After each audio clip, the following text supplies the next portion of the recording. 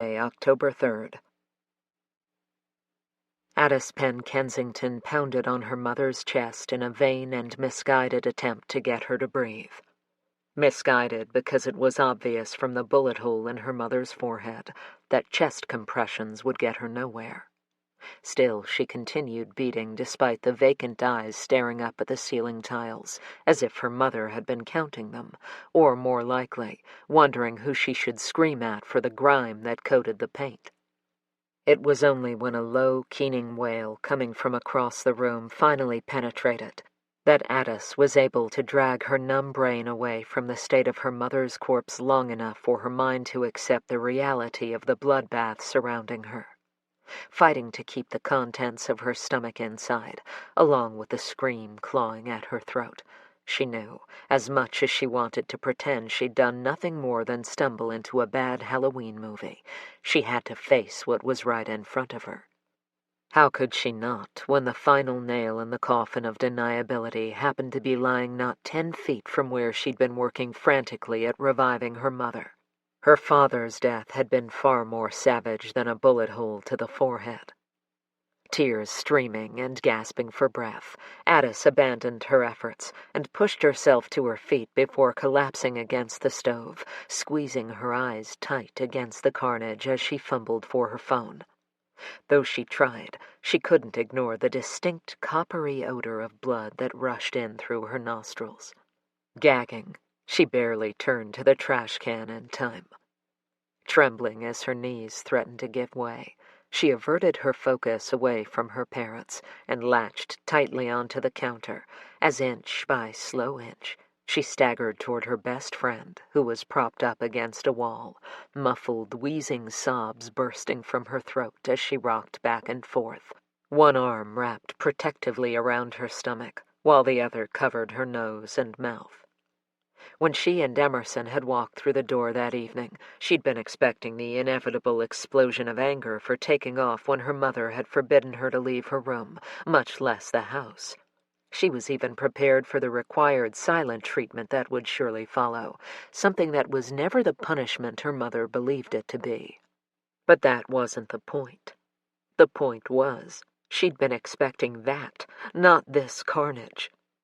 Even after stumbling upon this horrific scene, her brain had refused to grasp the veracity of what she was seeing, and she stood frozen, unable to do or think about anything other than, it's still 3.5 weeks from Halloween.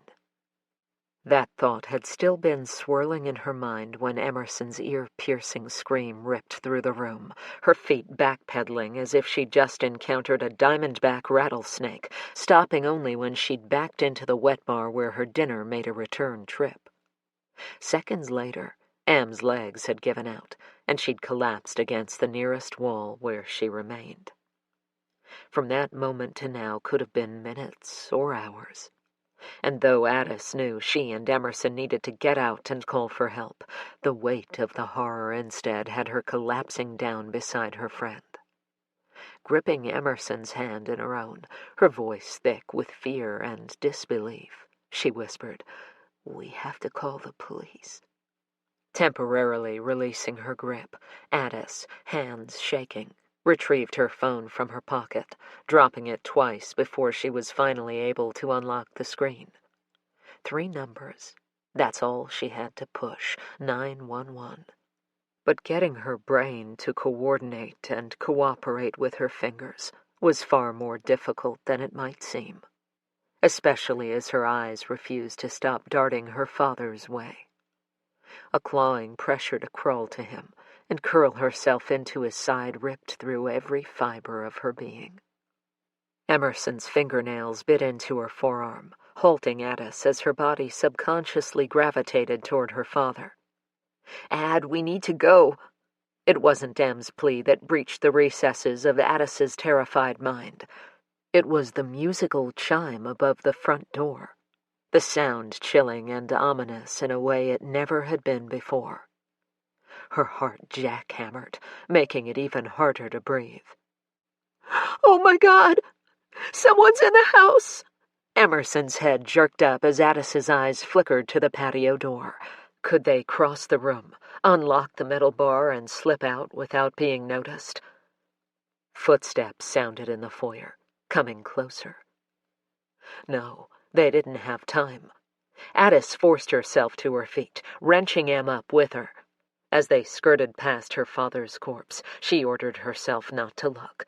But her head and limbs had a mind of their own, because her chin dropped, and her eyes darted down to the tattered mess of his chest, causing her to sway unsteadily. As she regained her balance, the unmistakable echoes of someone else's footsteps on the tile floor drawing closer to the kitchen propelled her forward. Quietly and urgently shushing Emerson's bubbling hysteria, she hauled her best friend past the carnage and down the hall to her father's office, where they could hide beneath his massive desk as she called for help. But the moment she stepped through the doorway and saw the upended mess of files and papers, it was instantly clear that this might not have been the best choice. Keeping her grip tight, she turned to head back out, to run to her bedroom instead. But then a shadow darkened the wall at the end of the hall near the kitchen. Whoever was in the house was coming this way. They were out of options. Gasping for air through the sudden tightening in her chest, Addis gestured frantically toward her father's desk before shoving Emerson in that direction. The second her friend was tucked into the small space, she squeezed herself in beside her, making sure their feet weren't poking out before issuing a silent prayer that the intruder wasn't close enough to hear her voice as she called the police. Except instead of dialing 911, she tapped the contact image of the one person she trusted most in the world beside her best friend. "Hello?" Addis's vocal cords froze, unfreezing only when her aunt's worried voice came over the line once again. "Hello? Addis, are you there?" Barely breathing, she whispered, "Aunt Grace." The sudden appearance of a man's booted feet had Addis snapping her mouth shut even as, beside her, a shrill cry escaped Emerson. Seconds later, a man's blood-spattered face appeared in front of them, his cheeks flushing a ruddy red as he latched onto Addis's wrist and yanked the phone from her hand. Screeching, she kicked out at the tall, muscular guy as he dragged her from beneath the desk. Just as she yelled out for Emerson to run, a fist connected with her temple, making Em's horrified screams the last sound she registered before her world went black. Chapter 2. Thursday, October 3rd. The house on Apache Ridge Place was ablaze with lights, making it appear there was a festive party taking place within the swanky neighborhood, as opposed to the dramatic tale Detective Alyssa Wyatt knew was unfolding inside. Just as she hunched down to duck under the crime scene tape, headlights illuminated the area in front of her as her partner Cord Roberts parked behind her government-issued Chevy Tahoe. As he unfurled his tall frame from his car and headed her way, she noted his rumpled shirt, his uncombed hair, and the new lines decorating his face. "You look like demons dragged you through hell and brought you back. Is everything okay?" There was a slight tremble to Cord's hand as he tunneled his fingers through his hair, tugging at the ends. "Sarah was having a bit of a rough night. Just as I was heading out, she got sick again, so I stuck around to make sure she was okay." He drew in a ragged breath and released it. "She is." In May, in the midst of a particularly heinous case, they'd learned his wife was pregnant with twins, and last month they'd had quite the scare when the doctor couldn't detect one's heartbeat, only to have it reappear, weak but present. Cord eradicated further discussion by shifting his attention past the mobile crime scene van and along the long walkway before landing it on the house. "Why don't you give me the condensed version of what happened here?" Trying not to be too alarmed, Alyssa studied her partner's profile before she finally accepted the dismissal for what it was. If Cord suspected Sarah wouldn't be okay, he wouldn't be here. "All I know for sure is that Grace Burgess is the one who called dispatch after she discovered her brother and sister-in-law, Gabriel and Lydia Kensington, dead, and their daughter, Addis, and Addis's best friend, Emerson Childress, missing." Her footsteps quickened as they hurried up the walkway, her mind automatically conjuring up the young female victims, one of them being her daughter's friend, of the sex trafficking ring she and her team had broken up less than 5 months ago. Before stepping through the doorway, in an effort to brace herself for what she knew she was about to encounter, Alyssa inhaled deeply through her nose, knowing it could be hours before she'd be able to breathe the fresh outside air again. Beside her, Cord's frame stiffened as he, too, sucked in a breath. Once inside, vomit mixed with the tangy, metallic odor of blood and death permeated every molecule of space around them, and Alyssa had to suppress the impulse to cover her nose and mouth to combat the overwhelming stench. Then, recognizing the voice of one of her team members whom she had thought was still out on vacation, she moved briskly through a dim formal dining room and around the corner into the kitchen, where the rotting odor of death took on a whole new level of assault on the senses. Holy Christ, she and Cord breathed out at the same time.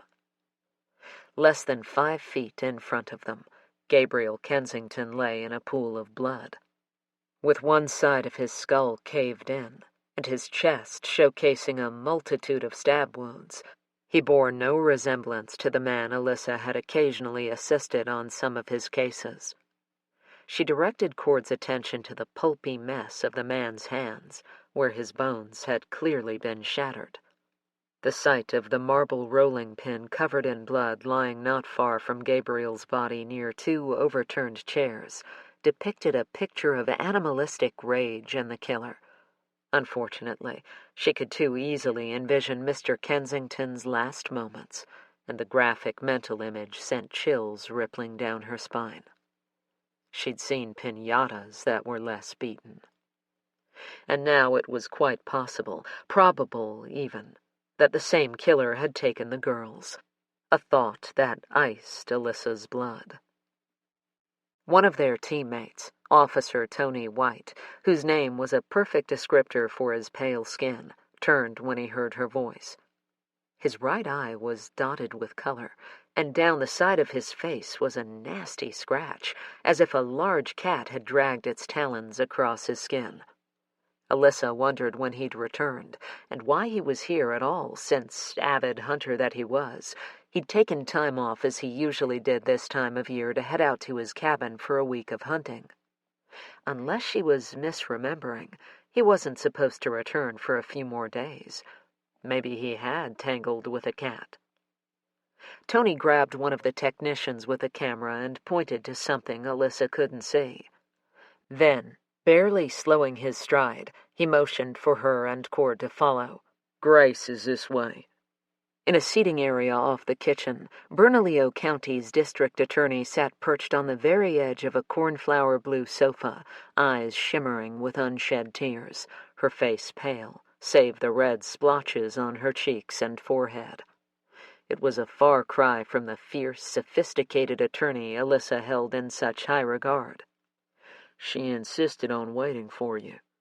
Though Tony didn't whisper, his voice was lower. Not wanting to startle the other woman, Alyssa, too, spoke quietly. "Grace?" Almost as if she couldn't process Alyssa's greeting, Grace stared vacantly into the space between the detectives before recognition set in. Then, pressing the heels of her hands against her eye sockets, she rubbed. I can't. I need..."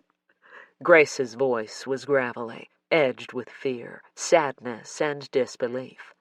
Her head swayed back and forth, as if she was still in denial of what had taken place in her brother's home.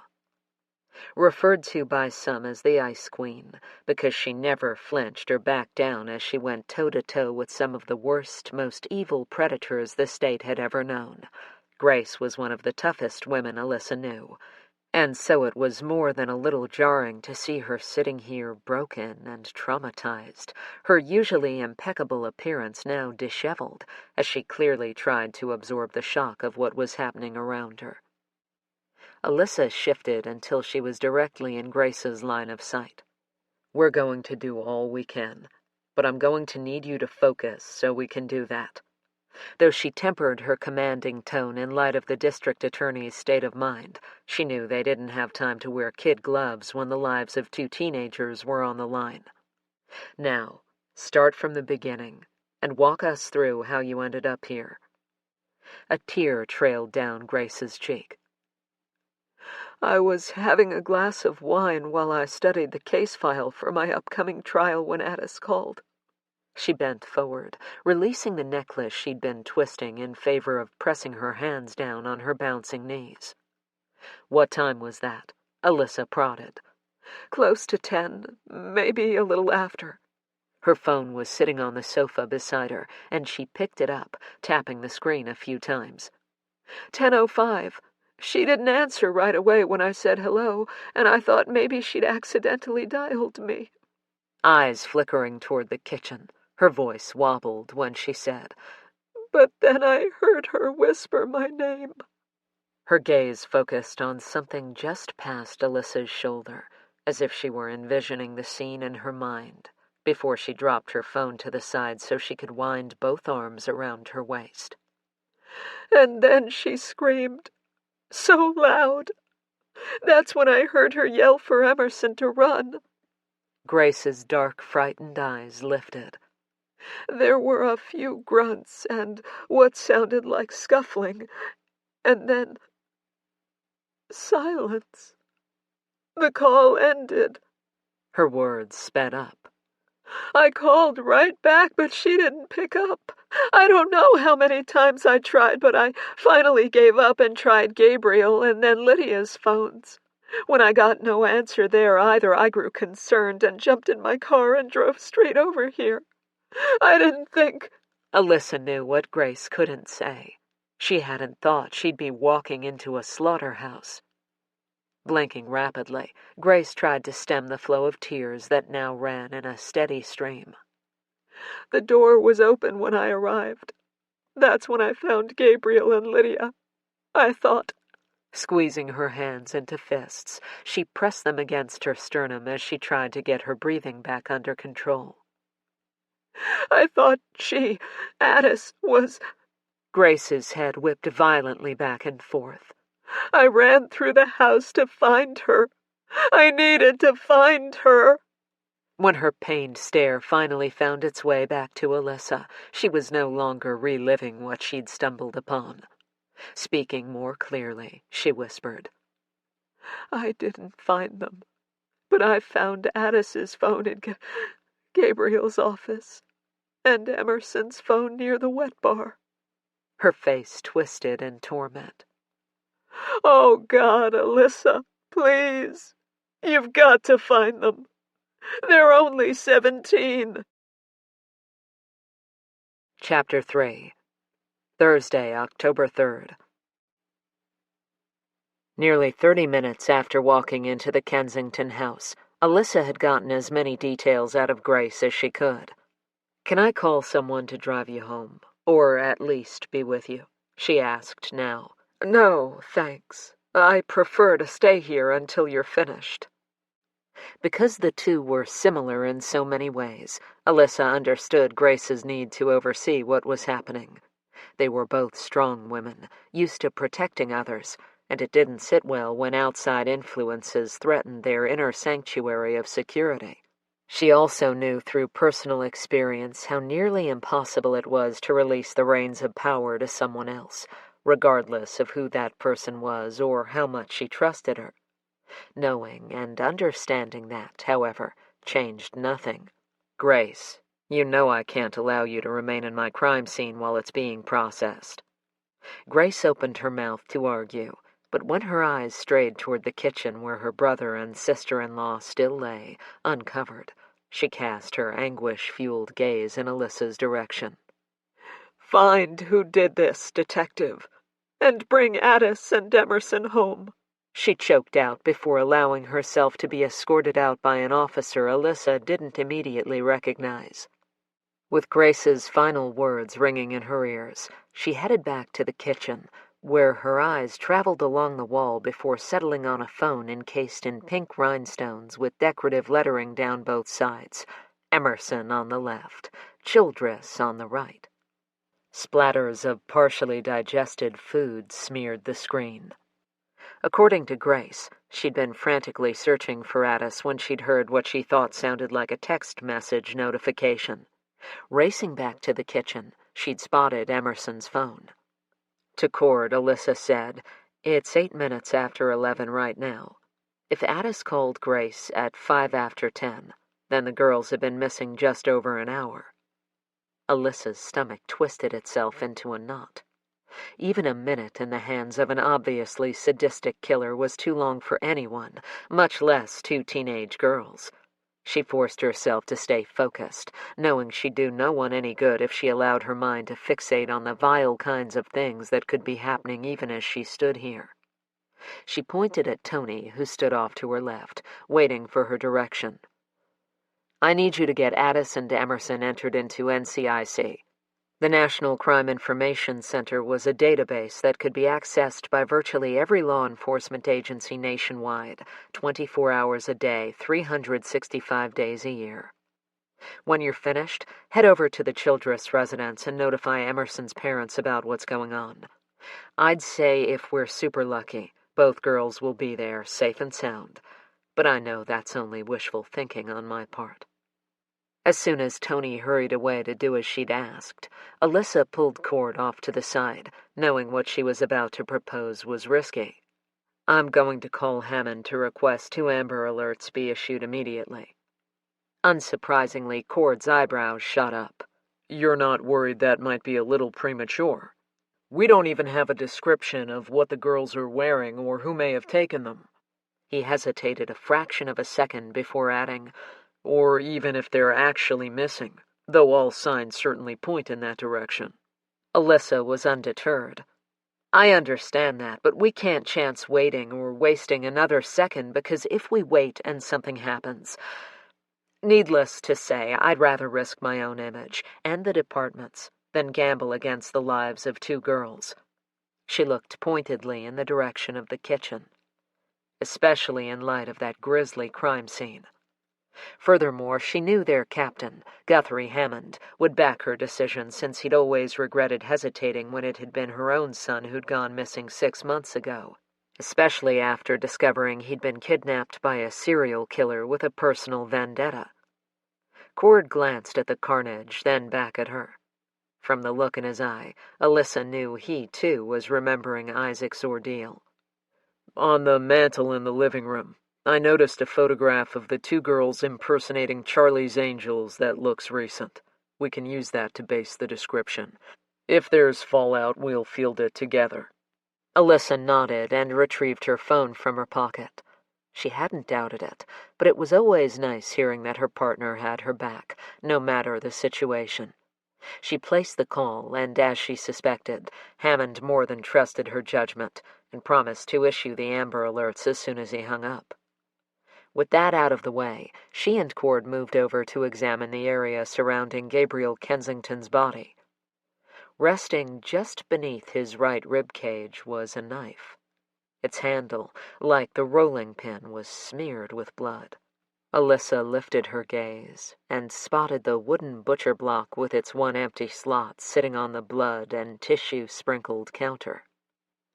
Studying the pattern of blood spatter flung high onto the ceilings, walls, and counters made it abundantly clear they were dealing with a crime of passion, whether that was love, hate, anger, or an amalgamation of all of them. In the end, they all equaled the same outcome, a murderous rage. In order to understand the motive, Alyssa knew it was often imperative to first try to understand who the victims were. But despite the story the gruesome scene conveyed, she found it difficult to believe Gabriel was the type of person who might warrant such fury, though, granted, her only dealings with him had been on a purely professional level. As a private investigator, he'd contacted her a few times in order to inquire about a case or ask what she could share with him regarding certain individuals, and he'd always been cordial and polite. His public persona was more of the same, friendly and outgoing, something that wasn't always easy since the citizens of Albuquerque tended to either love or hate the Kensingtons. Gabriel's great-grandfather was rumored to have been an outlaw, and not the Hollywood heroic type, who'd used ill-gotten means to amass the Kensington fortune. His grandfather, tired of the tarnished name, invested his money wisely and became wealthy in his own right. Choosing to use his riches to help the less fortunate, he launched numerous charities, several of which were shut down when Gabriel's uncle decided to both skim money from the top, as well as ignore that pesky requirement of paying taxes. Of course, the coup de grace was when he'd avoided jail time only to turn around and scam hundreds of thousands of dollars from unsuspecting citizens, dying before being forced to pay retribution. Years later, after his own parents had died, Gabriel had stepped in to run the few remaining charities. Though he'd only been a teenager when his uncle had made front-page news every day for months, Alyssa knew there were still people out there who held a grudge against the Kensington name. It was plausible Gabriel and Lydia's murders were a result of misplaced revenge. Careful to skirt away from the bodies so as not to contaminate evidence, she moved around the island to Lydia Kensington's body. In stark contrast to her husband's death, Lydia's appeared far less vicious, though no less disturbing. In fact, if it weren't for the light pink silk blouse that bore small, smudged, bloody handprints, and the one neat bullet hole that decorated the woman's forehead, it might have appeared that she'd simply chosen an odd place to take a nap. Based solely on the vastly different styles of killing, Alyssa speculated that Gabriel had been the main target. Cord, who had stopped to talk to one of the officers recording the crime scene, came to stand beside her. "Think this might have to do with one of Gabriel's investigations?" Tuning out the racket of voices of people milling about collecting evidence and snapping photographs, she squatted near Gabriel's body, careful not to get in the way of the technician placing plastic bags over his hands. "It certainly crossed my mind. It might explain why his murder was more brutal than his wife's." Rising back to her feet, she angled her body so that she could take in the kitchen, the wet bar, and the patio door at the same time. "Or maybe it's the fallout from a burglary gone bad. Or it could have something to do with the Kensington family name." "Ah, the Kensington swindle story heard around the country," Cord said, quoting the infamous headline. "That was before my time." Alyssa snapped a hairband on her wrist while she filtered through her thoughts. If it was misplaced revenge, a burglary gone bad, or something pertaining to Gabriel's work, why take Addis and Emerson instead of killing them too? "That's a good question." Cord pointed to Lydia's chest. "There's another. Looks like someone tried to resuscitate her. So was Mrs. Kensington still alive when Addis and Emerson walked in? And if she was, where was the killer at that time?" Alyssa didn't have an answer, but unfortunately she could imagine the terror Addis must have felt at realizing her parents' murderer was still in the house. "Grace said she found Addis's phone in Gabriel's office, which tells me the girls went there to hide. But if Addis was trying to revive her mother when she realized she and Emerson weren't alone in the house, why wouldn't they just try to slip out the patio door?" She felt there was something obvious she was overlooking. "Maybe Gabriel's office will offer more clues," she said abruptly, already shifting course to follow the voices down the hall. As soon as she stepped through the doorway, a young officer with smooth skin and a long wet braid that left a dark mark on her uniform twisted around and introduced herself.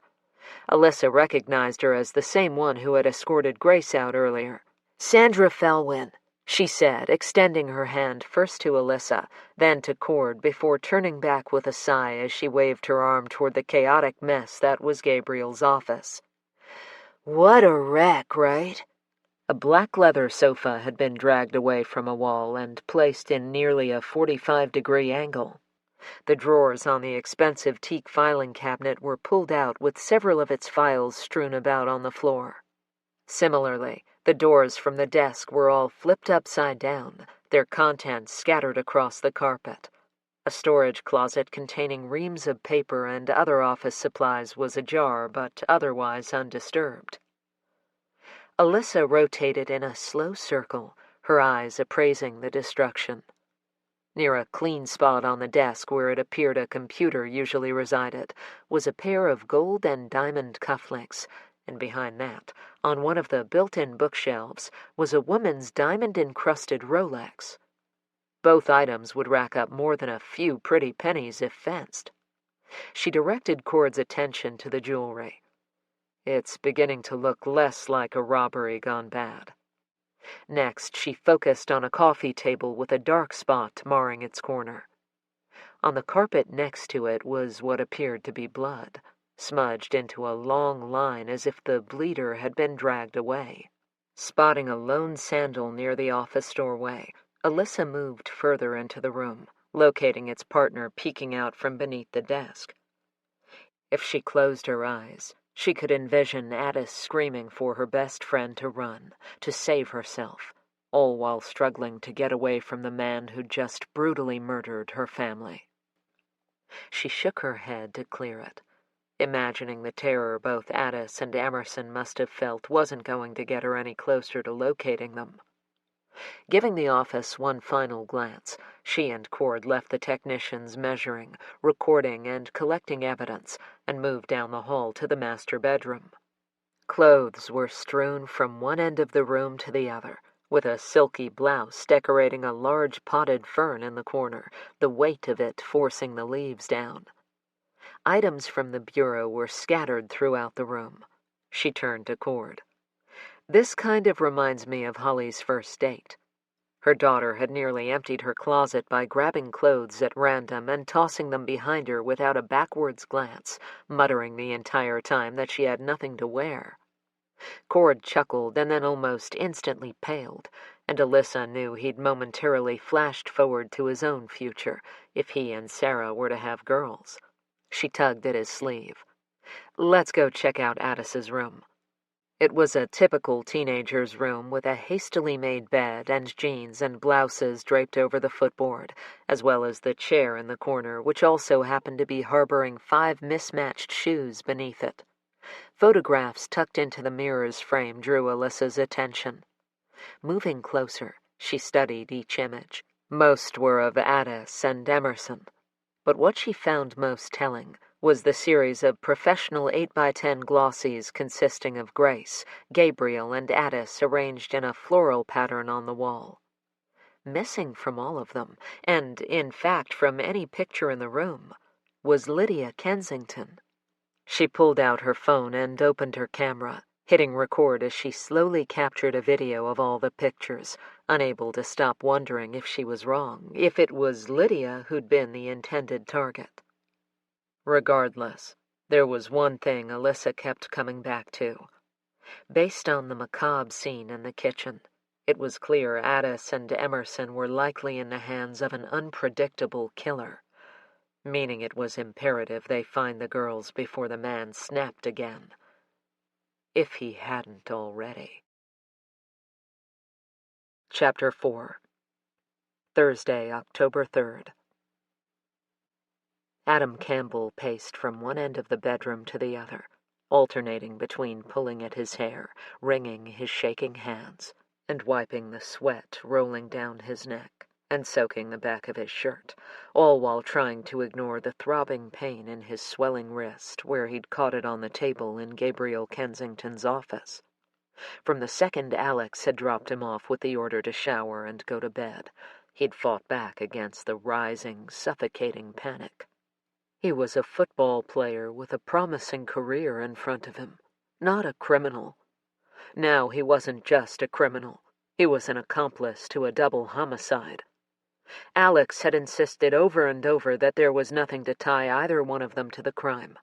But what Adam hadn't been able to confess was that he was missing his favorite red beanie, the one with the initials AC sewn into the front right next to the university's Howling Lobos logo.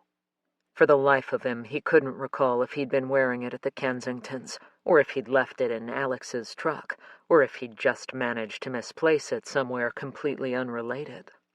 And as much as he wanted to, he couldn't just pick up the phone and admit that they might have left something behind, something possibly swimming with DNA from the hairs on his head.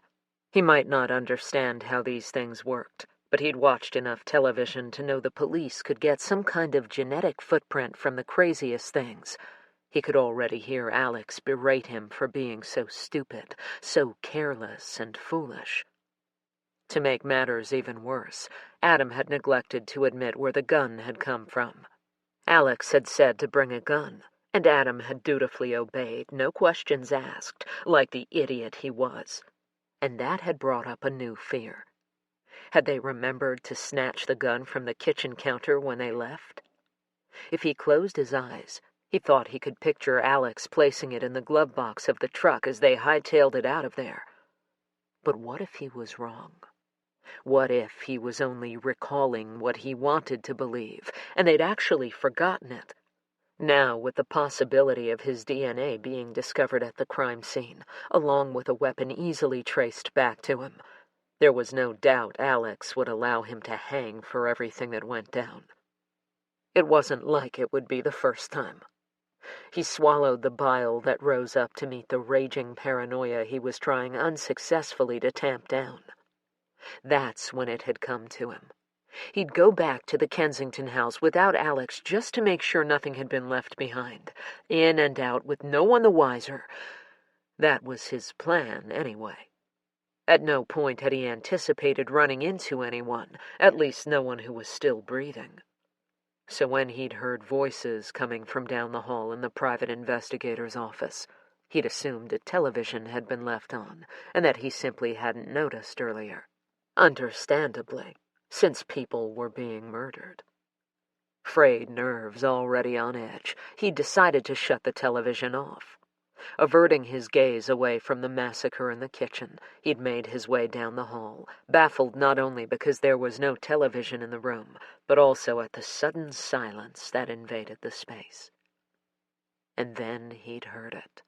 A faint noise, a voice, coming from beneath the desk. Ignoring the pulse of rushing blood swooshing through his ears, he tiptoed into the room, cocked his head, and listened. Seconds later, a mere whisper of sound had sent his heart thumping in its race to escape the confines of his chest. Quickly, he'd moved over to the desk, leaning down only to discover two girls hiding underneath. But it was the realization that one of them was on the phone that had sent him into a full-fledged panic before his natural instincts on the field kicked in, and he'd simply gone with his gut reaction with no thought of the possible consequences. So now, along with murder, he had two new problems who were currently huddled together in the corner, their hands and feet secured, and their mouths covered with disintegrating duct tape he'd found stashed in the back of the old junk drawer. While the tape managed to keep them from hitting and kicking, and kept their muffled cries to a tolerable level so he could think, it did nothing to hide their wild, fear-filled eyes from following his every movement, or their tears from falling every time he shouted. But more than anything else, it was the accusation in their eyes, and the dried blood on the side of the one girl's face shouting "stupid" at him that threatened to hurtle him the rest of the way over the edge. He halted his pacing and planted himself in front of them, jabbing his finger in the air and waving it between the two of them. White flecks of foaming spit flew from his mouth as he roared, "You shouldn't have made that call! Why did you even have to be home? This is your fault! And now what am I supposed to do?" His hands flew up to yank 2 handfuls of his hair. Watching the tremors rack their bodies from head to toe, he knew his unwanted prisoners had no conception that his exploding rage stemmed as much from fear of being caught as it did from anger and frustration, not to mention dreading what might happen if Alex were to find out what he'd done. With each shouted word, the girls shrank further back, their shoulders inching up around their ears as they dragged their tethered legs up even closer to their bodies, causing his tightly coiled nerves to finally unravel. Unable to stop the eruption of fury, he punched his right fist into the wall already riddled with holes he'd put there over time, ceasing only when the burning pain from his scraped and bruised fist penetrated his brain. Stumbling backwards, panting, he whined, "All I wanted was to make sure I hadn't left anything behind. In and out. I'm supposed to be going pro, not to prison. I'd never survive there. Even Alex said so." A ringing from inside his pocket drew him back from the brink of a complete meltdown. He didn't need to see the screen to know who it was, and even as he considered ignoring it, he jerked the phone out, knowing he wouldn't dare. Whirling around to face his unwanted prisoners, he placed a finger over his lips, shaking his head in warning at the same time. He depressed the button that would answer the call, but remained silent, unwilling to be the one who spoke first. "Adam?" "I'm here." Even to his own ears he sounded weak and pathetic, not at all how he knew the rest of the world saw him. His face paled as another horrendous thought occurred to him. Would the girls recognize him from the few times he'd been unable to dodge the media after a game? He didn't have time to dwell on this new concern because Alex was talking again. "I'm just checking to make sure you're all right." "I'm here," he repeated. "Everything's going to be all right. I've already got everything all figured out." It was the calm, cajoling tone that reignited Adam's panic. "You said you just had to talk to him. Convince him to hand over whatever he'd found out, that's all. Why'd you have to go and kill anyone?" Despite knowing how it made him look, he couldn't reel in the whimper that escaped. "Adam, you need to calm down, do you hear me? We're in the clear. Trust me." A long pause followed. Then, "Do you have classes tomorrow?" Confused by the question, Adam nodded once, then remembered Alex couldn't see him. "Yes." "If you haven't got your emotions under control by morning, you need to stay home, and I'll check on you in the evening after I get off work, okay?" Of course, Alex would be able to return to work as if they hadn't just murdered 2 people. A low groan rumbled from deep inside Adam's chest. "Why'd you shoot that lady? You went too far this time. I don't know how you think you're getting us out of it." Alex hissed out an exasperated sigh. "I had no choice. You understand, right?" Adam knew the rage his next words would cause, but he said them anyway. "You slaughtered that man. It was a bit of overkill there, so to speak, wouldn't you say?" Too late, he remembered the girls were there and listening to his end of the conversation, and he swung around, his gaze connecting with first one, then the other. One of the girls leaned back as if she could somehow escape into the wall, while the one with blue and brown hair widened her eyes at his words, even as her chin fell toward her chest, her shoulders dropping as if he'd placed a ton of bricks on them, or murdered her family. A chill, angry laugh drilled into his ear. "Adam, don't be so naive. Do you think he was going to just let us walk away after giving us what we wanted?" The way Alex had grabbed the marble rolling pin before bludgeoning the private investigator was still stuck in his head, the sight of mangled flesh playing in technicolor in his memory.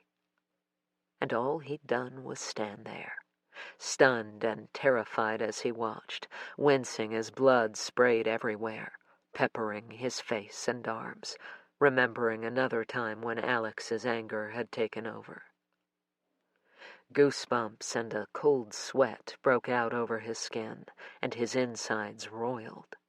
He rattled his head back and forth in an effort to scrub the images from his brain, both the hopelessness in the girls' faces and that of the murdered Kensingtons. It didn't help, so he stepped over to an old coffee can that had once been used as a spittoon and kicked it across the floor, watching as it hit a closet door, rust sprinkling off the sides. One of the girls whimpered loudly, the end of her pink nose dripping as she wiggled her body so close to her blue-haired friend, a sheet of paper wouldn't slide between them. What was that noise? Too late, Adam realized he'd made a mistake, and when he didn't answer right away, Alex's voice rose, shrill in its demand. "Adam, what did you do?" He opened his mouth to lie, but the truth tumbled out before he could stop it, even admitting he hadn't located the beanie. "You idiot! What were you even thinking?" The hissed response was akin to having a snake embedded in his ear, sending a shiver down his spine. "Shit!" Adam heard a thump, thump, thump as Alex pounded on something, probably imagining it to be him. "Damn it! Stay put! Do not go anywhere! Adam, are you listening? I'll be there as soon as I can get away, and then I'll take care of the problem. Again!" The words, "I'll take care of the problem," echoed in the silence of the abruptly ended call, and looped like a roller coaster in Adam's already addled thinking. But Alex's intention was clear, and a new surge of adrenaline raced through him. Sprinting down the hall to his bathroom, he yanked open his medicine cabinet, tossing items aside until he found what he needed. Pressing his palm to the top of the bottle, he wrenched it open and dropped 4 tablets into his palm, grateful he hadn't tossed the fentanyl after his surgery for a torn meniscus. His next stop was the kitchen, where he grabbed 2 whiskey glasses and slammed them onto the counter. Using a mortar and pestle, he ground 2 of the tablets and dumped the powder into one of the glasses. Then he repeated the process with 2 more pills, finally adding water. Carefully, he carried his concoction down the hall. His voice pitched high as he approached the girls, knowing they had no reason to trust him, but knowing if they didn't, they were as good as dead. "You are too," a voice whispered in his ear. "Drink this or die!" He let them think he would be the one to kill them if they disobeyed. He set both glasses on the windowsill before lowering himself to his knees. Then, reaching out, he grabbed a corner of the duct tape and ripped it from the blue-haired girl's mouth, slapping his hand over her lips before she could scream.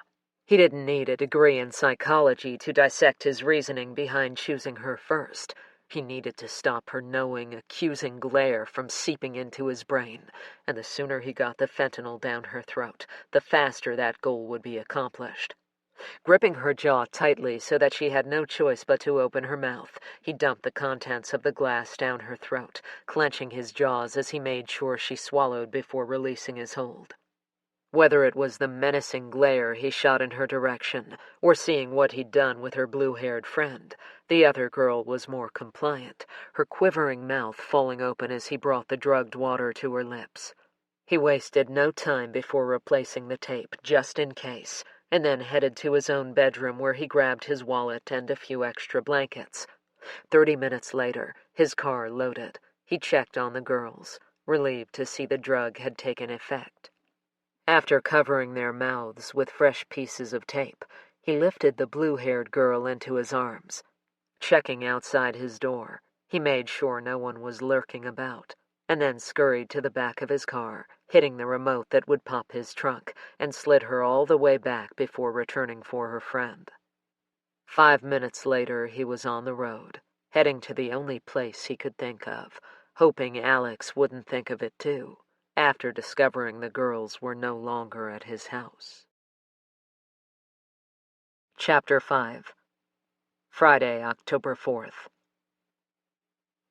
Just before 6 o'clock Friday morning, Alyssa pulled into the precinct seconds ahead of Cord. A huge travel mug of strong black coffee in hand, she waited beside her car for him. She was running on less than 3 hours of sleep, because every time she'd closed her eyes, images of Addis and Emerson being slaughtered or abused like the girls they'd rescued back in May wormed their way into her brain, taking up refuge. When she'd finally given up any pretense of rest, she'd climbed out of bed and done her best to cover the dark shadows under her eyes. One glimpse in the mirror assured her she'd been far from successful. She didn't think it was possible for her partner to look worse than she did, but she was wrong. Much like last night when he'd first arrived on scene, his shoulders were bowed down, and the black circles under his red eyes reminded Alyssa of the Grim Reaper.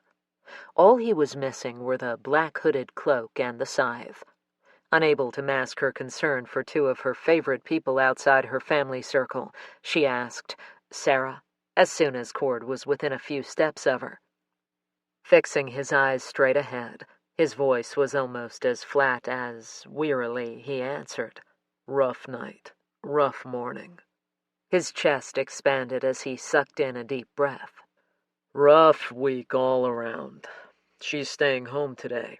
I mentioned staying with her, but she pretty much kicked me out the door, complaining that she was beginning to feel a bit claustrophobic by my constant hovering, before kindly reminding me she was a registered nurse and knew what to do and who to call if something happened."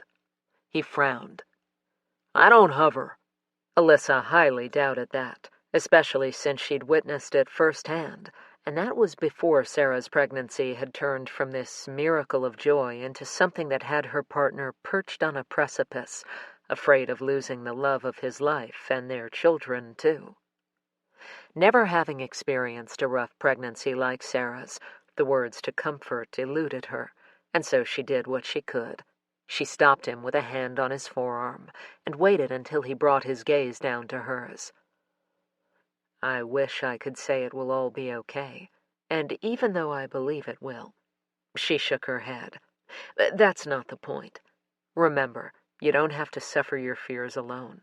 I'm here anytime you need to get it off your chest, and before you argue, I'd like to remind you that you would and have done the same for me, so no pressure, just a reminder." Cord dipped his head in acknowledgement, his soft, "Thanks, Liz, I appreciate it," barely audible, as they headed inside and walked into her team's usual commandeered incident room. Flipping on the light, she set her coffee aside and booted up the computer. Just as she was opening the file on the Kensington murders, Hal Callum rolled in wielding his usual good-natured grin, greeting her and Cord. "Morning, lady and gent." Alyssa glanced up, noticing right away that something was different about the department's most favored advice-giver. "You're sporting a new chair." Her smile stretched from ear to ear. A few months ago, Hal's wheelchair had begun showing its age, squeaking and squealing with every inch of movement. Everyone, especially his wife, had hounded him about purchasing a new motorized one, but he'd dug his heels in. One night, while celebrating with drinks at a local brewery after successfully locating a missing 3-year-old, Alyssa had asked him what was up with his stubborn refusal to ditch the old chair. He'd chugged half his Blue Moon and then stared off into space, uncharacteristically quiet before finally answering. "When I was shot, lots of folks told me I'd never work in law enforcement again. Even more told me I was stupid for wanting to. This old gal," he stroked the chair's arm the way someone might stroke a lover, "became a symbol of my determination. Giving her up when she's the one falling apart feels like a betrayal somehow." Alyssa had nodded, and then asked one simple question. "If the tables were reversed, and it was me in that chair, what sage advice would you give me?" He hadn't answered, but the next day she'd walked in on him checking out wheelchair websites. It might have taken him a while to settle on one he liked. He still refused to roll around in a motorized chair, much to his wife's dismay.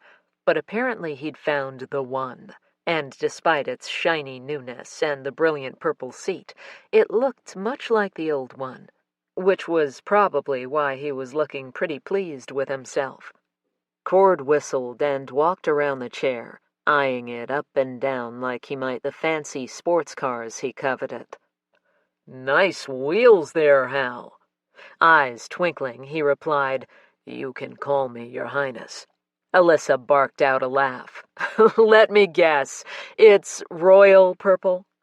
They were still chuckling when Officer Joseph Rowe walked in carrying a large brown bag of bagels in one hand and balancing a wobbly takeout tray of drinks on his shoulder, grumbling, "10 more days of this."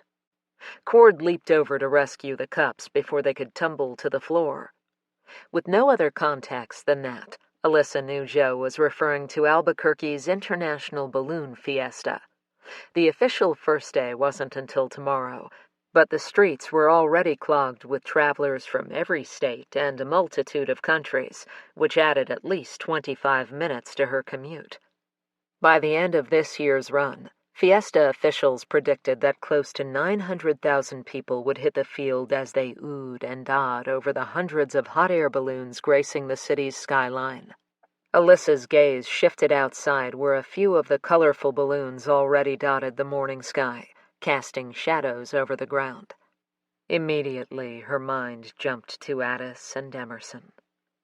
Instead of sipping on steaming cups of hot chocolate with melted marshmallows and scarfing down one of the Golden Pride's famous breakfast burritos while enjoying the show, the girls were out there somewhere with a sadistic killer, terrified and probably confused. And that was if they were still alive. Just as she opened her mouth to rally the team to get down to business, Tony wandered in, the dull, faraway look in his eyes indicating he might be present physically, but mentally he was anywhere else. Not usually the most exuberant, that often fell to Hal. He still enjoyed sharing stories about his hunting adventures when he returned from one of his trips. But this morning, instead of launching into an exciting narrative, he simply nodded a greeting and took a seat. A feeling of helplessness washed over Alyssa. Ever since the team had busted up the deviant sex trafficking ring, dubbed the Toy Box by the media, back in May, Tony had been in a dark, unreachable place. Even though Captain Hammond had insisted on each of them attending personal counseling sessions, they hadn't helped Tony as much as they had everyone else. She'd been harboring hope that his annual hunting trip, something he always looked forward to with childlike glee, would bring him back. But it seemed that wasn't to be the case. Joe stopped bragging about his daughter Haley issuing her first words last night, "Dada," to cast a concerned gaze his best friend's way. In the last several months, even he hadn't been able to get his best friend to divulge what it was about that particular case that had burrowed in to affect him so deeply, and it certainly wasn't from a lack of trying. They had all tried. The touch of Cord's hand on her arm took Alyssa's attention away from Tony's state of mind and put it back on their current case where it needed to be. She cleared her throat, waiting until everyone trained their eyes on her before cutting straight to the heart of the matter. I think it's probably safe to assume that the key to locating Addis Kensington and Emerson Childress will be in finding out why Gabriel and Lydia were murdered. If we can get the why, we'll be closer to revealing the who, and the who will hopefully lead us to the where. She nodded to Hal, who had already wheeled over to the computer. A few key taps later, the graphic crime scene photos were projected onto the white wall across the room, splashing the space with garish colors, evoking an eerie vibe that the brutal murders had taken place in this room instead of across town. Alyssa turned away from the image of Lydia lying on the kitchen floor, her right arm bent backwards, while one finger on her left hand pointed outward in a jab, as if she'd been poking her killer in the chest. Okay, here's what we know. Grace Burgess received a call just after 10 last night. She heard her niece, Addis, whisper her name followed by a scream. A few seconds later, she heard Addis yell for her best friend, Emerson Childress, to run. Her gaze drifted around the room, making eye contact with each member of her team. And then there was nothing. Grace tried calling back, but when she received no answer from either Addis's phone or her brother's, she drove over to his house, where she discovered both Gabriel and Lydia dead in the kitchen. She was searching the house for the girls. Joe interrupted. "Wait, hold up a sec. Did I hear that correctly? The district attorney walked into a crime scene and didn't immediately call 911? What the hell?" Cord jumped to Grace's defense. "Under normal circumstances, I'd agree. But look at those pictures." His head swiveled toward the images cast on the wall. "There's no way to describe that scene other than slaughter. Now, she'd just received a frightening call from her niece, and then finds her brother and sister-in-law swimming in their own blood. In light of that, I think it makes perfect sense that her first thought would be to save her niece." The way Joe pursed his lips told Alyssa he wasn't entirely convinced that was a good enough reason. If she was that worried, then why didn't she dial 911 before leaving her house? Or hell, while she was driving? I think I can safely say, Alyssa said, that when it comes to our own families, we, even those of us in law enforcement, don't always react logically. This seemed to appease Joe, and he dropped his chin in a quick nod. Good point. Sorry for the interruption. Alyssa walked over and tapped her fingernail on one of the projected images. I was about to say Grace was searching for Addis when she heard a text notification alert. Emerson's phone was discovered here, against this wall. It wasn't PIN or password protected, so we were able to see that close to 10:30, her mother sent a text to ask when she'd be home. She gestured toward Tony. Why don't you go ahead and fill everyone in on what you found out when you met with Emerson's parents? Tony plowed his hands through his hair, giving Alyssa a glimpse of scraped knuckles and several deep scratches down his arm.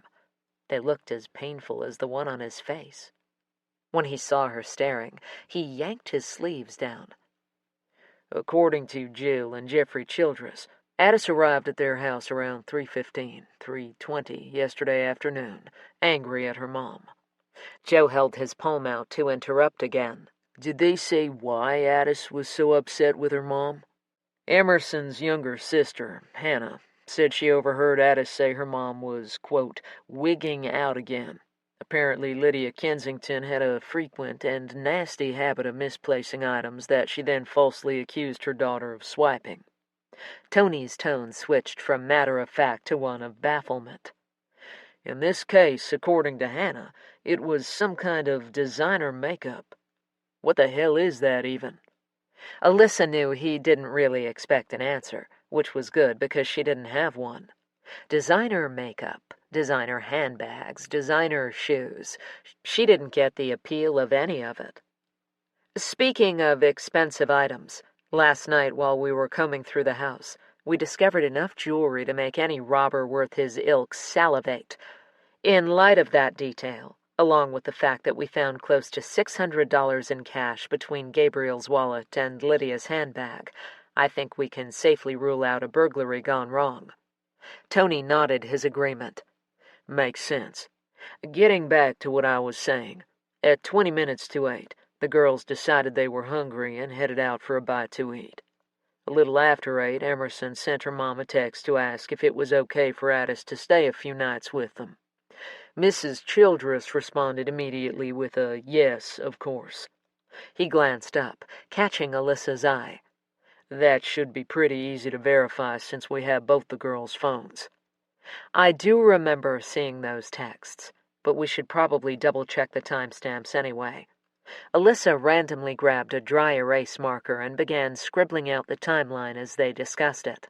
Last night, or rather quite early this morning, we were able to use the phone's GPS systems and the cell tower pings to track their movements. She twisted around so she could see Cord. What time does it show the girls left Little Anita's?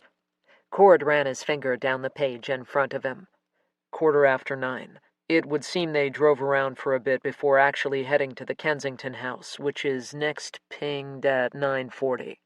From there, the phone's location remains static.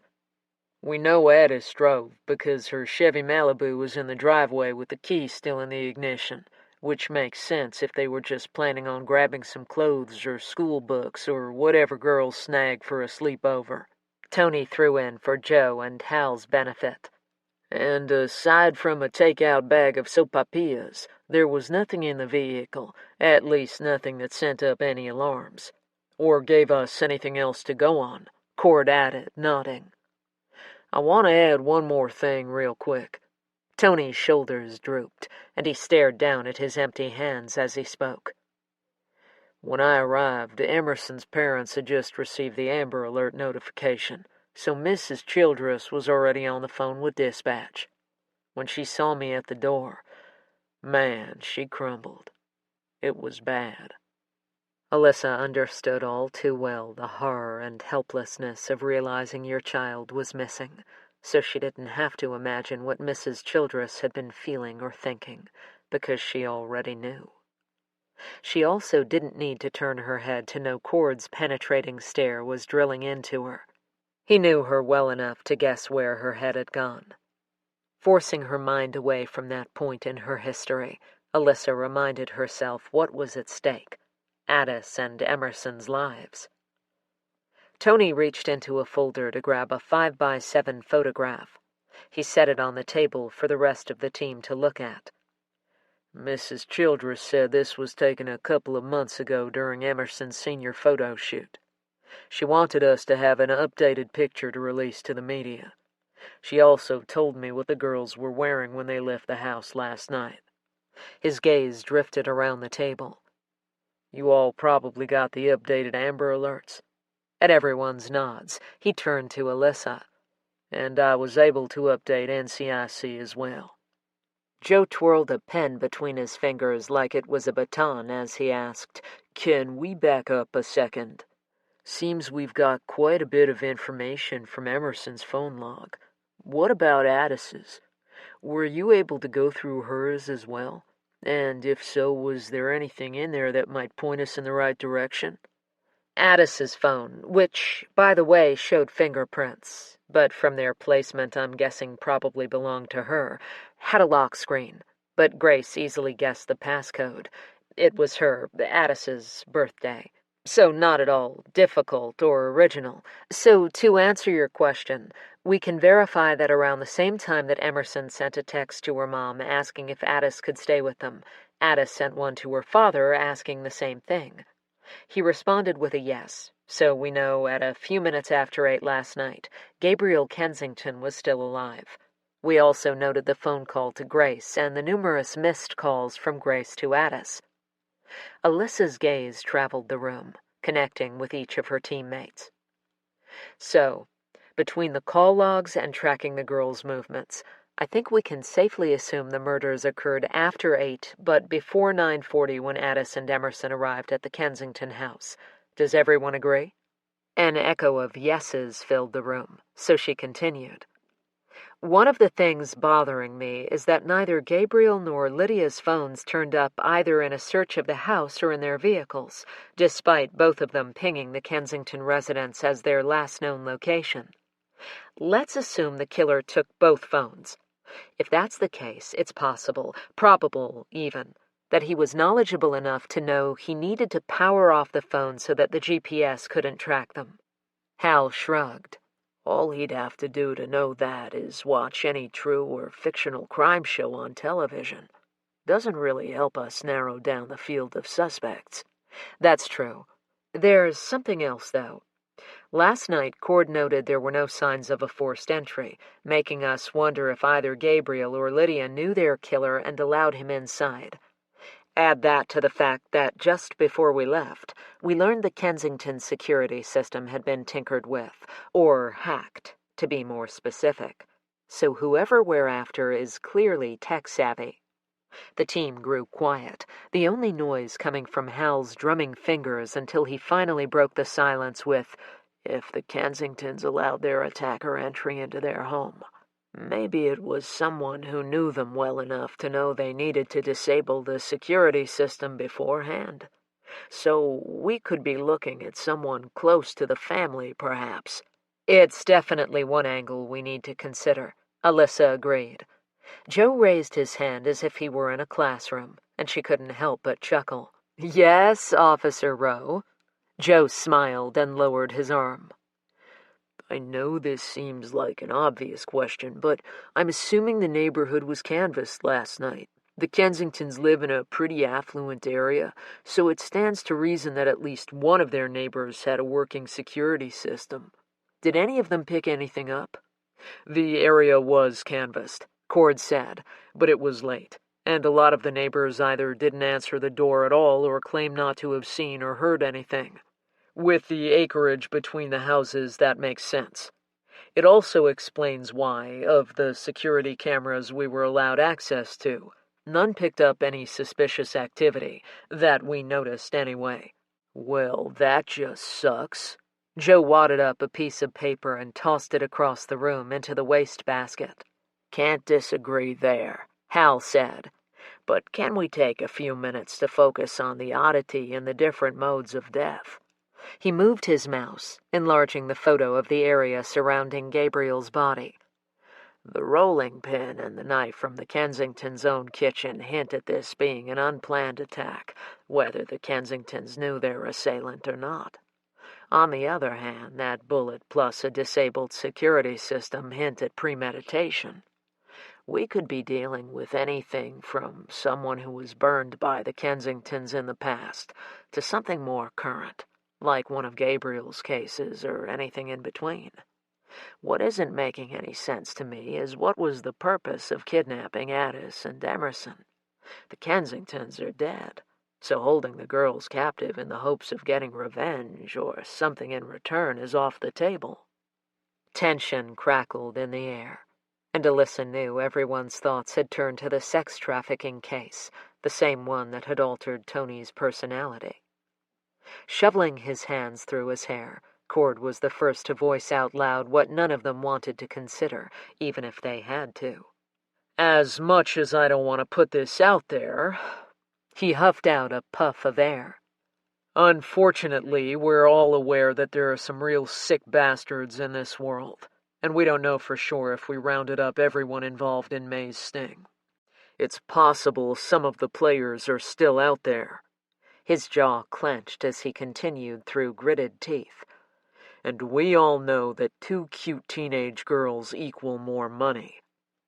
One glance at her partner was all it took for Alyssa to know that Cord had been transported back to a dark time in his own past, one that involved his younger sister. Beneath the table, she stretched out her leg to nudge his foot, dragging him back before he could get lost in the agony of remembering. Shaking his head, he threw a grateful but sad smile her way. Tony cleared his throat, and his gaze dropped to his hands, now curled into fists. What about that case a couple years back when Orlando Grigo murdered that 12-year-old girl's entire family and decided at the last minute to keep her instead of killing her along with the others? Cord's lips flattened into a frustrated scowl.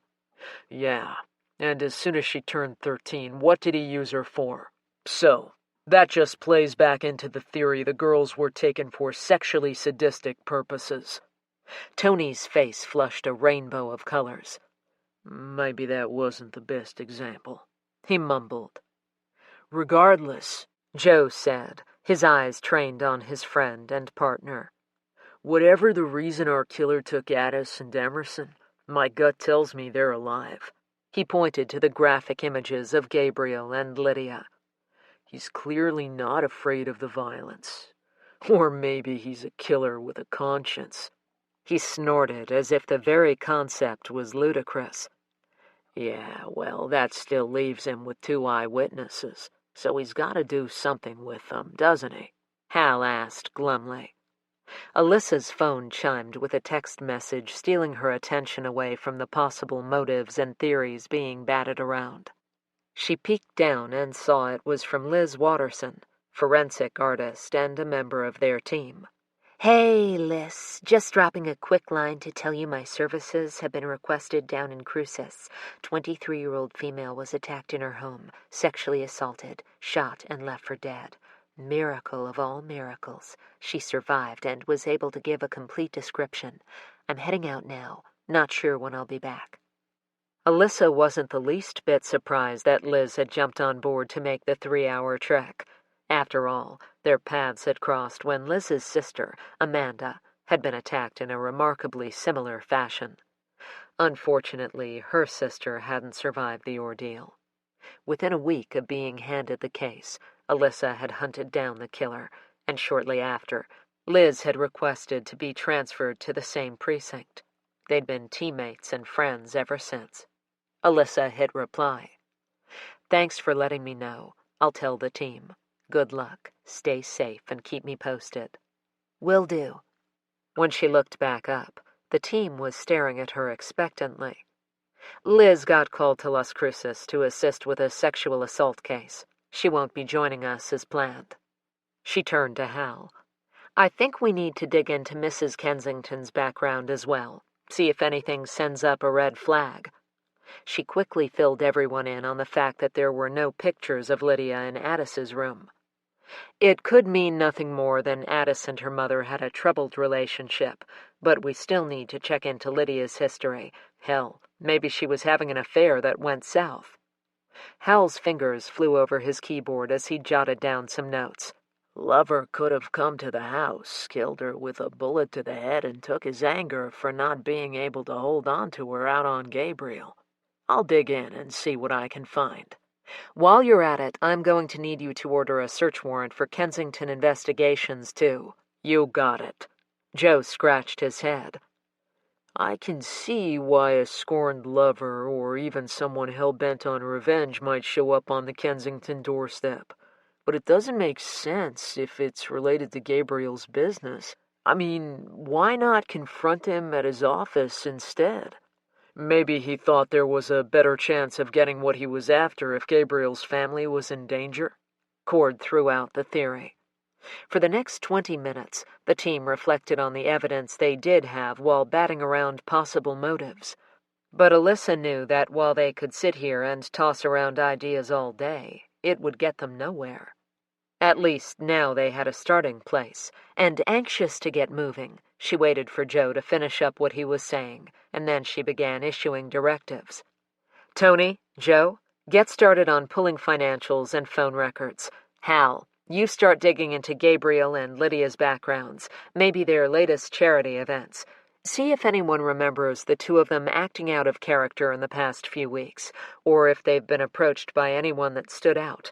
We'll all meet back here later this afternoon. Before the words were fully out of her mouth, everyone except Cord was moving. As soon as the door closed behind Tony, Joe, and Hal, she turned to her partner. All right, spit out whatever it is that you're thinking. Cord shoved back from the table and began pacing. What if we're looking at this the wrong way? What if it has nothing at all to do with Gabriel and Lydia, and everything to do with Grace and her career? Convicting people to a lifetime behind bars tends to piss off some people, and it might explain why Gabriel and Lydia were murdered while the girls were kidnapped. It might even explain why Gabriel's death was more brutal, since he's her brother. I can see that argument, but if the purpose was to get to Grace, to really hurt her, wouldn't our perpetrator have killed Addis too, to really twist the knife, so to speak? Cord was already shaking his head. Not if he wanted to drive her insane with worry. Okay, well, here's where your theory gets murky for me. If this was about Grace, and the girls were taken for the purpose of driving her insane with worry, then wouldn't the guy have found a way to taunt her already? To show her he had control? And something tells me if Grace had received any threatening or concerning messages lately, she would have brought it up immediately last night. Cord's fist banged against the table. Where are they?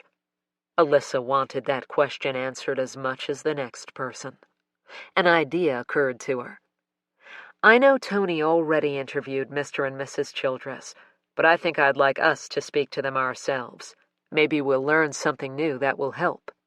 It certainly can't hurt, Cord agreed, grabbing his phone off the table and heading toward the door. But before he had taken 2 steps, they were interrupted by a loud knock a split second before Ruby, the department's brusque and surly secretary, thrust it open hard enough that it banged against the wall. Poking her head in, she pointed at Alyssa. For as often as you're in this space, Hammond ought to just slap a plaque with your name on it and call it done. Alyssa agreed. Grace Burgess is here to speak to you. Ruby delivered her message and then turned on her thick-wedged heels and stalked back to her desk without waiting for a response. Alyssa darted a questioning glance toward Cord, whose expression, aside from the scowl still lining his lips, mirrored her own. Let's go see what she's got, she said, following Ruby out to the main room of the precinct. Around the corner and standing near the front was Bernalillo County's district attorney, her face devoid of makeup, her hair dragged back into a messy ponytail, her eyes glassy, haunted, and just plain lost, looking as out of place as Alyssa had ever seen her. Grace? I think I have an idea who might have killed Gabriel and Lydia. Chapter 6. Friday, October 4th. The one-window cramped cabin was the stuff of horror flicks, with its rotting wood smell, dead rodents, the skeletal remains of some kind of small animal, and humid air. With a sluggish brain and partially closed eyes shimmering with tears, Addis followed their kidnappers' erratic movements as, mumbling something to the effect of, "No way, never finding them here," he scurried between the popped-open trunk of his car and back to the living area of what amounted to an oversized ramshackle shed with a kitchen sink and bathroom that, from the inside at least, seemed to be barely standing. The throbbing pain on the right side of her face from where he had punched her in her dad's office brought a fresh round of silent tears. In a matter of hours, she'd gone from being a normal teen angry at her mother to an instant orphan, robbed of parents who hadn't just died, but been brutally slain. And then, as if the universe hadn't thought that was enough for one person to deal with, she and her best friend had been kidnapped by the murderer and brought to God only knew where. Woken when their captor had dragged her from the trunk of his car and tossed her over his shoulder to carry her inside, Addis tried to see where he'd brought them, but all she could see beyond the door he left ajar when he went to retrieve Em was darkness, and beyond that, more darkness. And that was only when she could keep her heavy lids from slamming shut. The sensation of being weighted down with dozens of wet woolen blankets, coupled with Emerson's too-still form, was all she needed to convince her that the foul-tasting water the kidnapper had forced down their throats earlier had been drugged with something powerful. Squinting through half-slitted eyes, and chomping down on the scream that rested in her throat a mere breath and a tug of tape away from being released, she tried to focus on Emerson. Only the very slightest rise and fall of her chest assured Addis that her best friend was still alive. Feeling selfish and guilty, she simultaneously wished Em would wake so she wouldn't feel so alone, while also hoping she'd stay knocked out for her own sake. The metallic echo of a trunk being slammed drew Addis's attention back to the door, though it was still an effort for her to lift her head. At the sound of their kidnapper's footsteps crunching across the debris covering the creaky wooden porch, she suddenly found herself praying for the drug to drag her back under. If this was where she and Emerson died, it was probably better if neither saw it coming. And then he was in front of them. One boot inched forward, nudging Emerson in the side. "She's not dead." It was a statement made as blandly as if he was stating the leaves are falling, and Addis wasn't sure if he was speaking to her or himself. Yanking a dusty beer bottle off the warped crate that doubled as a coffee table, the man scooted it so that it was positioned in front of them, but far enough away that their feet couldn't knock it over if they kicked it. Then he turned and walked back to the door, closing it and shutting out the inky blackness of the night. The click of the lock was thunderous in its implication of what was to come.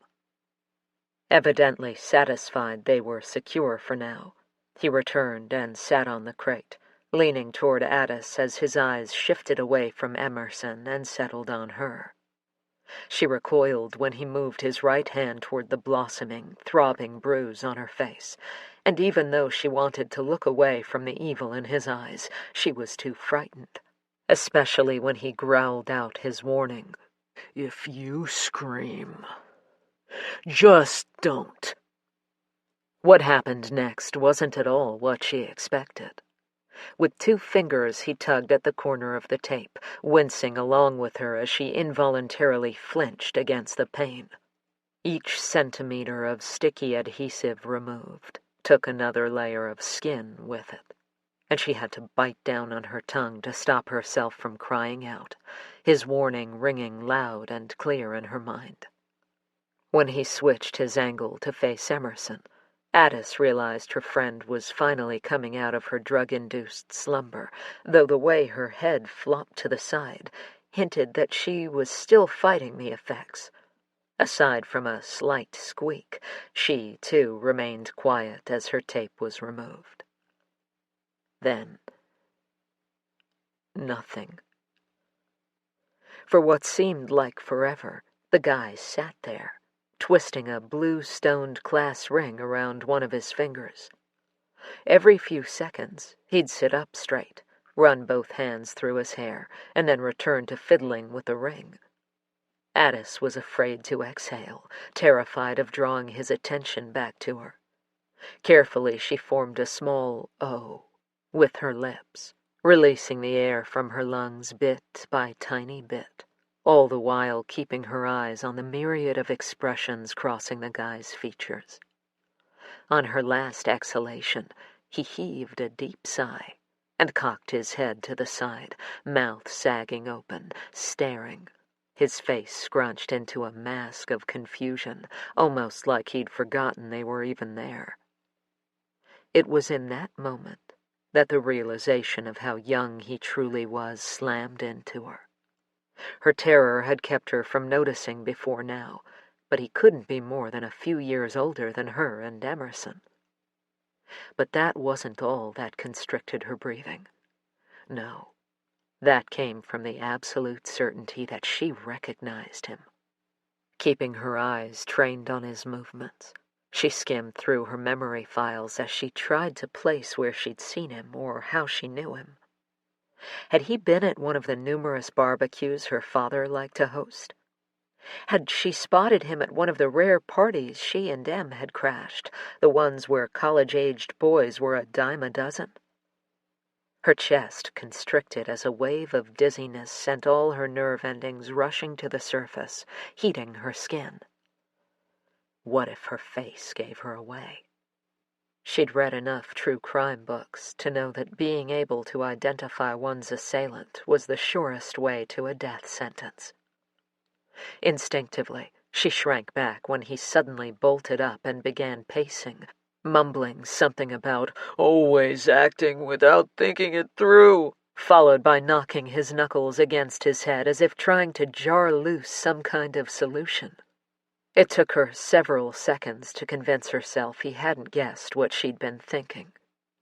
Abruptly, he came to a halt, and his head snapped around, concentrating on something behind them before moving in that direction. There was a skin-tingling creak as a door with squeaky hinges opened. Addis couldn't see, but she heard rustling and scraping. When he was finally back in her line of sight, he held a wickedly long knife and a length of dirty rope which he sawed in half. Mumbling and grunting, he leaned over and pressed her arms down before coiling the length of one section around her arms, securing them to her sides. Then, without any warning, the knife snaked between her wrists and ankles, slicing the tape away so he could tear it off, along with several fine hairs, before wadding it up and tossing it behind him. After repeating the process with Emerson, he stepped back, eyeing his handiwork. Then he reached into his jacket pocket and produced a clear sandwich bag containing 4 white pills and a half-empty bottle of water. Squatting down so he was slightly above eye level with them, he made a simple demand. Open. Tears blurring her vision, body quaking, Addis obeyed, gagging when the powdery pills hit her tongue. Swallow. Addis swallowed. Moving over to Emerson, he simply stared until her mouth fell open enough for him to place the drug inside. Then, before Addis could process what was happening, he pulled her to her feet, slapping his hand over her mouth when she cried out. Don't, he warned as he nudged her forward until she stood in front of a 3-by-3-foot door, behind which loomed a dark crawl space that caused cold fingers of dread to prickle along her skin. Her grandmother's old house used to have one of these. It was where she kept her burlap sacks of potatoes. Once, when Addis had used it as her hide-and-seek spot, someone had accidentally placed something heavy in front of the door, but she hadn't realized that until she'd tried to get out. She probably hadn't been in there long, but it had felt like a lifetime as she pounded and screamed until her father had come running from outside and rescued her, pulling her into his arms, comforting her as sobs and hiccups tore through her.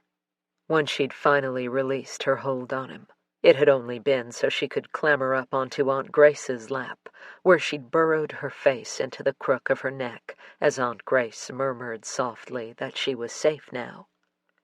So when she realized the kidnapper's intentions were to force her and Emerson inside, her muscles practically liquefied.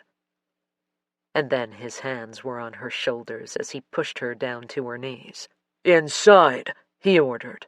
Like she had regressed back to the place of her childhood trauma, her sobs choked her, cutting off her air. But she did as he said, knowing her dad would never again be able to come to her rescue. A few seconds later, Emerson was crammed in beside her. Surprised when he left the door open and walked away, Addis prayed he wouldn't actually lock them inside. Em's head dropped to her shoulder, her body trembling so violently it made Addis feel like she was bouncing down a bumpy road.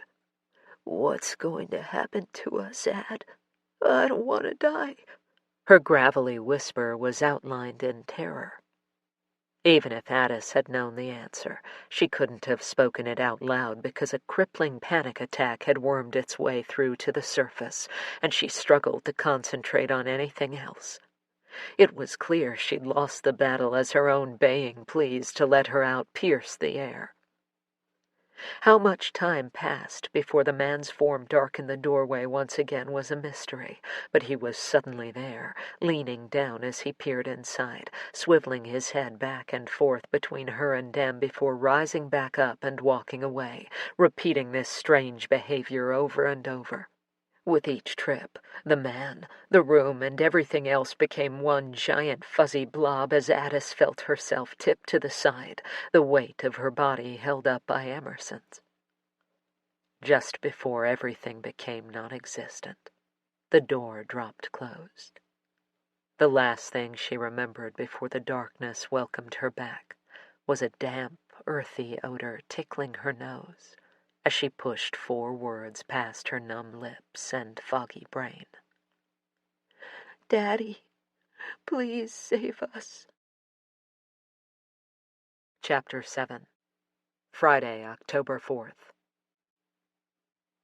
Coming toward Alyssa, Cord, and Grace was Officer Falwyn, who offered up a warm smile and a good morning before continuing on her way. Alyssa absently nodded her greeting, but before she could usher Grace much farther past the conference room door, a booming voice demanding to speak to the persons in charge of the Kensington case came from near Ruby's desk. Beside her, cheeks flushed with color, Grace's steps faltered, confirming Alyssa's suspicions. When the man bellowed, "Do you have any idea who I am?" she decided she should go rescue Ruby, though the precinct secretary would likely skin her alive if she knew Alyssa had thought she needed rescuing. Mac Kensington. Even if he hadn't resembled his older brother, she would have recognized the wildly unpopular criminal defense attorney from the southern part of the state. In recent years, his ruthless reputation had grown exponentially, as had his already overflowing coffers, by his decisions to defend some very controversial, very high-profile cases. In fact, he was currently representing a prominent, wealthy senator accused of selling and obtaining child pornography on the black market. Now, here he was, dressed in a button-down shirt with the sleeves rolled to his elbows, towering his frame over both Ruby and Hal, who had wheeled out to see what the commotion was. Neither seemed the least bit fazed at the man's brutish behavior. Ruby had her arms crossed over her chest, with one eyebrow arched in a way that could have meant she was irritated, amused, or bored. With her, it was often difficult to tell. "If you're quite through with your temper tantrum, young man, I'll be glad to direct your attention behind you," Ruby said dryly. Max swung around. His eyes narrowed into snake-eyed slits as his gaze slid past Alyssa and slithered onto Grace. "Why didn't you answer any of my calls last night?" Grace demanded before her brother had a chance to speak. "I was busy, and my world doesn't revolve around you." Before Grace could lob any more questions at him, Mac moved his stormy expression onto Alyssa. "I assume you're in charge. If you don't mind, I prefer to talk somewhere there's not an audience." Alyssa had her doubts as to the veracity of that statement, since wherever the man stood seemed to be his stage, as was evidenced through his well-documented showboating ways. Still, in order to stop this collision course of hostile sibling discord from spiraling out of control, she turned on her heel with a barked, "Follow me," expecting everyone would follow. Except for the heavy exhales from Grace and the no-nonsense treads of a man used to being in charge, their short trek to an open interrogation room was silent. After ushering everyone inside, Cord closed the door, and Alyssa turned to Grace. "What do you mean you have an idea who may have killed Gabriel and Lydia?" Already she was wondering if she'd too soon dismissed Cord's theory about Grace being the motivation behind the murders. Mac visibly stiffened as his head snapped in Grace's direction. "What? Why the hell didn't you leave that information on my voicemail? You sure as hell didn't mind leaving a message telling me Gabriel and Lydia had been slaughtered and that Addis was missing. Don't you think this bit of news was also noteworthy?" His bellows seemed to shake the very walls of the room. Grace barely spared a fleeting glimpse in her brother's direction before focusing her attention between Alyssa and Cord. "I'm afraid I misled you when I came in, at least in the sense that I don't actually have any specific names." Either tired of standing, or the exhaustion of the last several hours finally catching up to her, Grace, with her unsteady hands, grabbed one of the chairs in the room and collapsed into it before she began. "This morning I remembered that Gabriel called me early yesterday because he wanted to discuss a case he'd undertaken." Mac, standing with his back against the wall, feet crossed at the ankles, arms across his chest, snorted as he shot daggers at his sister. "Gabriel didn't talk about his private cases. Just because he didn't trust you didn't mean he felt the same way toward me." Grace poked her thumb into her chest. "I can be discreet. I know how to keep my mouth shut. I get child perverts locked behind bars where they belong, not thrown back out into society where they can continue devastating lives." Feeling like she was refereeing Holly and Isaac in their younger days, Alyssa thumped her fist onto the table, successfully gaining everyone's attention. Seesawing her hands in the air between them, she snapped, her voice growing louder with each word. "Do you want to find Addis and Emerson and figure out why your brother and sister-in-law are currently residing in the morgue? Or should I just bring you both a pair of boxing gloves and leave you to it instead of allowing you to waste my time? Because if you don't care, my team sure as hell does." Skin flushed with guilt, at least in Grace's case. The siblings silently shifted their bodies away from each other. "I'm sorry, you're right. Tensions are high, but that's no excuse." Alyssa didn't have time to soothe ruffled feathers, so she brushed the apology aside and bit out, "Just continue." Grace nodded. "Gabriel wanted to discuss a case he'd recently taken on, but all he would say when I asked was that he really needed to see me because he wasn't comfortable hashing out the specifics over the phone. He had something he wanted to show me, but again he refused to say what that was, only that it pertained specifically to the case he'd mentioned to me a few weeks ago. Thinking back, I realize he sounded nervous, but I was so preoccupied that it didn't register." Her voice cracked, and she had to swallow several times before continuing. "Until it was too late." She lifted her tear-filled gaze to Alyssa, silently pleading for understanding. "I've been buried with the Clay Timberton murder trial coming up, So I asked Gabriel if we could meet up Saturday. He said it was too urgent, that he didn't want to wait, but I really didn't have much wiggle room in my calendar. He finally muttered something about it being this long already, so a few more days couldn't hurt, before he reluctantly agreed, and we tentatively made plans to meet at Weck's Saturday at 7. Yanking a tissue out of the box situated in the center of the table, Grace roughly scrubbed at the tears spilling down her cheeks. Nearly 2 years ago on Christmas Eve, Clay Timberton had allegedly broken into his ex-wife's house in the middle of the night and brutally slit the throat of all 8 people inside, including that of her elderly grandparents and her youngest child, a 3-year-old. So Alyssa understood exactly why Grace hadn't felt like she could take the time to meet with her brother. From the moment the Timberton case had landed on her desk, Grace had been like a pit bull, making sure there were no legal loopholes that would allow the man to get anything less than the absolute maximum. Because the two of them were so similar, Alyssa knew that she, too, would have carried such a burden on her own shoulders, just like she knew there would be no reason valid enough to stop the district attorney from teetering on the ledge of guilt or beating herself up over the what-ifs. Grace's voice was full of torment when she spoke again. And now he and Lydia are dead, and Addis and Emerson are missing. Surely I could have spared 15 minutes to... From the corner of her eye, Alyssa watched Cord and Max shift, and she darted a quick look in her partner's direction before leaning forward, her pulse kicking into high gear. Grace, you don't know that you could have prevented this, and you can't think that way. So I need you to focus. Addis and Emerson's lives may depend on it. Now I need you to think back. I know you said you were distracted, but did Gabriel hint at what his concerns were, aside from them involving one of his cases? After several steadying breaths, Grace answered, her courtroom persona finally seeming to kick in and take over. Not exactly, but here's what I do know. A few weeks ago, Lydia was out of town, and Gabriel invited me to dinner. Over dessert, he confided that he'd been approached by a woman in her mid-20s hoping to uncover the truth about what had happened to her high school sweetheart. He wanted to pick my brains since this wasn't anything like his typical cases.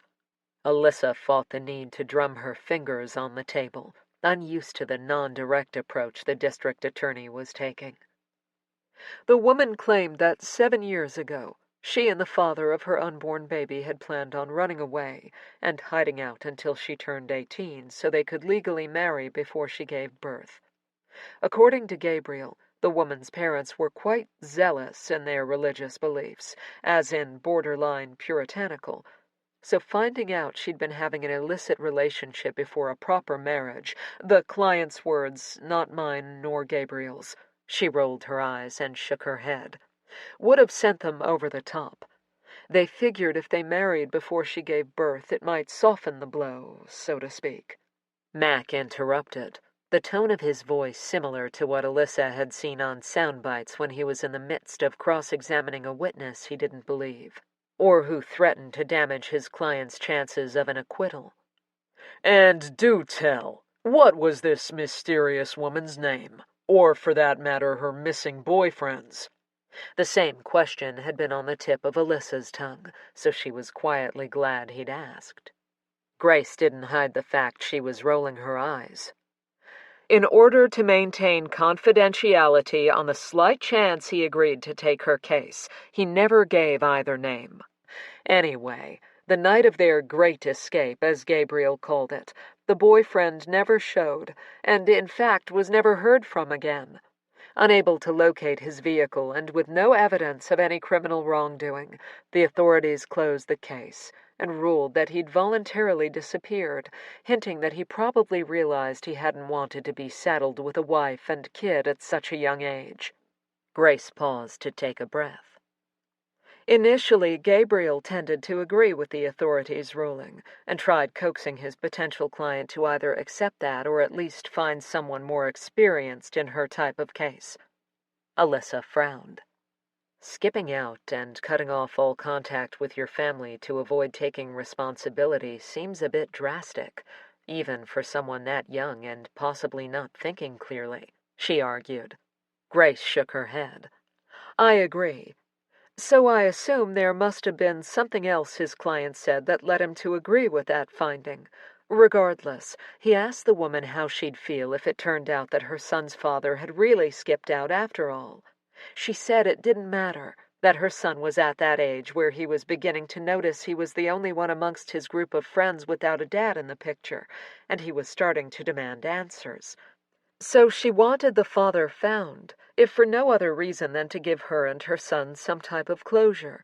And since she'd done her research, she knew Gabriel was the best private investigator in the state, and according to him, the woman was insistent on hiring him specifically for that reason. Again, her gaze met Alyssa's. What if he discovered something that got him killed? I'm curious, or maybe just confused, Alyssa said, about why Gabriel felt compelled to ask your advice. Was this something he normally did? Grace's chin lifted proudly, and her eyes flashed in a way that hinted at the strong woman Alyssa knew her to be. Because he knew there was a time I struggled whenever I had to explain the Kensingtons weren't my birth parents. He was concerned about damaging the young boy for life with what he might uncover, and so he wanted to know what my reaction would have been to different scenarios. I explained that it was impossible to know, since my situation was so different. Though it was in no way a secret, Alyssa knew Grace didn't openly discuss that at the age of 10. She'd been adopted by the Kensingtons after her parents and a much older sister died after contracting a deadly virus while serving overseas with Doctors Without Borders. Mary Kensington, Gabriel and Mac's mother, was Grace's school counselor at the time and had taken her in, refusing to risk her falling through the cracks of an overworked foster system. Alyssa's earlier excitement at a possible lead deflated like a balloon pricked with a needle. She supposed it was possible Gabriel had been killed by a father who hadn't wanted to be found. But a pissed-off baby daddy who'd never wanted to be located didn't explain two missing teenage girls. Before she could voice her concerns out loud, Cord beat her to it. Okay, Grace, let's say you're right, and Gabriel's case had something to do with his and Lydia's murder. That doesn't explain why your niece and her best friend were kidnapped after the fact. Uncharacteristically quiet in a way Alyssa hadn't expected, Mac finally spoke up again. Not all who kill are evil through and through. Some actually have some good in them. Alyssa was unable to hide the disbelief that flashed across her face. She knew the man was a criminal defense attorney, but was he seriously defending his own sister-in-law and brother's murderer? When he noticed her bug-eyed stare, he shrugged. Maybe he didn't kill them because he didn't think they knew anything. Still, he couldn't let them go because then he faced the possibility that they could and would identify him. Grace exploded out of her chair, and before either Alyssa or Cord could react, she was across the room and in Mac's face. You really are despicable, you know that. Gabriel is dead. Lydia is dead, murdered, Mac. Addis and Emerson are missing and in danger, possibly dead for all we know. Her voice broke. And all you can think to do is defend the person responsible? God, no wonder no one ever wants you around. Instead of responding, Mac, drilling a laser beam of anger into his sister, pushed away from the wall, forcing Grace to back up out of his space. Without a word, he retrieved a rectangular case from his shirt pocket and clicked it open so he could grab one of his business cards. His eyes darted around the room, landing on a pen, which he snapped up, scrawling something on the back before thrusting it at Alyssa. Clearly, your department has nothing of substance yet regarding what took place at Gabriel's house. I maintain a residence here for when I'm in town. Since I was already in Albuquerque, I'll be working remotely until my brother's case is solved, so I'll be around. I assume you'll keep me apprised of what's going on with the investigation." The dig toward Grace was obvious. Alyssa shoved Mac's business card into her back pocket, nodding to Cord to open the door. "Thank you both for coming in. My team will look into what you've told us, and I'll try my best to keep you apprised on things." Mac whirled around, glowering at her. "Do more than try, detective."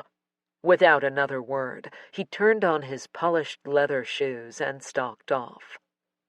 As much as she didn't like him, Alyssa had to admit that if their situations were reversed, her reaction would have been the same.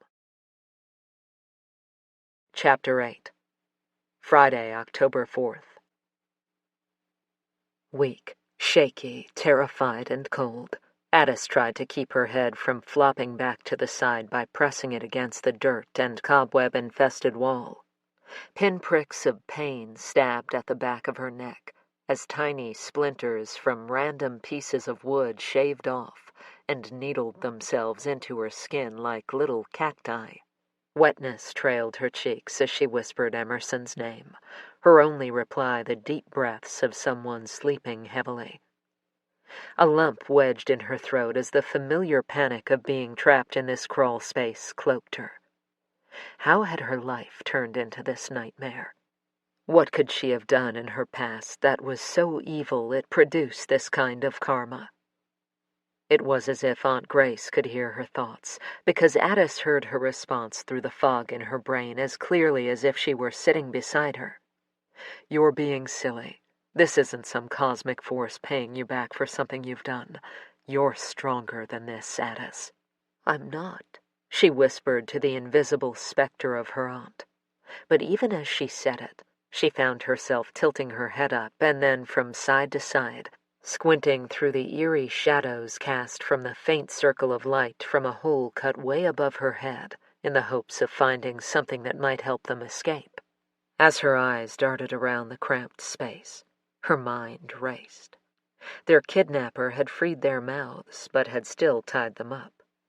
The only reason she could think of for that was because wherever he had them stashed, he was worried less about someone hearing their screams and more about their ability to escape.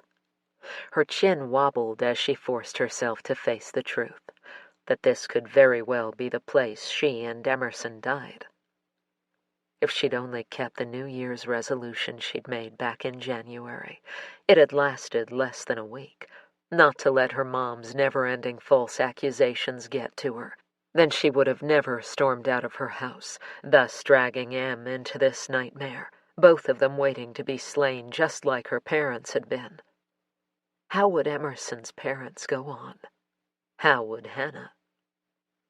"Please, Em, you have to wake up now." The pressure behind her ribcage increased as she tried to convince herself that the rising and falling of Em's chest was not her mind playing cruel tricks, punishing her. Outside, the howling, screeching wind rocked the place on its decrepit foundation like mini earthquakes, and no matter how hard she tried, she couldn't distinguish between the blustery weather versus the creaking floorboards that would alert her to their kidnapper's presence beyond the walls of their enclosure. Ugh. At Emerson's muffled groan, Addis jerked her neck to the side, scraping her bare skin against something sharp sticking out of the rough wall. She closed her eyes and breathed through her nose to stave off the blurry vision and the wave of dizziness. "Em, please be okay. Don't leave me alone here, and I promise we'll find a way out." A clap of thunder drowned out her words, but she continued the litany of lies until, finally, blessedly, her best friend lifted her chin the tiniest bit, enough to assure Addis this wasn't merely a figment of her imagination. For several heartbeats, Emerson did nothing more than smack her lips together and run her tongue over them. My head hurts, and I'm so thirsty." "I know," she whispered. "Oh, God, I really don't want to die. Emerson struggled to breathe. Like razor wire, her friend's fear sliced through her. We won't. Aunt Grace probably already has the National Guard out searching for us right now. Addis prayed she was telling the truth. Emerson sniffled, lowering her head enough to wipe her nose on the upper sleeve of her shirt. Is it weird that I think I recognize him, like I've seen him before? No, it's not weird. In fact, I thought the same thing. What she kept to herself was the dread that if their kidnapper knew they recognized him, he'd have no choice but to kill them. Through the sudden silence, Addis couldn't tell if it was her own galloping heartbeat she was hearing, or Emerson's. When her best friend started plucking at her pants, a habit she had when she was too nervous to say what was on her mind, Addis nudged her. Em, don't shut me out. Whatever you're thinking, you have to tell me. Even as she whispered the words, Addis was afraid that what Em didn't want to say was that all of this was Addis's fault, and she'd be right. Whoever he is, Em finally stuttered. He didn't act alone. She leaned her head onto Addis's shoulder. Remembering how their kidnapper had discussed the cold-blooded murder of her parents with the person who'd called him sent a crushing pain rocketing through Addis, and she doubled over as she gasped for breath. She and Emerson weren't dealing with one murderer. They were dealing with two. One who remained faceless. One who slaughtered her father, either before or after shooting her mother. A vision of their kidnapper and his unidentified accomplice doing the same thing to her and Em snapped her back to reality, spurring her into action. Unless she found a way out of here, she would be responsible for her best friend's murder.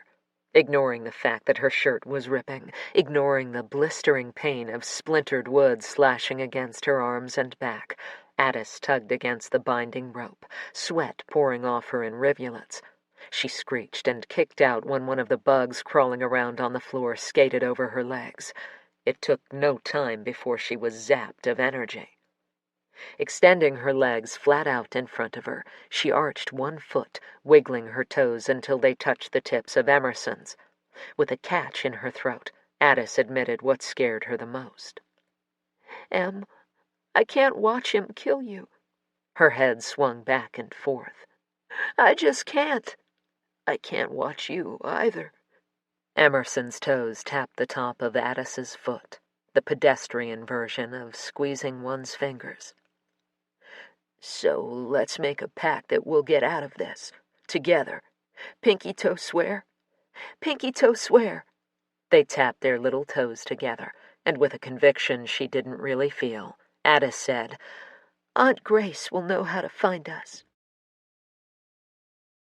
Chapter 9. Friday, October 4th. Is it me, or is there a lingering chill in the air? Cord asked as he watched Grace and Mac exit the precinct, doing their best to pointedly ignore the other. It does seem a bit nippy, all right, Alyssa agreed before switching mental gears.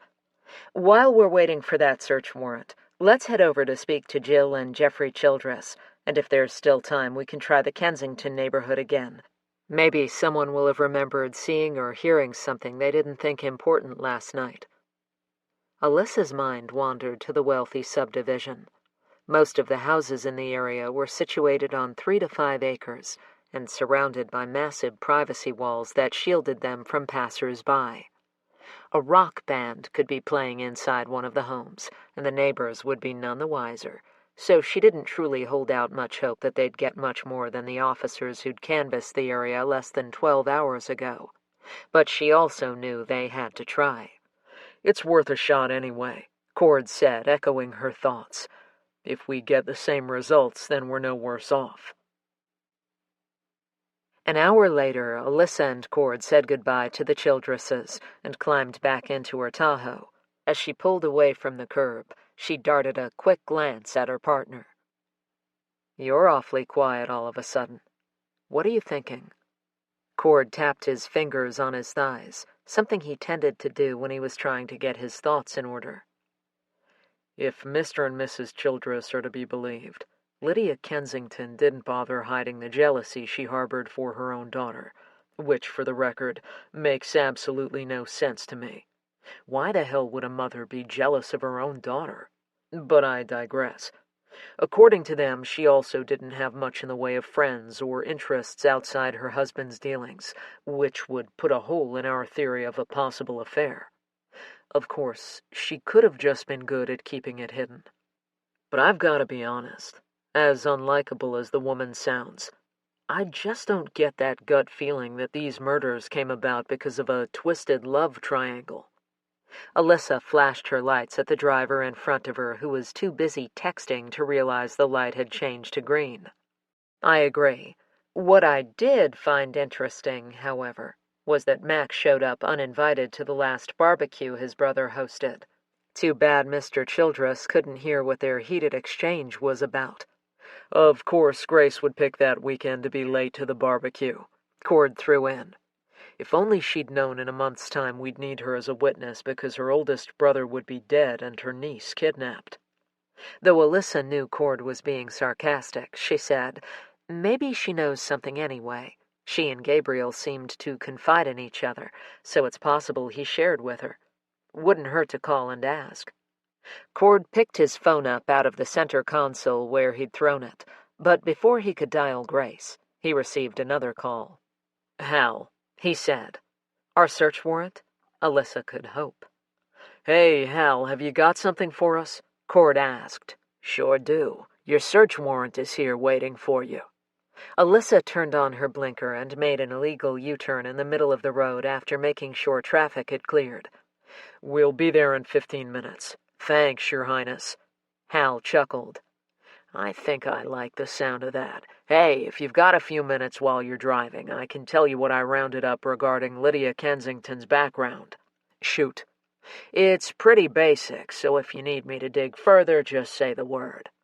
Alyssa already knew if Hal was sharing his findings, there was probably a reason he didn't think he'd uncover much that wasn't more of the same. "Let's see what you've got first, and then we can decide." Short version. She hails from Ohio, from a lower-middle-class family, and she was the only child born to Oscar and Lisa Penn. When she was 5, her mom died. At the age of 18, she moved here to attend the University of New Mexico, which is where she met Gabriel Kensington. 10 years ago, her father, who was the sheriff in a town of about 400, died of lung cancer. From what I could gather from online articles and local newspapers, Lydia allowed the Fraternal Order of Police to arrange the services. She showed up alone the day of the funeral, attended, and then hired an estate sales company to liquidate her father's meager holdings before flying back the next day.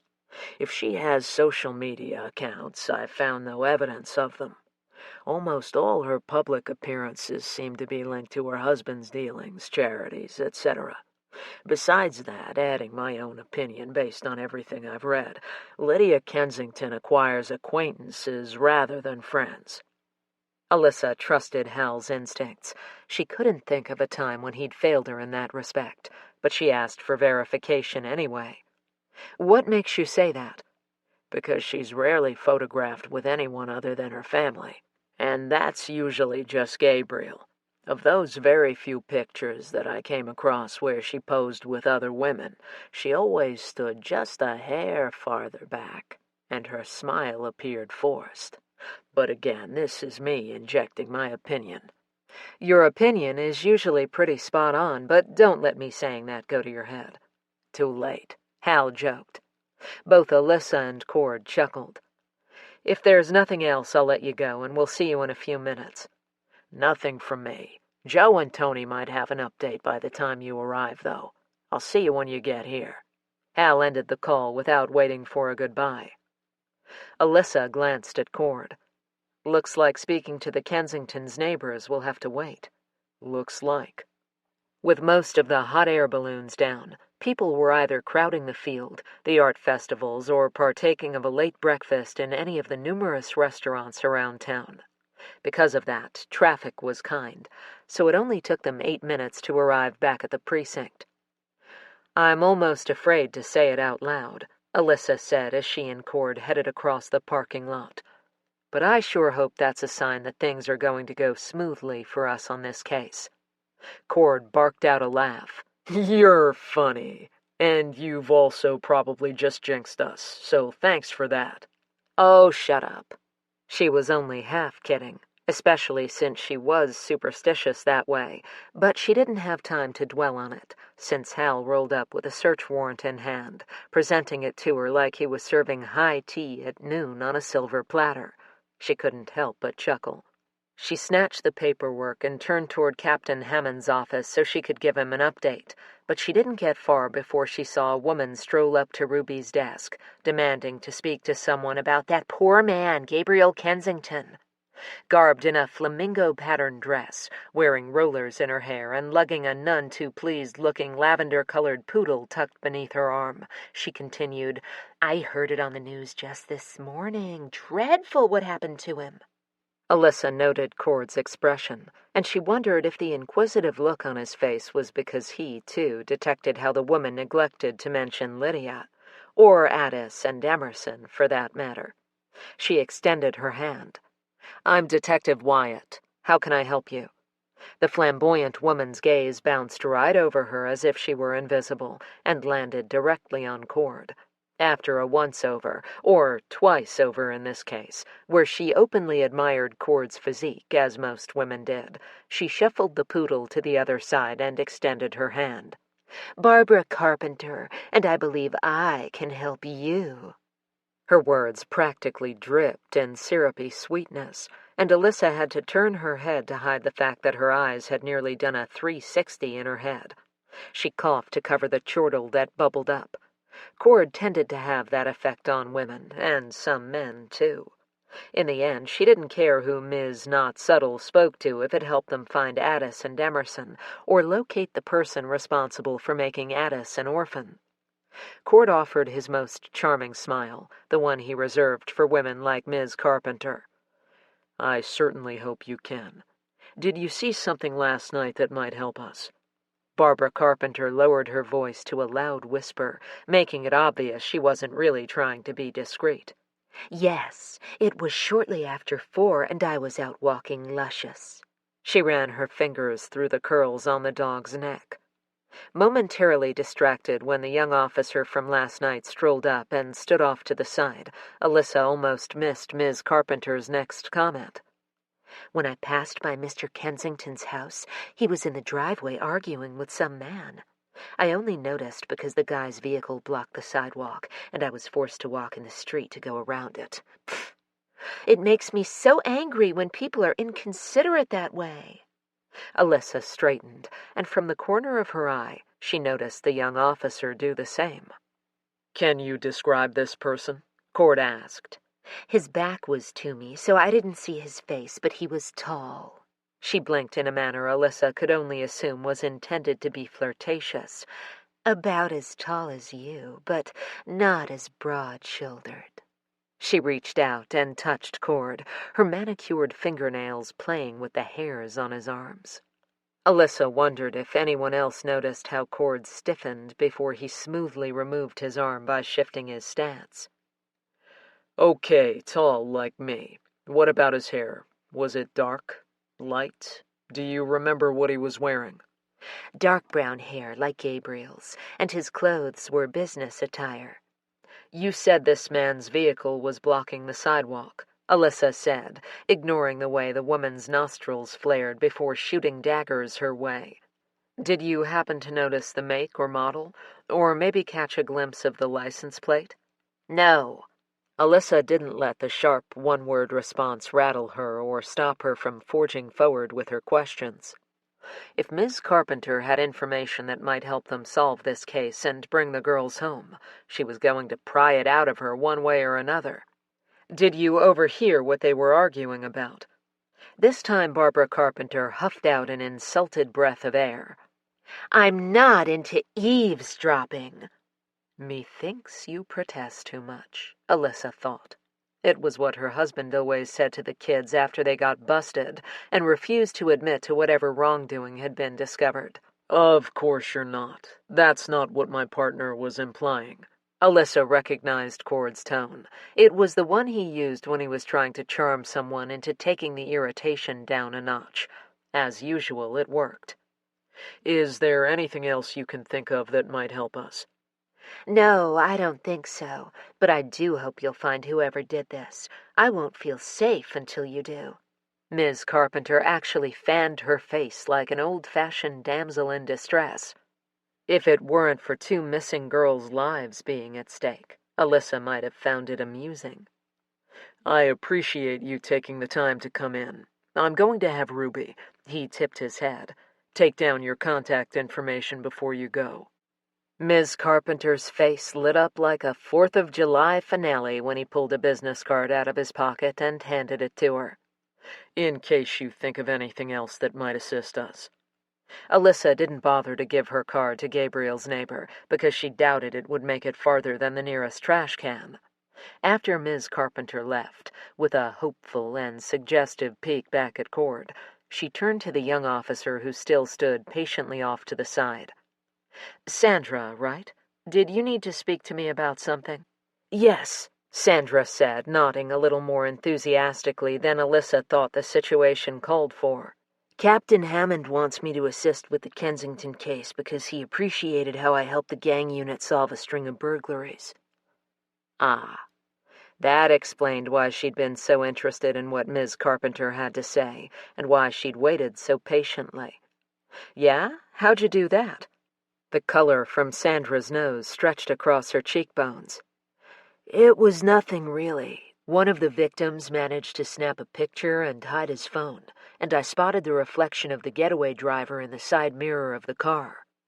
When they blew the picture up, someone recognized the guy from past arrests. The rest, as they say, is history. Good eye, Alyssa offered. Thanks. Anyway, the captain thought I'd learn a lot and get more experience by shadowing you because it's my goal one day to make detective.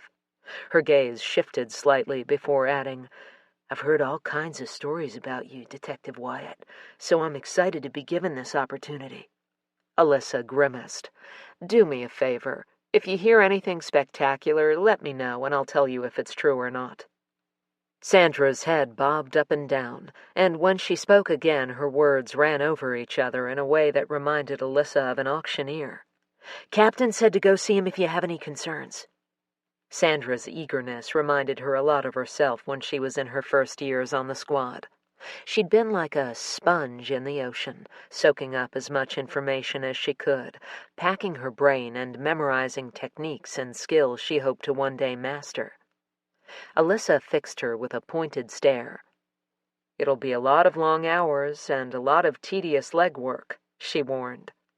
There was a slight pitch in the tone of Sandra's voice as, eyes glowing, she said, I'm not afraid of hard work or long hours. Hit me with it. I'm a firm believer that complete immersion is the best way to learn. Well, a fresh pair of sharp eyes never hurts. In other words, welcome to the team. I'll let Hammond know we spoke. She retrieved her phone from her pocket and shut off a text, envisioning the captain's scowl as she did. The man lived in the Stone Ages when it came to text messages. He stood firm on the hill of talking to someone on the phone, claiming if he'd wanted to read every damn communication, he would have picked a different career. All done, Alyssa said, unable to hold back a grin as Hammond bellowed from his office that he was less than 20 feet away. Similarly, Sandra's wide smile showcased 2 rows of perfectly straight teeth that had to have required years of dental work. Thank you so much, Detective Wyatt. Hal chuckled when Cord said, You might want to hold back on that thank you until your first day on the team's in the history books. Liz here can be a real taskmaster. Bite me, Alyssa retorted. Point. Cord wisely allowed his comeback to trail off when Alyssa's glare threatened retribution if he completed it. Well, you've met Cord. This is Hal Callum, everyone's go-to guy, from advice to anything research-related. You'll meet Joe and Tony as soon as I track them down. Tony White? I think I kind of indirectly met him last night at the Kensington residence, Sandra said. As Alyssa was saying, then you'll meet him officially, Joe and Tony rounded the corner together. and she couldn't help but notice Tony looked much more like his old self, as he described how he had tracked an elk through the woods in the early morning hours of his last day of hunting, having it charge, and then losing it altogether when he tripped over a tree root poking out of the ground. "Hurt like hell when my face scraped down the side of that damn tree," he said, pulling up short when he spotted Sandra. His normal white pallor flushed such a bright red. He appeared to have a third-degree sunburn, as if he was embarrassed to admit to someone not on the team that he'd been so ungraceful. "Just the people I needed. Joe, Tony, this is Officer Sandra Falwyn. She'll be joining our team for this case. Cord and I just spoke with one of Gabriel Kensington's neighbors, Barbara Carpenter, who may have given us our first glimpse of a possible suspect. So I'm going to need you both to canvass the neighborhood once more, see if anyone who has a security system will let you take another look. Gabriel and an unknown male had some type of verbal altercation yesterday in the driveway around 4 or shortly after. If we're lucky, someone will recognize Gabriel's visitor, or at the very least, maybe someone's camera will have captured the guy's car driving up, and we can at least release something to the public." "We can head over there right now, unless you've got something else you need us to do," Joe said. Alyssa held up the search warrant for Kensington Investigations. "Actually, I do. I'd like you to accompany Cord and me to serve this warrant, but before we head out, where are we on the phone records and financials?"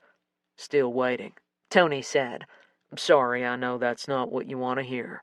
"True. What I'd like to hear is that the girls have somehow found their way home and were never in danger.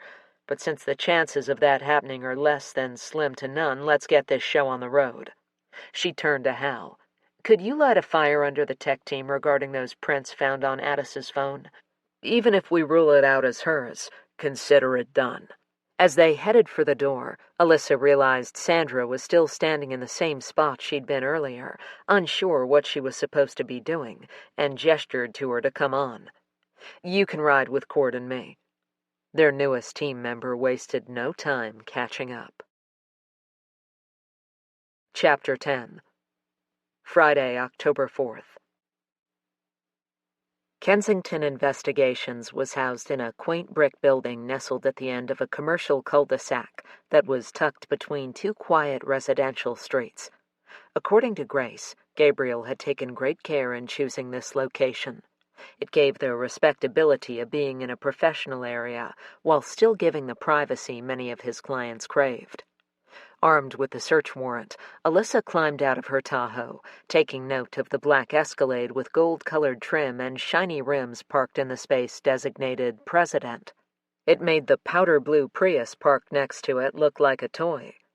Wonder who's here? Cord tapped the hood of the Cadillac as he moved past it, hurrying forward so he could hold the door open for her and Sandra, something she was finally getting used to. It had only taken 5.5 years. "Whoever it is can't have been here too long. Engine's still warm." Inside, the first sounds that greeted them were snuffles from a copper-haired woman perched behind a desk with a placard that read Marnie Hansen.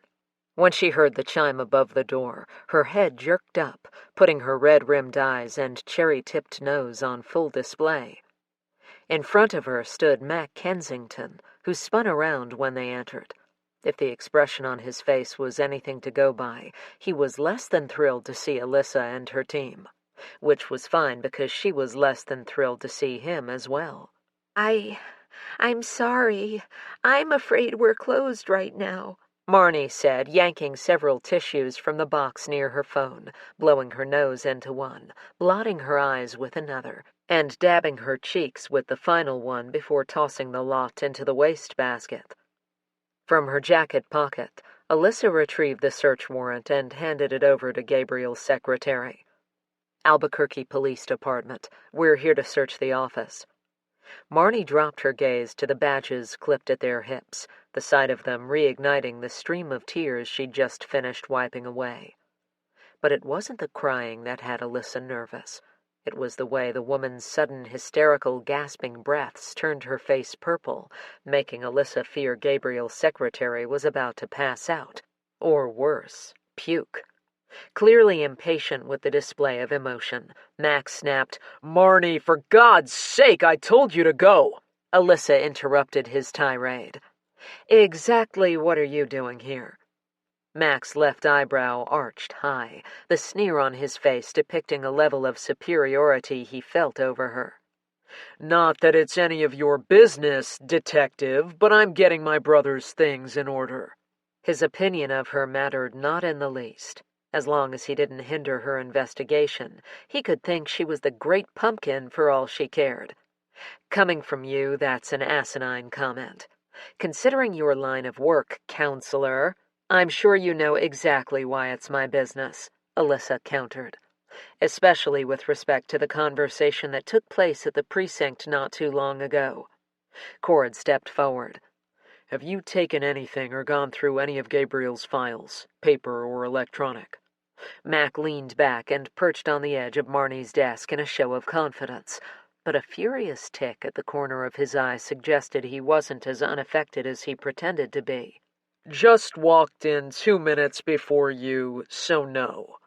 Alyssa peered at Marnie, who nodded her confirmation of Mac's claimed timeline. "What things are you trying to get in order when you yourself claimed Gabriel didn't speak to you about his private practice?" "Gabriel was my brother, and someone has to take care of it. Grace is busy with other things, I presume, so I took it upon myself to handle this side of the estate." Alyssa didn't believe for a second that was all there was to it, especially as it appeared Mac had been trying to talk Gabriel's secretary into leaving, which would have left him alone in the office. She leveled a narrow-eyed, penetrating glare at him. "Mr. Kensington, even a civilian would know that tinkering with anything regarding your brother's estate while we're still investigating his murder is cause for concern. Do the words obstruction of justice ring any bells for you?" She ignored Mac's flared nostrils and intimidating posture as she issued her command. "Stay out of my team's way." She tipped her head toward the search warrant still clutched in Marnie's grasp.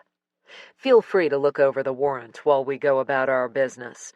She gave the go-ahead to Joe, Tony, and Sandra, who stood just inside the doorway.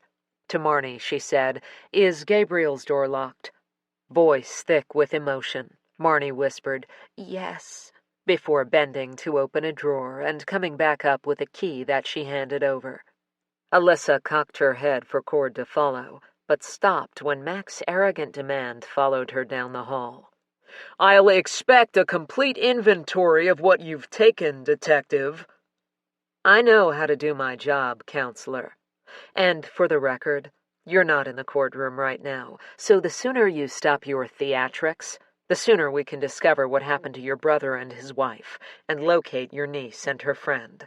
I assume that's still your main goal."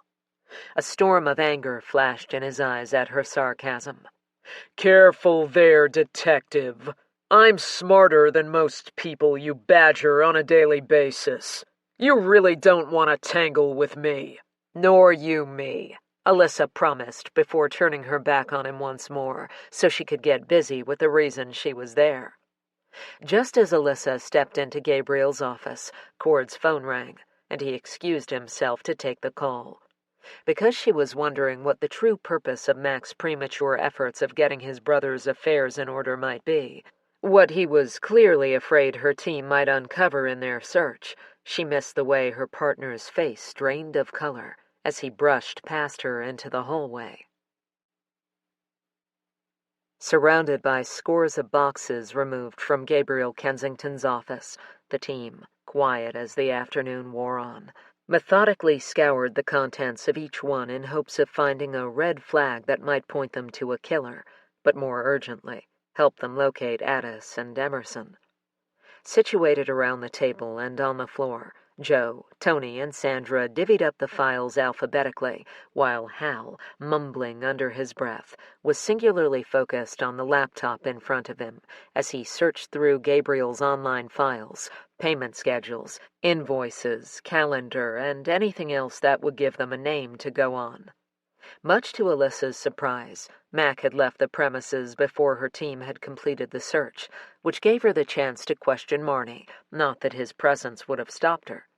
Unfortunately, Marnie's husband had had a heart attack, and so she'd been out of the office for the past several weeks while he recuperated.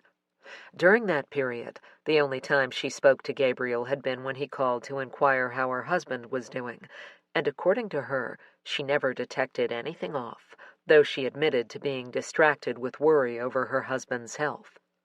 She explained her absence was also the reason Gabriel's online calendar was so empty.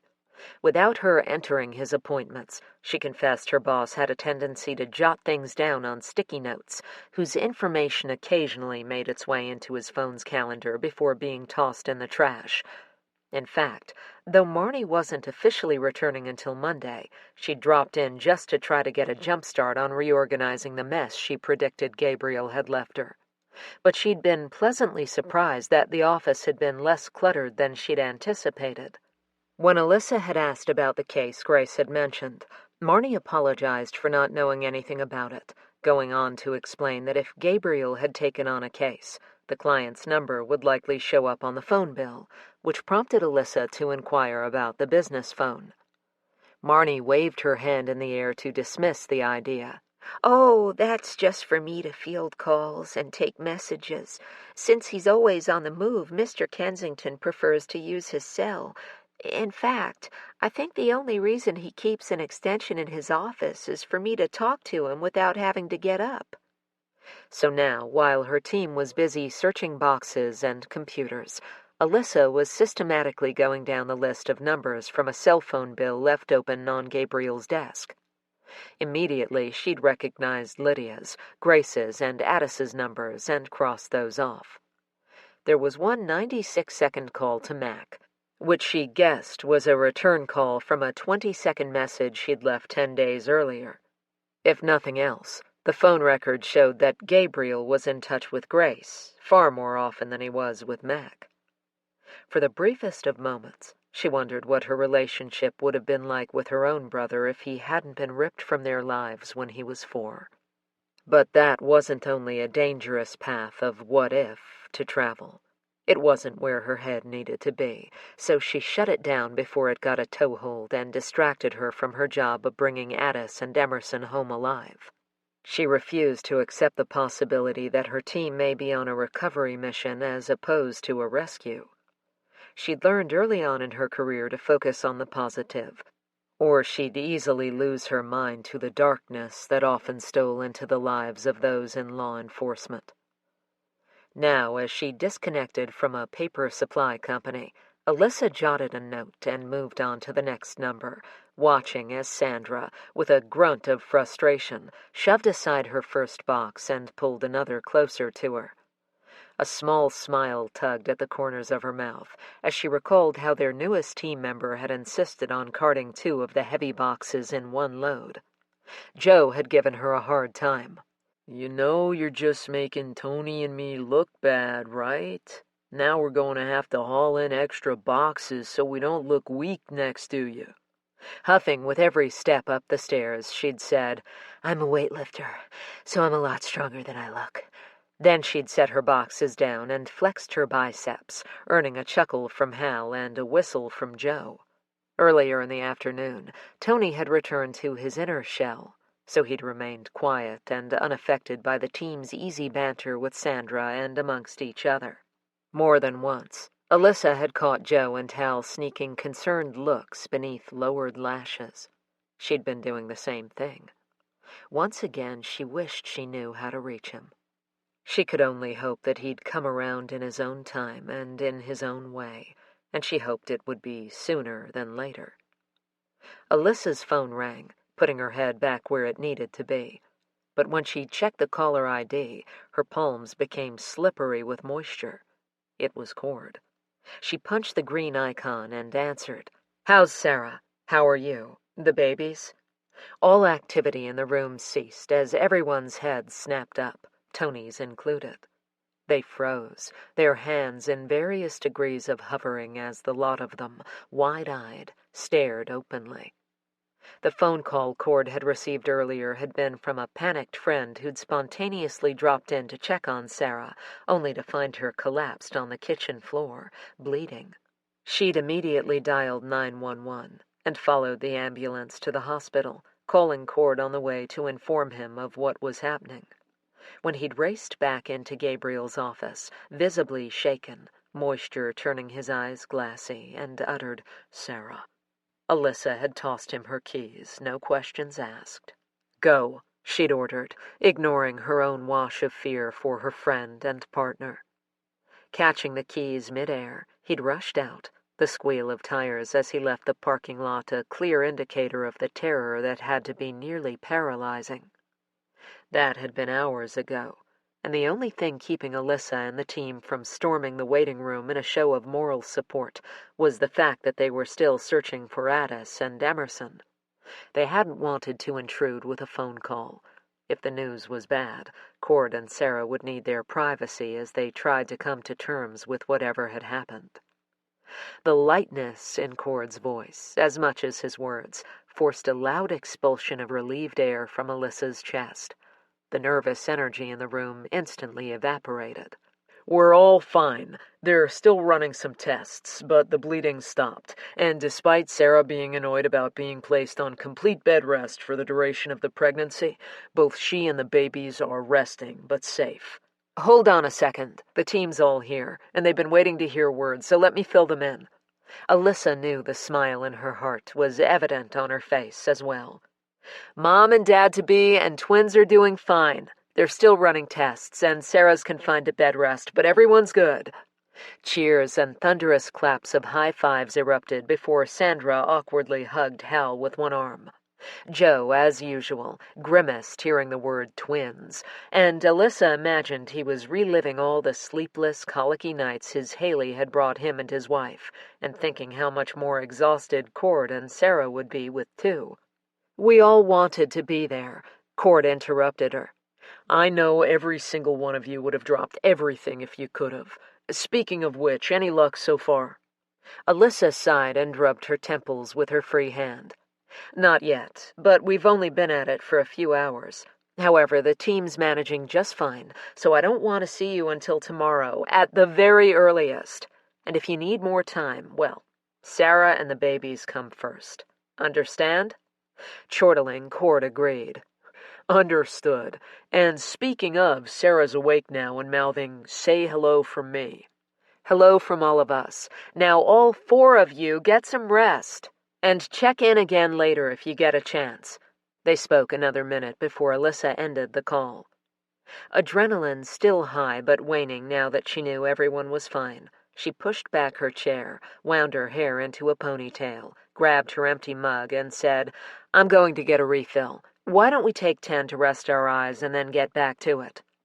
"Don't have to tell me twice," Hal said, whirling his chair around and rolling himself out behind Alyssa, while Joe, Tony, and Sandra scattered in different directions in search of food, drink, and whatever else.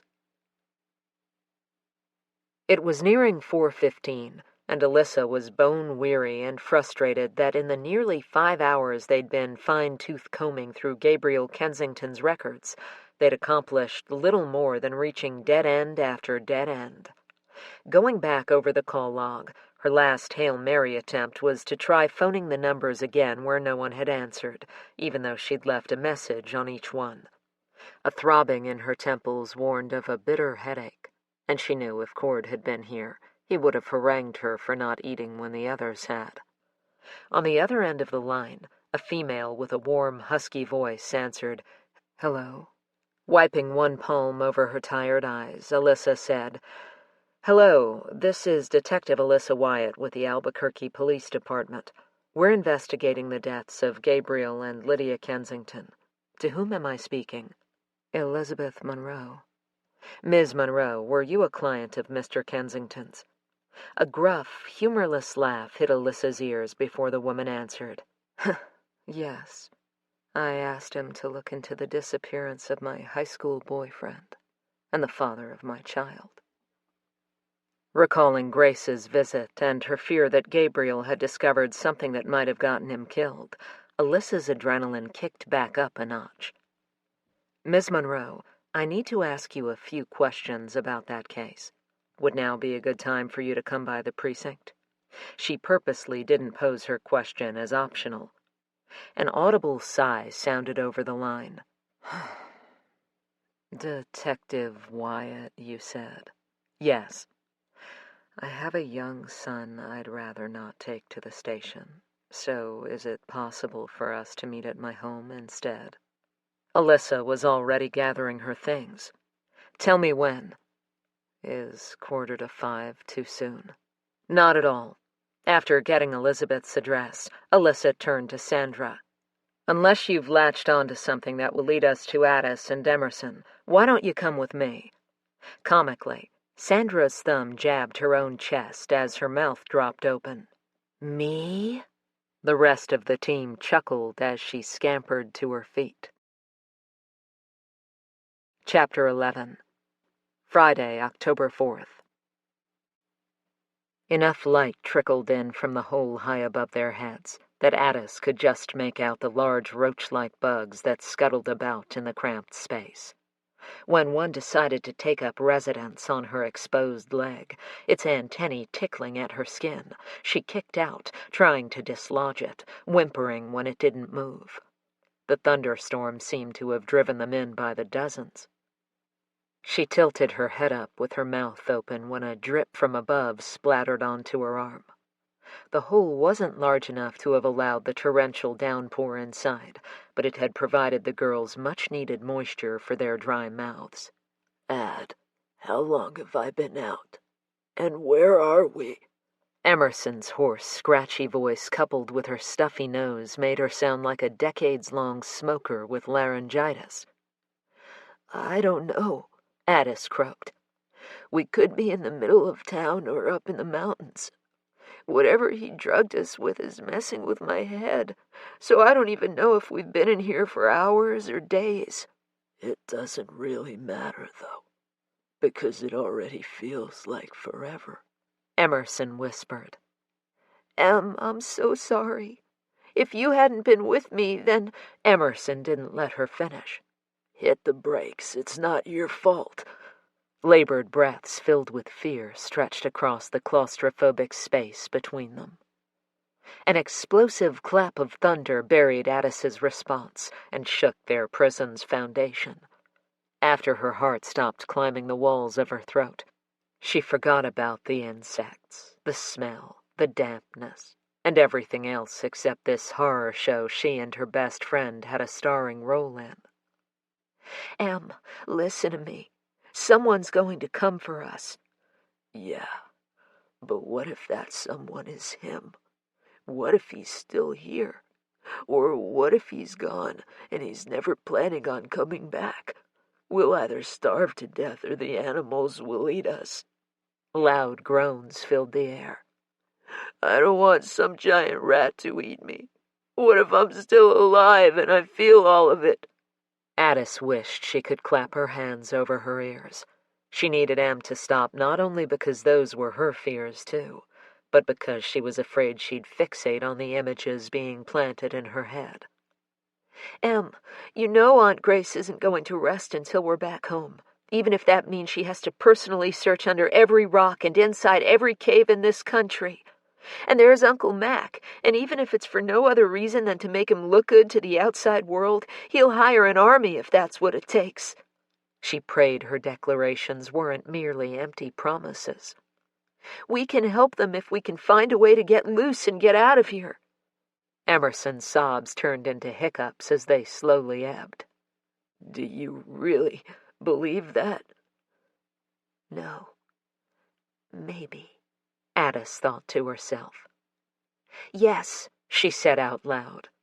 When Em finally spoke again, determination replaced the tremor in her voice.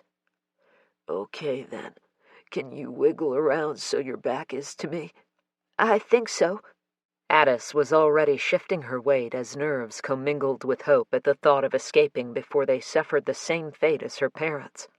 Yet despite her resolve to stay strong, her mother's still form, and her father's shattered skull, his mutilated body, the lake of blood that had littered the kitchen floor flashed in her mind. And several seconds ticked by before it registered that the mewling howls echoing around them were coming from a dark, cavernous abyss within her chest. Her parents couldn't be gone, especially not her dad. He just couldn't. It wasn't possible. How could she be a daddy's girl without a daddy? This time it was Emerson who tried to soothe her. 5 seconds or 5 hours later, the ache deep inside subsided to a dull throb, and she dropped her head onto her raised knees. God, Em, the last thing I said to my mom was that she was a delusional nutjob who needed some serious psychiatric help. She struggled for air to breathe through the pain of repeating those words out loud. Addis, stop. You couldn't have known what was going to happen. And let's be honest, your mom was always accusing you of stupid shit. That doesn't mean she deserved to die the way she did. But you can't own this guilt. Besides, we can deal with that later, after we get out of here. But we'll do it together, just like we do everything else. Right now, you have to keep it together, do you hear me? Emerson's sharp tone bit through the devastation and despair. But it did nothing to erase the truth of what Addis's future held, death or loneliness.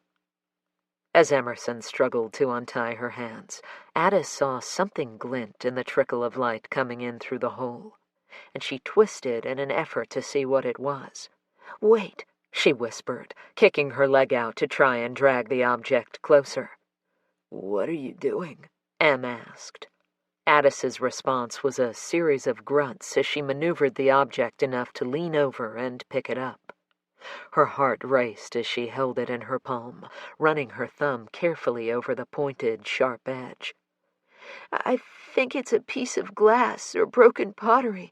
Maybe we can use it to try to saw through these ropes. The possibility of escape edged closer than she'd allowed herself to hope.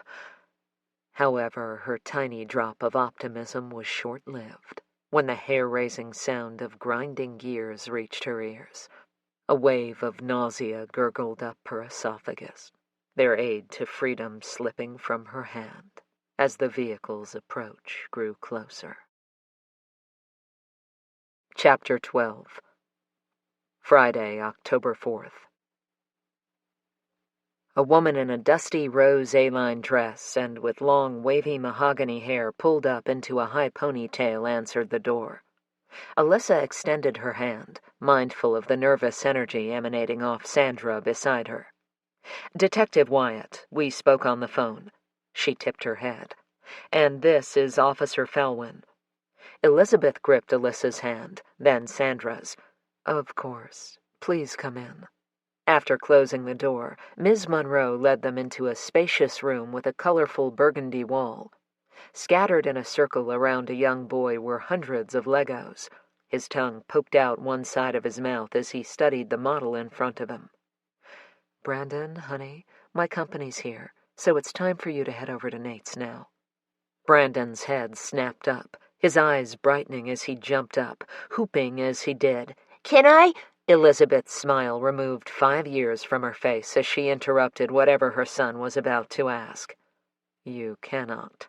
She wagged her finger at him. You're eating dinner at home, so don't go getting yourself invited over there.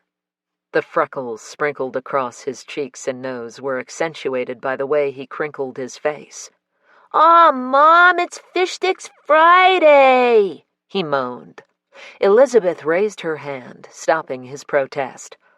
It's that or don't go. You can always just take your Legos up to the loft to play.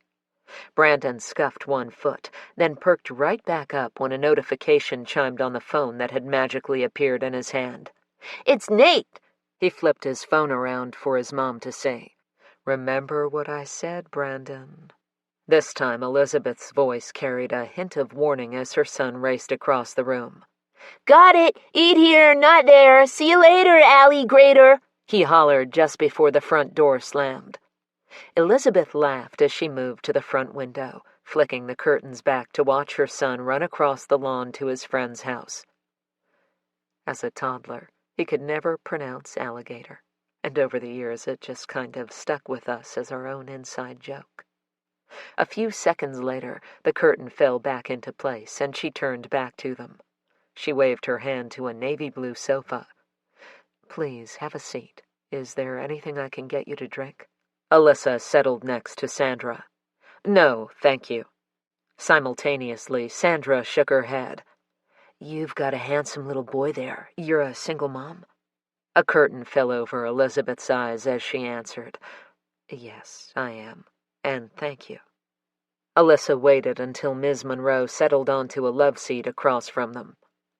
"I'd like to talk to you a little about the reason you hired Kensington Investigations."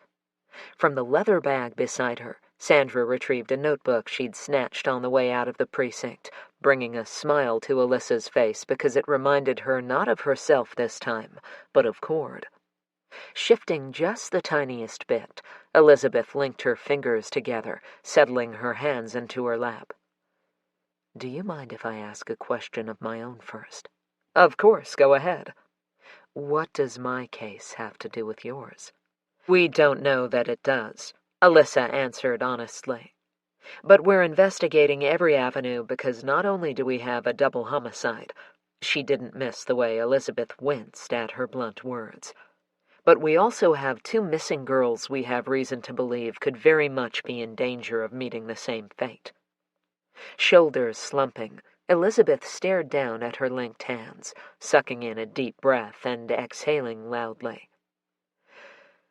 "I'm not sure how my information will help, but I guess it doesn't hurt for you to know." Her humorless laugh fell flat. "With Mr. Kensington's death, it's not like I'll be getting the answers I'd hoped he'd find for me anyway." One hand flew up to cover her mouth as she gasped. "That sounded so callous. I'm sorry. I didn't... Please forgive me. This is all..." Alyssa held one palm up to halt the onslaught of Elizabeth's apology. "I understand." Elizabeth released her breath and settled her hands back in her lap. 3 weeks ago, I approached Mr. Kensington about finding out what happened to my high school sweetheart. 7 years ago, I got pregnant, and he and I were going to run away. My 18th birthday was coming up, and so we planned to hide out until we could legally marry, and then we'd return home and tell our parents. She blinked moisture from her eyes. We weren't so concerned about his parents, but mine, well, that was a different story altogether. "Tell us a little about them. Your parents, I mean," Alyssa suggested, remembering Grace's claim that Gabriel's client had puritanical parents. Elizabeth twisted so she could scan the room behind her. When she caught herself doing it, she wiped her palms on her dress and laughed nervously. "Clearly, my mother and father still have an unhealthy hold on me. My parents belong to an extreme fundamentalist group who follow the strictest parts of Scripture, primarily anything that places women in subservient positions and elevates men to near godlike status, they believe. Dating before marriage, and that includes even holding hands with someone, is a very slight step below adultery. Needless to say, they never knew I had a boyfriend, much less one I was having a sinful relationship with." "How did you manage to keep your pregnancy a secret from them?" Alyssa asked. "Baggy clothes." Elizabeth covered her middle as if she were still protecting her unborn child, and Alyssa wondered if the woman was aware that she was doing it. "I also made sure they saw me eating more, even though I wasn't." Alyssa's eyes were drawn to Elizabeth's hands. She pointed to an angry red gash with a blue tinge around it in the space between Elizabeth's thumb and forefinger. "Do you mind if I ask what happened?" An indulgent smile changed the planes of Ms. Monroe's face. "I was cutting up chicken for dinner when Brandon decided to show me the toad he'd caught. It leaped from his hand onto the counter, scaring the hell out of me, and the knife slipped. I was going to put a Band-Aid on it, but got distracted. It is rather nasty looking, though, isn't it?" "I think stitches might have been a good idea." Alyssa agreed, an image of Gabriel's chest popping into her mind. But if Elizabeth Monroe was responsible for his death, the rage and destruction wrought upon his body probably would have created more severe cuts than just that one. Still, she made a mental note to add the observation to her write-up of the interview. "Tell us a little bit about your boyfriend," Alyssa said, still trying to determine if Grace's fear had merit. But so far, nothing she'd heard convinced her that the case of a missing boyfriend had spurred the hatred that resulted in the deaths of Gabriel and Lydia, and the kidnapping of 2 teenagers. His name was Joshua Benson, but everyone called him by his middle name, Hayden. Alyssa could practically see floating hearts hovering over Elizabeth's head as her eyes became distant and fixed. A soft smile teased the corners of her mouth as she mentally returned to the place of her memory. "That's why he always used to call me Beck, because my middle name is Rebecca." Alyssa followed Elizabeth's gaze where it had drifted to a photograph on the mantel. Sandra pointed at the image. "Is that the 2 of you?" "Yes, it is." Already standing, Sandra asked, "Do you mind if I take a closer look?" If Cord had been with her, Alyssa would have been able to tell by his body language or by the tone of his voice that there was more on his mind than mere curiosity. But with Sandra, she couldn't discern if the young officer was simply interested or if there was another reason she wanted a closer look. Elizabeth waved her hand. "Of course." Sandra returned to her place beside Alyssa, studying the picture before handing it to her and asking, "What happened the night you were supposed to run away together?" Elizabeth plucked at the fabric on her love seat. When she spoke, her words were hushed.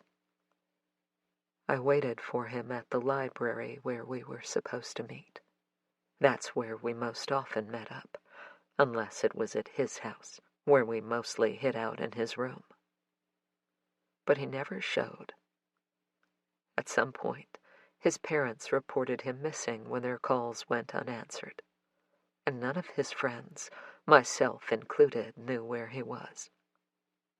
His car was nowhere to be found." Here Elizabeth closed her eyes and breathed in through her nose once, twice, 3 times before reopening them. "When the police searched his room, they found a partially packed suitcase on his bed. That's when his parents noticed 2 other suitcases missing, along with most of his clothing. The police asked his parents if he had a reason to run away, and when they eventually showed up at my house, I had to admit to what we'd been planning. Soon afterwards, they closed the case, insisting he'd run off, having decided he was too young to be, quote, saddled with a wife and kid, especially with such a promising future in front of him. Those were their exact words, by the way." "What promising future were they referring to?" Sandra asked. "Baseball. But what they didn't know is that while Hayden loved the sport and had even been offered a scholarship to play for some college in Cali, he had no intention of making it his career. He was far more interested in architecture at the time." "I see. Please go on." Elizabeth's hand dropped to a throw pillow beside her as she absently twirled the lace edging between her fingers. "None of Hayden's friends, no one in his family, and certainly not me, believed for a second he would do something like that. Hayden was simply not the type of person to shirk his responsibilities.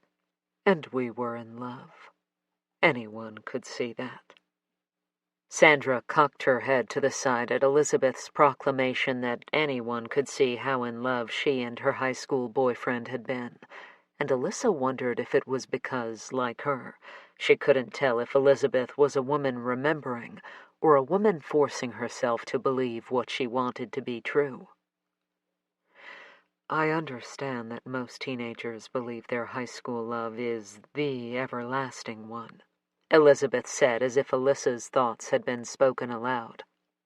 "And maybe Hayden and I wouldn't have gone the distance. But there's no way he would have missed the birth of his own child. Not after what he'd seen his own sister go through when her fiancé abandoned her before her first baby was born.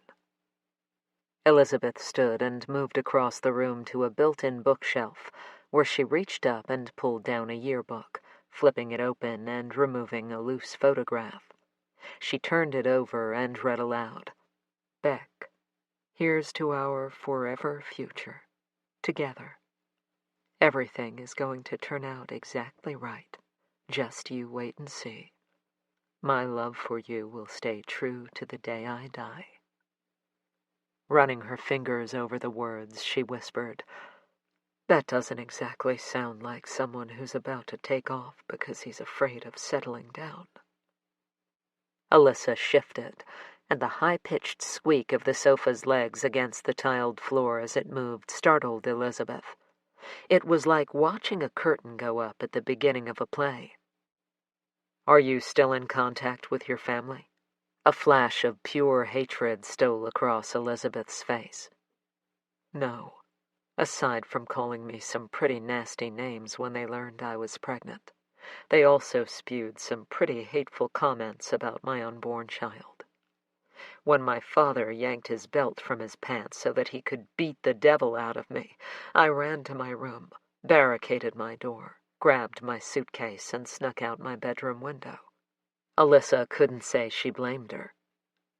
"I haven't seen them since, though I did call them after Brandon was born, in case there was any part of them that had thawed, that might have wanted to know their grandson. It was instantly clear their opinions about either of us hadn't budged a bit, so that conversation lasted less than 30 seconds. Alyssa couldn't imagine not wanting to know one's grandchild. Even though she and her own mother-in-law had once had a tumultuous relationship in which Mabel consistently insulted and undermined everything Alyssa said, the woman was convinced Holly and Isaac hung the moon and scattered the stars, and she would, and did, bend over backwards to be there for them. "What about Hayden's family? Do you keep in touch with them? Do they have a relationship with Brandon?" Even as Alyssa asked, she wondered if it was because she was drawn into the saga of this woman's past, or if there was some instinct holding her captive, telling her if she waited long enough, she'd have what she came for. Not as much as when he was first born. Elizabeth stroked the photo in her hand as if the glossy paper was truly Hayden's skin.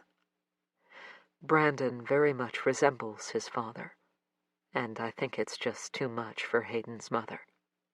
His father was killed in an industrial accident 6 years ago, and his brother moved to Montana. But I still see his sister Rosalind. In fact, I told her I was hiring Gabriel to look into Hayden's disappearance, and while she wasn't thrilled at bringing all that pain back to the surface, especially because of her mother, she also understood why I was doing it. I know Mr. Kensington set up a meeting with Roz, but I never got a chance to ask how it went. This past Wednesday, he left me a message saying it was urgent he speak to me right away, that he had some promising new information and wanted to get together so he could show me some pictures. His voice was, I don't know, excited but frantic, maybe. Because I didn't want the boys to overhear our conversation, I sent him a text telling him I'd taken Brandon and Nate down to Carlsbad Caverns to see the bats for fall break, and I'd call when we returned so we could set up a time to get together. But by the time we got back, I was already rushing to make another appointment I had. A strange expression flitted across Elizabeth's face, there and gone so quickly that Alyssa wondered if she'd only imagined seeing it. By the time I finished up with that, it was too late to call. And then the murders were all over the news this morning. Her voice trailed off. Her head reeling with this new information, Alyssa played out the scene in her mind. Gabriel speaks with Hayden's sister, who from Elizabeth's account appeared none too happy that the case was being looked into. Then he comes across some pictures, and then ends up murdered. It was eerily similar to what Grace had told her this morning, and that was more of a coincidence than she was comfortable with. "Do you still have the message Gabriel left?" She didn't bother to mask the urgency in her voice when she asked. Elizabeth pressed her finger onto the biometric scanner of her phone and swiped across the screen until she found her voicemail and hit play. Gabriel Kensington's booming voice burst into the room from beyond the grave. "Elizabeth, this is Gabriel Kensington. Call me back as soon as you receive this message. I've uncovered some disturbing information, and I'd like you to take a look at some photographs that have come into my possession. Hayden could... just call me." Grace's suspicion that this case may be connected to her brother's murder was beginning to make more sense than Alyssa had originally thought. "I'd appreciate it if we could get Rosalind's number." After writing down Rosalind's contact information, Elizabeth ripped off the piece of envelope she'd randomly grabbed and handed it over. "You said none of Hayden's friends believed he'd run off either. Did you ever talk to any of them about that night?" Sandra asked. "Yes, a couple of them, anyway. To be honest, I was so paranoid about keeping our relationship a secret, I didn't actually hang out with them much. I can't even remember most of their names. So I met up with his best friend Marcel and his partner Thad, and the general consensus was that the police believed we were all in denial due to hero worship. It wasn't physically possible for Elizabeth's eyes to roll any further back into her head. "Would you have a way for us to contact either of them?" Alyssa asked. "Actually, Roz told me Marcel died from cancer a few years back. As for Thad, they broke up, so no one really knows what happened to him. The only other friend of Hayden's I can recall was Al. If Hayden was late for one of our dates, which was frequent, it almost always had to do with Al. I actually never met him, so... sorry. I know that's far from helpful. In my career, you never know when the tiniest bit of information that seems like nothing at the time cracks a case wide open." Alyssa stood, indicating the interview was over. At the door, she thanked Elizabeth for her time and offered her a card. "Please call me if you think of anything else." Chapter 13. Friday, October 4th. Whipping her SUV around a slow-moving Chevy Spark, Alyssa mulled over Gabriel Kensington's message to Elizabeth Monroe. More importantly, she wondered what and where were the photographs he'd mentioned, because, as of yet, none had been discovered in their search of either the Kensington home or office. It seemed the most likely person to answer that question was Rosalind Benson, Hayden's sister, since Gabriel's message came on the heels of his meeting with her. Sandra pulled at her left earlobe, a trait Alyssa already recognized as something she did when she was thinking. "Is it just me, or does it seem a little odd to you that Hayden Benson's family wasn't overly thrilled to have Monroe hire someone to look into his disappearance? If that was my brother, nothing would stop me from getting to the truth. Also, let's just say he did run off because he got cold feet about becoming a daddy so young. Don't you think at some point over the past 7 years he would have reached out to his parents at least? Reading between the lines here, of course, but Monroe made it sound as if he was close to his family. Walking away and never contacting them again just for the sole purpose of making sure he doesn't have to take responsibility for knocking someone up seems like a pretty far stretch. 2 + 2 is not equaling 4 in this instance." While conducting an interview with Sandra had been a far cry from the smooth system she and Cord had worked out over the past 5.5 years, Alyssa still found the young officer to be amazingly astute. "That pretty much sums up my thoughts, too," she said. When Sandra remained quiet, Alyssa darted a quick glance her way. It was immediately clear to her that her newest team member was preoccupied, as she studied the image of a smiling Hayden Benson leaning up against a tree with his jacket casually hooked over one finger so it draped over his back. In the picture, the same one that he'd written his message of devotion to his future with Elizabeth on, he appeared ready to take on the world. How long before he discovered he was going to be a dad had the photograph been taken? Alyssa wondered.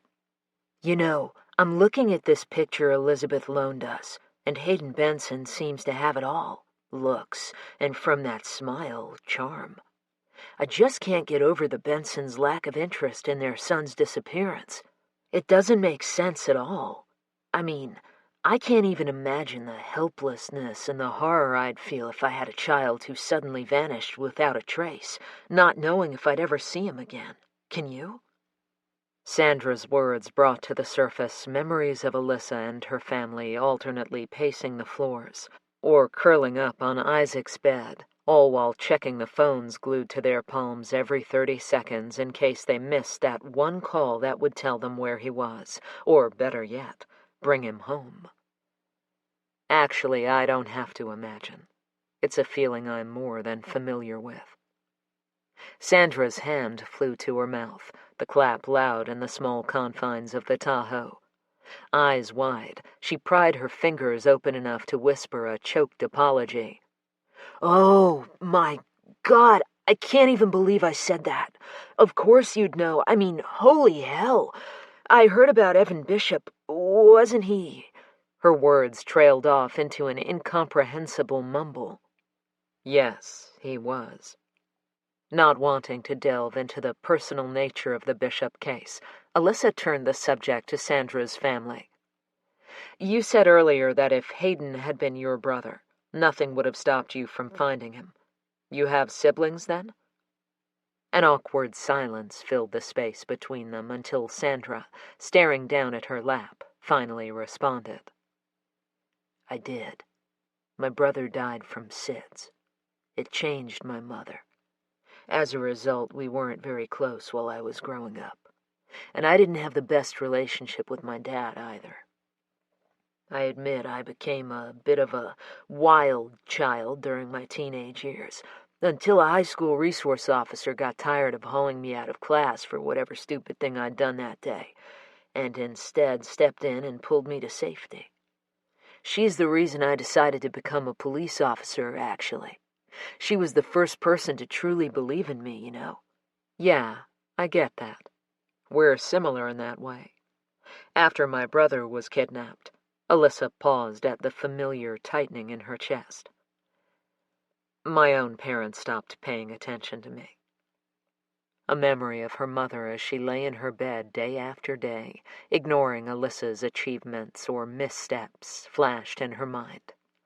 No matter how hard she'd tried, she'd never been able to penetrate that shell her mom had placed around her fragile heart.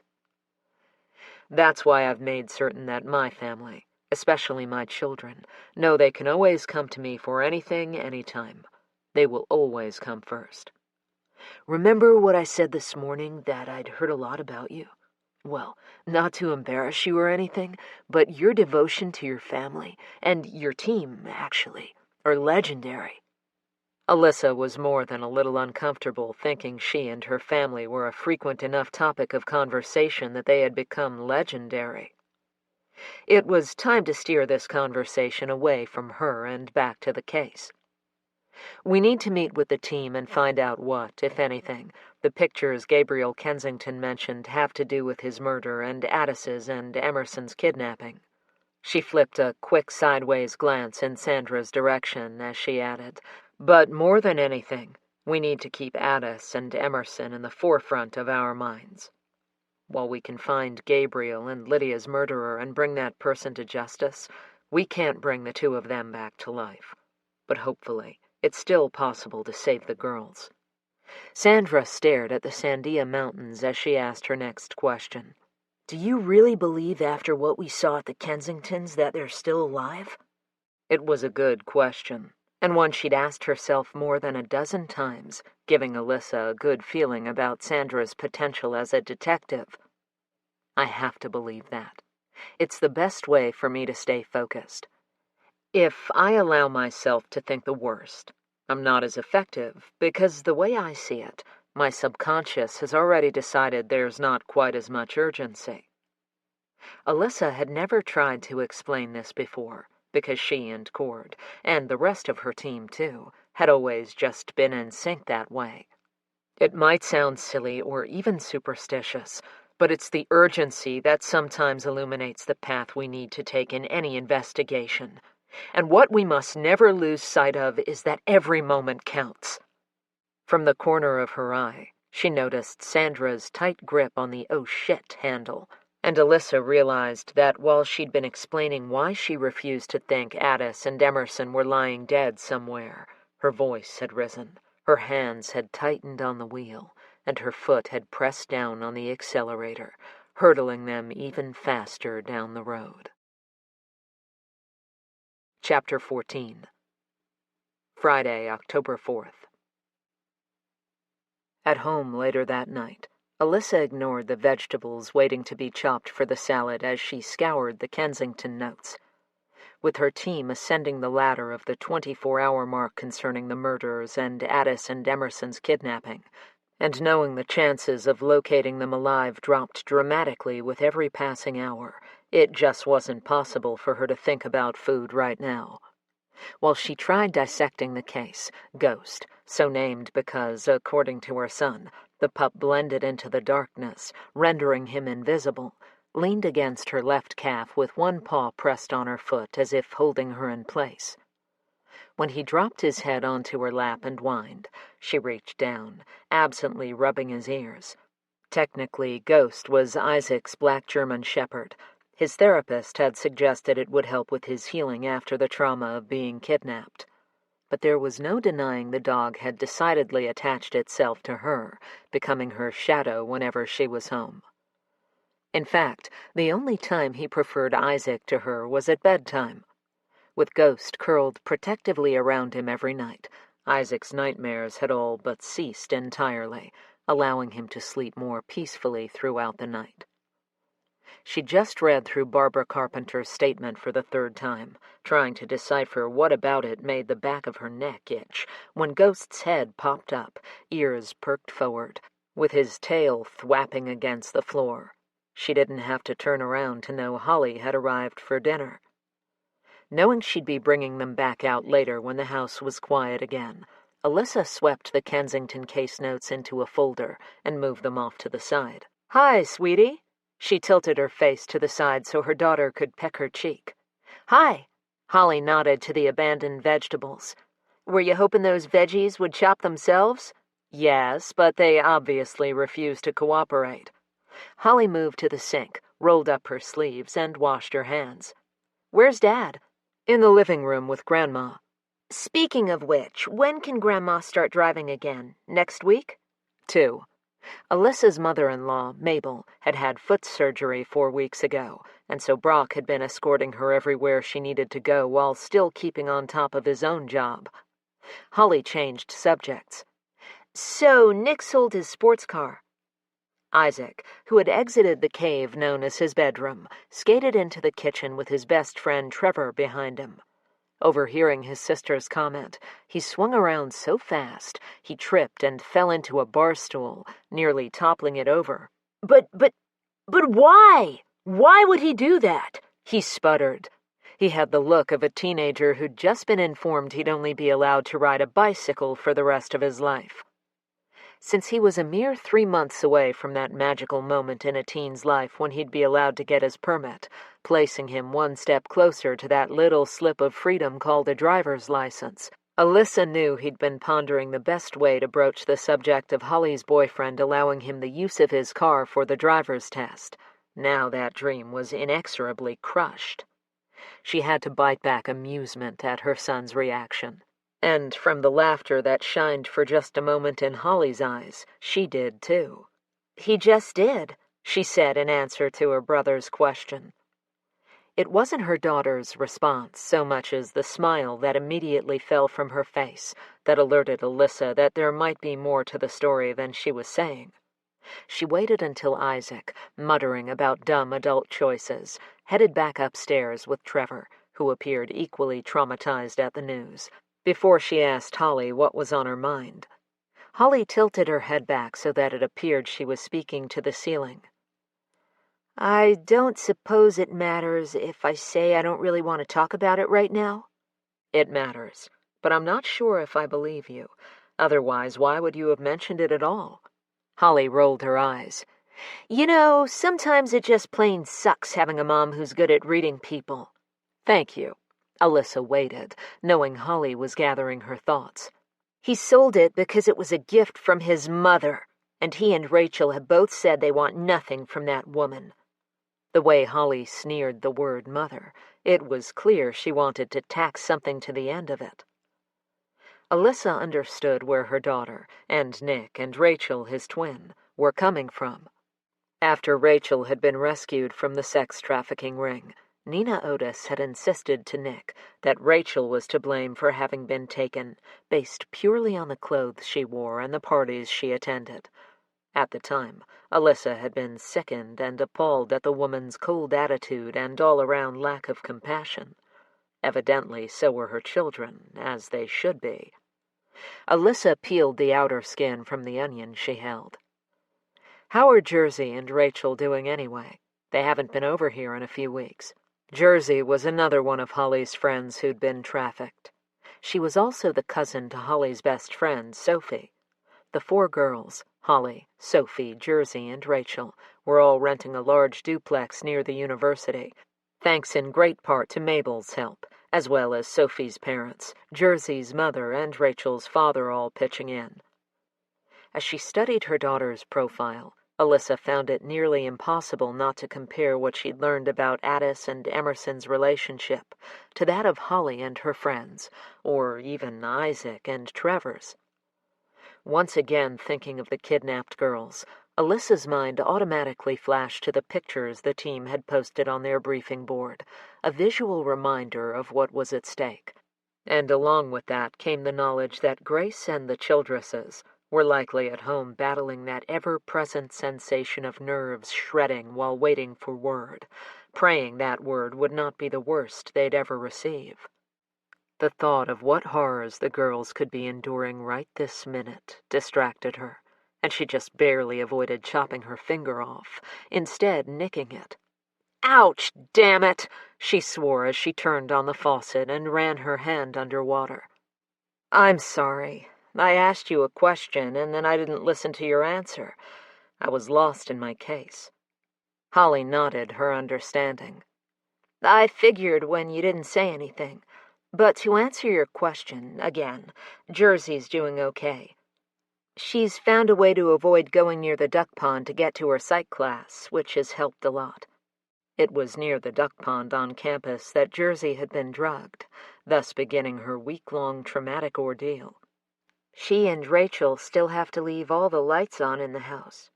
"I imagine that'll take some more time, and a lot more healing." Setting down her knife and wiping her hands off on the dish towel, Alyssa framed Holly's cheeks in her hands. "I'm glad you girls have each other." Silently, she prayed that, somehow, Addis and Emerson were also able to find strength in each other wherever they were. "Me too," Holly said, and it took Alyssa a second to realize her daughter hadn't just read her mind, but was talking about her own friends. "And I'm glad those girls have you and Cord on their case. They have the best. What are their names again?" "Addis and Emerson." "That's right. The district attorney's niece, right? I heard that on the news." The conversation dropped when Brock walked into the kitchen, his hand gripped beneath his mother's elbow as he helped her to the table. "I thought I heard my girl in here." He kissed the top of Holly's head, then slowly turned in a circle. "No Nick?" There was only the slightest tightening to his voice, and Alyssa had to duck her head to hide her smile. Her husband was having a little bit of trouble these days adjusting to sharing his baby girl's time with another man. Holly rolled her eyes good-naturedly. "No, Dad, he had other plans tonight." Just like that, Brock's face lit up. "Good. That means we get you to ourselves for a while." "Yes, you do." The twinkle bounced back into Holly's eyes as she and Alyssa silently shared their amusement with each other. Nearly 2 hours later, dinner had been eaten and the dishes cleaned up. Isaac and Trevor had retreated to Isaac's room, still sulking about Nick selling his sports car, and Brock had taken his mother home, leaving Alyssa and Holly alone once more. Holly tipped her head to the folder Alyssa had been studying when she'd come in. I know you can't really discuss the particulars of the lead you have, but if you want to talk things out, I can listen and be discreet. Alyssa knew she was asking not only because she was genuinely concerned, but also because her daughter had decided, after what had happened to her brother in April and her friends in May, to stay in Albuquerque and study criminology, following in her mother's footsteps. Alyssa sighed. I wish I could. Holly patted her mom's hands before gathering her keys.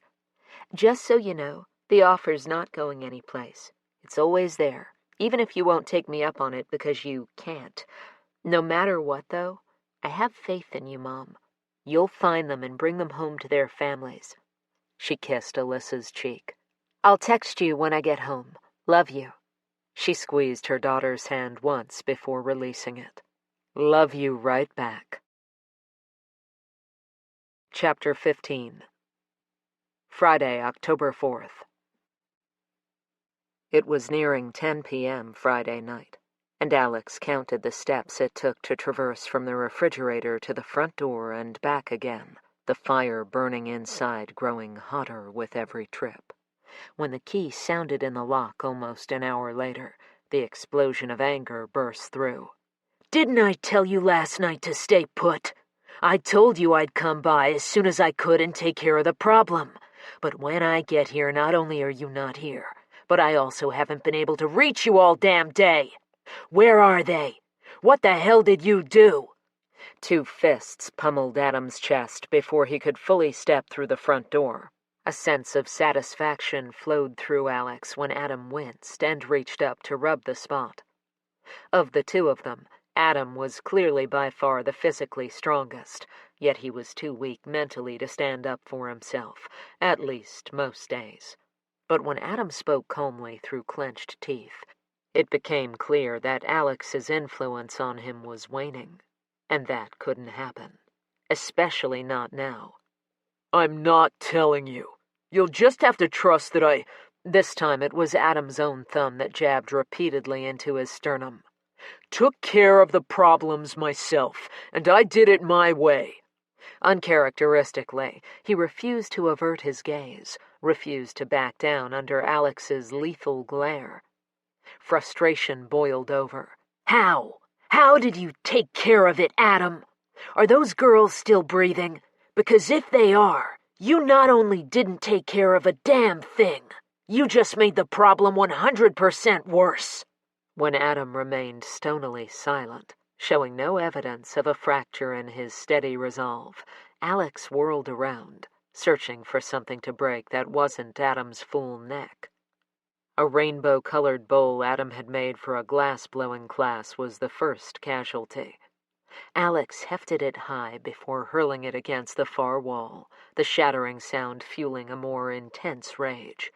Within minutes, an entire cupboard of assorted dishes littered the floor, shards sparkling like glitter under the glow of the kitchen light. The peace that came from causing the destruction of someone else's belongings lasted only until it was over, and then Alex, nostrils flaring and heaving in great gulps of air, whirled on Adam once again, this time shocking both of them by shoving a gun into his face. The menacing sound of the gun being cocked echoed throughout the room. The tick in Adam's left eye pulsed rapidly as his face paled and he stumbled backwards, trembling hands raised in surrender. Man, what are you doing? For several seconds, Alex stared coldly at Adam, then clicked on the safety before setting the gun down. I'm sorry, I shouldn't have done that. Hazel eyes implored Adam to understand. I just want to make sure nothing happens to you, or me. I don't want to go to prison, and you have your NFL career to think about. So tell me, Adam, where did you take them? Let me help. Chapter 16. Saturday, October 5th. Bright and early Saturday morning, well, early anyway, Alyssa was back at the precinct along with Cord, Hal, Joe, and Sandra. At 10 after 5 that morning, when her phone had jolted her awake from a troubling dream in which Sarah was desperately treading water and begging Cord to save her, she'd expected her partner to be on the other end, and she'd subconsciously braced herself for bad news. So when it was Tony's voice in her ear, it had taken her a moment to swim through the confusion of her sleepy brain. "Hey, Liz, did I wake you? I'm sorry. I just figured you'd be up already because I know you're an early riser." "No problem," Alyssa said while stifling a yawn. "I needed to get out of bed anyway. What's up?" Her head had still been muddled from her dream, so it hadn't immediately dawned on her that it wasn't the hour of the phone call that was strange, but that Tony was phoning her at all, instead of waiting until he saw her at the station.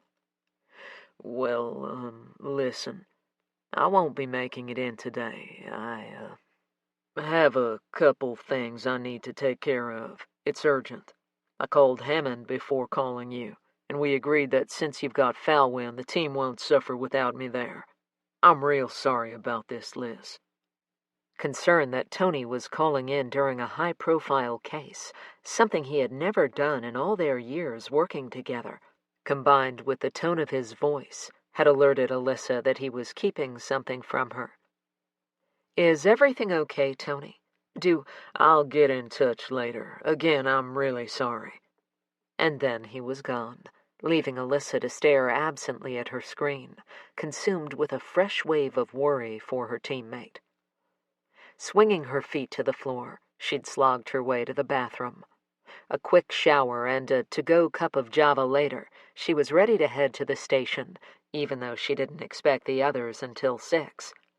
However, thanks to Balloon Fiesta traffic, it had taken an extra half an hour to get there, so she pulled into the precinct parking lot just ahead of Cord, and the storm that seemed to roll in out of nowhere. The dark clouds hovered menacingly, and she tried to shake the feeling that, coupled with her dream and Tony's phone call, they were a bad omen. No sooner had she climbed out of her SUV and slammed the door than the first rain pellets hit the top of her head.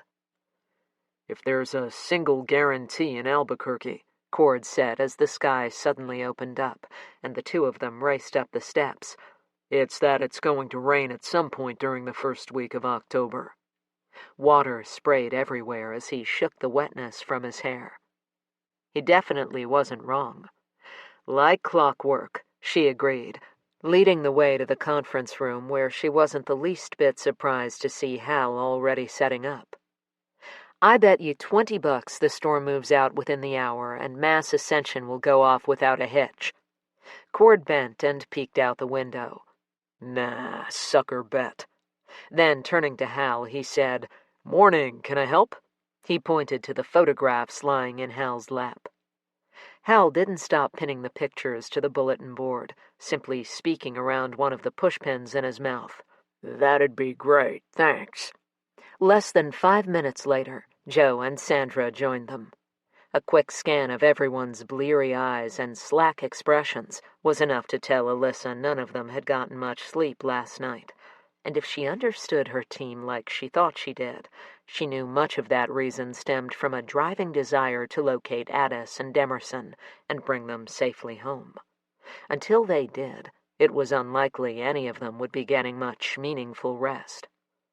Sandra moved to the conference table and pulled out a chair. "Looks like we're just waiting for Tony, right?" Alyssa glanced up from what she was doing. "Actually, Tony called me this morning. He's got some personal things to take care of, so we're it for now." Mutual concern snaked across the room as Hal and Cord peered at each other before transferring their gazes to Joe. Tony was more than a partner to him. He was his best friend, and the fact that even he hadn't been able to breach the brick wall that had been erected since May was just another reason to add to their worry. Knowing there wasn't much she could do for Tony until he was ready to share the demons he fought, Alyssa took a drink of her coffee, then cleared her throat. She needed everyone's head in the here and now. "So, Elizabeth Monroe." Wanting Sandra to feel like she was definitely part of the team, she waved her arm in the young officer's direction. Not that she expected anything less, but Alyssa was pleased and impressed by how Hal, Joe, and Cord instantly shifted their attention from her to Sandra expectantly, as if they'd been doing it for years instead of one day. More exciting was how Sandra smoothly transitioned from observer into informer, as if she, too, had been briefing the team for years. We all know Grace Burgess believed one of Gabriel's cases might have led to his murder. And at first, at least where I was concerned, I had my doubts. But what we learned from Elizabeth Monroe may support that theory. For the next 20 minutes, Sandra fielded questions as she gave a rundown on the Monroe interview, ending with, "Both sorry, can I call you that? I heard the others, but if you prefer." Alyssa was so used to hearing the shortened version of her name that she hadn't even noticed when Sandra did it. "You're fine. Go on." "Anyway, Liz and I both thought it awful peculiar that Hayden Benson's family was none too keen on Ms. Monroe hiring Gabriel Kensington. And soon after he met with Rosalind Benson, a massacre and a kidnapping take place. Seems a little too coincidental." Without looking away from the notes he was scribbling, Cord said, "We can head out and interview Rosalind Benson today." Alyssa wasn't sure if he was referring to the two of them or if he was including Sandra in the we. Hal waited to make sure Sandra was finished before jumping in with his own update. "First of all, Marnie Hansen was right as far as Gabriel's online appointment calendar goes. The last entry I saw on there was for September 7th, and that was just a note for his annual Labor Day barbecue. So I spent most of last night scouring the financial records on Gabriel Kensington's laptop. Good call including that in the search warrant, but so far I don't see anything out of the ordinary, business-related anyhow. No deposits or massive withdrawals that would raise a red flag. I'll keep digging, just in case. And as far as online footprints go, I'm not getting many hits outside of Mr. Kensington's charities and his private investigation practice." He tilted his head Joe's direction. "You're up." Joe straightened a pile of papers in front of him. "I'm afraid I don't have much to add. You know, Tony and I went back to recanvass the Kensington neighborhood yesterday evening while Liz and Sandra interviewed Elizabeth Monroe. But we basically got back the same information the officers got Thursday night." "What about home security systems?" Cord asked. "Same. And none of the residents who allowed us access to their footage have cameras directed at the Kensington's house. So that's basically a bust, at least for now." "Where are you on getting access to the phone records?" Alyssa asked. "Still waiting," Joe growled. "It's like the phone company doesn't care that we have a double homicidal maniac who likes to kidnap teenage girls running around. I'll contact them again, see if I can light a fire, but so far they're demanding a warrant for those records, which, as we all know, can take weeks. So it's a good thing we've at least got the one left on Kensington's desk. Of course, that doesn't really tell us anything about Lydia Kensington's contacts. Regardless, I've already put a call in to Judge..." Alyssa's phone rang, and she peeked down to see who would be calling before 7 in the morning. "It's Dr. Sharp," she informed the team as she answered. "Good morning, Lynn. What have you got for us?" Across the line, Lynn sighed, and Alyssa could picture the medical examiner's trademark expression of pinching the bridge of her nose with her thumb and forefinger. "I don't know how much it's going to help, and I want to caution you that these are still preliminary findings." "Preliminary, possibly not helpful. Got it. Go. No, wait, let me put you on speaker first. That way nothing gets lost in the translation." She pulled the phone from her ear, tapped a button, then leaned it against the whiteboard. "Okay, you're up." Sandra tapped Cord's arm and pointed to one of the yellow legal pads in the center of the table, mouthing a "thank you" when he scooted both the tablet and a purple pen in front of her. The way her hand whistled across the page reminded Alyssa of her college years when she'd tried to get every single word down that the professor spoke. Thank goodness her roommate had surprised her with a mini recorder and saved her wrist. The others noticed, too. Hal and Joe both boasted proud smiles as if they'd taught her themselves.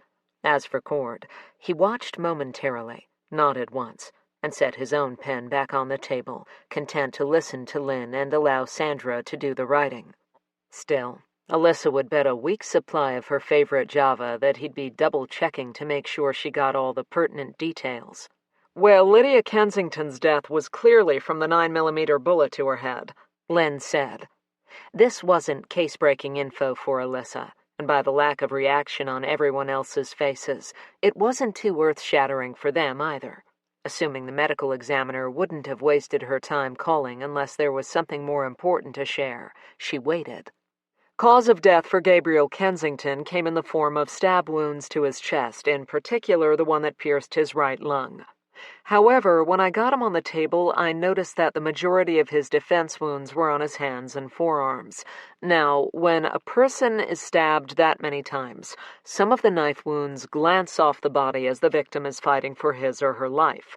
With Mr. Kensington, there were none of those types of wounds. All the stabbings were pretty straightforward, in and out, center mass, with a few exceptions below the rib cage and into the stomach. Speaking of stomachs, the contents in Alyssa's swirled in a violent rush as she envisioned Grace's brother lying on the cold kitchen tiles, not yet dead, helpless to do much more than raise his hands in defense.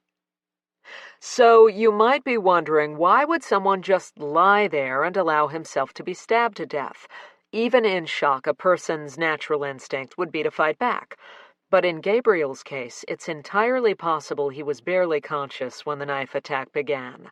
And that, detective, is because he'd also been shot with one 9mm round in the back.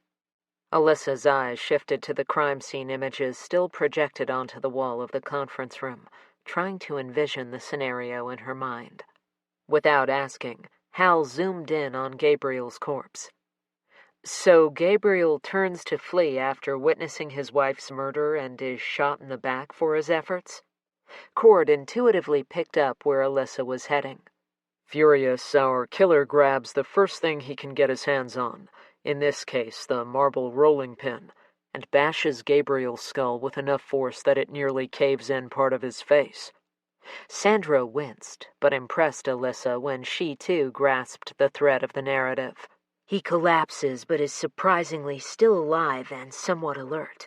The killer becomes so enraged at this point that a bullet will no longer suffice, so he grabs a knife from the butcher block on the counter and begins stabbing Mr. Kensington until he's killed him, or until the anger fizzles out, whichever comes first. Sounds reasonable, but if you're going with that scenario, I'd say Gabriel's heart stopped long before the stabbing ceased. Lynn agreed. There are still a couple more things I want to share with you before I go. After examining the contents of the Kensington stomachs, I can state with a fair amount of certainty that their deaths occurred within an hour or two of what became their last meal. And not to be crass about it, but at least it appeared to be an appetizing one. Steak, broccoli, and some form of berry, I'm guessing was either strawberry or raspberry, were apparent in both Gabriel's and Lydia's abdomens. Alyssa recalled her initial reaction upon entering the Kensington residence Thursday night. The only lingering odor in the air had been that of death. If the Kensingtons had eaten at home, the meal hadn't been prepared there, she was sure of it.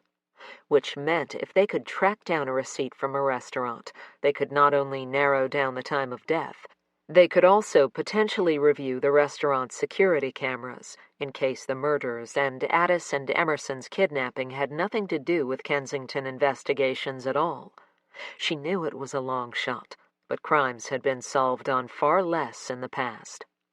I don't suppose you found a receipt tucked into Gabriel's pocket or wallet, did you? Alyssa asked Lynn now. A light chuckle tickled her ear. If only it were that simple, right? If only, Alyssa agreed. Before I go, there's something else I want to share. And this is something that might be helpful, at least when you begin to gather your list of suspects. In my professional opinion, I believe it's a safe bet that whoever killed Gabriel is either female or a shorter male due to the angle of the blow to Gabriel's head. It came from below, which would indicate someone with a smaller stature as opposed to coming from above or level with, which would hint at someone of similar height or bearing. Alyssa's gaze swung over to Sandra as she thought of Elizabeth's bandaged hand.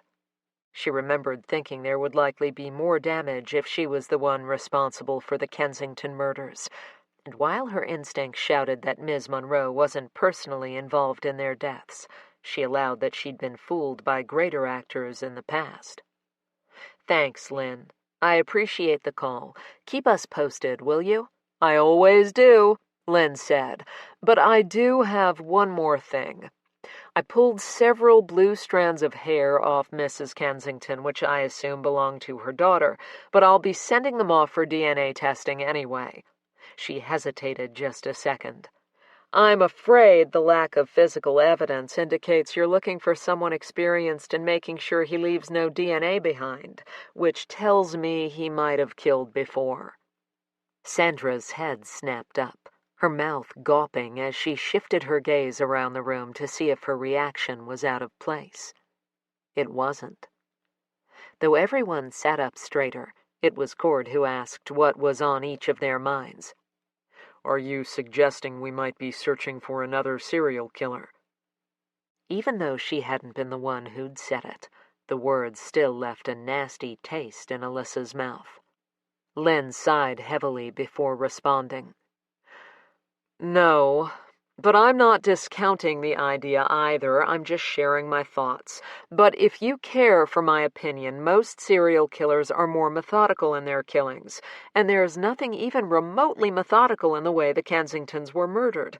But then again, I'm a doctor, not a detective, and on that note, I'm going to go. As soon as I have anything else, I'll let you know." And then she was gone. It took Alyssa several seconds to gather her thoughts, and then prioritize and compartmentalize them before she could share with the others what she was thinking. Yesterday, when Sandra and I were speaking with Ms. Monroe, there was a large gash on her hand between her thumb and forefinger. She pointed to the spot on her hand. She explained it away by telling us she sliced it open making dinner, and while I believe there'd be more damage if she was responsible for the carnage in the Kensington home, maybe we should head over there with some follow-up questions. "Why not call?" Sandra wanted to know. It was Joe who answered. "That's a good question. Short answer is that it's easier to tell if someone is lying or possibly stretching the truth if they're standing right in front of you." Alyssa didn't miss the way Sandra's face flushed before she lowered it, mumbling, "Of course, it's obvious. I should have thought of that." Hal patted her hand. "It's only obvious because you know now. Nothing wrong with asking questions. It's how we all learned." Cord pushed back from the table and, catching Alyssa's eyes, cocked his head to the side. She nodded once, and he turned to Sandra. "Why don't you come with?" He didn't have to ask twice. Sandra was on her feet and across the room almost before Cord was to the door. Before they left, Alyssa asked Hal to contact Grace. "After we meet with Ms. Monroe, we're going to see if we can meet up with Rosalind Benson. In the meantime, could you see if Gabriel or Lydia had anything to celebrate, or if they had a favorite steakhouse they enjoyed? If she can think of one," she pointed to Joe, "head over and see if they'll let you go over their security footage from Thursday evening." She turned back to Hal. "Also, see if we can get credit card statements, or see if you find something in that box of evidence pulled from the house that shows a restaurant receipt. And if none of those options turn up anything, then I guess we'll start checking out all the steakhouses within a 15-mile radius of their home, and branch out from there if we need to. If anyone gets a hit, call me." And then she disappeared through the door, with Cord and Sandra trailing behind her. Chapter 17. Saturday, October 5th. It was immediately clear to Alyssa when they finally pulled up — balloon fiesta traffic was still horrific at this hour of the morning — that Elizabeth wasn't home. Still, the three of them got out and rang the doorbell, but after waiting 5 minutes, they returned to the vehicle. Undeterred, she tapped her built-in Bluetooth, scrolled through her call log, and dialed Elizabeth's number, listening to it ring 5 times before going to voicemail. Ms. Monroe, this is Detective Wyatt.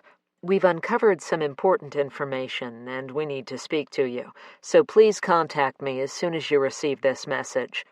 She rattled off her number, tapped the end call button, and pressed her head into the SUV's headrest. With every possible lead ending in some type of roadblock, the ticking clock in Alyssa's head grew louder as the pressure to find the girls intensified. She knew all she needed was one small crack, just one, and she'd be able to pry the case open. And then she'd be able to bring Addis and Emerson home to their families. She shook her head to erase the idea her team could be bringing home the girls' bodies. Could we go interview Rosalind Benson and then try Elizabeth again afterwards? Sandra suggested from the back seat. Cord tapped the side of his head. Great minds. I was just about to suggest the same thing, but you beat me to it. Alyssa didn't say it, but the thought had also crossed her mind. Why don't you give her a call then? I'll start heading in the general direction of Del Luna, and that way we'll have a head start on getting there. If she agrees to see us, Sandra said. Alyssa backed out of Elizabeth's driveway. Even if she doesn't, if she's home, we're heading that way. She hoped Sandra realized her snippy tone was directed at the situation, not at her. Nearly 15 minutes later, Rosalind Benson had yet to answer her phone or call back, and as Cord's finger hovered over the redial button to try again, Hal's name popped up on Alyssa's Bluetooth. Hey, Hal, what did you find out? Crackling static made him sound like he was talking to them from a spaceship, and she checked to make sure her signal strength was still good. It was, so it had to be on Hal's end. Talked to Grace. She gave me the name of 2 restaurants. One was Gabriel and Addis's favorite. One was Lydia's, so I decided to contact that one first and hit pay dirt. The manager confirmed that the Kensingtons were frequent patrons at their establishment, and they definitely dined there Thursday evening from 7 to 8:15. When I asked if he was sure, he said that Gabriel and Lydia came in at least twice a month, always on Thursday. Since he's known them, they've never wavered from that time frame. He said to give him some time to clear it with the owner because they're not actually open right now, but he didn't foresee any issues with us going over their security footage. I wanted to let you know before I sent Joe out. Thanks, Hal. By the way, what restaurant was it? The Ranch Steakhouse. Oh, Alyssa said. We're about 3 minutes away from there, so we'll just save Joe a trip since Elizabeth wasn't home anyway. Could you go ahead and text me the manager's contact information? You got it. I'll let Joe know. After Hal ended the call, Alyssa glanced first at Cord, then in the rearview mirror at Sandra. Looks like a slight change in plans. Let's go see what we can find out. Exactly 3 minutes later, Alyssa parked her Tahoe beside a dark blue Mercedes sporting one of New Mexico's green chili capital of the world license plates. Before she turned off the ignition, she used her Bluetooth to dial the restaurant. The manager answered on the second ring.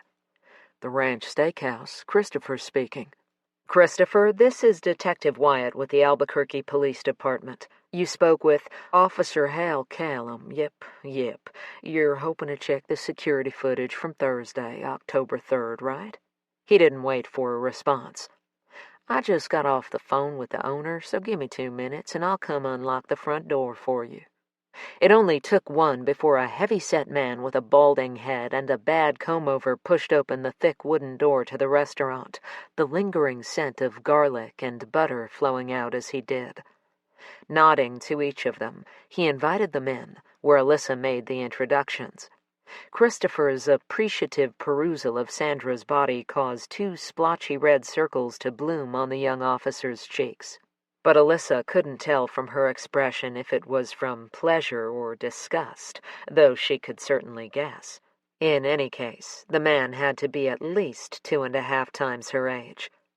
After relocking the door, he said, "Follow me." and then led them to the back of the restaurant where his office was located. Moving behind his desk, he muttered, "This'll only take a few seconds." His fingers flew over the keyboard, typing in some lengthy password that he had taped beneath a paperweight. "Aha, there, I'm in." He thumped his fist on the desk and backed up. "There you go. If you don't mind, I'm going to grab these receipts and head out to the dining room." He tossed both hands in the air as if they'd just informed him he was under arrest. "Unless you need me to stay for legal purposes." "That's okay. We'll come get you if we have any questions." After another quick scan of Sandra's body, Christopher backed out the door, leaving it ajar, and headed down the short hallway. Cord was already settling into the chair in front of the computer, his index finger clicking on the mouse as he navigated through the video feed in front of them, until he'd rewound to the time Gabriel and Lydia pulled into the parking lot. There he hit pause, and waited as Alyssa and Sandra dragged the visitors' chairs around and settled in beside him. But before they could get started, Christopher poked his head back in. "Sorry to interrupt already, but can I get anyone some coffee?" Huh. Sleazy or not, maybe the restaurant manager had a few redeeming qualities after all. "Please, black," Alyssa said. As usual, Cord declined, but when Sandra said, "Same, thanks," his eyes practically rolled back in his head. "No wonder you're both short." "Careful there, partner," Alyssa retorted before she turned to Sandra. "I knew there was a special reason I liked you." When Christopher backed out again, Alyssa cast all joking aside as Cord hit play again. After parking the vehicle, Gabriel climbed out and moved around to open his wife's door. Though the image was grainy, Alyssa could clearly see Gabriel's lips flatten into a thin line when his wife angrily jabbed the air, almost connecting with her husband's chest. He didn't appear to reply as, grasping her elbow to hold her steady when she wobbled on her high heels, he ushered her to the front door. Inside the restaurant, the unhappiness etched across their features abruptly morphed into enormous, toothy smiles as they greeted the maitre d', who took their coats and led them back to a table in the center of the dining room against a far wall. Within moments, a waiter appeared, a bottle of wine already in hand. Gabriel quickly scanned the label before nodding his head in approval, giving Alyssa the impression that the waiter was familiar with the Kensington's choices. After filling their glasses, he placed the bottle near Gabriel's elbow and gave a quick dip of his head before disappearing again. Neither Gabriel nor Lydia opened their menus, instead pushing them aside, as once again, left only to themselves, their faces returned to the scowls of displeasure they'd been wearing when they'd first arrived. Christopher cleared his throat, and Alyssa, Cord, and Sandra snapped their necks around. 2 steaming cups of coffee sat on a silver tray next to a carafe and a bottled water, presumably for Cord. "Thank you," the 3 of them said in unison as the manager retreated back out the door. She'd just taken a sip when Sandra let out an excited whoosh of air. Startled, Alyssa jerked back, spilling hot coffee on her hand. Sandra's finger drummed the screen. "Is that Elizabeth Monroe?" Cord hit pause. Due to the dim lighting of the restaurant and the poor video quality, the picture was dark, but the woman sitting alone 3 tables away from the Kensingtons was most certainly Elizabeth Monroe. "Rewind 10 seconds and hit play," Alyssa instructed, scooting to the edge of her seat in an effort to get a closer look. A tall, lean man entered, his steps faltering when he spotted Gabriel and Lydia, but when Elizabeth waved one slim arm in the air, he strode over and kissed the cheek she offered, before sliding into the seat across from her. Clasping one of her hands between both of his, he brought it to his lips. "Well, I'll be damned," Alyssa said. "Unless Ms. Monroe has an identical twin somewhere, that is definitely her." Instantly, she recalled the strange look that had flitted across Elizabeth's face yesterday when she'd told them about the message Gabriel had left for her. She turned to Cord. When we interviewed Elizabeth, she didn't mention being at the same restaurant at the same time. Why is that? And who is that man with her? There was something familiar about him, but she couldn't pin her finger on what it was. She hasn't looked in the Kensington's direction, said Cord, so it's possible she didn't see him. Her partner had a point, even if Alyssa found it difficult to believe.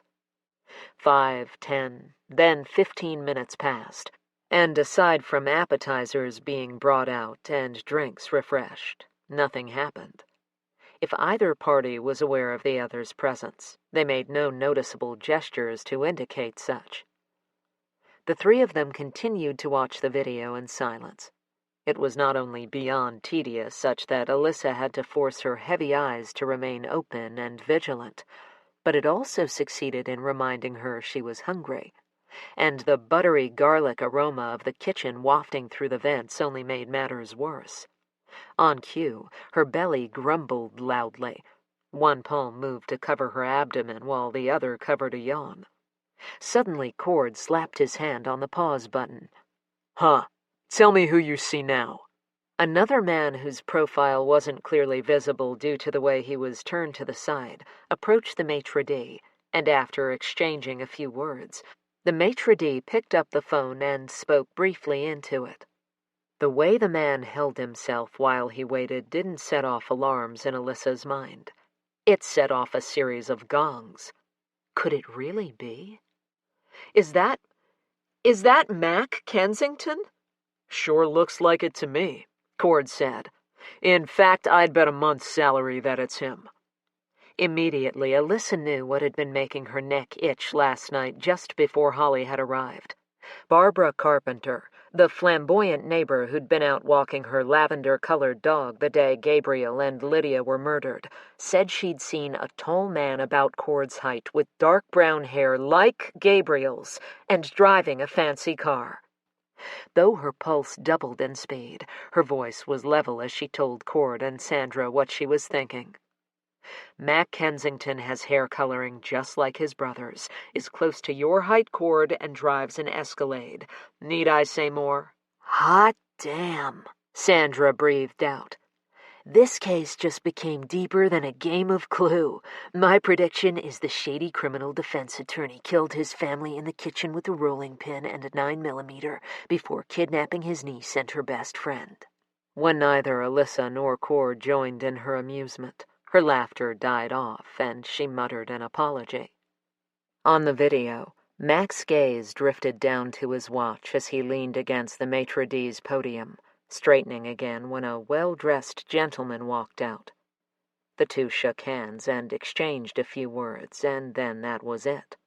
Even as the probably Mac walked out, Alyssa noticed he'd never once glanced back in Gabriel's direction, and as Cord had suggested in Elizabeth's case, she had to admit to the possibility that Mac really hadn't known his brother was there. But even if that were true, if her hunch was correct, and he was indeed the person Ms. Carpenter had spotted with Gabriel Thursday afternoon, it still left her with the question as to why he hadn't mentioned that he'd seen his brother earlier in the day. If they'd been arguing, as Ms. Carpenter had suggested, the obvious answer was that Mac was a lawyer and would know better than to implicate himself. On the other hand, his decision to keep silent placed him on the top of her pitiably short list of suspects. So, Alyssa and Cord directed their attention away from the screen and over to Sandra when she hesitated. What? Alyssa encouraged. What are the chances that Mac, who lives nearly 5 hours away, just happened to be in Albuquerque and just happened to be at the same restaurant as his brother hours before the man was killed? That's a little too coincidental in my book. Cord chewed on the inside of his cheek the way he did when he was mulling something over. Could be coincidence. Could be something else. But the man's a big-shot attorney, so if he is somehow involved in fratricide, I can't imagine he'd be so sloppy as to knowingly be seen at the same place as his brother on the night the man was killed. Just doesn't make sense. Trying not to let her dislike of the man skew her perception, Alyssa considered the possibility that Mac was involved, that he'd murdered his brother and sister-in-law and kidnapped Addis and Emerson. But why? Something didn't add up. Like the man himself had pointed out, he was smart, and it showed in the way he'd gotten most of his guilty clients acquitted. I tend to agree with Cord. Mac knows the ropes, so it stands to reason he'd never be this sloppy. Almost as if he was discussing the weather and not a murder case, Cord said, "On the other hand, remember what Mac said Friday morning about not all killers being evil? Like he was trying to defend the person responsible for murdering his brother and sister-in-law and kidnapping his niece and her best friend?" Sandra shot out of her seat and began to pace. "Of course, Mac might normally be more cautious if he's involved. But think about the crime scene. The ferocity with which Gabriel Kensington was slaughtered painted a picture of someone in a passionate furor, so it's possible he wasn't thinking clearly." Sandra was so excited, Alyssa hated to burst her bubble by playing devil's advocate. "I see what you're saying," she said. "But there's one problem with that theory. Dr. Sharp mentioned Gabriel was killed by someone of short stature." She tipped her head at the surveillance footage. "That description most definitely doesn't fit Mac Kensington. Which isn't to say he's not involved, but with his occupation, we need to tread lightly. Not to mention we don't have a motive yet," Cord added. The photograph of a smiling Addis and Emerson standing knee-deep in the Rio Grande, arms around each other, flashed briefly in Alyssa's mind. If it turned out Mac did have the girls, he'd have no choice but to get rid of them. He couldn't afford to do anything else. As if she'd pulled the thought straight from her head, Sandra voiced aloud what Alyssa was thinking. "If Mac's involved, Addis and Emerson are as good as dead." She sucked in a deep breath and released it slowly before forging ahead. "He'd have no choice but to kill them because they'd ruin him." Her gaze lit on Cord's face before immediately darting away. "I don't think he could even risk—" She cleared her throat. "Selling them." Cord's head snapped around, and Sandra apologized. "I'm sorry, I'm just thinking out loud. If he does anything except kill them, there's always a possibility that they could escape." "And then life as he knows it is over," Cord finished. A blanket of silence drifted down while they each grappled with what Mac's possible involvement might mean in terms of their investigation. And even though it took quite a bit of willpower not to forego watching the rest of the video in favor of speeding over to Mac's house to demand answers, Alyssa managed. "Let's finish watching this. Maybe we'll see something else that will tell us we're looking in the right direction." Cord reached out and hit resume. At a few minutes after 8, Gabriel pulled out his phone, glanced down, and then typed something before putting it away again. Though Alyssa couldn't hear what Lydia was saying, the tight, pinched look on her face made it clear that she wasn't happy. "I'm guessing Gabriel just told Lydia about Addis's request to stay with Emerson," she said. "The timing fits," Cord said as Sandra nodded her agreement. A few minutes later, Gabriel and Lydia paid their tab and headed out, and Alyssa watched Elizabeth Monroe follow their movements. So, she had noticed Gabriel's presence after all. If that was the case, why hadn't she mentioned it last night? Shortly after the Kensingtons left the restaurant, Elizabeth removed several bills from her clutch and tossed them onto the table before she and her partner headed out. They disappeared from view of the cameras shortly after exiting the building and heading in the opposite direction of the parking lot. An undercurrent of WTF, as the kids like to say, had Alyssa's nerves zinging almost painfully as an unpleasant thought entered her mind and refused to budge. Could Mac Kensington and Elizabeth Monroe both be involved? It didn't make sense, but she couldn't discount the idea altogether. "So, naive question maybe, but can we get a search warrant for Mac's house and vehicle?" Sandra's question distracted Alyssa from her own unvoiced concerns. Cord was already shaking his head.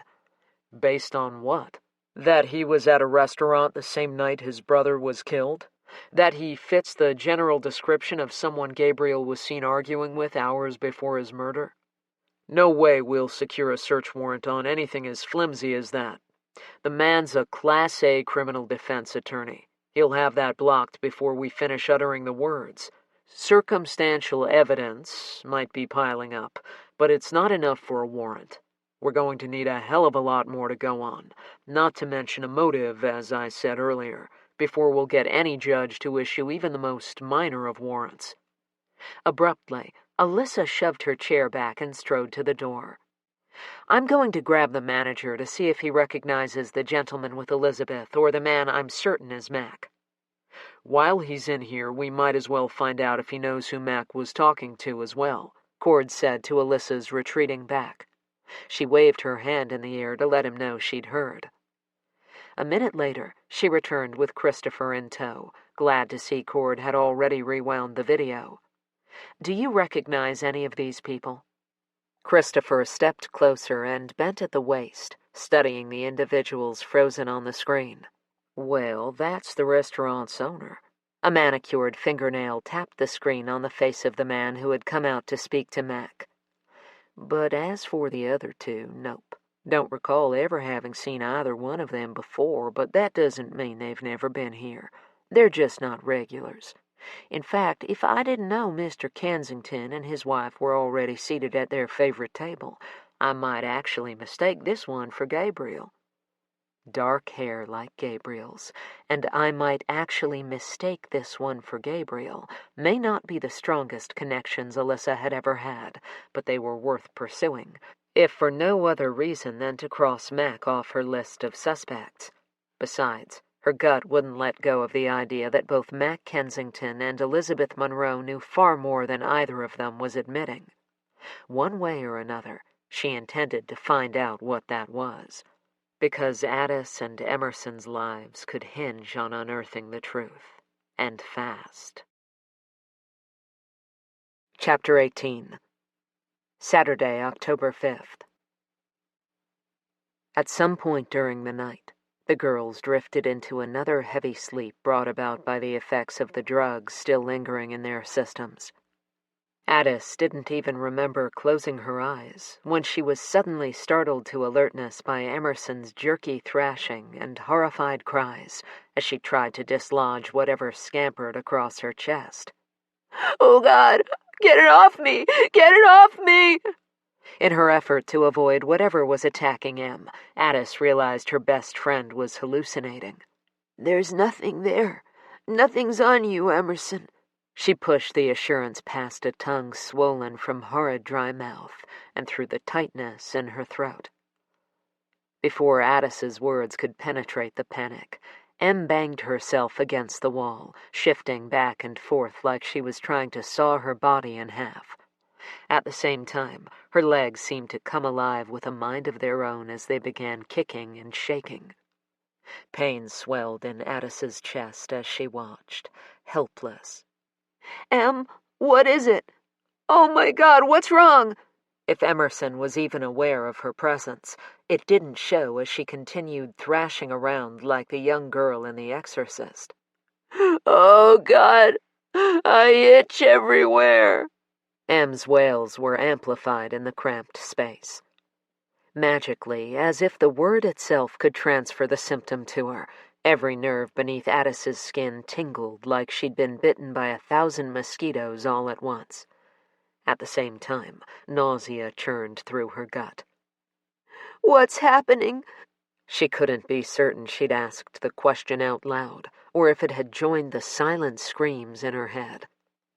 "Addis Penn Kensington, you need to take a deep breath and calm down."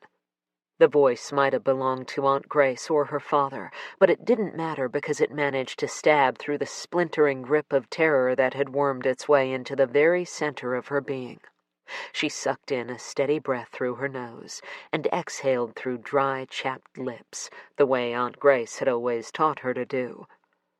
In a brief snap of clarity, she recognized she and Em were likely suffering the side effects of whatever drug they'd been given. but understanding that offered no relief. How long can a person survive without food? Addis was so swamped in her own misery that she wasn't even aware Em had stopped thrashing about. The mere mention of food was enough to induce the sharp spasms that snaked their way across her digestive tract. Hunger and thirst warred for first place, so in a last-ditch effort to retain her tenuous hold on sanity, she forced herself to think back to her biology class.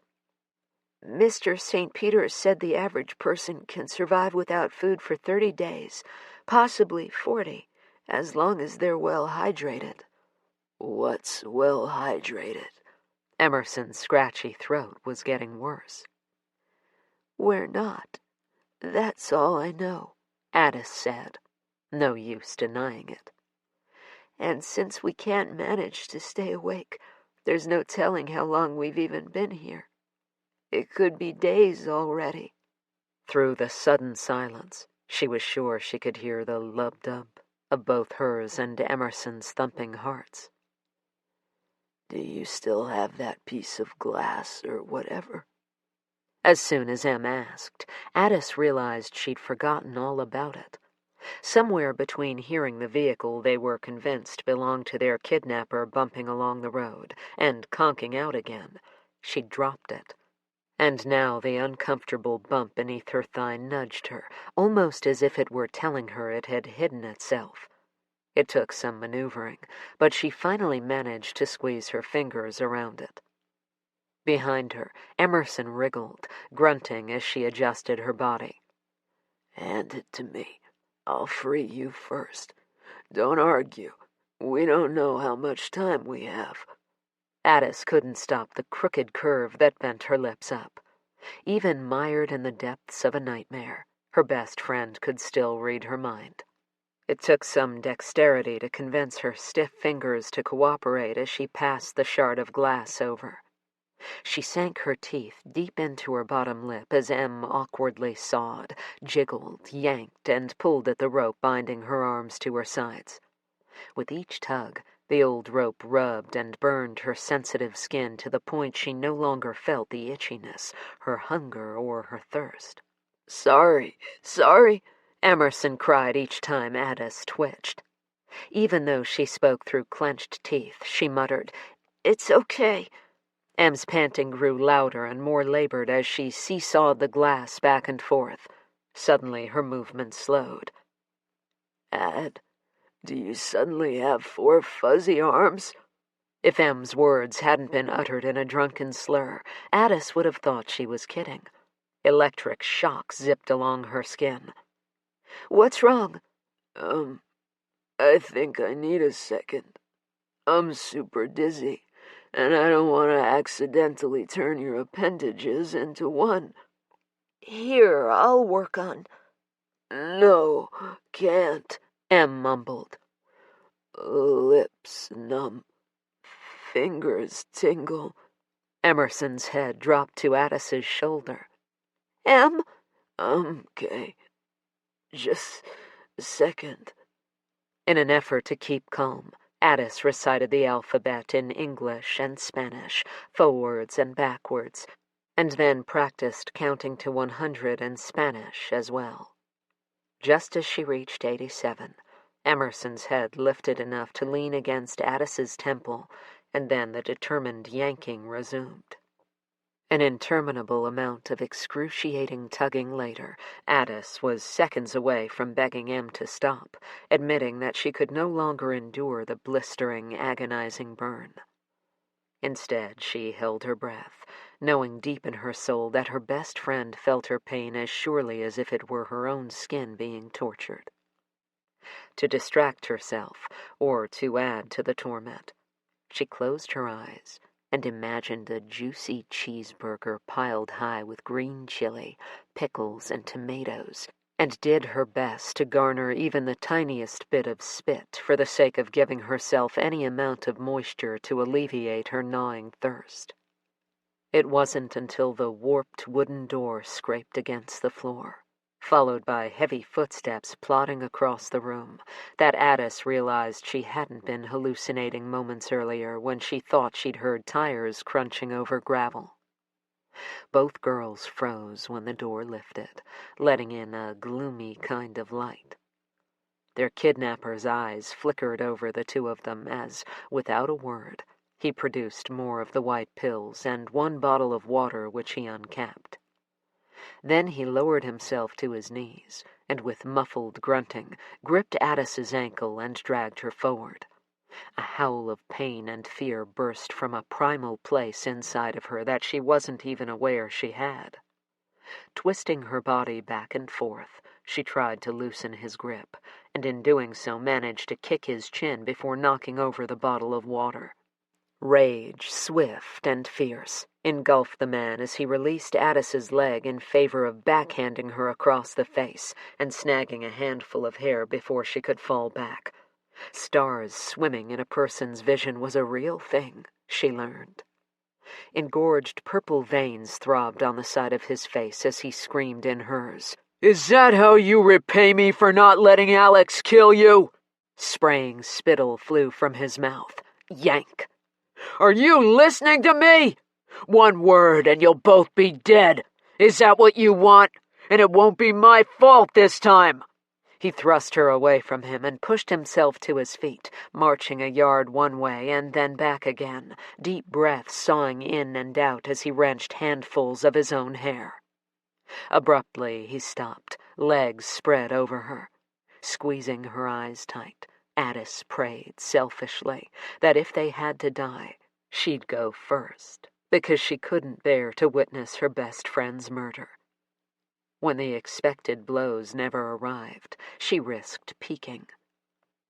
Sweat peppered the man's face as he towered above her, his eyes searching for something on the floor. Unable to stop herself, she traced the crevices along with him. She spotted it the same time he did, 2 white pills winking in one of the cracks. His glare promised retribution if she dared do anything, and Addis believed him. She willed herself to be still as he retrieved them. "Open!" Not bothering to wipe the dirt, hair, and other foreign objects off, he placed a tablet on her tongue and tipped the now nearly empty water bottle just enough for the moisture to wet her tongue and throat so she could swallow. She gagged as the pill dissolved in her still dry mouth.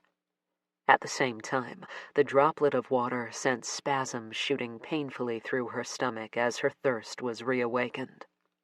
"Get over here!" It took Addis a moment to comprehend the order was directed at Emerson. Tears and snot trickled down her face as she cricked her neck in an effort to send any strength she might have to her best friend, but Em's wide-eyed gaze never wavered from the floor as she awkwardly scooted out of the crawl space. Her head had barely cleared when the man leaned over and with one hand yanked Em's head back while the other squeezed her jaw until her mouth opened. Then he dropped the pill to the back of her throat, growling when it appeared Em might vomit. He tipped the remaining water, but from what Addis could see, most of it hit Em's lips. Rising back to his full height, he swiped one hand across the back of his neck before cradling his head like a vice. Then, out of the blue, one booted foot kicked out, landing squarely on Addis's thigh, eliciting a muted, choked cry of pain. "Not my fault, not my fault, your fault!" The muttered but frenzied claim was recited like a bad song stuck on the same lyric. More than she'd ever wanted anything, Addis wished she could reach out and hold Emerson's hand. That was until a sudden strong breeze blew across her face, and she realized the front door was open. The urge to run gnawed like a dog with a bone, but she knew she'd never make it 5 steps, and there was no way she'd abandon her best friend anyway. Instead, she stared longingly, seeing nothing but a forest of trees beyond the front stoop, telling her that they were in a mountainous area, which actually told her absolutely nothing. The sudden silence that knocked Addis away from the dream of escaping was replaced by the grating sound of the man's booted feet scratching against the floor. Shivers ran a marathon up her spine and settled at the base of her neck, the tiny hairs there standing out. The scraping stopped in front of the crawl space. "Get in," he ordered. Unaware she was going to do it, Addis found herself pleading for something more to drink. "Please, water," she managed to croak out through her fear. What she thought was a shadow of regret shaded the man's eyes, but she knew it was more likely anger at her for having spilled most of what he'd brought. Just when she thought he'd deny them, he picked up the discarded bottle from the floor and retreated around the corner. Rattling pipes creaked, and then he was back. Addis did her best to ignore the cloudy color, as well as the bits of debris floating in the water, as the man knelt before her and waited for her to tip her head back so he could allow her to drink. He only allowed her half before giving the rest to Emerson. Once again, he rose to his full height and discarded the empty water bottle by tossing it somewhere behind him. Pointing, he ordered, "Time to go back in."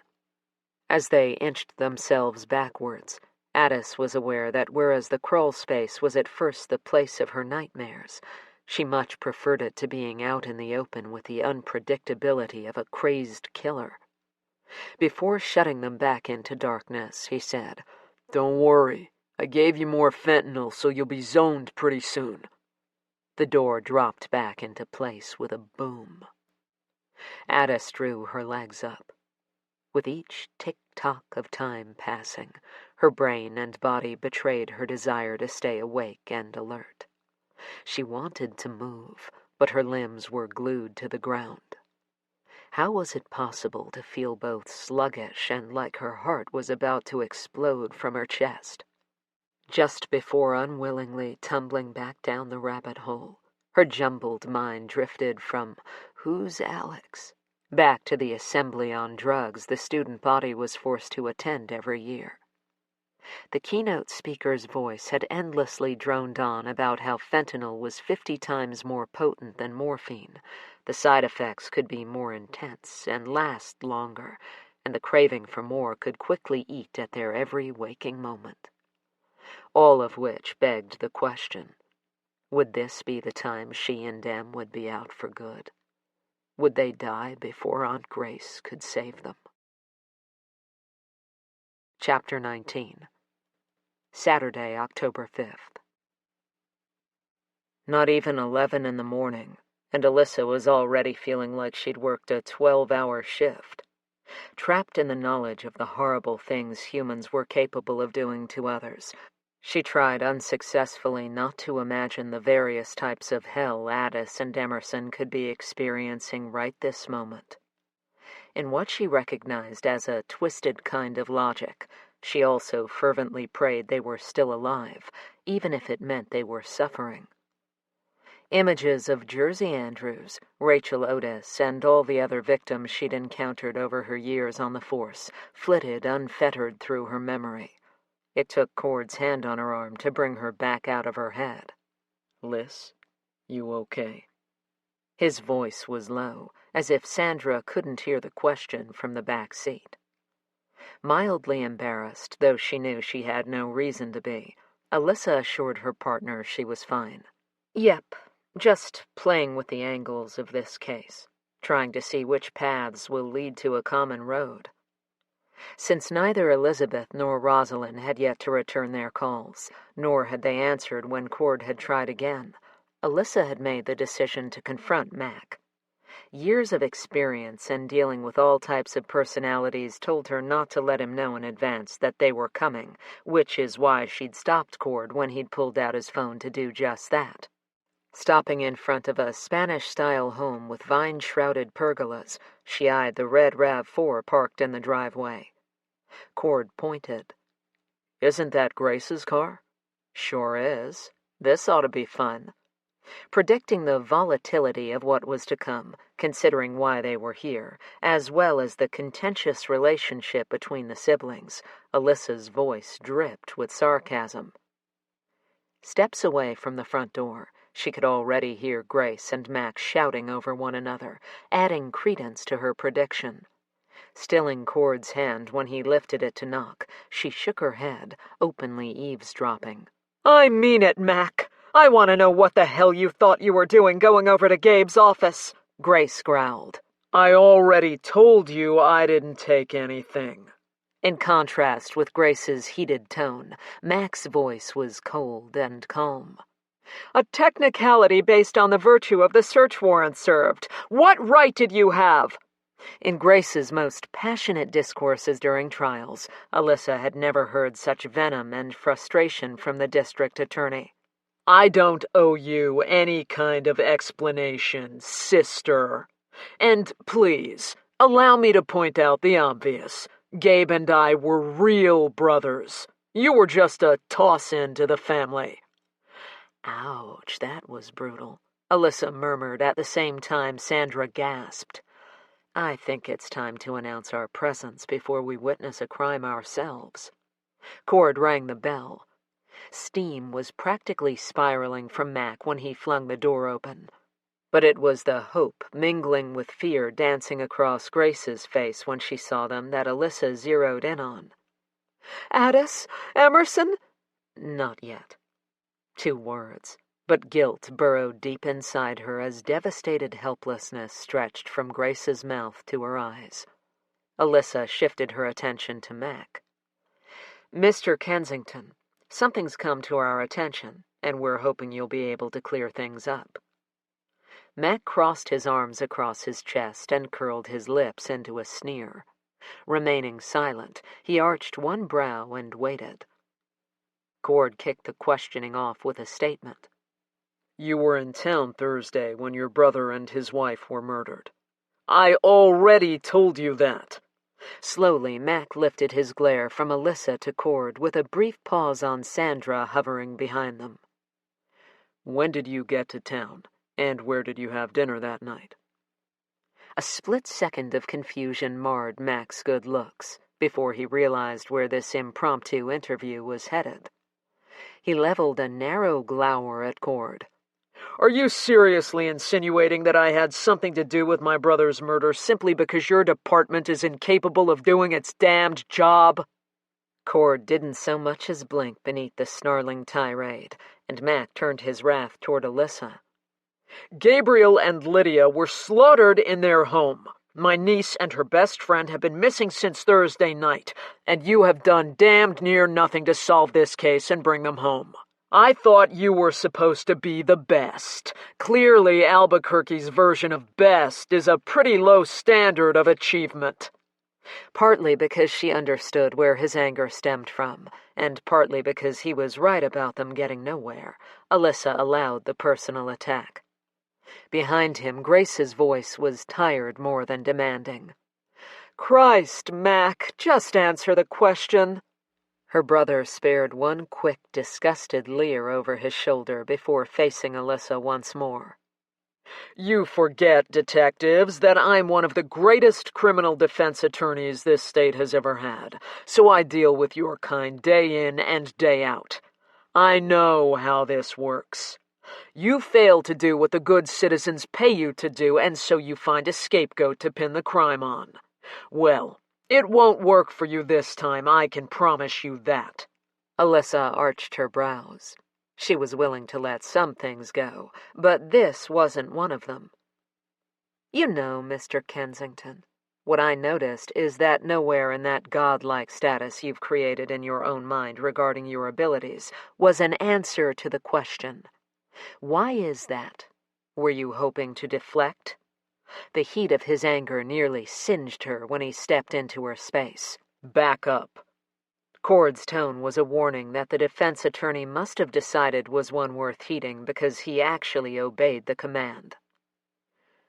I had dinner at Antiquity with a former client. I'll be happy to give you her information so you can verify that. And just to prove she's not giving me a false alibi, I still have the receipt to prove it. He was already whipping his wallet out of his pocket so he could thumb through slips of paper until he found the receipt in question and thrust it at Cord, thumping him in the chest with it as he did. Cord peeked at the date and time, nodding at Alyssa as he handed it back. "Now, what about the Ranch Steakhouse? What were you doing there Thursday night?" The shock on Mac's face was either genuine or he really was a master actor. "How do you know about that?" Alyssa sidestepped his question with one of her own. "Were you aware Gabriel and Lydia were there that night?" "No, I wasn't. I was there to speak to the owner, and I was there less than 5 minutes. Something tells me you already know that, though, and you're simply harassing me. That being said, don't bother asking what business I had, because it has no bearing on this investigation." Mac squared his shoulders.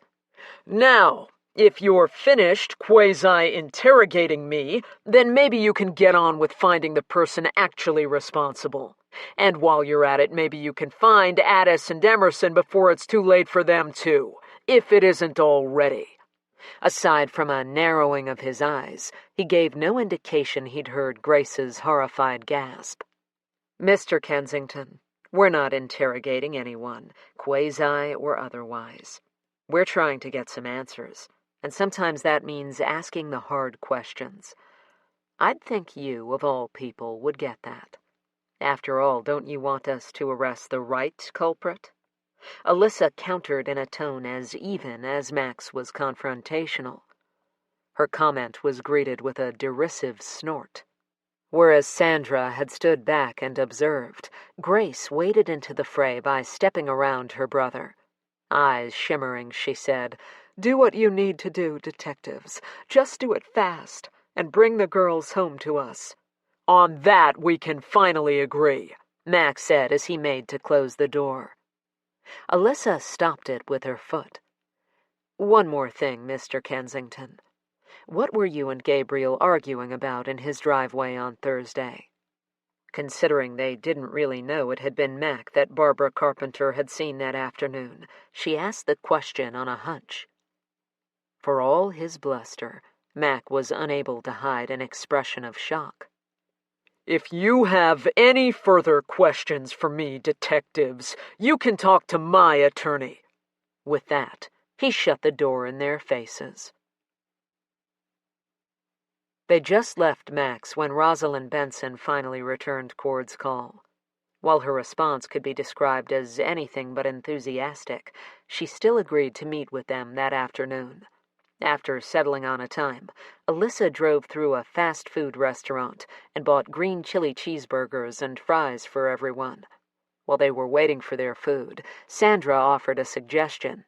"Since you have a little time before you head out to Ms. Benson's, you could drop me off at the precinct so I can help Joe and Hal. That way I can continue trying to reach Elizabeth Monroe, and if I do happen to get a hold of her, Joe and I can go together to re-interview her. She's already met me, so she might be more comfortable if I'm there too, but that's just an idea." "I like that plan." Pride crept into Alyssa's voice, and she shared a smile with Cord, knowing from his expression that he, too, was pleased at how Sandra seemed to fit in so seamlessly with their tight-knit group. She had no doubt the young officer would be a huge asset to whatever team she ended up with, even theirs. At 1:45, after dropping Sandra off, Alyssa and Cord pulled up to a rambling ranch in Del Luna, New Mexico, a small farming community 40 miles to the south of Albuquerque that touted more barns and tractors than houses or people. A curtain flicked to the side, and a tow-headed boy's face popped into view, followed by a younger female version of him from the other side of the window. Where the boy scowled, a look of distrust already present in his youthful features, the little girl's smile was bright and orange-stained. She waved until the boy turned and said something that caused her grin to droop into a frown before she disappeared out of view. "Well, maybe at least one of them will be happy to see us," Alyssa quipped as they made their way up the worn gravel path, avoiding a bicycle, a big wheel, and various other items in what resembled a bizarre obstacle course to the front door. Just as Alyssa raised her hand to knock, a frazzled woman carting a toddler on her hip opened the door. Chewing on a pacifier, the child wound a hand through the woman's thick hair as her bright blue eyes studied the strangers at the door. "You must be Detectives Wyatt and Roberts. I'm Rosalind, but you can call me Roz. Please, come in, but excuse the mess." Then, twisting halfway around, she changed her mind. "On second thought, let's talk out here on the porch. My house resembles an F5 tornado or Category 3 hurricane. Take your pick." Cord chuckled as he stepped back out of the way, giving Rosalind room to maneuver enough to close the front door after yelling to the kids not to kill each other or draw blood while she was outside. "Looks like you definitely have your hands full with 3 little ones." "Yes, I do. Thank God one of them goes home later this afternoon." She tilted her head to the toddler attached to her hip. "I'm babysitting for a friend. I forgot how fascinating little ones find every single thing, and how anything they touch can turn into their idea of art. Like a can of mousse sprayed all over the toilet, or a brand new tube of lipstick used on the wall to draw me a picture of what I'm fairly certain she called a doll." She smiled indulgently at the little girl as she bent and kissed the soft wisps of hair plastered to the child's head. "But you're here to speak about Hayden's disappearance, and I'm rambling because it's been quite some time, and my family's gotten so used to everyone insisting he ran off, and now my mother's health is failing, and I'm afraid of what this will do to her." She inhaled deeply, releasing a shaky breath. "And I'm rambling again." She waved one hand to 2 chairs opposite a porch swing, which she sat in. "Please sit. It'll make me far less nervous, I think. Or maybe it won't." Perching on the edge of the water-stained cushions, Alyssa couldn't help but think that, to her eyes and ears, Rosalind Benson didn't read like the type of person who wouldn't want to explore any and every avenue of her brother's disappearance. No sooner had Cord situated himself beside her than the toddler flopped forward as she held her tiny little arms out to him. Pushing her pacifier to the side, she said, "Hold!" Rosalind pulled her back even as Cord's hands automatically reached out to catch the little one. "She wants you to hold her. Bobby Joe, stay here with Auntie." "Down! Hold!" Bobby Joe insisted. Whether it was because he wanted to get down to business, or because he thought the tyke was too adorable to resist, Cord said, "I don't mind holding her while we speak, as long as you're okay with it." After a second of consideration, Rosalind sighed and released the little girl, helping as she flipped onto her belly and slid off the swing, toddling over to Cord with outstretched arms. "Hold!" she demanded again. He is so toast when his twins arrive, Alyssa thought as she watched her partner bounce the little girl on his leg and smiled down at her efforts to play peekaboo. Turning back to Hayden's sister, she said, "Why don't you begin by telling us what you remember about your brother's disappearance?" Rosalind's eyes shifted to a wall of trees separating her yard from a neighboring field. With a faraway look and a moccasin-clad foot pushing the swing into a gentle sway, she began. "It was a Friday, April 13th. A laugh that fell far short of humorous drifted off with the breeze. The irony, of course, is exactly how much Hayden loved his horror flicks. I can't tell you how often he dressed up as Freddy or Jason or Michael for Halloween, as a child or even as a teenager, staying home to hand out candy. It's like there were never any other options out there." Happiness, love, and indulgence shone through her words as she relayed her memory of that night, holding even the wiggly toddler captivated. "All I know for sure is he ran out to put gas in his car and run a couple errands before he picked Elizabeth up.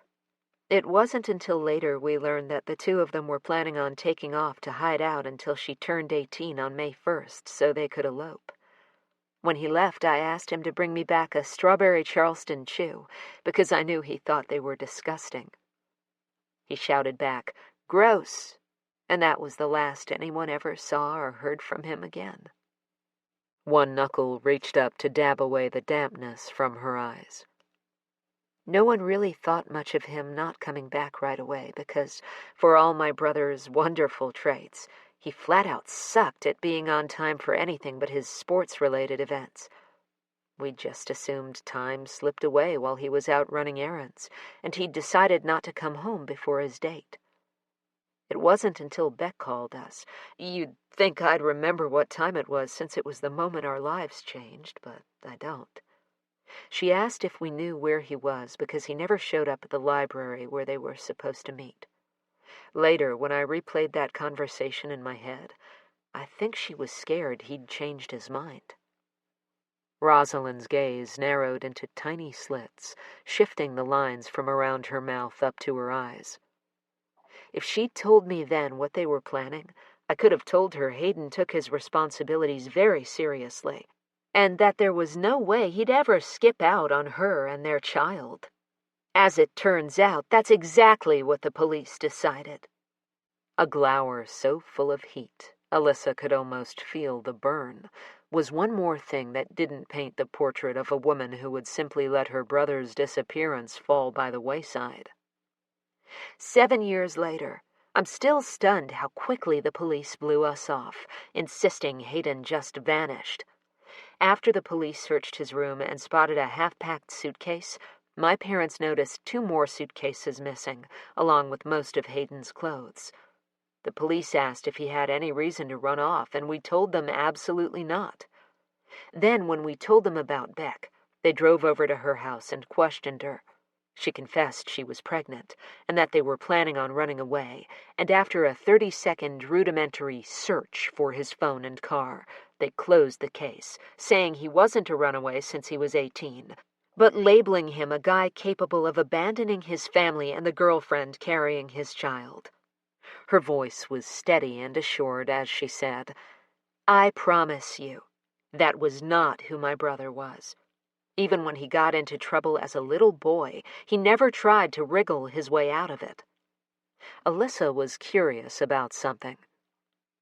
"You said your brother's suitcases were gone, and another half-packed, and the police still closed the case as a willful disappearance. Did any of the authorities question why he would have walked away without the final suitcase, at least?" "Pfft. Not only did they not question it, they refused to listen when we brought it to their attention. They actually looked my parents in the eye and suggested that we hire a private investigator if we were so unhappy with their findings, like it was the movies. There was no way we could afford to hire anyone, much less a private someone. Stupid, uneducated assholes." The words muttered under her breath were still loud enough for Alyssa and Cord to hear. "I'm so sorry. I didn't mean that as an insult to you. It's just, Del Luna's police force has more than a little something to be desired." Alyssa must have missed the memo that came out stating today was Bash the Authorities Day. "No offense taken. Speaking of private investigators, why don't you tell us about your meeting with Gabriel Kensington and why you weren't thrilled when Elizabeth hired him?" Either Rosalind Benson was an Academy Award-worthy actress, or she had no idea what Alyssa was talking about, which shot all kinds of holes in her theory that the Benson family was somehow involved in the murders or Addis and Emerson's kidnapping. "I never met with Mr. Kensington. He left a message indicating he wanted to, but it never happened. And then I saw on the news. And why would I not be thrilled that Beck was having someone open the investigation into Hayden's disappearance? That makes absolutely no sense. I'm not sure where she even got that idea. Maybe she was projecting what she thought, or what she was afraid of." "You did seem hesitant, though, when I asked about meeting with you today," Cord pointed out. Rosalind's feet pushed the swing back into a gentle sway. "Ah, yes, that much is true." She lifted her chin and met Cord's steady gaze. "That's because I wasn't sure if my mother would be here.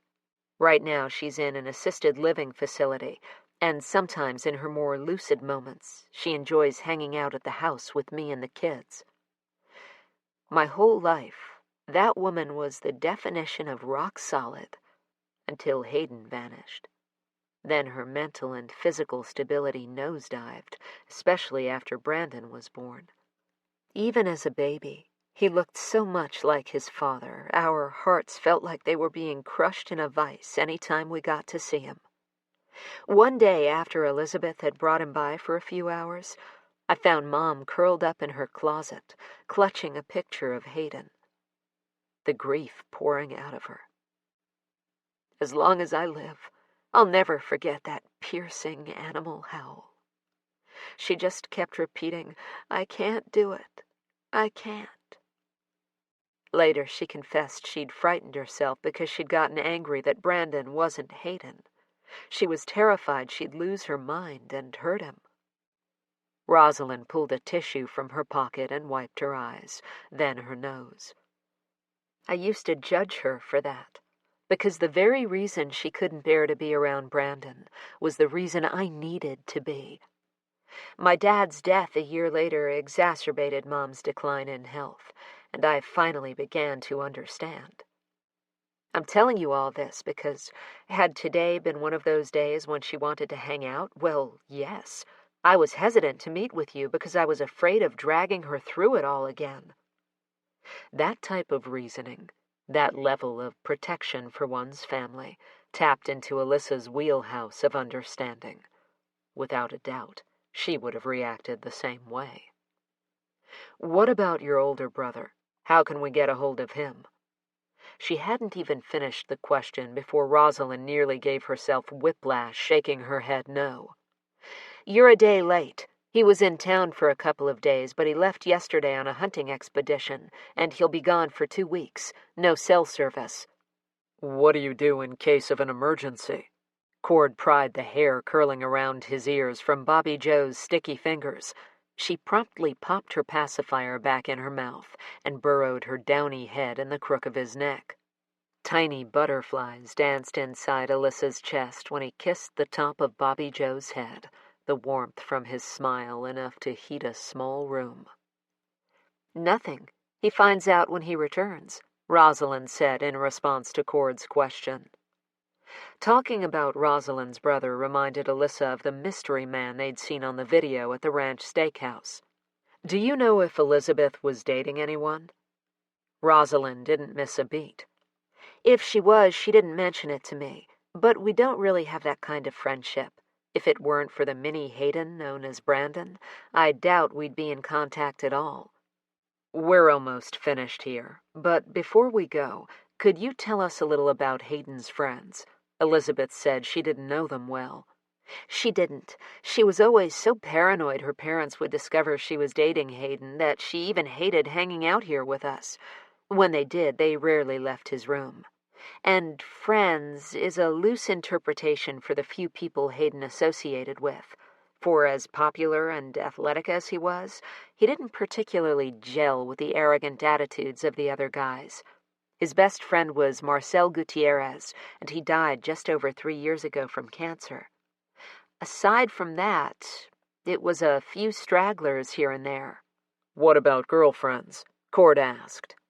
Rosalind shook her head. He dated, but until Beck, never anyone even remotely serious. It was more about having a fun time with someone he also happened to kiss, or more. His relationships generally lasted about a couple weeks, and after the inevitable breakup, he always managed to stay friends with the girls. It was the wildest thing. She knocked on the window behind her. When her son's head popped up, she waved him outside.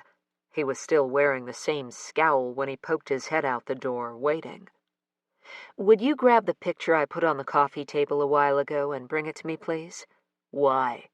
Rosalind narrowed her eyes. Because I want it, and you're right next to it. Fine.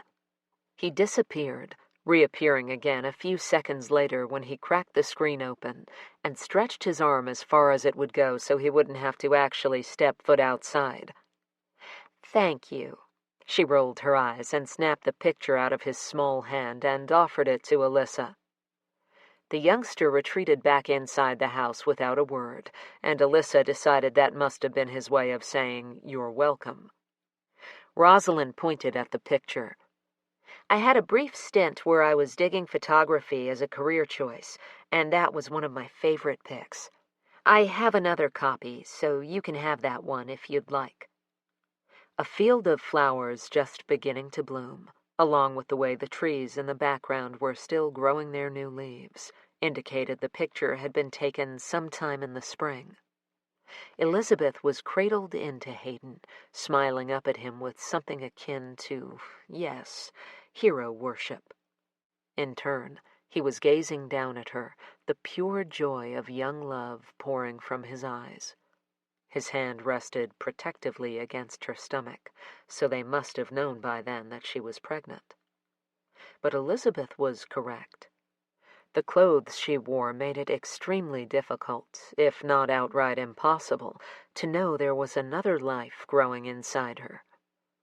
A frail-looking teenager stood off to the right, and Alyssa guessed by his sickly pallor that it was Marcel. But it was the person standing behind a tree, face shrouded in shadow, not really part of the picture, but not separate from it either, that stole her attention. "Who's this?" She flipped the photo around for Rosalind to see, holding her finger near the person in question. "Oh, that's Al." Armed with the names of the initial investigating officers, a copy of the police report, and the picture Rosalind Benson had given them, Alyssa waited for a tractor to pass so she could pull onto the main road, chugging oh so slowly behind the monstrous green farm machine. Grinning, she cast a sideways peek at her partner. "You know you are sunk when the twins are born, right?" Both hands shoveled through the hair on top of his head, leaving it uncharacteristically disheveled as he craned his neck back and stared at the ceiling of the Tahoe. "Man, don't I know it." Without lifting his head, it was his turn to peek at her. "I am freaking terrified of breaking them, or scarring them for life by doing something stupid, or—" Alyssa's insides did somersaults even as she chuckled. "Then you'll be fine. I think a lot of parents go through that. You're going to be great, I know it." "What if I'm not? Also, I can't imagine you ever feeling that way. You're unnatural." The laughter that bubbled out of her was so swift, Alyssa was attacked by a coughing fit. "You didn't know me when I was pregnant with Holly. I hate to say it, but I was less terrified of my service weapon than I was of holding my own child." "Really?" "Yes, really." As she passed in front of a small ranch that backed up to the highway, she turned serious. Al Green. Too bad. She stopped mid-sentence when Cord's phone vibrated in his pocket. She sensed the physical change in him as he retrieved his cell, issuing an audible sigh of relief that immediately assured Alyssa the call had nothing to do with Sarah or the babies. "Officer Falwin, what can I do for you?" Alyssa cocked her head in his direction, curious as to why Sandra would ring Cord instead of her. "I called you in case Alyssa was driving, and then after the phone started ringing I remembered she had the Bluetooth. But by then it seemed silly to hang up, and—" "Sandra, it's okay," Cord interrupted. "Why don't you just tell me what's up?" Because Sandra spoke loudly, Alyssa could easily hear the conversation, but she still appreciated that Cord placed her on speakerphone anyway. "Could be nothing, but a call came in a few minutes ago about an abandoned car." Alyssa thought it was a strange comment until Sandra added, "Didn't Elizabeth Monroe drive a brown BMW?" Alyssa's stomach clenched, as if Sandra had physically punched her. Yes, she did. "That's what I thought. Should Joe and I go check it out in case it turns out to be nothing?" It was hard to miss the eagerness and hope in Sandra's voice, but Alyssa was going to have to dash the young officer's excitement this time. "Text Cord the address. We'll check it out. In the meantime, I need you to do a little research on someone else. Have a pen?" "Yep, sure do."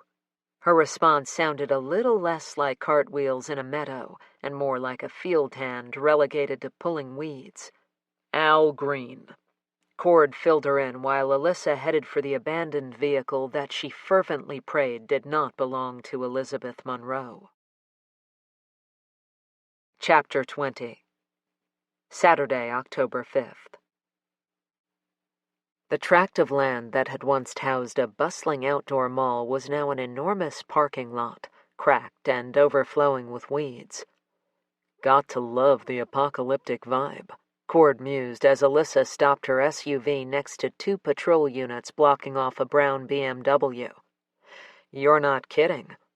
Alyssa swept the area with one careful pass as she shut off the ignition.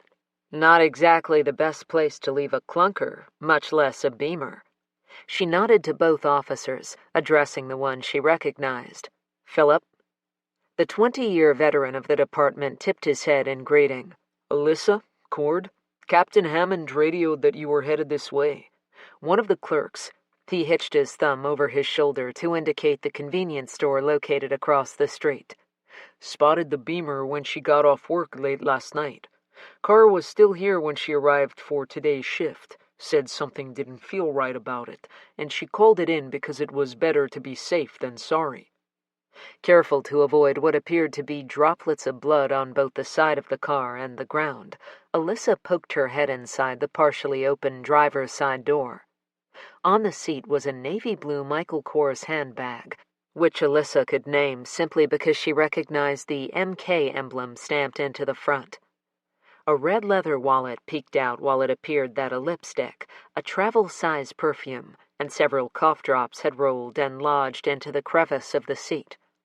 What she didn't see was a phone, at least not anywhere visible, either inside or outside the vehicle. Even though it was possible it was somewhere inside the car, Alyssa wasn't holding her breath. Steeling herself against that sinking feeling she so hated, she craned her neck so she could see Cord, who was speaking to Philip. I recognize both the car and the handbag, and they definitely belong to Elizabeth, but just in case I'm wrong. She donned a pair of gloves and, using a pen, opened the wallet to the plastic sleeve that held the owner's driver's license. Even though she'd expected it, she still cursed. Damn it all to hell! Backing out of the vehicle, she rotated in a slow circle, her eyes following a broken pile of brush that someone long ago had forged into a trail. She knew just beyond the path was a quick jaunt that led to the Rio Grande. She dropped her gaze to the ground, running her eyes along the rough blacktop. Searching for signs of a struggle? Cord asked as he, too, made note of their surroundings. Instead of answering Cord's rhetorical question, she posed one of her own, though it was more to herself than to her partner. What were you doing out here, Elizabeth? And where are you now? Still searching the ground, she headed toward the trees. Cord joined her, slowing his long strides to match hers. She appreciated that he knew her well enough to remain silent while she tried to ascertain not only what had happened, but how it might tie into the Kensington case, because more and more of her gut told her it did. Already checked that area, Philip called out. Nothing there but overgrown brush, trash, and remnants of partygoers. Alyssa waved one arm in the air to indicate she'd heard, but otherwise continued on, wanting to see for herself. But a few steps in, it was exactly as the officer said. Waist-high weeds proved this trail was no longer used with any regularity. Still, she performed a 360, her eyes drifting high into the trees in search of anything out of the ordinary. Finally, Cord said, Doesn't look like there's anything here to see. What say you and I mosey over to chat with the clerk? Before we do, I'm going to ask Philip to dispatch the tow company out here so our technicians can go over it. Already made the request. Alyssa bumped him with her shoulder as they headed toward the parking lot across the street. You're okay, Cord Roberts. I don't care what others say about you. At the store, a jingling chime above the door announced their entrance, and the attendant behind the counter squeaked and clapped a hand over her heart when she whirled around. A warm smile replaced Alyssa's all-business expression when she recognized who the woman was. Lorna Price. You're looking well. How are you doing? Alyssa knew Lorna from her last major case. She had worked as the night receptionist at the rundown hotel that was the pickup point of the drugged girls kidnapped for the sex trafficking ring. And despite her absolute fear that someone would discover she was the one who'd gone to the police with what she knew, she had still snuck out of the hotel lobby one night to snap a picture of one of the suspects before placing a frantic and crucial call to Alyssa, helping her team rescue the girls. Lorna returned Alyssa's smile. "Detective Wyatt, what a surprise, though I suppose it shouldn't be." She nodded her head towards the parking lot across the street. "But to answer your question, I'm better, thanks. After everything that happened at the Hotel Camino, every time I walked in the door, I couldn't shake what had happened." "It's good you got out of there, then." Alyssa stretched her hand over the sticky counter where someone had spilled their drink. Lorna met her halfway with a firm handshake. "I'm putting myself through business school now." Overwhelming pride filled Alyssa, especially considering what a skittish and anxious-ridden woman Lorna had been the first time she'd come to the precinct. "That's great. I'd love to chat more sometime. But for now, did you call about the BMW out there?" "Yes, ma'am. It just didn't seem right that a fancy car like that would be parked there during the light of day, much less all night. I didn't want to make the same mistake as before and wait, just in case something bad had happened." "You did the right thing. Did you happen to notice anyone in the area, either with or outside the vehicle?" "No, just that it was there when I left here last night about 11, and it hadn't moved when I arrived today." Her eyes skated toward the back of the store while she chewed the corner off one of her fingernails. "We have security cameras if you want to have a look." "Are you allowed to give us permission?" Cord asked. Lorna was already coming around the counter so she could lead them to the office. "I'll call and make sure it's okay, just so you'll feel better, but I already know it's fine." She stopped near a pair of crooked swinging doors and hollered to someone they couldn't see. "Lars, I'll be in the office. I need you to cover the registers until I get back." "Fine," a disgruntled voice yelled back. "Lazy jerk," Lorna muttered.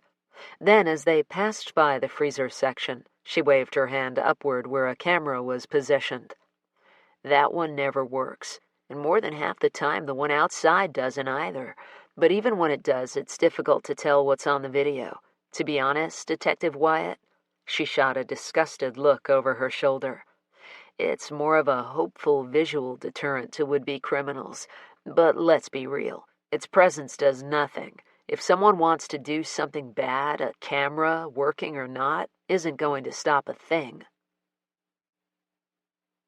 Within a few minutes, Lorna tucked Alyssa and Cord into a minuscule office space that barely had room for one person to breathe, much less three. Even with the cooler air coming in from the cracked window set high up on the wall, the room was horrifically stuffy. Having no desire to experience the claustrophobic sensation of being locked in a closet, Alyssa asked Lorna if she could leave the door open. Then she turned to Cord. "Oh, yippee. I can't wait to once again get embroiled in the eye-burning drudgery of watching grainy footage." She watched Elizabeth pull into the lot shortly after 9 and wait inside her car for nearly 5 minutes until an older truck, maybe from the 70s, traveling from the south, drove up and parked perpendicular to the BMW. A dark cover obscured the truck's license plate. When the driver climbed out of the car, Elizabeth followed suit. Unfortunately, because of the baggy hoodie concealing the face, all they could tell was that the person was slightly shorter than Elizabeth. For the next 4 minutes, even with the poor quality of the camera, it was clear to Alyssa that Elizabeth and the mystery person were engaged in an animated discussion. A point proved when Elizabeth Monroe tossed her hands into the air and turned to climb back into her BMW. The other person reached into a pocket and pointed something at Elizabeth's back. An electric arc flashed.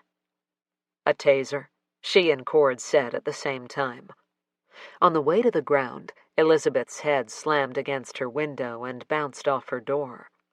Her assailant checked left and right, then pocketed the taser before walking over to Elizabeth and offering 2 swift kicks to the head that, to Alyssa's eyes, seemed forceful enough to be lethal.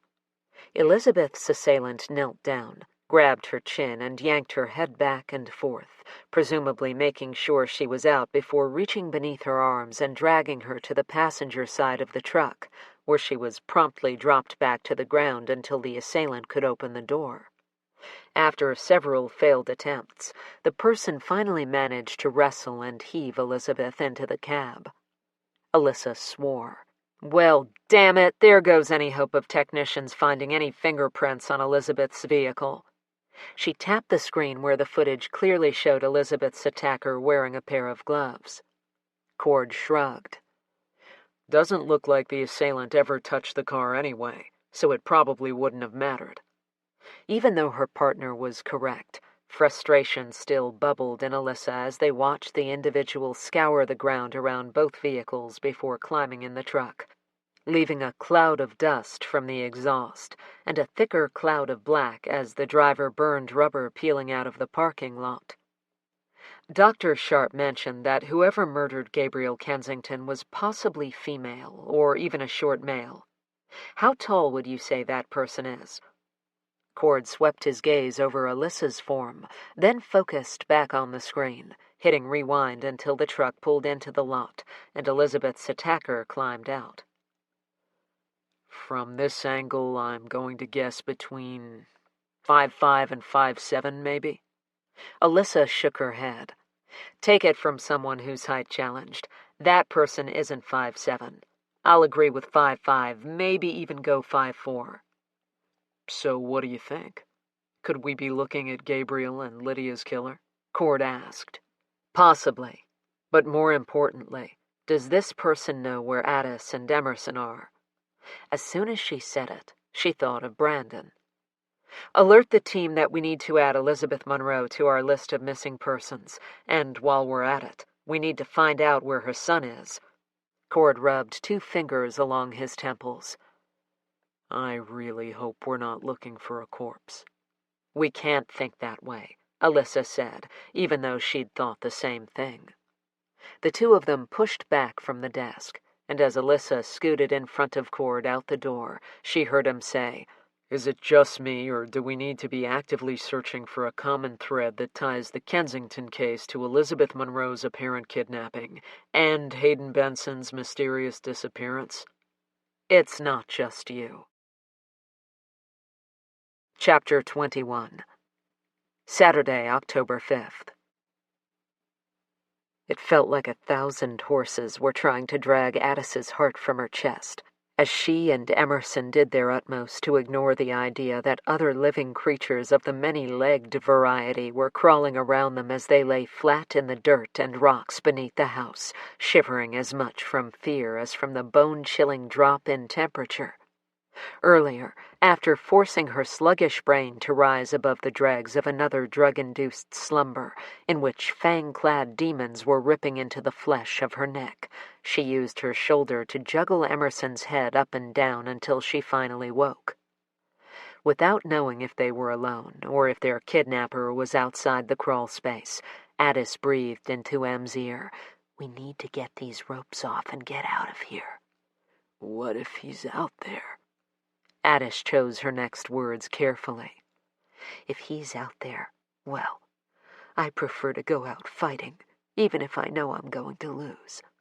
She ignored the tears stinging her eyes when her mind immediately conjured up a glowing Aunt Grace, fist pumping in the air, cheering her on. "That's my girl." Emerson replied by sucking in great gulping breaths of air. "Me too." It had taken a few hours longer than forever, but the second Addis felt slack in the rope, she'd slipped her wrists through. The relief of being free was instantly replaced by a stinging sensation as the blood rushed back into her fingers. She took only a second to cradle and rub her wrists before turning to help M. Heart pounding, ears ringing, and listening to the whispered chants of "Hurry, hurry, hurry." She tugged and yanked and cut until Emerson's hands were also free. Then it was no longer the ropes holding them captive. It was the uncertainty of what they'd find once they left the confines of their enclosure. Addis ignored the scrapes of splintered wood against her skin and pressed her left ear against the door, frustrated she couldn't tell if the noise she heard came from their captor in the living room or her hammering heart. Her palm skated across the wood in search of a handle or something. Her veins filled with icicles, and she knew she was stalling. For all her brave words of wanting to go down fighting, she knew she wasn't some heroine in an action-packed thriller. Knowing she couldn't put it off any longer, they hadn't come this far just to come this far, she drank in a lungful of air and said, "I'll go first." Em's hand spider-crawled down her arm until she could link their fingers together, squeezing tight enough that Addis cringed. "No, we go together. On the count of 3. 1, 2, 3. Her voice pitched an octave higher on the last word. Shaking like a ceiling fan on its highest setting, they carefully, inch by painfully slow inch, pushed out on the door, relieved to see it lifting and not locked. It was difficult to know when the door was completely opened, because all that greeted them was the thickest darkness Addis had ever experienced. A painful ache spread throughout her chest as she fruitlessly prayed for her dad to materialize so he could wrap her in his arms and tell her she was safe. She needed to hear it from him just one more time. But no matter how fervently she wished for that fantasy, it wasn't going to happen.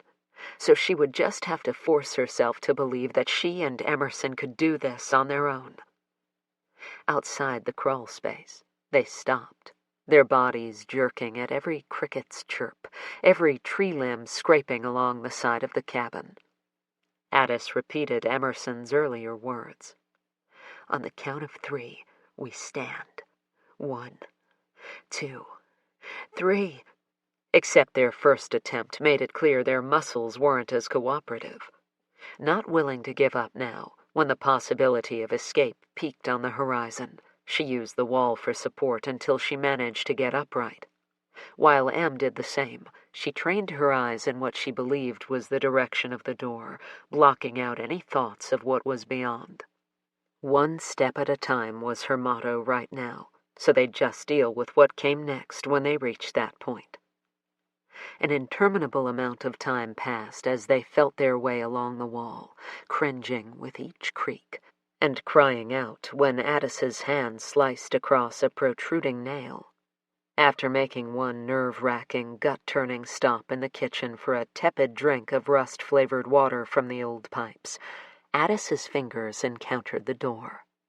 Blood pulsing so loudly it was difficult to hear, she tapped her fingers up and down until she felt the lock, wincing when a splinter shot beneath her fingernail. Then, leaning her forehead against their barrier to freedom, she released the bolt. Emerson's hand slid down her arm, and together they turned the knob, flinching at the screeching sound as the bottom of the door rubbed against the floor. Outside on the porch, it was still pitch black even with the sliver of shrouded moon casting a dim glow. Disoriented, Addis lifted her gaze to the dark clouds that were responsible for the starless night. "Which way do we go? Without the stars, I don't know which way is north. What good is an interest in astronomy if I can't use it when I most need it?" The low hum of an engine and the unmistakable sounds of a vehicle crunching its way over a rocky path sent her heart into a Kentucky Derby race. Together, she and Emerson froze like the proverbial deer, unsure which way to scamper to safety.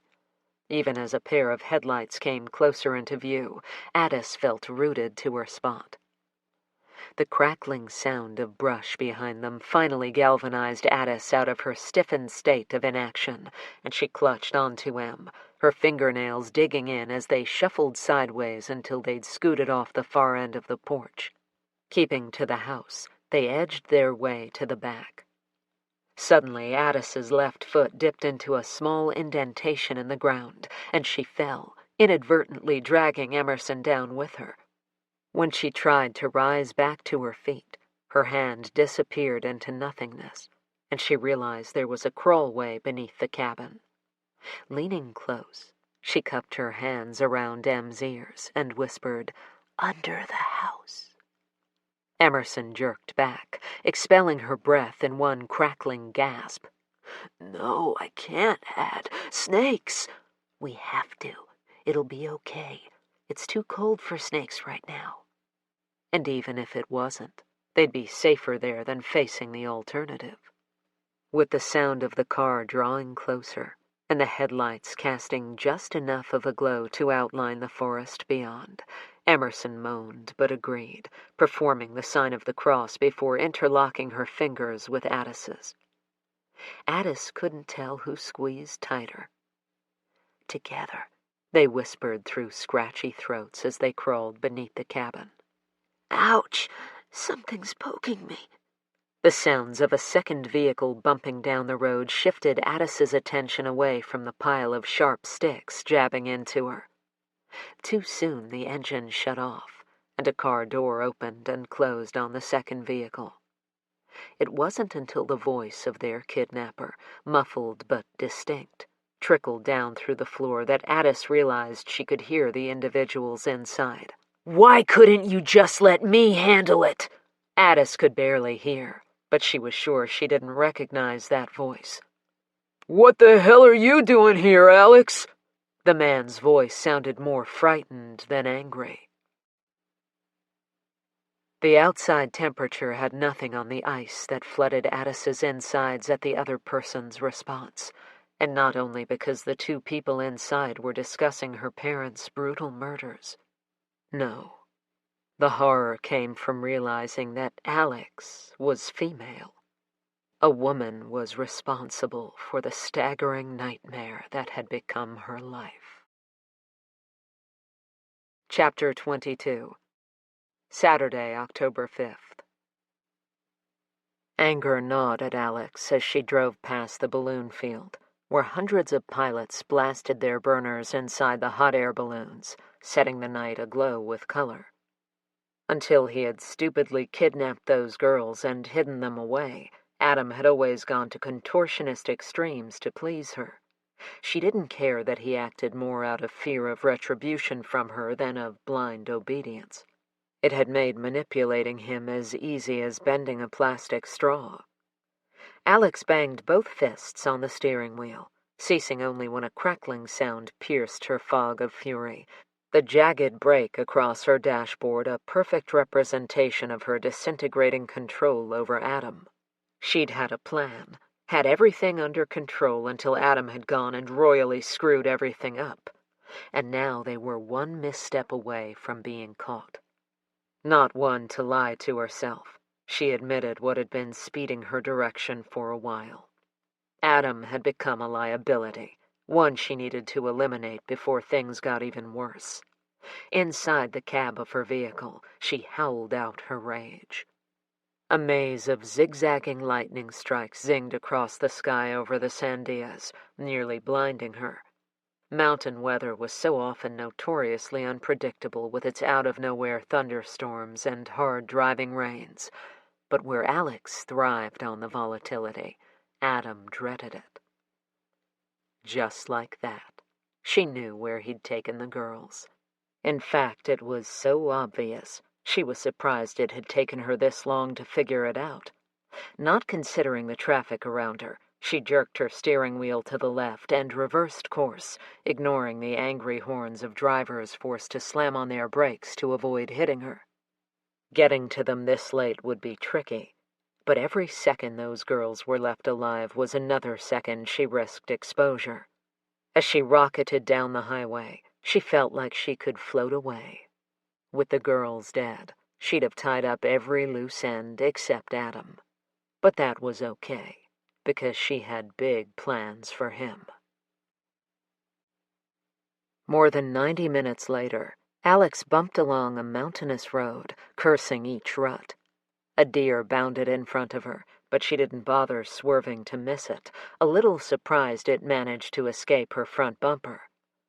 It took her a little longer than she'd expected, since it had been so long since she'd last come here.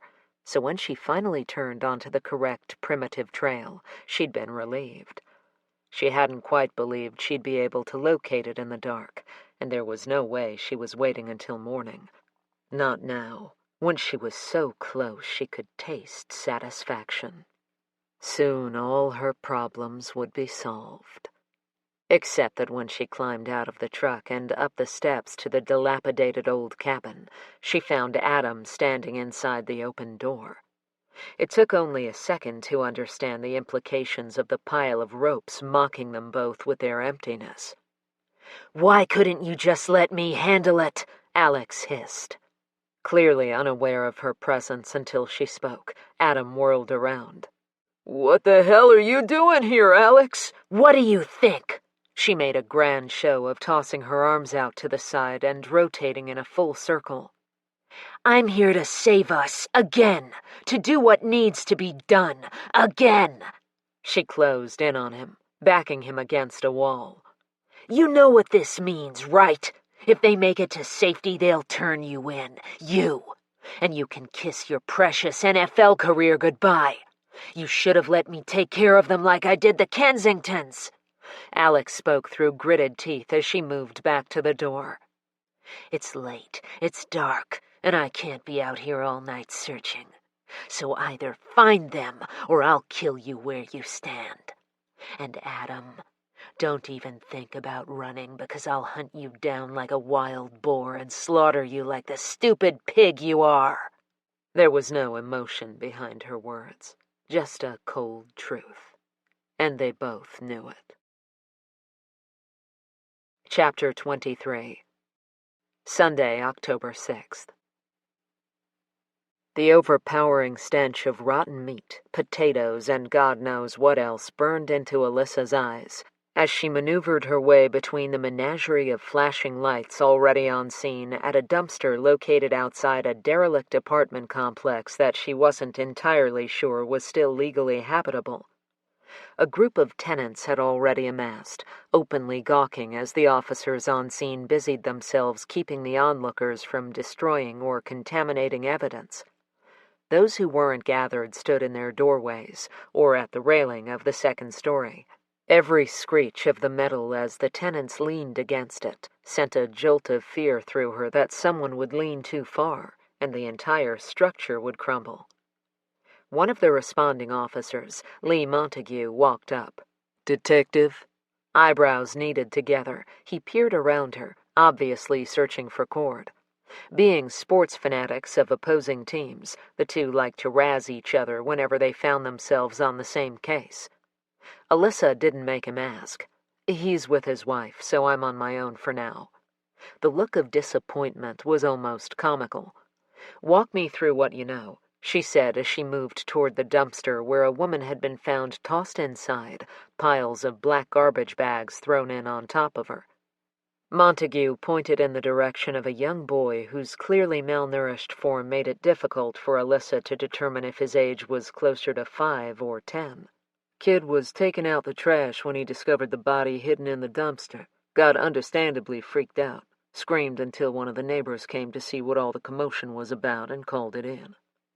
The boy whom Montague referred to wore dirty, rumpled clothing with more holes than fabric, and his hair was clumped together in dreadlocks made from having gone too long without a bath or brush. Draped around his shoulders was a threadbare blanket, the tattered and torn ends flapping in the wind. Alyssa had a sneaky suspicion he hadn't been taking out the trash, but searching through it for his next meal. A fissure opened inside her chest, and she had to force her attention away so she could listen to Montague. "One of the bags closest to our Vic's body was spilled open, showing a few receipts dated Friday, October 4th. According to the tenants, garbage is emptied here early, as in 6 a.m., Friday mornings. We heard you might be looking for a woman who'd gone missing after 9 Friday night, so we gave you a shout." He was, of course, referring to Elizabeth Monroe, Alyssa knew. A sudden flurry of motion and someone shrieking in a high-pitched squawk stole her attention. "She's moving!" The girl belonging to the shrill voice waved her hand frantically in the air as she pointed down. Alyssa snapped her head in Montague's direction, growling, "I thought you said she was dead." Swear to God, Detective, there was no pulse when we first arrived on scene. I checked it myself. Even though it happened more frequently than people might realize, Alyssa wasn't feeling charitable. What if those precious wasted moments resulted in the woman's actual death? Without bothering to be gentle about it, she elbowed her way in and peered over the top of the dumpster to stare down at the person everyone believed to have been dead. A woman's jean-clad legs were visible, one short-heeled black shoe on her left foot, the other bare. Alyssa could see, even through the woman's pants, that her right knee was positioned strangely in relation to the rest of her leg, as if someone had taken a sledgehammer to the side of it. Even her fingers were clenched into unnatural positions. The woman's left eye was swollen, while the right was slit open in a grotesque wink. And in case that wasn't enough for Alyssa's stomach to threaten an embarrassing revolt, she watched as flies and other insects invaded what appeared to be stab wounds to the chest and neck area. Still, despite all the damage and the ragged chunk of ponytail that had been lobbed off, it was immediately obvious that the woman tossed in with the trash was none other than Elizabeth Monroe. One of the paramedics who had climbed inside the dumpster shouted above the chaos of the onlookers, "We've got a faint pulse!" Alyssa was jostled aside as a team of rescue workers struggled to lift Elizabeth out, while still continuing frantic efforts to keep her breathing.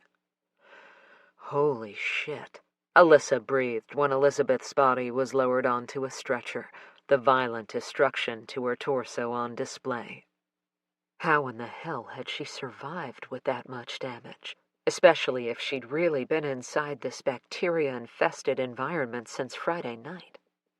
She turned to Montague. "How is it possible no one noticed a body inside a dumpster until this morning?" "Wish I had an answer for you," he said.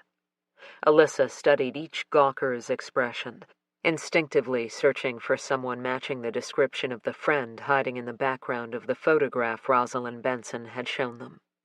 Instead of helping put the pieces of the puzzle in place, this case grew more convoluted with each new development. But what tied Alyssa's intestines into knots was the unfettered violence evident on Elizabeth's body. Combined with the savagery of the Kensington murders, she was afraid of what they'd find when they finally located Addis and Emerson. Because despite the seemingly unconnected puzzle pieces, she was no longer uncertain as to whether or not Hayden Benson's disappearance 7 years ago was tied into Gabriel and Lydia's murders. Chapter 24.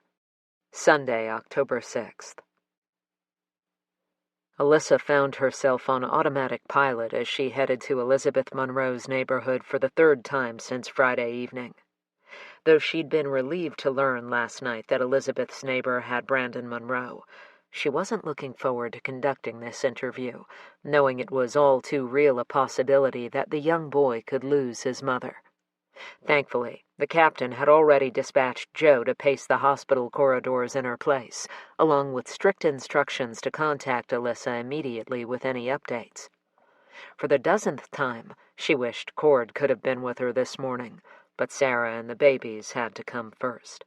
With Tony still out, she could have called Joe or even Sandra to meet her at the apartment complex where Elizabeth had been found, but she'd been too impatient to take the few seconds it would have taken to call either one. The entire 25-minute drive to Elizabeth's subdivision, she'd kicked herself for her inability to find that one tiny thread that, untangled, would lead her to a vicious killer, thus hopefully leading her to Addis and Emerson. So far, they'd received no results regarding any possible DNA from the crime scene, nor had they heard back regarding any fingerprints, despite Hal regularly breathing down the necks of the technicians responsible for getting the information to the team. This case may be like no other she'd ever worked on, but that was still no excuse not to have some answers by now. If only real-life crimes could be solved as quickly as the ones on television.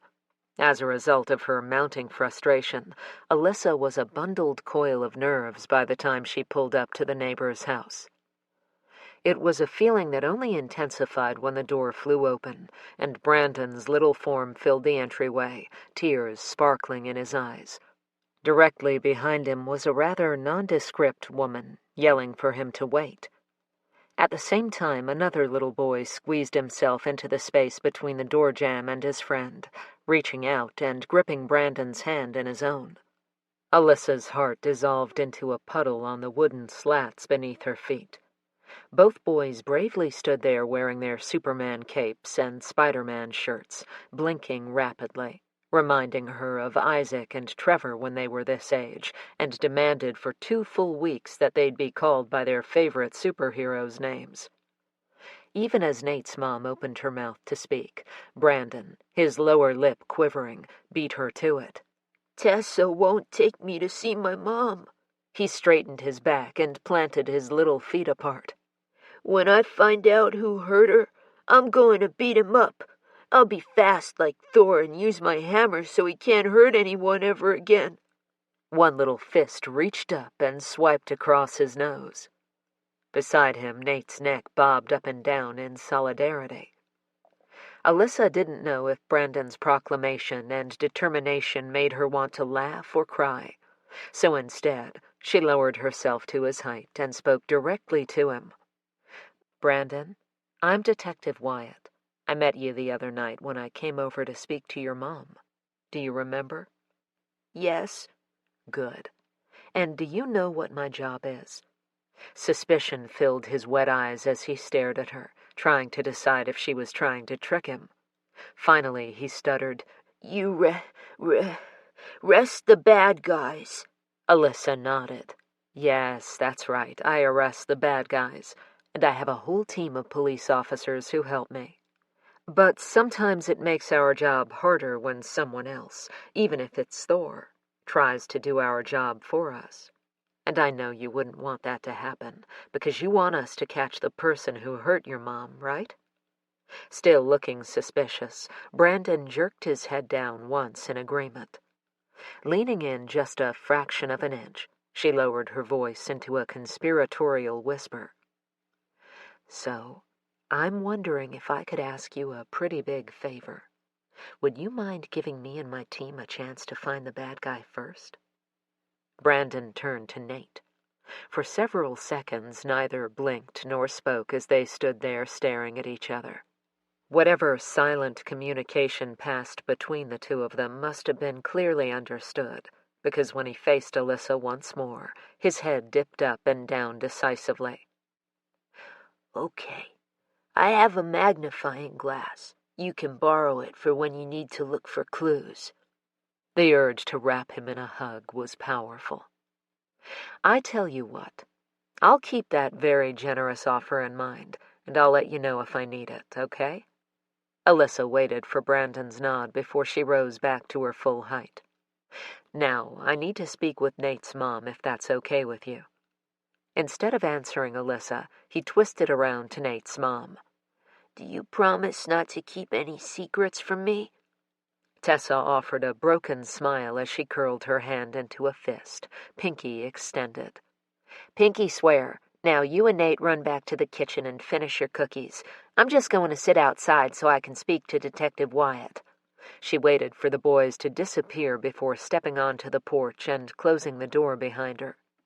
Instead of doing as instructed, both boys poked their heads through the sun-stained blinds. Tessa shook her head and pointed to one of 3 Adirondack chairs with small tables placed in between each. Please sit, she offered. That Brandon's like a 40-year-old man in a 7-year-old body. Elizabeth has always said he reminds her so much of his father whenever he was in one of his serious moods, which she claimed was rather rare. About that, did Elizabeth speak to you a lot about Hayden? About what might have happened that night? Tessa's gaze locked on a squirrel racing up the willow tree in her yard. Just that he disappeared the night they were supposed to run away together, and that she never agreed with the claim that he'd run off in order to shirk his responsibilities. And then, about a month ago, we were sitting outside enjoying the fall weather and a glass of wine when, out of the blue, she announced she was hiring a private investigator to find out what really happened. I guess Brandon had started noticing he was the only one of his friends without a father and was beginning to ask a lot of questions she didn't know how to answer. What was Elizabeth's reaction when she learned about Mr. Kensington's murder? Tessa's forehead wrinkled. Well, when she saw it on the news, she called to tell me Gabriel was the investigator she'd hired, so I guess you could say she was understandably horrified. If you're asking if I thought her reaction was in any way out of the norm, then I'd have to say no, definitely not. Alyssa thought back to her interview with Elizabeth and how she'd insisted her son not get himself invited over for Fish Sticks Friday. I'm curious about something. When one of my officers stopped by last night, you said Brandon had been with you since Friday night. Was that planned or sudden? Sudden. And you didn't find that odd? Not really. As much as she loves that boy, Elizabeth still sometimes needed a break, especially if she'd been working long hours. The lines around Tessa's face deepened. I guess I should have suspected something when she called just before 9 and asked if we'd mind keeping Brandon for a couple nights. A flush of adrenaline sent a wave of heat through Alyssa. Did she say why or indicate she was meeting someone? No, and playing Monday morning quarterback, I realize now I probably should have asked. Tessa used her fingernail to scrape at the loose paint on the table. If I had, maybe Elizabeth would be home, safe now, instead of fighting for her life. Alyssa cut her off. I know it's not easy, but you can't allow yourself to think that way. Tessa waved her comment away. Much easier said than done. When she didn't call to check in on Brandon and I didn't see her car yesterday, I began to worry, but my husband told me not to overreact because she'd asked us to watch Brandon for a couple nights, and it had only been less than 24 hours. She snorted. I knew I should have trusted my gut that something was wrong. Alyssa wasn't sure calling the police yesterday would have produced different results, but even if it had, there was no rewind button for a do-over. So instead of dwelling on what couldn't be changed, she redirected the conversation back to the Bensons. I want to return to the topic of Hayden. Did Elizabeth ever talk about his family or even her own? Definitely not her own. Apparently, when they learned she was pregnant after Hayden disappeared, they screamed at her for being an ungrateful whore who was going straight to the fiery pits of hell with her unborn bastard. Her mouth twisted into a grimace as a muscle near her eye pulsed rapidly.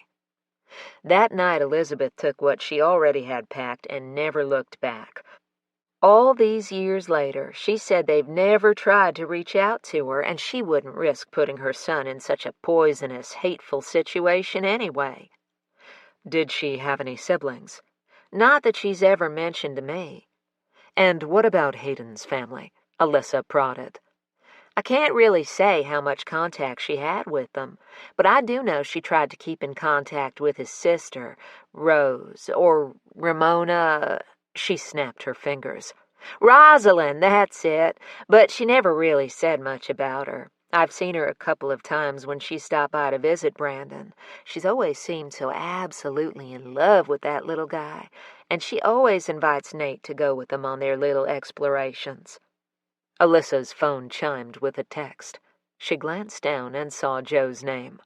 "Excuse me," she said while she read the message. "Monroe is out of surgery. She'd lost an awful lot of blood, so might be some brain damage. Won't know for sure until she's awake, but for now, anyway, they're keeping her in a medical coma. Sorry."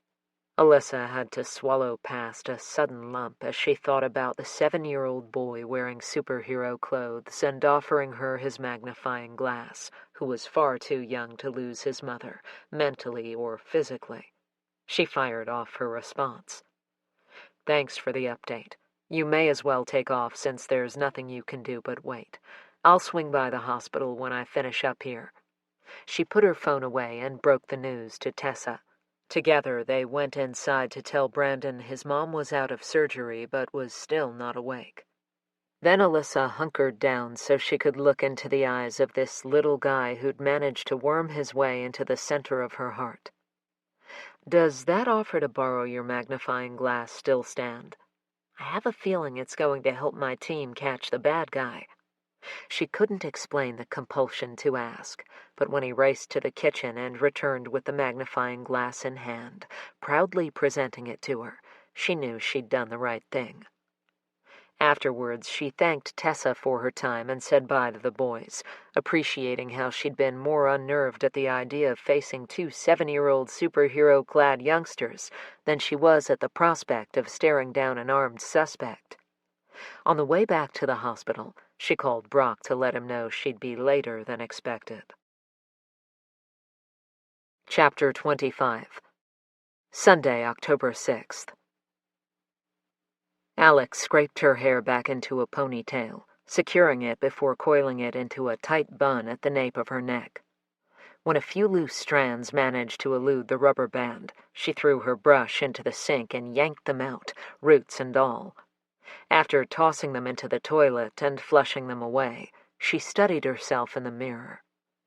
Things were unraveling, and she seemed unable to stop the speeding train wreck barreling her way. In the back of her mind, she'd always known Adam would be too weak to deal with this. She'd known it, and she'd used him anyway, because she also knew that once her plan was set in motion, she'd no longer have any use for him, and so he'd never live long enough to implicate her. Moving into her bedroom, Alex opened her nightstand drawer and pulled out the worn photograph she kept tucked away. Lifting it to her lips, she softly kissed the smiling image of Hayden Benson before running her fingertips along his face as if he were there in the flesh. It had all started when he'd come to her in a dream, pleading for her forgiveness. He'd realized he'd made a horrible mistake in choosing Elizabeth over her. To prove it, he'd outlined his plan. Alex would steal Brandon away and raise him as her own, hers and Hayden's, the way it always should have been. Elizabeth didn't deserve the little boy anyway. Waking the next morning, the dream had seemed so real. Propping herself up against her headboard, she'd been surprised to see herself tightly clutching the photograph she'd always kept carefully hidden away. In that moment, she'd known it hadn't been a dream at all. It had been a vision, and she'd known exactly what she needed to do because Hayden had told her. She started by tracking down Elizabeth's address, not at all difficult in this day and age, and then she'd begun following her, carefully noting her daily routines. And the more she watched Brandon, the spitting image of his father, the more anxious she was to have him. He belonged to her. Impatience burned bright, but every time it did, Hayden would whisper in her ear, "Just wait, the right time will come."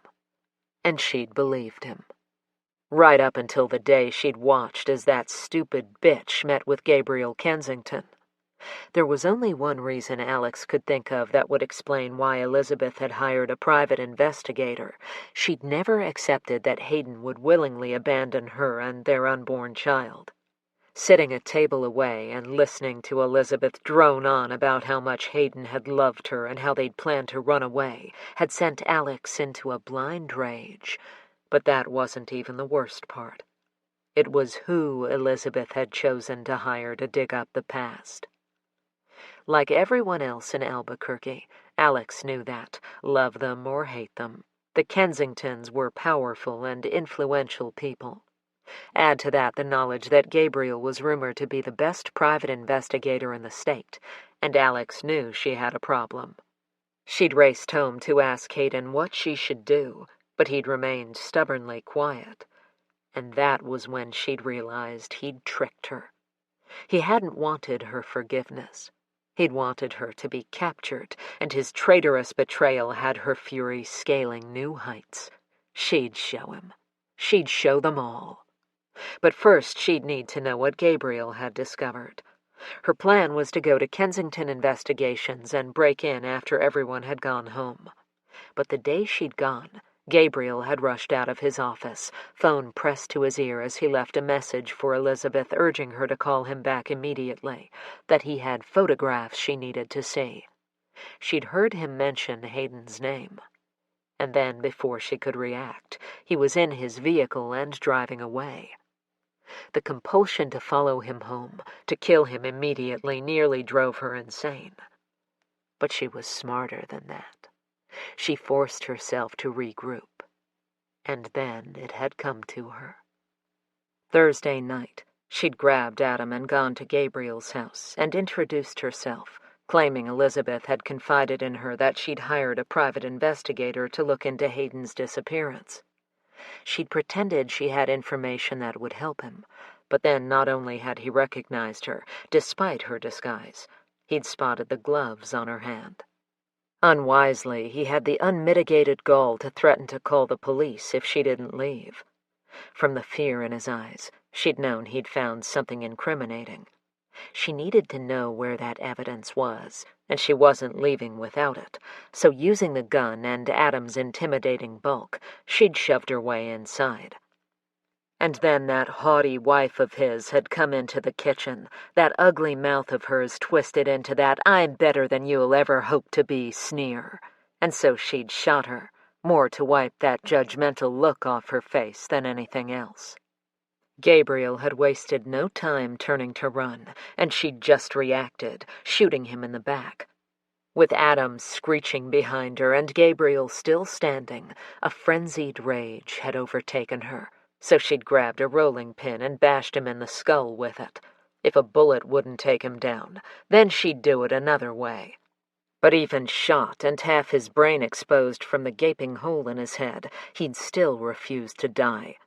If she was being completely honest, she hadn't even been aware of standing to grab the butcher knife until she was towering above him again. But then she'd dropped to her knees, straddling him as she thrust the knife into his chest over and over again. Only when she was physically spent did she stop. From the horrified expression on Adam's face, she knew she must resemble Carrie in the epic pig blood scene from Stephen King's novel. Grinning and feeling lighter than she had in years, she rose and grabbed a towel, wiping her face with it before shoving it into her back pocket so as not to accidentally leave any DNA around. Reaching up, she'd adjusted her wig and then moved over to the sink to wash the blood from her gloved hands. Mesmerized, she watched the red and pink swirl together before disappearing down the drain. When she finished, she grabbed a handful of paper towels and thoroughly dried the sink before also shoving those into her pocket. Then she clapped her hands in front of Adam's face and ordered him to follow her to Gabriel's office, not so much because she wanted or needed his help, but because she didn't fully trust him not to do something stupid. After hacking into Gabriel's security system to erase any evidence of her presence, she'd upended that room and had found nothing, not even the keys to his private practice. Pissed, she'd continued her reign of destruction in the bedroom for no other reason than she wanted to. Back in the kitchen, she'd rotated in a circle, her eyes searching high and low for anything that might implicate her. That was when she'd spotted Gabriel's and Lydia's phones lying near their bodies. Careful to avoid the blood, she'd snatched both up, powered them down, and shoved them into her front pocket. And then she'd squeezed her grip around a still-stunned Adam and dragged him outside, where she proceeded to shove him into the cab of her truck. When she was sure he wasn't going to bolt back out, she moved around to the driver's side, climbed in, and then meandered the streets until she came across a ditch bank. Without even slowing, she lobbed both phones out the window and into the water. She knew the last place they'd ping would be the Kensington house, so the chances of locating them now were slim to none. She had no idea what kind of information he'd had on that device, and she couldn't risk finding out the hard way. Throughout it all, Adam rocked slowly back and forth, mumbling, ripping handfuls of his hair out. For the most part, she'd tuned him out. That is, until he said, "What if we left something behind? Something that proves you killed them?" She'd slammed on her brakes, jerking them both forward as they lurched to a dead stop. His face paled to an impressive shade of white she'd never seen before. In her most cajoling tone, she said, "Don't I always take care of everything, Adam? All you need to do right now is go home, take a shower, and get some sleep. Leave the rest up to me." After making sure he was safely inside his house, she left, already scheming his accidental demise. But before she could set her new plan in motion, he'd gone and screwed everything to hell and back. Elizabeth Monroe may have been the impetus that started this ball rolling, but Adam had made it infinitely worse. And now it was time for her to adjust her strategy. She picked up the object she'd recently borrowed and threw her head back, laughing. This would almost be worth Adam's screw-up. Almost. Chapter 26. Sunday, October 6th.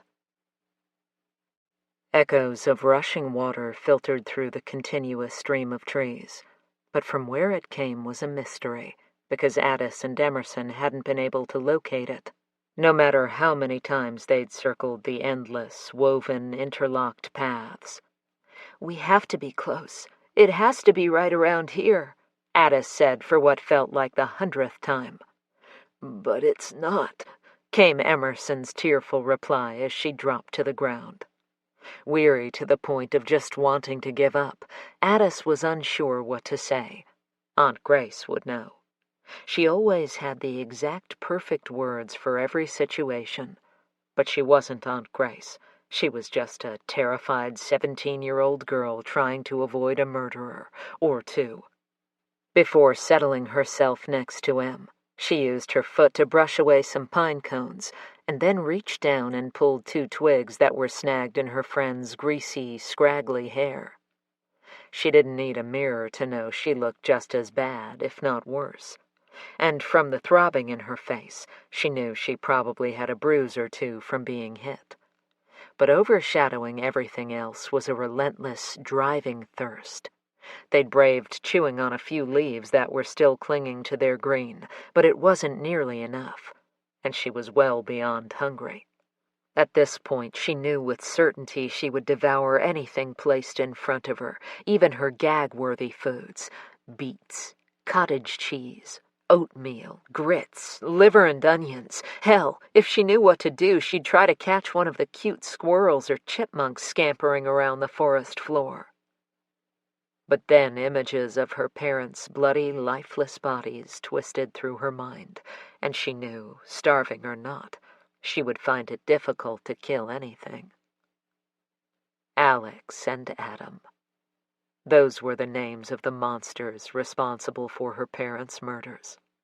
Lying under the cabin, listening to the coldness of the woman's anger, Addis had buckled in grief, muffling her sobs with the crook of her elbow. Now she stared down at the pocket knife clutched in her hand. Afraid Addis's cries would give away their location, Emerson had wrapped herself around her, nestling the 2 of them together until they were closer than cups in a cupboard. It was then Addis had felt something jab her painfully in the hip, and she'd reached down to move the object, only to realize it was a knife. Useless as a weapon, perhaps, but having it made her, both of them, feel better, so they'd kept it. In the light of day, they'd noticed someone's engraved name had worn off over the years. A picture of a bear, and the letters A and E were all that were left visible, along with what appeared to be a date. Emerson leaned her body into Addis. "Do you remember when we talked our dads into taking us camping? How old were we?" 9. Addis closed her eyes and let the memory wash over her, hoping that remembering the gut-clenching laughter and the hiccups that followed would somehow help her hold on to her father a little longer, like she could pretend he was still alive, just waiting with Aunt Grace for her to come home. Of course, her mother's death devastated her too. But the truth was they had fought constantly, due in great part to her mom's endless jealousy and false accusations. She was good at that, accusing people of things. What she was bad at was accusing the right people of the right things. But the unbreakable bond Addis had shared with her father, well, the loss of him was a punch felt all the way to her soul. M's broken chuckle sounded more like a smoker's cough, hauling Addis back from the edge of collapsing under the weight of her loss.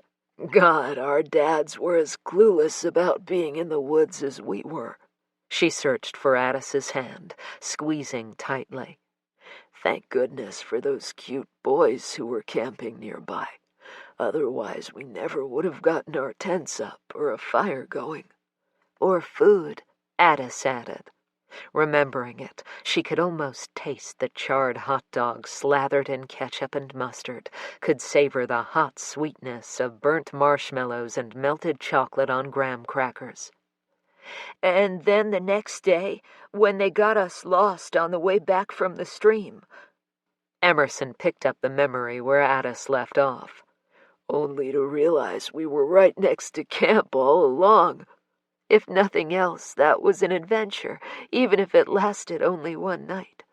The camping conversation exhausted, the heaviness of their predicament once more took center stage in their minds.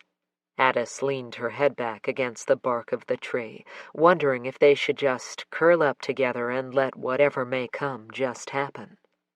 If their fate was to die, they would. If their fate was to find help, they would. She just didn't know if she could keep going on. But saying that to Emerson seemed like the ultimate betrayal. As if her best friend had logged into her private thoughts, Em whispered, I'm so tired, Ad. I don't know if I can keep going.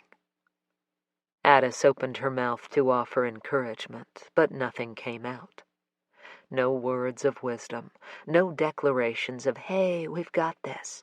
Not even a steadfast agreement of, yes, let's just lie down right where we are and wait for the wildlife to eat us. Because the unshakable, unchangeable truth of the matter was this.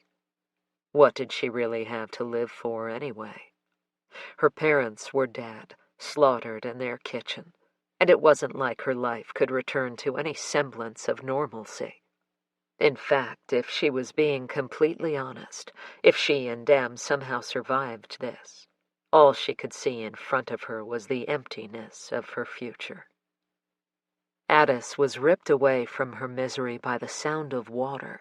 Only this time, it came in an absolute, sudden, drenching downpour that rained down to intermingle with her streaming tears.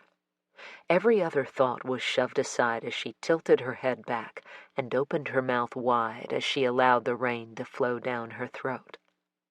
Only when she began to choke did she stop. And in that moment, watching Emerson quench her thirst as well, Addis remembered what she had to live for. If she gave up, so would Em, and she couldn't have that.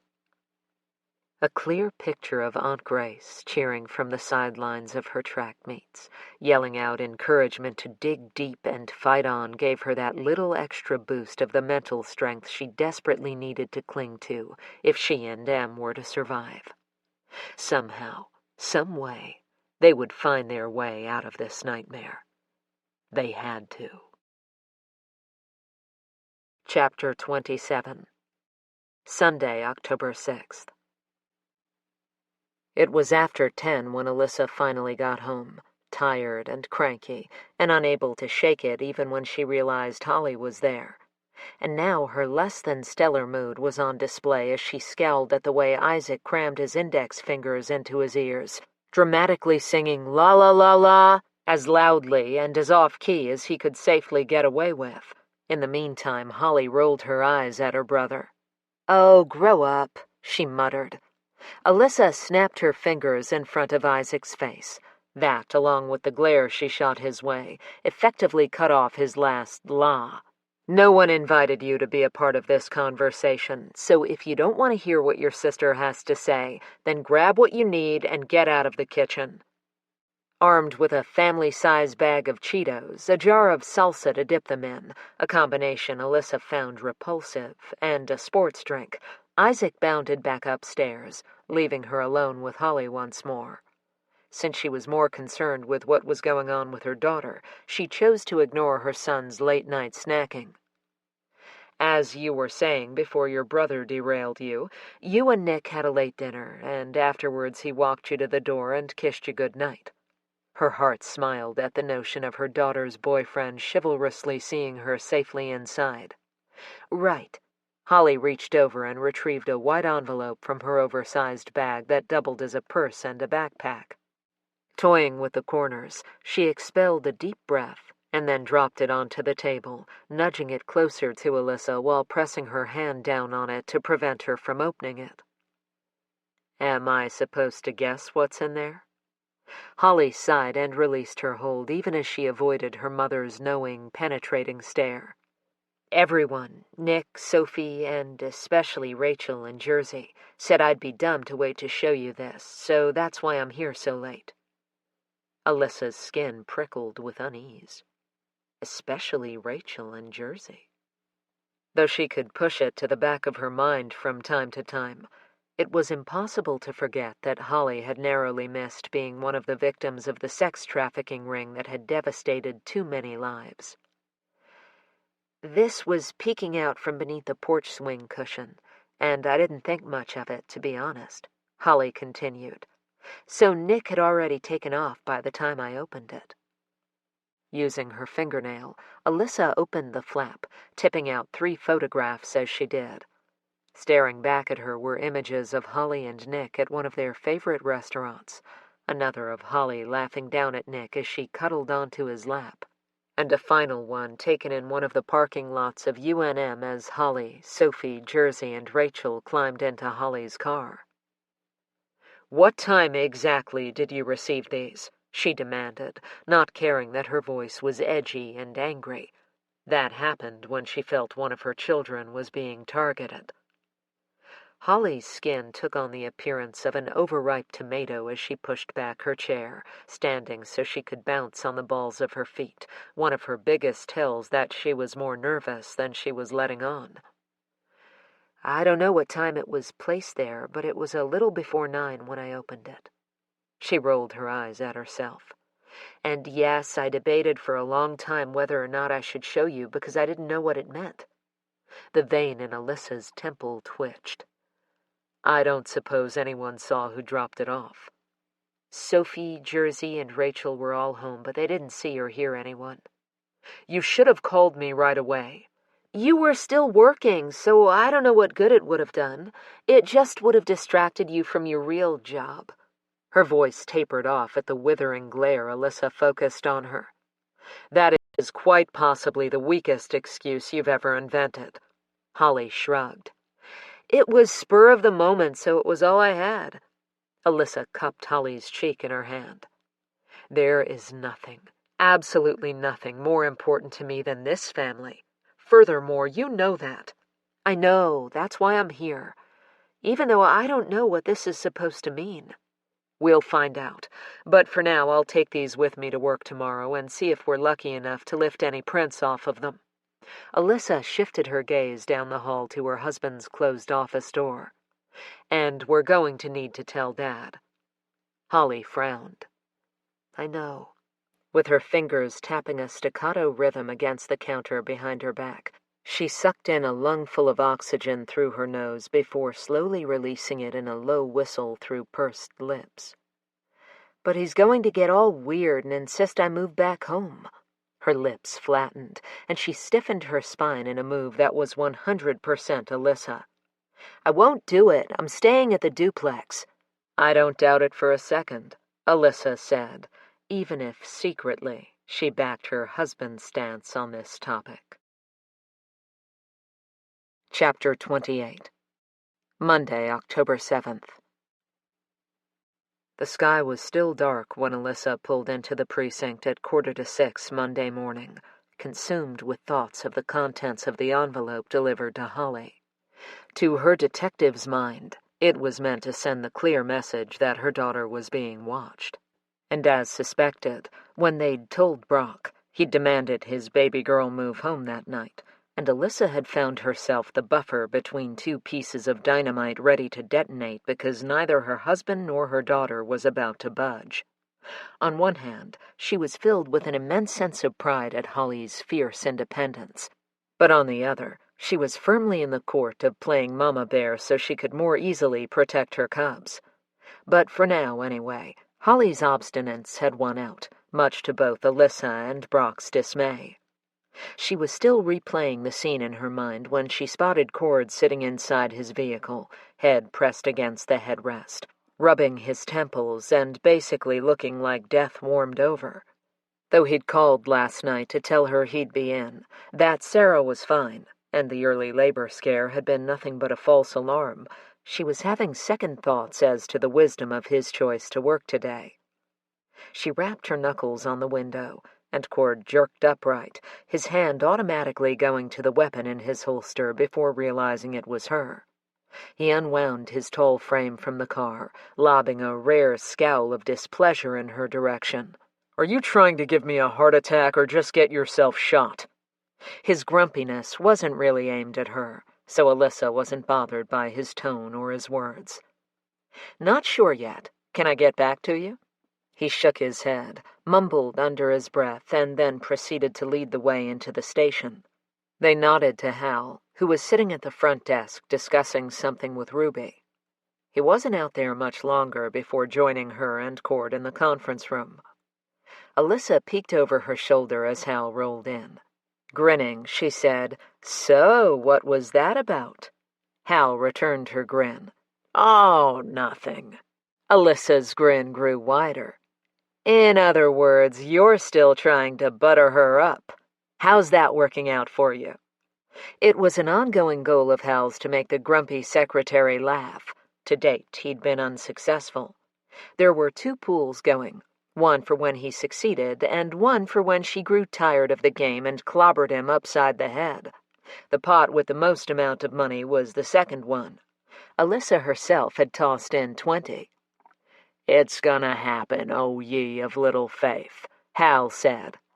The rest of the conversation was cut off when Sandra strolled in, giggling at something Joe was saying. "Care to share?" Hal asked. "Nothing you haven't heard before," Joe said. "Just regaling our new teamie here with some of Tony's hunting adventures.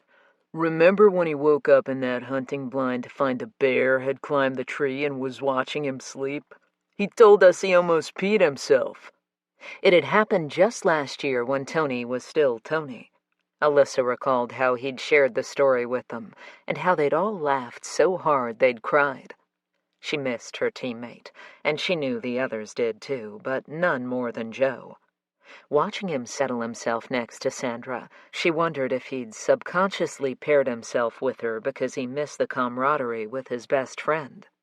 Alyssa cleared her throat to get everyone's attention, then gave an update on Elizabeth Monroe's condition, which was unchanged from last night. The jovial mood of moments ago morphed into instant sobriety. Sandra raised her hand. "I asked Hal to help me check into that name you gave me. Alexandra Green, a.k.a. Al, lived next door to the Bensons and attended Anasazi High School in Del Luna from 2009 to 2012. A couple weeks after Hayden Benson disappeared, Alexandra's mother, Helen Ross, put their house on the market and moved away. In July 2012, Helen Ross was killed in a single-car rollover accident on I-40. A soft knock on the door interrupted Sandra. Alyssa peered up just as Ruby poked her head in. Missing was the usual scowl. In its place was a mixture of anxiety and pity, which was the first thing that sent Alyssa's blood pressure soaring to the ceiling. It crashed through the roof when, in a voice far from her normal growl, the secretary said, "Detective, your daughter and her friends need to speak with you."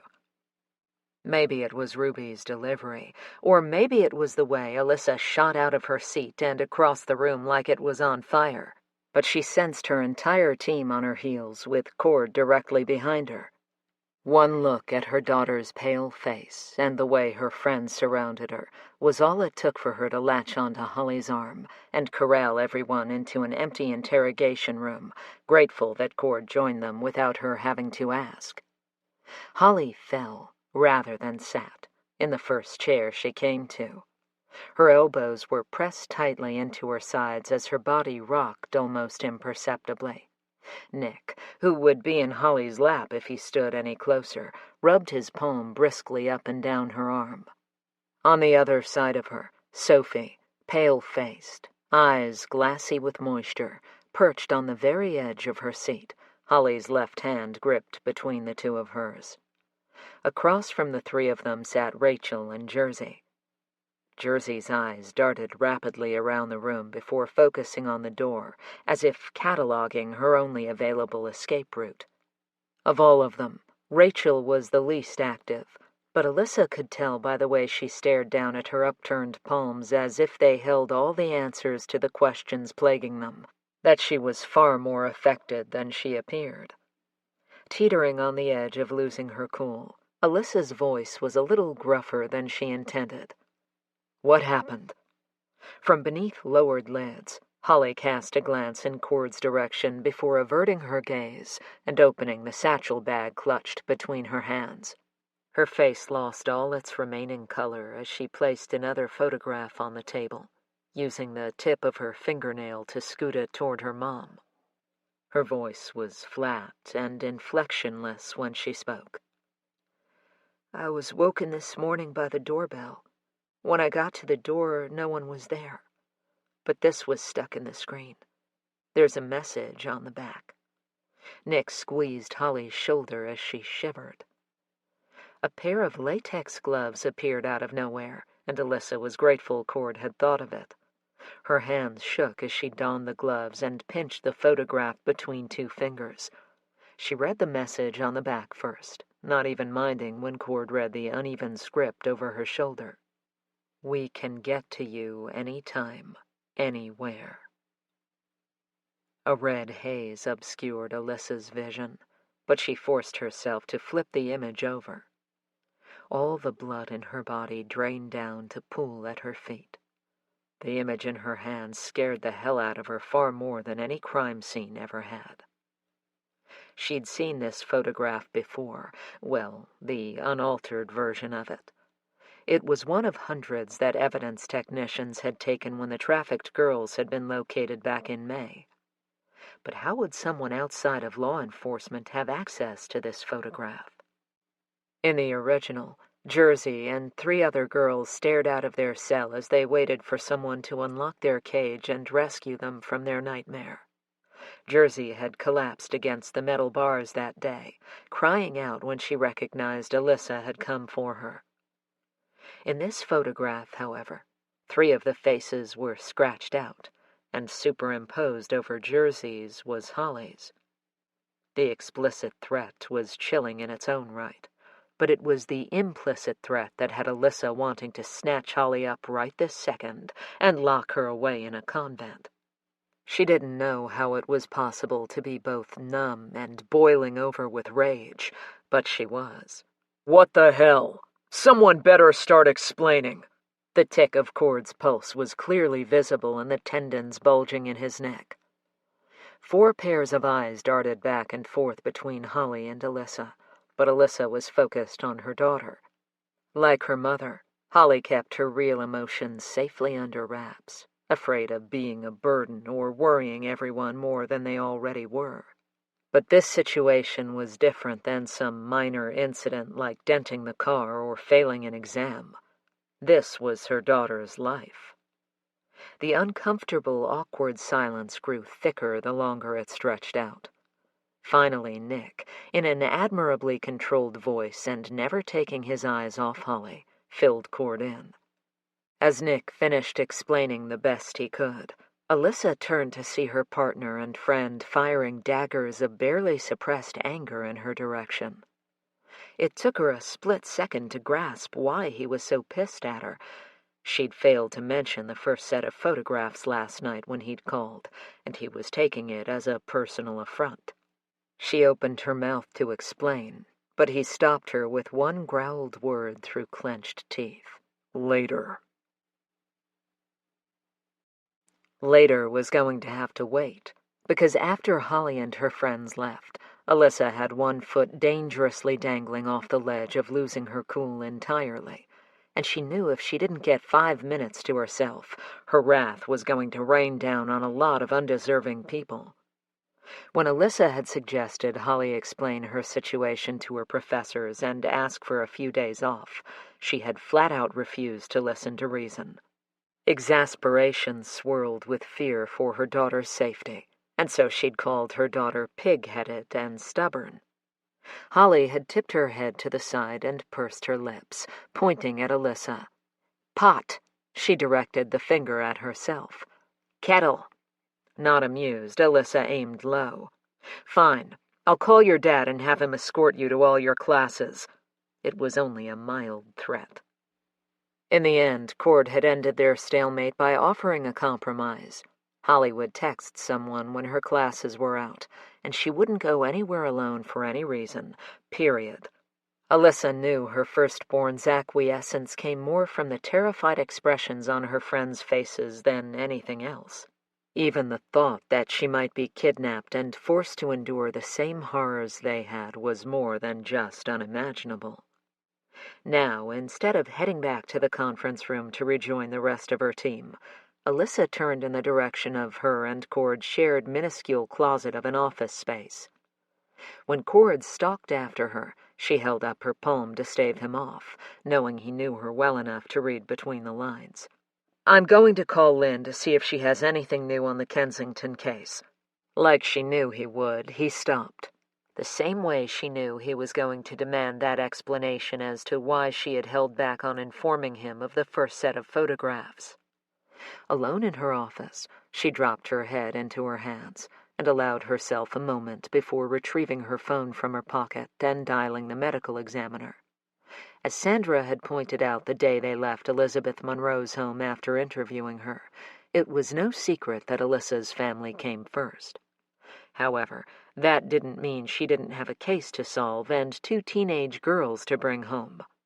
Recognizing that it still wasn't yet 7, she placed the call anyway, knowing Lynn would be in since she preferred the stillness of the early morning hours, much like Alyssa did. Lynn answered on the 4th ring, out of breath as if she'd been running to get to the phone on time. "Detective Wyatt, I'm guessing you're calling for an update, and I'm sorry I have nothing to report to you other than finding a smear of blood in Addis's phone case. I've sent it off to the lab, but it'll be a while yet until I even know if it's usable.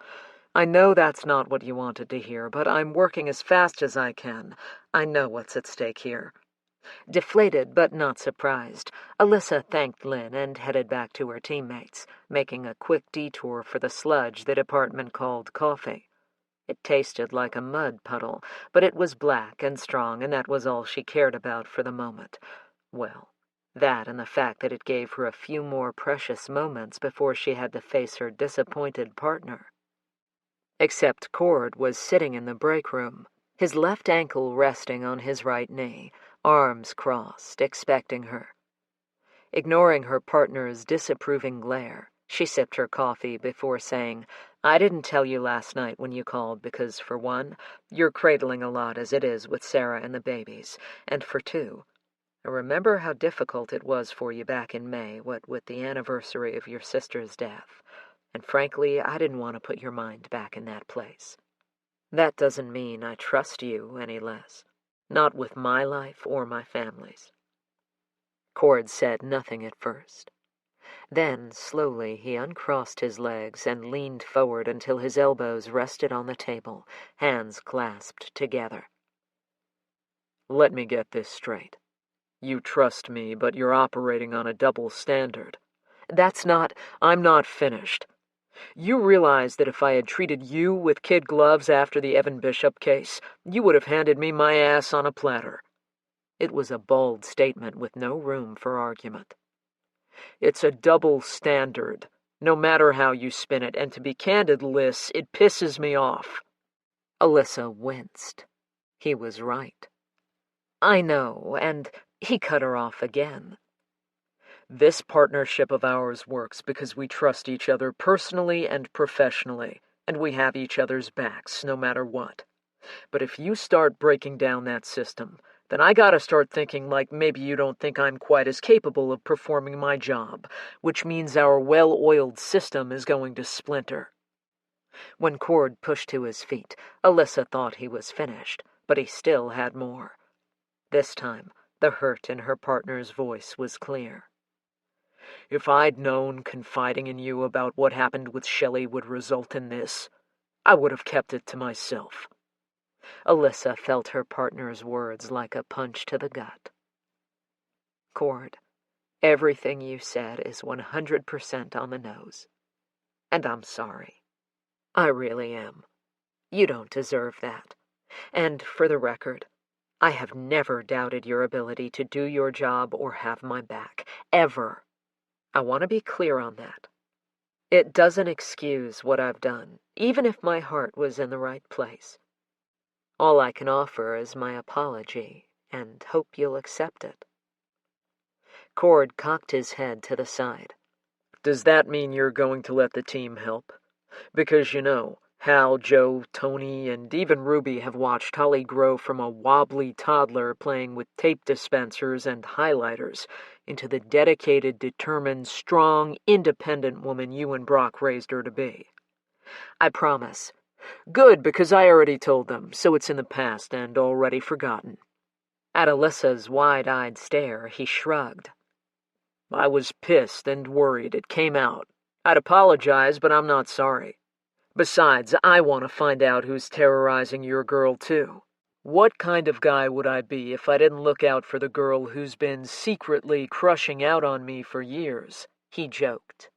Alyssa chuckled. "You've got a point there." "Then let's go talk to the team so we can put our heads together. On the way, you can tell me what Lynn had to say." "That'll be a short conversation. Nothing." Cord sighed. "Well, before I came to check on you, Joe was on the phone with Hedge, so maybe he'll have some news from the crime scene."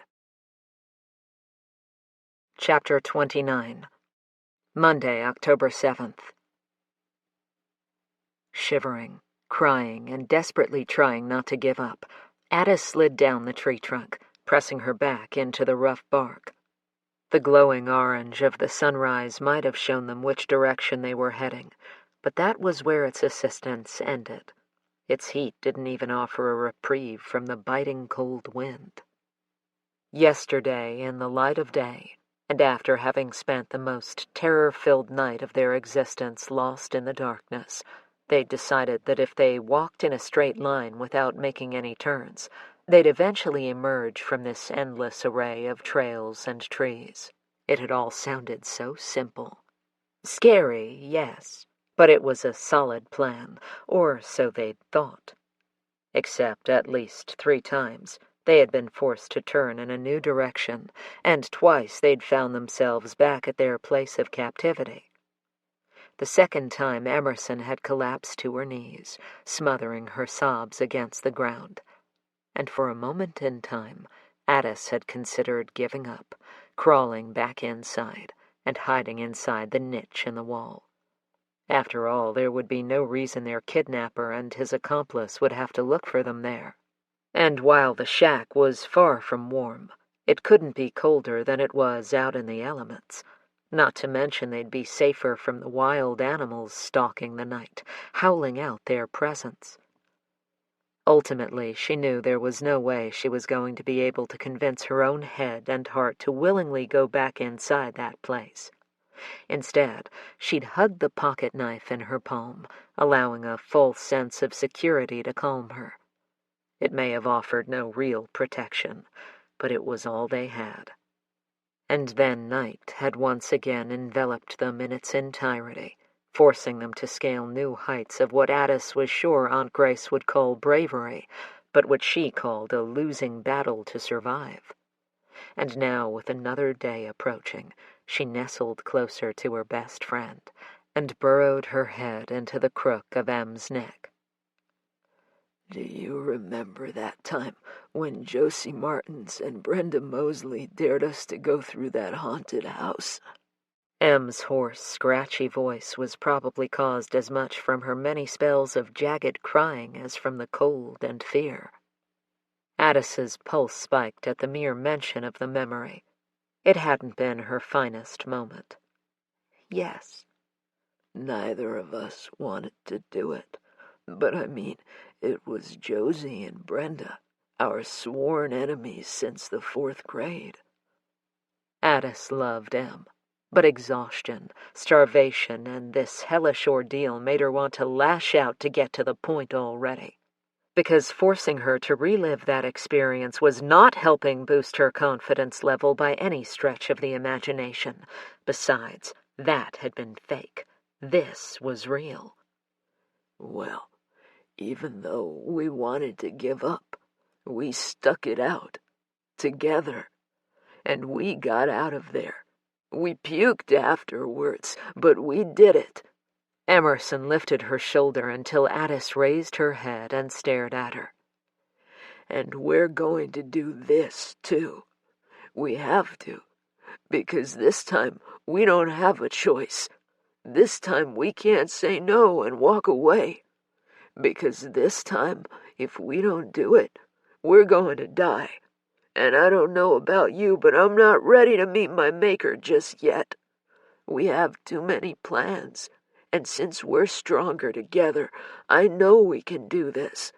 Addis wanted to believe her, but her penchant for positivity had run out somewhere between walking into her kitchen to discover her parents' murdered bodies and their daring yet foolish escape that had turned into nothing more than a colder version of captivity. What if you're wrong? What if we can't? Emerson cupped Addis's chin, forcing her to look at her. That night in the haunted house, you're the one who kept reminding me to stop thinking that way. It was one step in front of the other. This time our lives actually depend on our success, so we're going to do the same thing. Every time we hit one of those false exits, we're going to backtrack until we find the correct path. Em closed her eyes and leaned her forehead against Addis's. You with me? What could Addis do but agree? After all, if Em could dig deep enough to convince herself to keep going, she could too. Sheer grit and determination forced her to her feet. Wobbling on her weak legs, she locked her knees in place before extending her hand to pull Em up beside her. I'm with you. Chapter 30. Monday, October 7th. Walking back into the conference room, feeling the stares of her teammates, old and new, Alyssa did her best to ignore the pulsing headache quickly migrating to the front and sides, making her head feel like it had doubled in size and was now on the verge of exploding. Everyone locked their worried eyes on her. Even Sandra's face was draped in concern. For now, she ignored the trepidation that cloaked them like a well-worn shawl because, as Cord had said, Joe was on the phone with one of their technicians, Bill Hedge. Even if Cord hadn't told her, she would have known because Hedge had a booming voice that could probably be heard from space, and so hearing him from across the room was no problem, especially as Joe was partially holding his cell away from his ear so as not to go deaf. Raising his hand, he held his index finger and thumb close together in a gesture generally understood to mean a little bit, but which her team had come to recognize as Joe meaning, "Give me just another minute." While she waited, she tried to read Joe's expression. His eyes were wide, pupils dilated, and his skin was flushed, which generally meant he was either fatigued or excited. Could that mean they might have finally found one thread to tug at that would unravel this whole sordid mess and lead them to Addis and Emerson? Hal drew her attention away by rolling his chair over to her and touching his hand. "Don't shoot the messenger, but you look like hell, Liz." "Gee, that's so sweet of you to mention," she snarled. Hal's smile gave him a childish, cherubic appearance, but then he became serious again. "You know I'm kidding, but Cord gave us a brief rundown on what's going on with that girl of yours, and I know you'll tell us more when you can. But for now, I want to remind you that Brock, Holly, and Isaac aren't your only family. Don't shut us out." Embarrassingly, tears clouded her vision and threatened to spill over. Thankfully, she was saved from making a complete fool of herself by Joe's announcement as he hung up and sprang to his feet. This is it, folks, our first real break. Bad news first. Hedge was able to lift a fingerprint from Addis Kensington's phone, but as we expected, it turns out it belonged to her, so no help there. However, the good news is that the bullets retrieved from the scene were traced back to a .22 caliber Glock 19. Joe was practically bouncing up and down. Are you ready for this? Of course you are. The weapon used to kill Lydia Kensington and incapacitate Gabriel is registered to one Alexander Green of Creede, Colorado. Instantly, an excited energy buzzed around the room. Did you say Alexander Green? Cord asked. Indeed I did. Joe's grin was contagious. Hal and Sandra wore identical expressions of disbelief. Alyssa locked eyes with Cord before the two of them bolted out the door in search of Captain Hammond. Her impatience was palpable as she waited for the captain to wrap up the call he was on. It took a Herculean effort not to jerk the receiver from his ear and slam it down.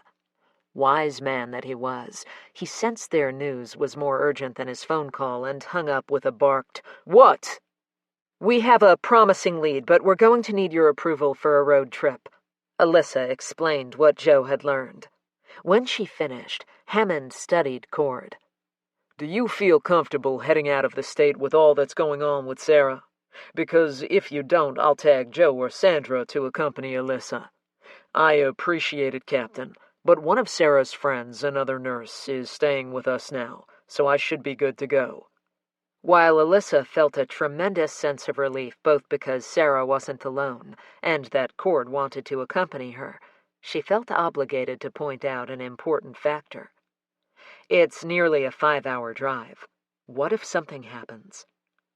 The side-eyed look combined with the pursed lips was more than enough for her to know Cord was just as concerned about her leaving Holly right now as she was about him leaving Sarah. But they both had jobs to do, and besides, there were plenty of people who would step in and up to protect her daughter. Except for a few friends, Cord was all Sarah had, as her parents were out of the country until Thanksgiving, a month and a half away. I tell you both what, I'll talk to Sarah and see how she feels about me going. But I can already tell you she'll probably be relieved not to have me hovering over her all night. A half-smile tipped one corner of his mouth as he repeated his earlier claim. Even if I don't hover, I predict she'll have my bag packed and at the front door before I get off the phone. Even Hammond offered up one of his rare smiles at Cord's prediction. All right, then. You make your call while I let Brock know, and let's see if we can be on the road in the next 30 minutes. 42 minutes later, after stopping first at Alyssa's and then Cord's, where Sarah did indeed have his bag packed and ready for him at the door, they hit the interstate heading north. Sarah looks better than I expected, Alyssa admitted. Yeah, especially considering the babies have been kicking the hell out of her kidneys and bladder lately. Cord winced and pressed the heel of his palm against his side as if he were experiencing sympathy pains. Alyssa laughed. That crap hurts, so I'm glad she can smile through it. They drove for a while in silence, and then she said, "Fingers crossed and God willing that Alexander Green can give us the answers we need." Amen to that. Alyssa's foot pressed down a little harder on the gas, shooting up to 15 miles past the posted speed limit signs. She promised herself she'd slow down again at the New Mexico-Colorado border. Chapter 31. Tuesday, October 8th. Once a bustling hub known for its mining history, the tiny town of Creede, Colorado now boasted a population of around 300. And it was the type of place where everybody knew everyone else's business, something Alyssa and Cord learned while eating dinner on the heated patio of the only cafe, where they were informed by no fewer than 4 locals that Alexander Green wasn't expected back from his weekend camping trip until sometime after midnight. It hadn't taken long to guess that someone, or maybe a few someones, had seen them knocking on Mr. Green's door earlier in the day. Which is why they found themselves early Tuesday morning once again standing on the front stoop of the quaint house with the brilliant red door and purple siding built into the mountainside. Zipping her jacket and wrapping the softest, warmest scarf she'd ever purchased around her neck, Alyssa knocked on the door. She wasn't sure what she was expecting, but it definitely wasn't what she was seeing. Haunted was the first descriptor that popped into her mind when she saw the man who answered the door. Instead of the late 40s she knew him to be, thanks to Hal's research, the man in front of them looked to be in his early 60s. Mr. Green? Yeah, that's me. He kept one hand on the doorknob while the other pulled at the salt and pepper beard that still held a hint of the red his hair had once been. Tamara at the Snowshoe Lodge warned me 2 city cops were headed my way. Then Marcy at the gas station called right after Walter from the coffee shop did and clarified it was 2 Albuquerque detectives who needed to speak with me. He rubbed his palm briskly over his balding head. I reckon since I didn't give them much to go on, they'll already be starting up the gossip mill to get things juiced up and going for the real deal. Before you leave town, the truth won't even matter. Small-town living, right? Cord said. Like most things in life, there's something to be said for and against it, I suppose. But I suspect that's not what you drove all the way from New Mexico to talk to me about. So why don't you both come on in? He waved his arm toward a living area that held more rocks and mountain gear than it did furniture or photos. In the corner was an old-fashioned wood stove that reminded Alyssa of the one her father used to keep in the basement of their Indiana home. Sitting atop it was an old cast-iron skillet, along with an ancient coffee percolator. Have a seat, why don't you? Alyssa and Cord settled onto a well-worn but comfortable sofa, while Mr. Green opened some curtains, the natural light neutralizing the dark gloom of the house. Within seconds, he eased himself into a lazy-boy recliner across from them. Alyssa wasted no time diving right in. Mr. Green, I appreciate you taking the time to meet with us, so I'll get straight to the heart of the matter. Last Thursday, we were called out to a double homicide where we discovered 2 teenage girls had also been kidnapped. Yesterday, we discovered one of the weapons used, a .22 caliber Glock 19, is registered to you. Can you explain that? Alexander Green paled under her announcement, and he wiped one hand across his face. That gun went missing years ago when I left New Mexico after my divorce. Did you report it stolen? No, ma'am, because I knew my ex-wife had likely squirreled it away because it was the one she most preferred of the guns I had. And your ex-wife is? Helen Ross. When's the last time you spoke with Helen? Cord showed no reaction to hearing the name. 7 years ago, July 4th. It was her favorite holiday, what with all the fireworks lighting up the sky. She called to tell me she and... He hesitated, closing his eyes before continuing. My daughter, Alexandra, had moved from their home in Del Luna. She, Helen, was killed in a car accident a week later. One of her front tires blew out going around a curve in the canyon. I found out when an old buddy read about it in the paper and called me. Sadness crept in, emphasizing the lines on his face, and Alyssa guessed that, divorced or not, Alexander Green still loved his ex-wife. And what about your daughter, Mr. Green? Are you in contact with Alexandra? The sorrow of moments earlier was replaced with a cold mask of indifference. No, I'm afraid not. Frankly, she's the reason I left New Mexico in the first place. His hands tightened into fists that he pressed against his thighs. If anyone had told me on the day she was born, I didn't know a man could feel so much love. That one day my own daughter would scare the hell out of me. I would have laughed in that person's face. When Alexandra was a toddler, She was the epitome of a daddy's girl. She followed me everywhere and would have gone to work in the fields with me if I'd let her. From the time she was 5, she went fishing and hunting with me as often as she was allowed. All that changed when she turned 7. What happened when she was 7? Alyssa prompted. I'm not sure I know how to explain. Alexandra was always so used to being the center of attention. It was pretty common for everyone to gush over her and compliment her perfect manners. And then a new little girl, Sasha, moved just down the road from us. They hit it off right away.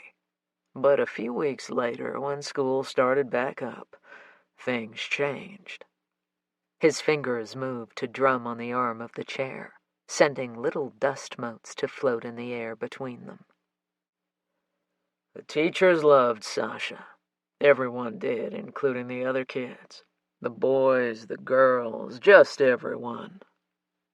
It took about a week before I noticed the way Alex would go silent or grow inexplicably angry any time Sasha's name was brought up. But then about a month into their school year, Alexandra asked if Sasha could sleep over. Of course, Helen and I agreed. The next morning, when the girls woke, Sasha had a huge bald spot where her hair had been sheared off. It was so bad, the only way to fix it was for her parents to buy her a wig or shave her head. Immediately, the image of Elizabeth's shorn ponytail popped into Alyssa's mind. Alex insisted Sasha must have been sleepwalking. But I will swear to the day I die that there was something dark in my daughter's eyes when she said it. Later that day, when Sasha went out to feed her new bunnies that they kept in the barn, I'll spare you the details, and just assure you they were no longer alive. Alyssa's gaze flickered over to Cord to gauge his reaction, but he was busy jotting notes in his tablet. Alexander continued. That evening I was throwing in some laundry and discovered so much blood on Alex's pajamas it looked like she'd bathed in it. When I questioned her, she denied knowing what had happened.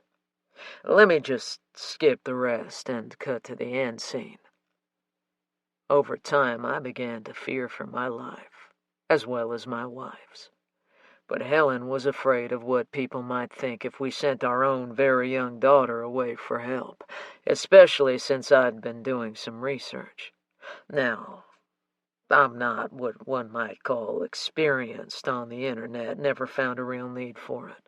But what I found out was that, while it might be exceedingly rare for a prepubescent child to be diagnosed with a severe psychosis, it was still possible. Then one evening, after Alex got in trouble for something, Helen grounded her and sent her to bed early. The next morning, both my wife's cockatiels were floating in the bathtub with broken necks. Helen and I got into a heated fight, which ended with me pleading for her to wake up before something worse happened. Later that night, I woke to Alexandra standing at my bedside. Sweat not caused by the heat of the wood-burning stove glistened over Mr. Green's skin as his eyes darted around the room.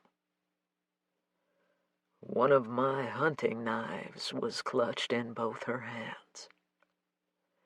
I remember thinking she was too tiny for something so large, that it looked more like a sword. But when my brain finally accepted what I was seeing, I realized that my 7-year-old daughter had the business end of a knife aimed just above my chest, waving it back and forth from my head to my heart, as if deciding where she wanted to stab me first. Alexander uncapped the water bottle beside his chair and guzzled the contents before crinkling the plastic and tossing it into a trash can a few feet away. Even then, Helen wouldn't relent. I'm not proud of it, but while she was at the grocery store, I packed my things and threw them in my truck. She came home before I could take off. She said she was hurt, but understood. What did you do regarding custody of Alexandra? Alyssa asked. I didn't fight her, nor did she expect me to. I offered financial assistance, but she declined. I continued pleading with her to at least get Alex in to see a therapist. But she not only refused, she started shutting me down whenever I brought it up. His right hand scrubbed at the top of his head. She was a good woman, detectives. But she was the very definition of pride goeth before the fall, if you know what I mean.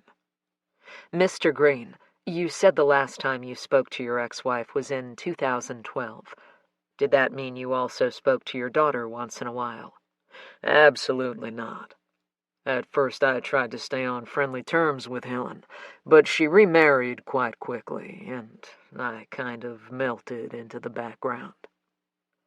I'll admit I was actually relieved, because even hundreds of miles and a state away, I, a grown man, a veteran of the armed forces, was still terrified of my own child. And if there's anything that can make a man feel more pathetic, I sure don't know what it is. You wouldn't happen to know the name of Helen's new husband, would you? Cord asked. Alexander used his thumb and forefinger to smooth his beard, snapping them together when he remembered. Campbell was the last name. Couldn't say for sure about the first, but that marriage didn't last much longer after her son was born. Son? Yes, sir. One day out of the blue, Helen called to tell me she'd had a baby, a little boy. I never even asked his name. It was less than a year after I left, and I guess it hit me the wrong way. What do you mean by the wrong way? Alyssa asked.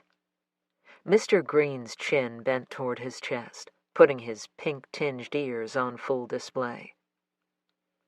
I suppose it would be safe to say I got a tidge jealous. Anyhow, I got maudlin and nostalgic, ended up getting drunk, and so I poured my heart into a letter that would have made Hallmark proud and mailed it off. It wasn't too long before I received a package with some pretty disturbing pictures printed off the computer. Things like a knife through a heart, dripping with blood, a decapitated animal, that type of thing. It was only the one time, and I've never gotten another thing. Alyssa sat up straighter. Do you still have them? Alexander shook his head. Nope. I actually took them to the police station one day to file a report, but they told me there was no way to prove they came from Alexandra, and that, unless she did something overt, there wasn't much they could do. I figured if she ever chose the overt route, I'd be dead, and by then it would be too late. Thought about calling Helen, but I'll tell you, I just wasn't up for fighting that fruitless battle anymore. Maybe that makes me weak, but that's the God's honest truth. If you didn't try to keep in touch after Helen remarried and had another child, how did you know she was divorced again? Alyssa asked. Alexander's eyes shifted to a mounted elk head on the wall. The long stretch of silence held more meaning than his words. Helen called one night, weeping like she'd lost everything. It's pretty shameful that my immediate thought was that our daughter had done something horrible.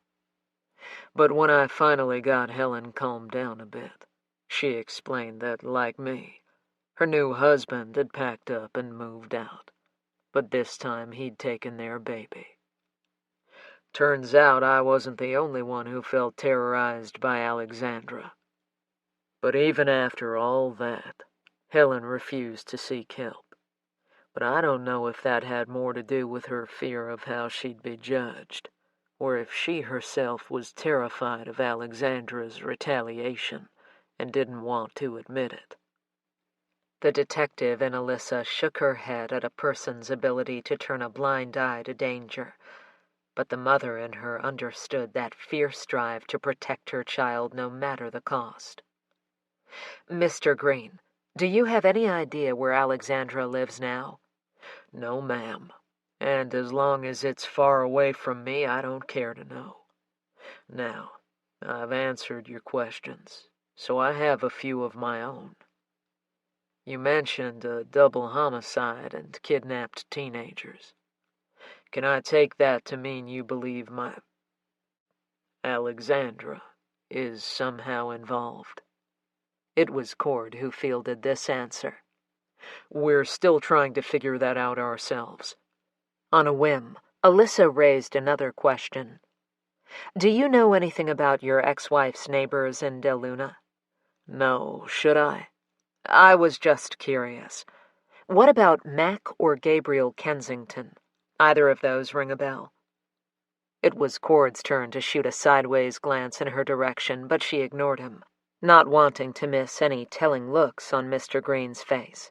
But it didn't matter, because aside from crinkling his forehead as he rolled the names over in his mental Rolodex, it was clear the Kensington name meant nothing to him. He confirmed her suspicion with a decided, "No again. Sorry." Tossing out her last real hope, Alyssa said, I suppose it would be too much to hope you've got any photographs of Alexandra or your wife lying around. Burned the lot of them one night in a drunken pity party for myself.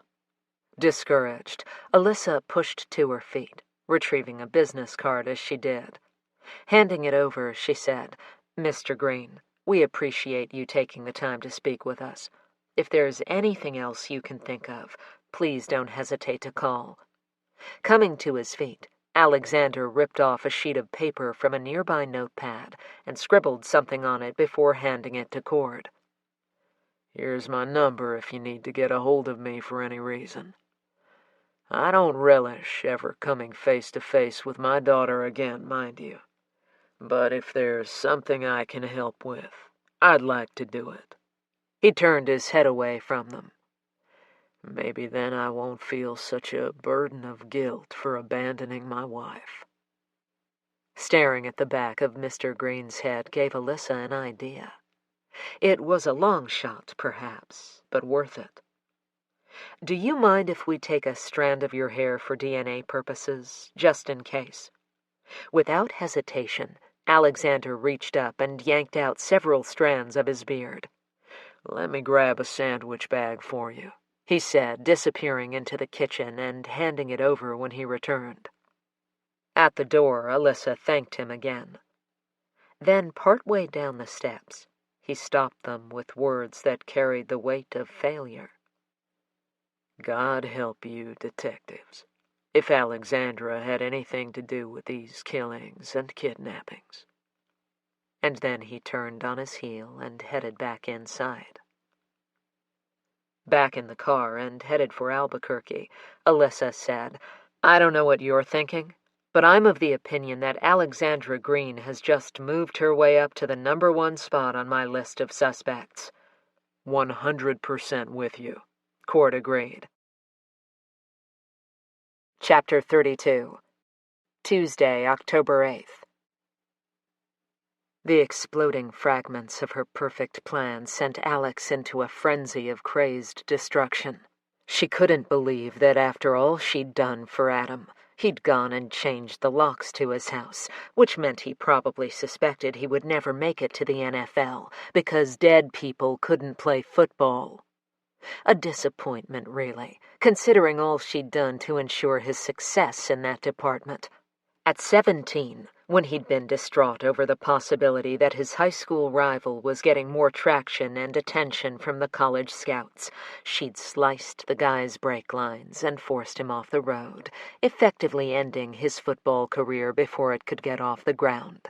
Because it wasn't only dead guys who couldn't play in the NFL. Neither could those who were paralyzed from the waist down. And what about the 16-year-old kid who'd heckled him mercilessly online after Adam had fumbled the ball that resulted in his team losing the state championship? For days, Adam had fallen into a deep depression about it. A week later, when that kid was found face down in the river with his throat slit and his tongue removed, Adam had come to her, demanding to know if she was responsible. She'd smiled and shrugged, and though he insisted he was angry, that he'd never wanted that, it hadn't taken long for him to pull out of his funk. Hell, she'd even snapped the neck of his ex-girlfriend's cat after it had scratched him and caused such an awful infection he hadn't been able to play the sport he loved for 2 weeks. After all that, he had the audacity to try to lock her out, to choose the lives of 2 stupid, insipid teenagers over her. That treachery alone was worthy of his death. But that would have to wait, because he hadn't returned home last night, and so she had been forced to head up to the mountains herself to track Addis Kensington and Emerson Childress. She knew they were still out there, because if they'd somehow miraculously found their way to safety, it would have been all over the news. So they'd either been killed by the wildlife, or they were still stumbling around hoping for a savior to come along and rescue them. And didn't she look like a savior? However, when hours of tracking the rugged terrain produced no evidence of any possible trails, she'd barely managed to suppress the guttural roar that had been building up inside her. Consumed with a burning rage, she'd hiked back to her truck and headed down the mountain. If she couldn't take care of the girls yet, she'd just have to go deal with the other issue that threatened to topple her house of cards, Elizabeth Monroe. But before this day was over, she vowed, all her problems would be solved once and for all, including Adam. Chapter 33. Tuesday, October 8th. Pareidolia, the phenomenon where a person saw shapes in everyday objects, like the rusted metal grate sitting cockeyed above Addis's head, and currently mocking her with its smirky smile as it dripped moisture into the shallow hole she and Em had agreed would be their best option for refuge for the night. Now peeking over at Emerson's restless, shivering, semi-sleeping form, she began to wonder about the intelligence of their choice. As yet another night had fallen, leaving them once again lost in the literal darkness of this nightmare and a forest filled with the eerie calls of wildlife, Emerson had tripped and fallen onto a metal grate, wrenching her wrist in the process. Too weak to help her up, Addis had collapsed next to her, where the two had clung to each other, neither wanting to admit they could no longer go on. It was only when the clouds veiling the meager light from the moon lifted that Addis finally saw what Em had tripped over. "A cattle guard," she whispered. She may not know much about the not-so-great outdoors, but she did know that, supposedly anyway, these were meant to stop livestock and wildlife from crossing. Her heart thumped painfully inside her chest. If there were cattle guards, there might be ranchers nearby. As quickly as the excitement ignited, it fizzled out. Even if they did magically stagger upon another living soul in the inky blackness of the night, how would they know who they could trust, especially since they'd never seen their kidnapper's accomplice? Logically, she knew they would eventually have to trust someone, but for some reason, the thought of doing so in the dark was something every fiber of her being shied away from. When she spotted the broken gap in the cattle guard, a wisp of an idea shaped itself into an action. If they crawled into the space beneath the metal, they would be better hidden as well as protected from hungry animals. What if we squeeze down there? Addis jabbed her finger toward the hole. And shelter for the night. I mean, it won't protect us from the weather, but it'll help keep the animals away. Emerson hesitated. How far down does it go? Lying on her stomach, Addis peeked through the slats in the grate, trying to keep the lump of terror lodged in her throat from escaping. A better question would be, what kinds of things currently claimed this space as their habitat? Gagging, she scooted forward until her upper body rested on the still secure bars, and then dangled her left arm into the black abyss, doing her best to tune out Emerson's frantic "What are you doing?" as she tried to convince her brain that nothing was crawling on her skin, that no legendary monster was at this moment about to latch onto her arm and drag her down to its lair. I can't tell how deep it is, but I can't feel the bottom. It might be a tight squeeze, but I think we have to try, Em. It's dark, so what else can we do? For the longest time, the only answer came from the mysterious sounds of nature, before Emerson finally agreed. You're right. It might be our best option. The width of the gap had been deceptive, and so it hadn't been quite as simple slipping between the open bars as they'd thought. Addis had shimmied in first, bearing the brunt of the serrated edges of broken metal scraping against her skin, because she'd been able to guide Emerson away from the worst of it. At least the drop wasn't as bad as she was afraid it might be, since it turned out the hole was only approximately 2 feet deep. It meant they'd have to lie down, but that couldn't be any worse than what they'd already been through. At least that was what she tried to tell herself, even as the stench of rotting trash and God knows what else seemed to seep into her nostrils and every inch of exposed skin. And now, in the dawning light of day, Addis wondered if she had the strength, or even desire, to drag herself back up. It wasn't that the distance was so great, or at least it wouldn't have been if she wasn't fatigued and oh so cold. But the very real notion that they had to trust someone out there to help them was simply too much for her overtaxed mind and body. Beside her, Emerson was beginning to stir from her not quite sleeping, not quite awake state, and Addis reached out to rub warmth into her best friend's arm. When Em spoke, her throat was scratchy and raw, changing the natural cadence of her voice. God, Ad, what are we going to do? There's no way we can keep going like this. Moisture trickled down her cheeks as the first round of tears for the day released. I don't want to do this anymore, she cried. Addis didn't have a response anyway. But that ceased to matter when the rumble of an engine broke through the sounds of nature. Friend or foe? There was only one way to find out. But could she do it? Was she brave enough? Guessing Addis's intention, Emerson's fingernails sliced into her arm, dragging her back when she moved to poke her head through the gap. Wait until it passes, please. It might be them. Or it might not be. Even so, Addis hunkered back down with her friend a breath before a truck thundered over them, knocking debris and mud onto their heads, forcing them to release each other in an effort to shield their eyes. Only when the truck passed, and Addis had counted to 10, did she risk sitting up again, the top of her head grazing the bars. Then, slowly, she crawled back to the gap and rose until she could peer out. It was like 100 hammers slamming against her ribcage when she realized the vehicle was backing up, the driver's eyes staring right at her through the rearview mirror.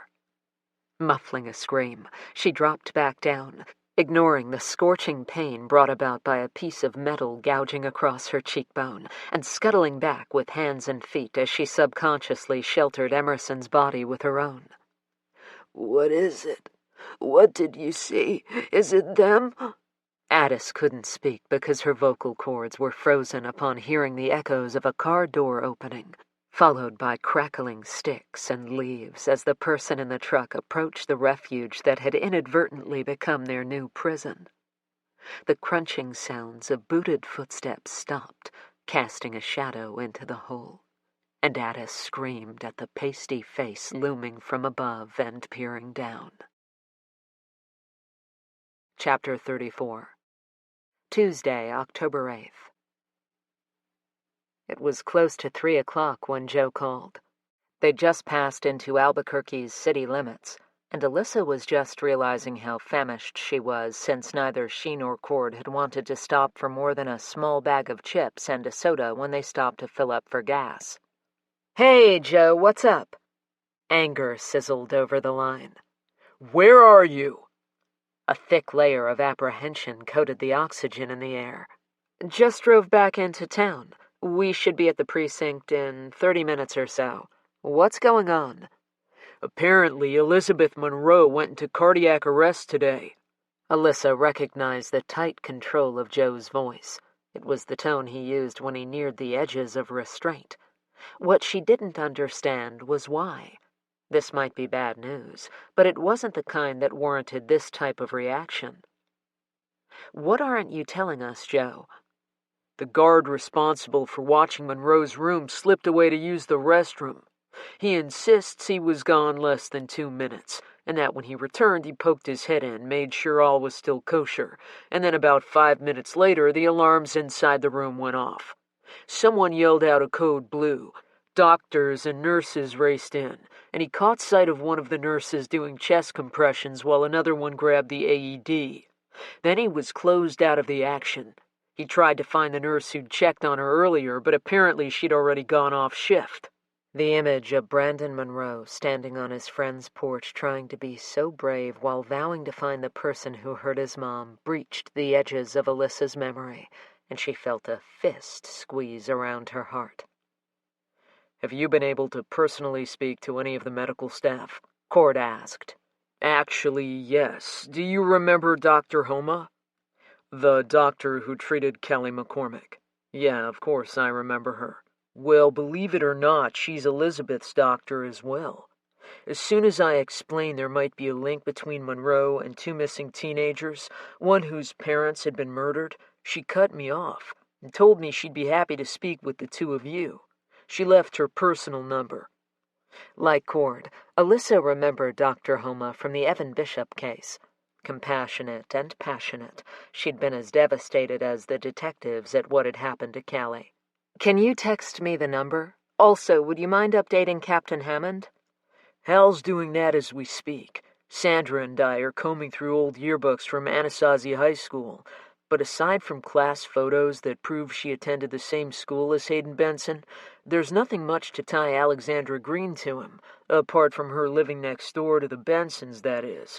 We're still digging, but the girl's like a ghost. No digital footprint, not even any credit cards that are tied to her name, at least none that we found. Was your road trip successful?" "Yes and no. Alexander Green is Alexandra's father, but he left the family when she was 7. We'll fill the team in on that development as soon as we get back to the station. We confirmed what Sandra already told us, that Helen Ross died in a car accident July 2012. According to Mr. Green, though, after their divorce, Helen remarried and had another child, a boy. He never asked the name, but he also mentioned they too divorced, which I assume is why Helen reverted back to her maiden name. Similar to the effects the sound of crunching glass mixing with metal had on her, the sound of lead scratching across paper sent shivers tingling along Alyssa's spine as Joe scribbled notes on what she'd said. "I'll get on this right away and see what else I can dig up." There was a light thud as if Joe had tapped his fist or dropped the pencil, and then he released a heavy sigh. Alyssa and Cord exchanged identical looks of concern. "What is it? There's clearly something else on your mind." "Look, Tony hasn't been answering his phone, and when I went to his house last night to check on him, the mailbox was stuffed. And several issues of the Albuquerque Journal dating back to Saturday were still lying in the driveway. Maybe he's up at his hunting cabin?" Because she knew him so well, Alyssa heard the apprehension in Cord's voice, just as she knew he was trying to stay positive for Joe. "Already considered that, but have you ever known Tony not to hit me up to check on his mail or get his paper out of the drive? You know how paranoid he is about that kind of thing." "I know you're worried about him, Joe. All of us are. Let's put our heads together later and see if we can come up with a plan to reach him." Even as the words passed her mouth, Alyssa was thinking that Tony was more than just a great cop. He was a skilled hunter and tracker, and an avid survivalist on top of that. So if he didn't want to be found, he wouldn't be. Chapter 35. Tuesday, October 8th. It was the dampness of the ground seeping into her clothes, as well as the setting sun filtering through the leaves and shining into her eyes, that once again dragged Addis back to semi-consciousness beneath a barely there canopy of trees. Squinting as much to avoid being blinded as to stop the brightness from setting her brain on fire, she carefully inched her head to the left and then to the right. Emerson, please, please, please." Even if she hadn't already known that her best friend wouldn't respond, Addis couldn't stop herself from crying out her name. And just like the dozen other times, silence met her pleas. She had no idea exactly how long she'd been blinking in and out of awareness, but she knew that each time she'd willed her eyes to open, the sun's position had shifted. The drop in temperature, along with the fading light, was enough to tell her she'd lost the entire day. Exhausted, starving, her body and mind battered, Addis knew she no longer had any fight left in her. But worse than that was the fact that she had finally accepted that she had nothing, and no one, left to hang on for. Picturing Aunt Grace's face when she realized Addis would never be coming home again, she burrowed under a heavy blanket of guilt that she was giving up.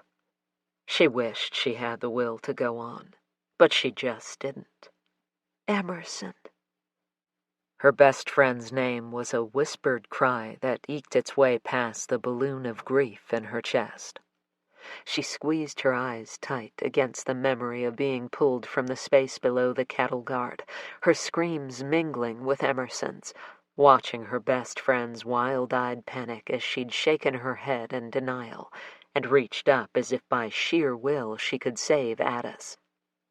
At that exact moment, Addis had known that her death was unavoidable, but that it didn't have to be the end for Emerson, that in fact, this could be her friend's best chance to truly escape. An incredible pressure had built inside her as she mouthed, "I love you." Then, shutting out Emerson's terrified screeching, she'd allowed her body to go limp as she was hauled up. She'd waited until her captor practically dropped her and turned back for Emerson, before putting what remained of her waning energy into an earnest struggle, kicking, biting, and scratching until she'd spotted her best friend clawing her way out between the gap in the metal. "Run, Em, run!" she'd pleaded with her eyes when Emerson wavered, her horrified stare trained on what was unfolding in front of her. A rough voice had growled as two weathered hands clasped onto Addis and yanked her up, but the words had been lost in the violence of her struggle, because she knew she was no longer fighting for her own life. She was fighting for the friend who'd stood beside her through all life's ups and downs. Even if the price was her death, she owed it to Em to try. The last sound she'd heard from Emerson were her soft, muffled whimpers, a second before she'd slipped into the shadows of the trees. There had been a string of curses, and then Addis's head had snapped back as pain exploded in her left jaw and radiated up into her temple, sending a burning sensation flashing across her entire face.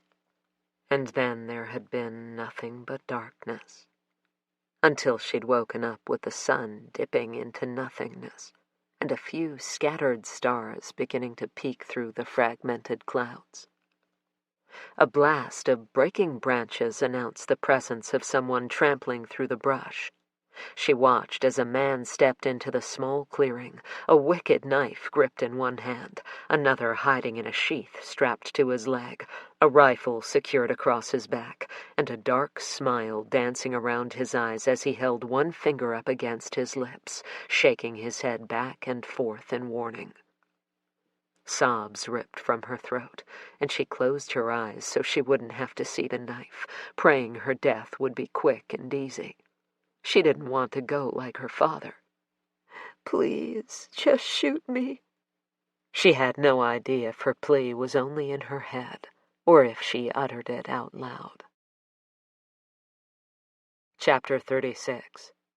Tuesday, October 8th. The day had been interminably long already, and it wasn't over yet. Alyssa rubbed her tired eyes and squinted at the clock, only mildly surprised that the time had already bumped past 7 and was climbing closer to 7:40. It hardly seemed possible that only this morning she and Cord were in Creede, Colorado. She shoved guilt aside and sent a message to Brock that she wouldn't be home until late. He responded with his usual, "Don't forget to eat. If I'm asleep when you get home, wake me. I love you." She shot off a quick reply. "Love you back. Promise to make it up to you and Isaac when things settle." She added a heart emoji, hit send, and then set her phone aside. Before texting Brock, she'd called Holly to check in and to see if she'd received any more threatening notes. She hadn't, but Alyssa's tension didn't ease at the sickening thought that someone twisted, possibly from the toy box case, was currently targeting her daughter. But right now, Holly was safe, surrounded by friends, and so, at least for this moment, she pushed aside her fear so she could concentrate on the grave matter of locating Addis and Emerson. Transferring her focus to the sea of evidence, crime scene photos, and interview records, she willed them to unlock their secrets and reveal the link that would bust this case wide open so she could bring the girls home.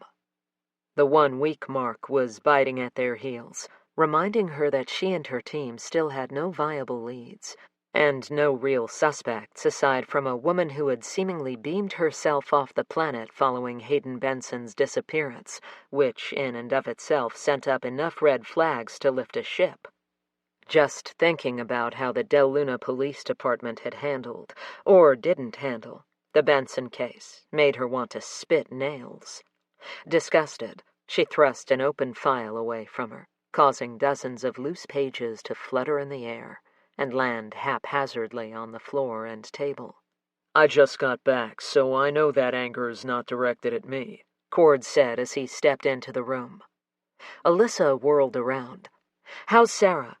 Earlier, he'd called to see how she was doing, and something in her voice had prompted him to run home to check on her.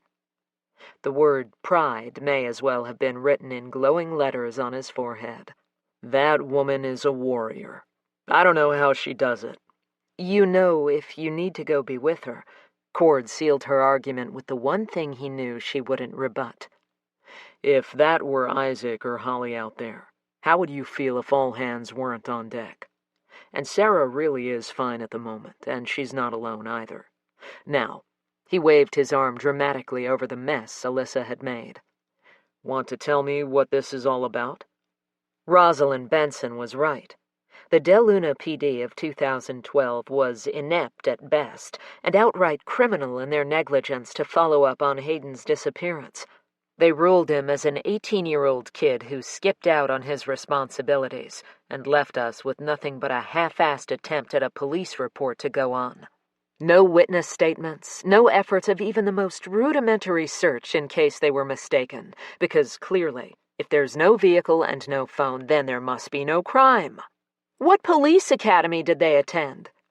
Had those officers been under her, or Captain Hammond's supervision, there would have been hell to pay.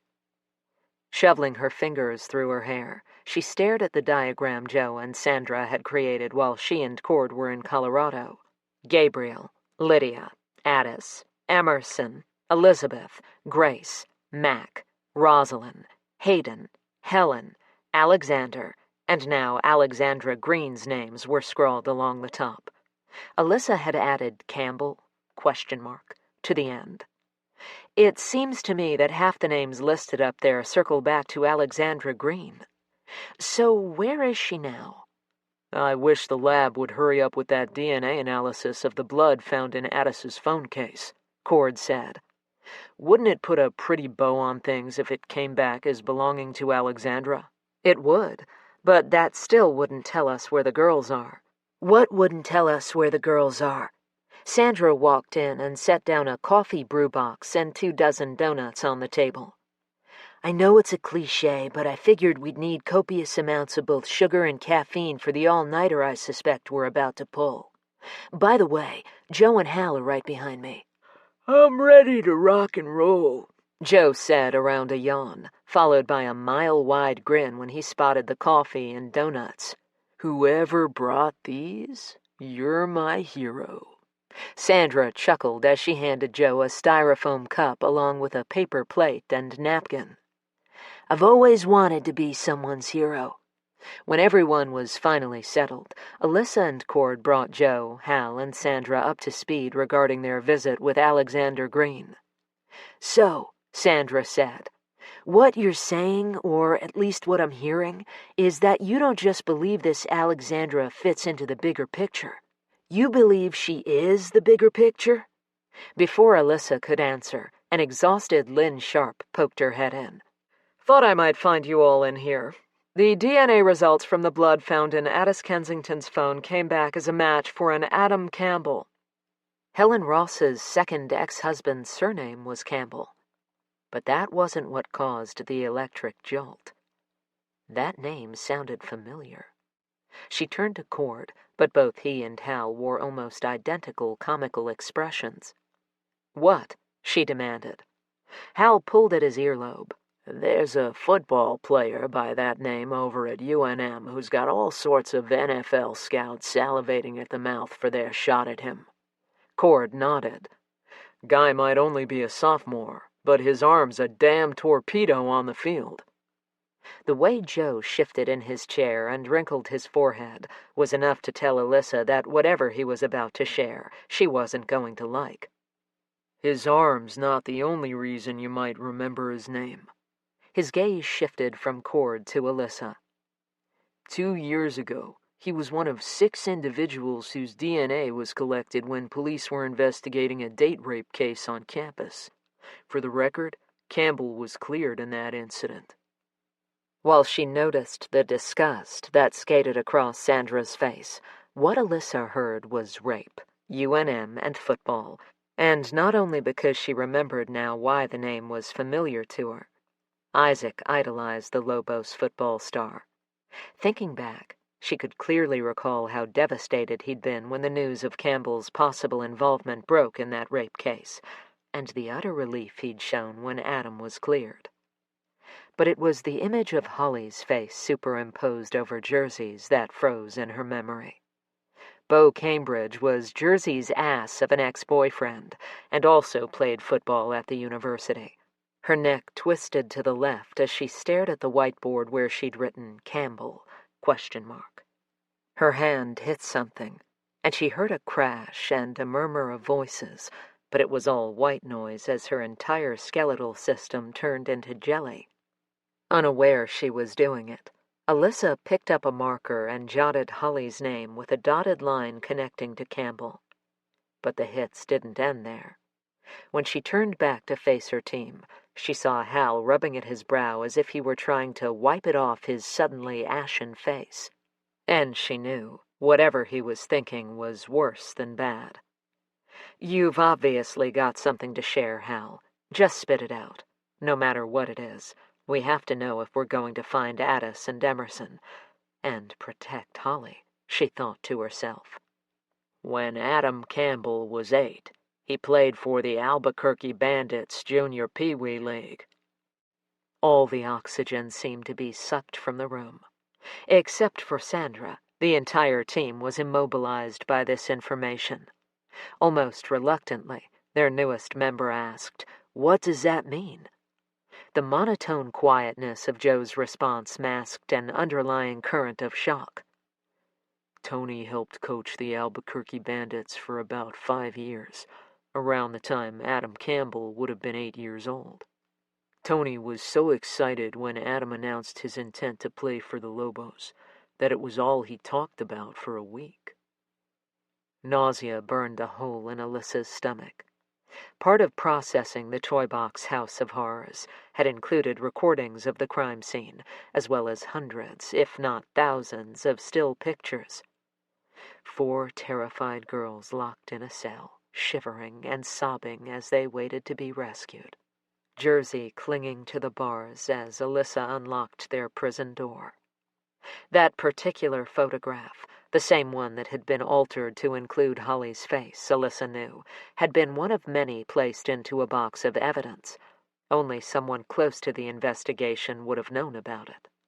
Someone like Tony. Had she been so unwilling to see the truth of what was right in front of her that she'd refused to see how he was sewn into the tapestry of this story? The throb behind her eyes exploded into a full-swinging sledgehammer that pounded deep into the center of her brain. Because the alternative was unimaginable, she wanted to believe this was one time the details had to be nothing more than coincidence. But there were things glaringly obvious that she couldn't ignore, such as the fact that Tony had returned early from a hunting trip, scratches on his face and arms, and he was at the Kensington crime scene. And then he'd conveniently abandoned the team at the onset of this case. But more importantly, not only did he have access to evidence from the Toy Box case, he knew the lengths to which Alyssa would go to protect her family, and he'd know the best way to distract her would be to go after one of her children. But why? The touch of Cord's hand on her forearm snapped her back. Barely hanging on to her composure, she turned to Hal. "I need you to dig up Adam Campbell's address 2 minutes ago." Hal's fingers flew over his keyboard. "Done. Should be showing up on your phone any second now." He was still speaking when her phone chimed. "You're the best." "I know, but it's good to hear other people admit it once in a while." The weak attempt at humor glided right over Alyssa's head. She didn't know how, or even if, the photos sent to Holly could be linked back to Tony, Adam Campbell, the Kensington murders, or the girl's disappearance, but she'd move heaven and earth to figure it out. Snatching her phone off the table, she headed for the door. "Cord, Joe, come with me. Hal, Sandra, I need you to find out everything you can about this guy. Something tells me we're going to find out he's Alexandra Green's half-brother." The hair at the back of Alyssa's nape lifted. Along with the fact that Adam Campbell's DNA had been discovered at the crime scene, was Lynn's theory that Gabriel's murderer might have been female or a short male, leading her to the unshakable realization that they may be looking for 2 killers. And while that might answer some of her questions, it didn't explain how Tony fit into the puzzle. But even worse was knowing that Addis and Emerson could be in the clutches of 2 psychotic individuals who were clearly unafraid of using violence as a means to an end. The realization that Adam Campbell's house was less than a quarter mile from where Holly and her friends lived made Alyssa lightheaded. But she shoved that aside as she climbed the porch. All the blinds were closed, and there was no evidence of lights on anywhere. Her fist hovered in the air as Cord took up residence near a window layered in years of dirt and grime, while Joe waited at the side of the house in case someone exited out the back. When everyone was in position, she knocked. "Albuquerque police, open up!" she yelled, startling at least one neighbor's yappy dog into a frenzied bark. Soon after, several others joined in the chorus, causing the hair at the nape of her neck to stand up. She was glad Ghost wasn't a barker. When he sensed his version of danger, he'd stand in a rigid protective stance until it was gone. Only once had she witnessed him growl deep in his throat and bare his teeth, and that was at a man who'd been at the park watching a group of unsupervised children. Ghost's reaction had been so strange and unexpected that Alyssa had stayed and watched until the man finally left, and the children ran into a house in the adjacent neighborhood. "Excuse me, if you're looking for Adam, he left just before you got here. Said he was heading out of town for the week." Alyssa shifted so that she could see both the person speaking as well as the front door. A young woman was struggling to control a huge, growling Rottweiler currently trying to escape the grip she had on its leash. She was a little surprised the muscular animal hadn't yanked the girl's arms right out of their sockets. Did he say where he was going? Nope, just that he needed to get out of the city for a while. Are the two of you friends? Adam's neighbor actually snorted. No, I know he plays on the football team and that he's very quiet for an athlete. I've tried a few times to engage him in conversation, but while he's not unkind, he's pretty standoffish, which is kind of why it surprised me that he mentioned he was leaving at all, especially since it's football season. Her dog had finally quieted and plopped himself down as he leaned his thick body into his owner's legs, almost knocking her off balance. She patted the top of his head, and when she looked back up, she said, "Am I allowed to ask if everything's okay?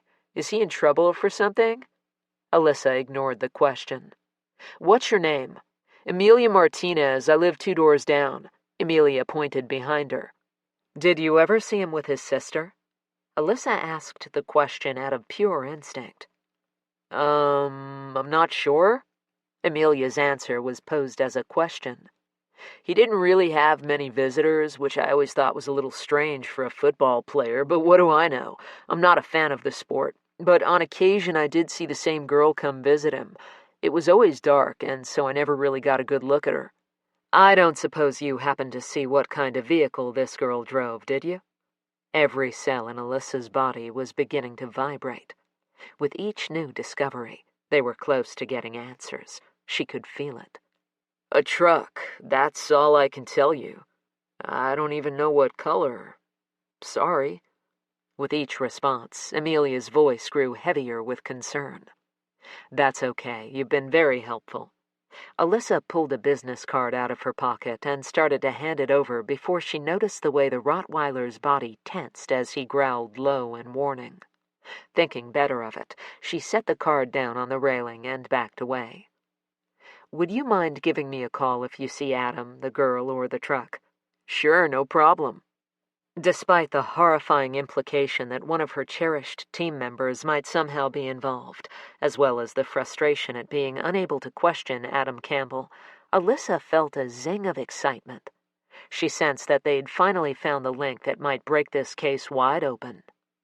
"I'm going to call Holly and see if the name Adam Campbell means anything to her or the others," she said as she climbed back into her Tahoe and pulled away from the curb.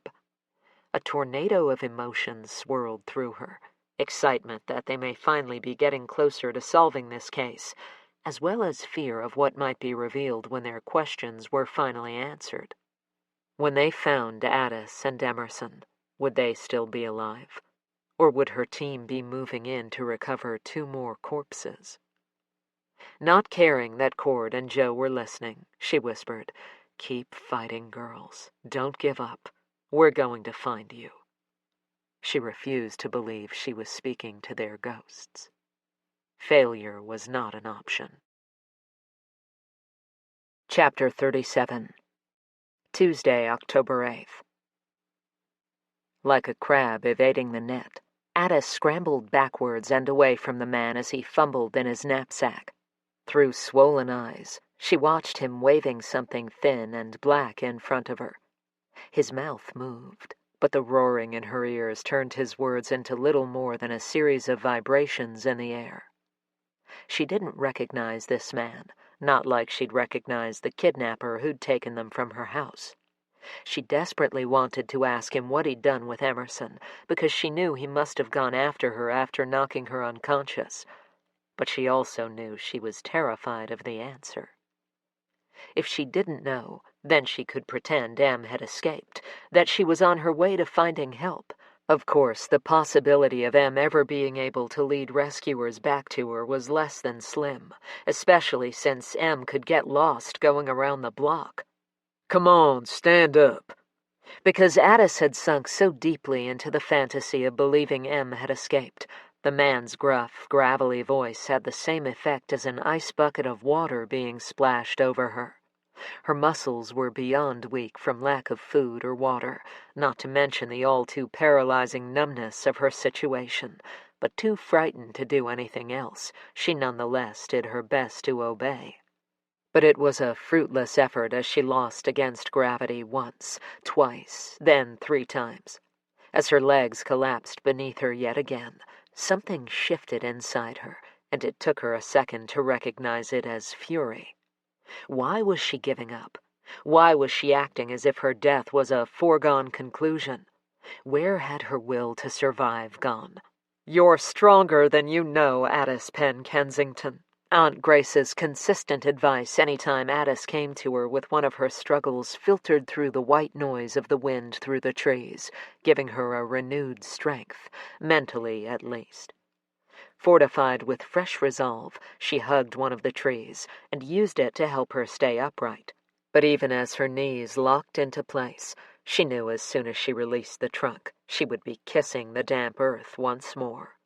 She managed a few shuffling steps before she tripped over her own 2 feet and went sprawling forward, just barely managing to catch the brunt of the fall with her arms instead of her face. Battling against the scream building in her throat, Addis realized her will to continue fighting for survival had been short-lived. "Get up, Addis, right now. Keep fighting." Aunt Grace's voice was more muffled in her memory this time, so Addis told it to shut up. Grief mixed with anger as she told her aunt she had nothing left.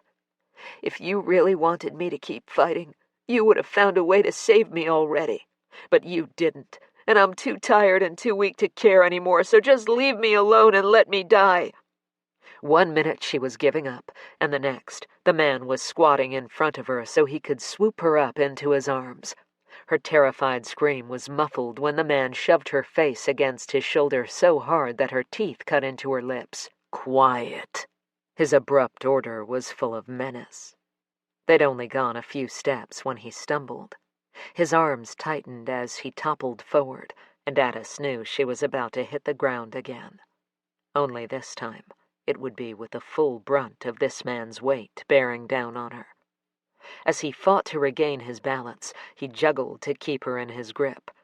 While he concentrated on keeping the two of them upright, something shifted inside her, and Addis lifted her hand to gouge his neck, wanting to embed as many of his skin cells under her fingernails as she could. That way, when they found her body, they'd hopefully be able to track down her killer. It would be her message from the grave. "Son of a bitch, knock it off!" the man snarled, almost flinging her from him in an effort to remove her nails from his skin. Somewhat astonished to find herself still cradled in his arms as opposed to being tossed on the ground like forgotten trash, Addis released her grip and started crying. It was really over. After she and Emerson had managed to escape, she'd actually started to believe she'd get to see her Aunt Grace again. But who was she kidding? This wasn't a movie where the heroine gets rescued at the end. There wasn't a knight in shining armor who would be riding to her rescue, no guns blazing, no grand last-minute reprieve. She was going to die, like her mother, her father, and most likely Emerson. Chapter 38. Tuesday, October 8th.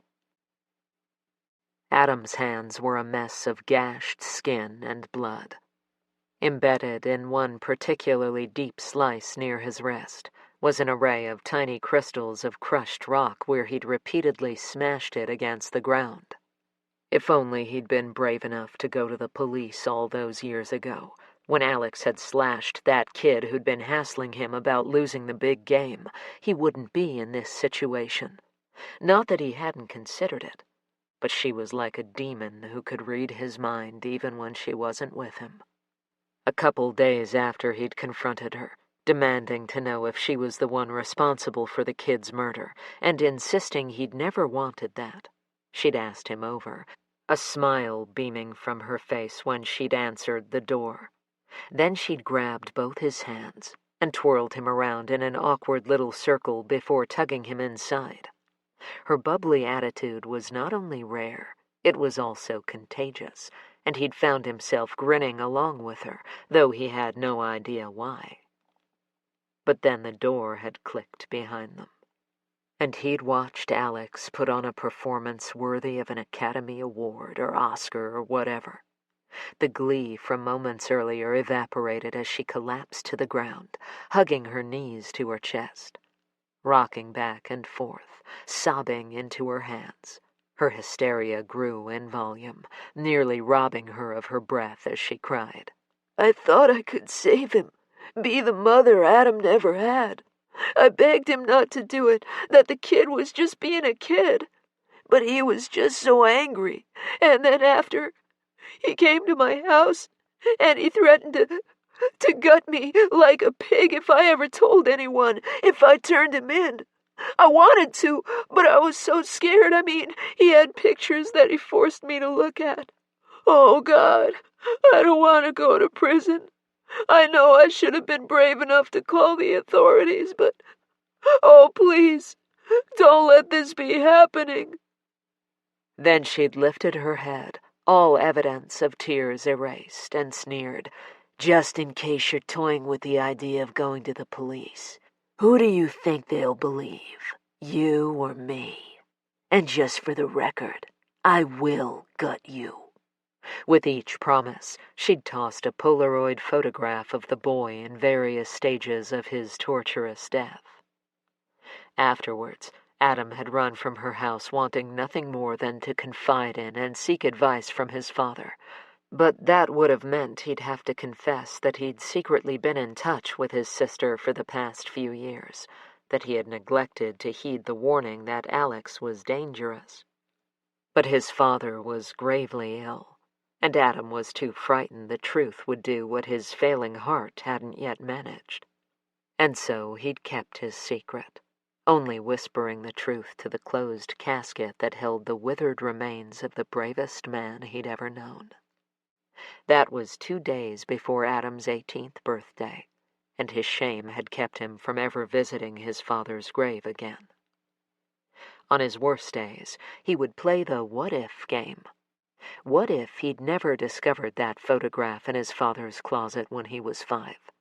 What if his father hadn't sat him on his lap and told him that the infant in the picture was him, that the woman was his birth mother, and that the young girl was his half-sister?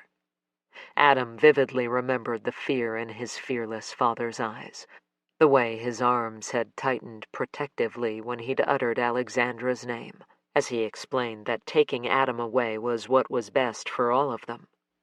That haunted expression had stayed with his father for days, and that was enough to convince Adam's young mind that Alex was a monster, complete with Satan's horns and a tail to boot, because nothing ever frightened his father, not even the boogeyman.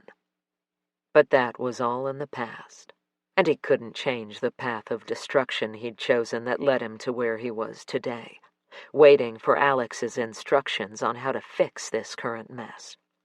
Because he knew she was right, that he'd screwed up by going back to the Kensington house that night, by kidnapping the 2 girls, and then by hiding them in a misguided, useless attempt to save their lives. What made it all worse was that he'd found his beanie under the bed earlier today. Still, that changed nothing. What was done was done. And regardless of how much he didn't want to admit it, he knew Alex could make all of his problems go away, just like she always had. But then she should, because it was her fault he was in this disastrous situation at all. Howling, he pummeled his fists against his head over and over. What had Alex expected? He wasn't a criminal, he was a football player.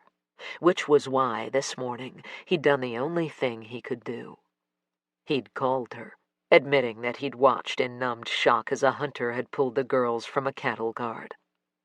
Even though Alex hadn't been able to see him, he'd shrunk under her explosive rage, sniveling and crying as she berated him for his stupidity. Only when she'd depleted her laundry list of everything he'd ruined and told him all the ways he was worthless did she calm down. Listen to me. Do exactly as I say, and I'll take care of everything. You promise?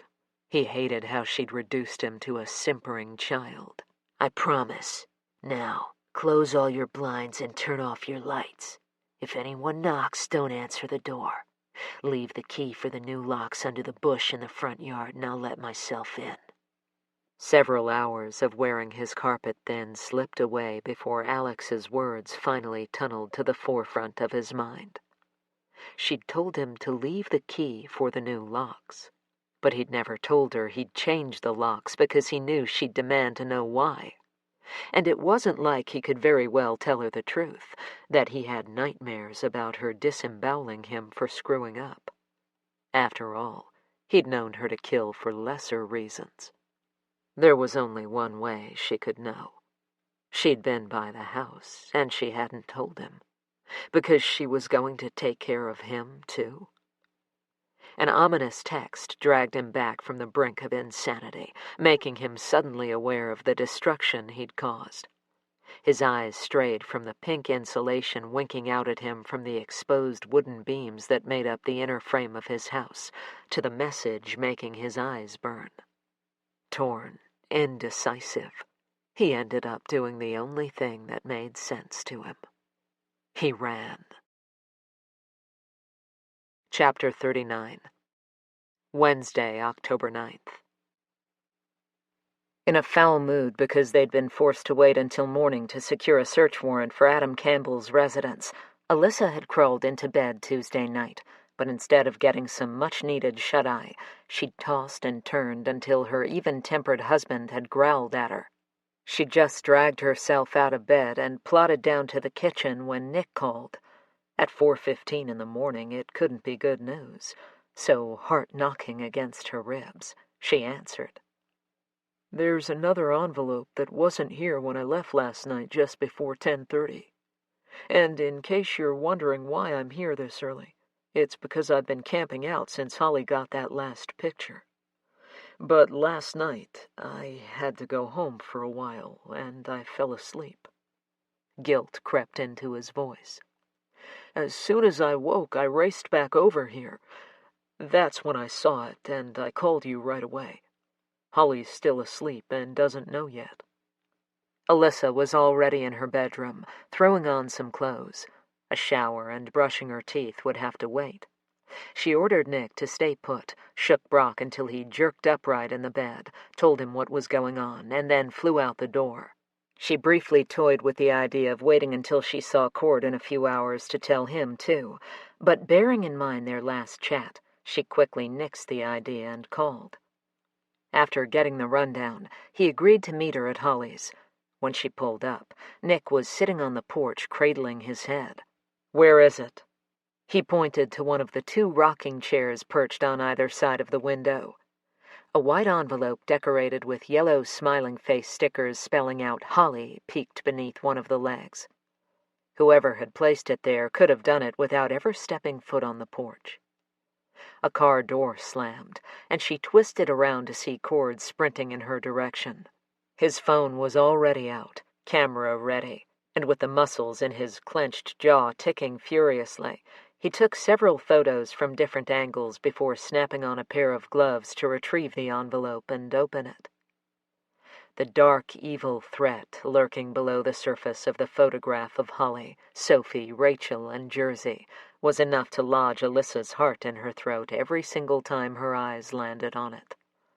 The girls were lounging on the field near the dormitories, heads thrown back in laughter. A caption had been placed above Jersey and Rachel's image, "The toy box misses you." And above Holly and Sophie's, "The toy box wants you." The thought of anyone having to endure that twisted den of sexual deviancy was enough to send Alyssa into a mental tailspin, but the idea that it could be her daughter, she couldn't allow her head to go there. Whoever was threatening Holly, immediately and against her will, Tony flashed into her mind, would have to go through her and her entire team first, not to mention Brock, Mabel, Nick, and even Isaac, and probably Trevor. She was fighting the internal battle between waiting for or waking Holly when her daughter snatched the decision from her by jerking open the door. Standing there with bedhead, in sweats, fuzzy socks, and a sweatshirt, she barely glanced at Nick before focusing on her mother. "What the hell is going on?" And then her eyes drifted down to the envelope clutched in Cord's hand, and she knew. Yet her stubborn, mule-headed daughter still refused to pack up her bag and come home until they got to the bottom of things. Not wanting to leave her friends was her first excuse, and Alyssa told her they could go too. In the end, she couldn't force Holly to do what she didn't want to do, but that didn't mean Alyssa had to be happy about it either, which is why she shot laser-sharp glares over her shoulder until Holly closed and bolted the door behind her. "I've got to tell you, Cord, I'm pretty sick and tired of people targeting my kids. You and me both." Together they stood on the sidewalk, hesitant to leave until Cord suddenly stiffened. "Look." He pointed to a security camera across the street on one of the other houses. Without considering the time, the two of them raced to the house and pounded on the door until a groggy man with glasses askew answered. Alyssa flashed her badge and asked if the man's camera worked, explaining the urgent need to check it out. She was relieved when he ushered them in and brought up the footage on his computer. The clock in the corner flashed the date and time.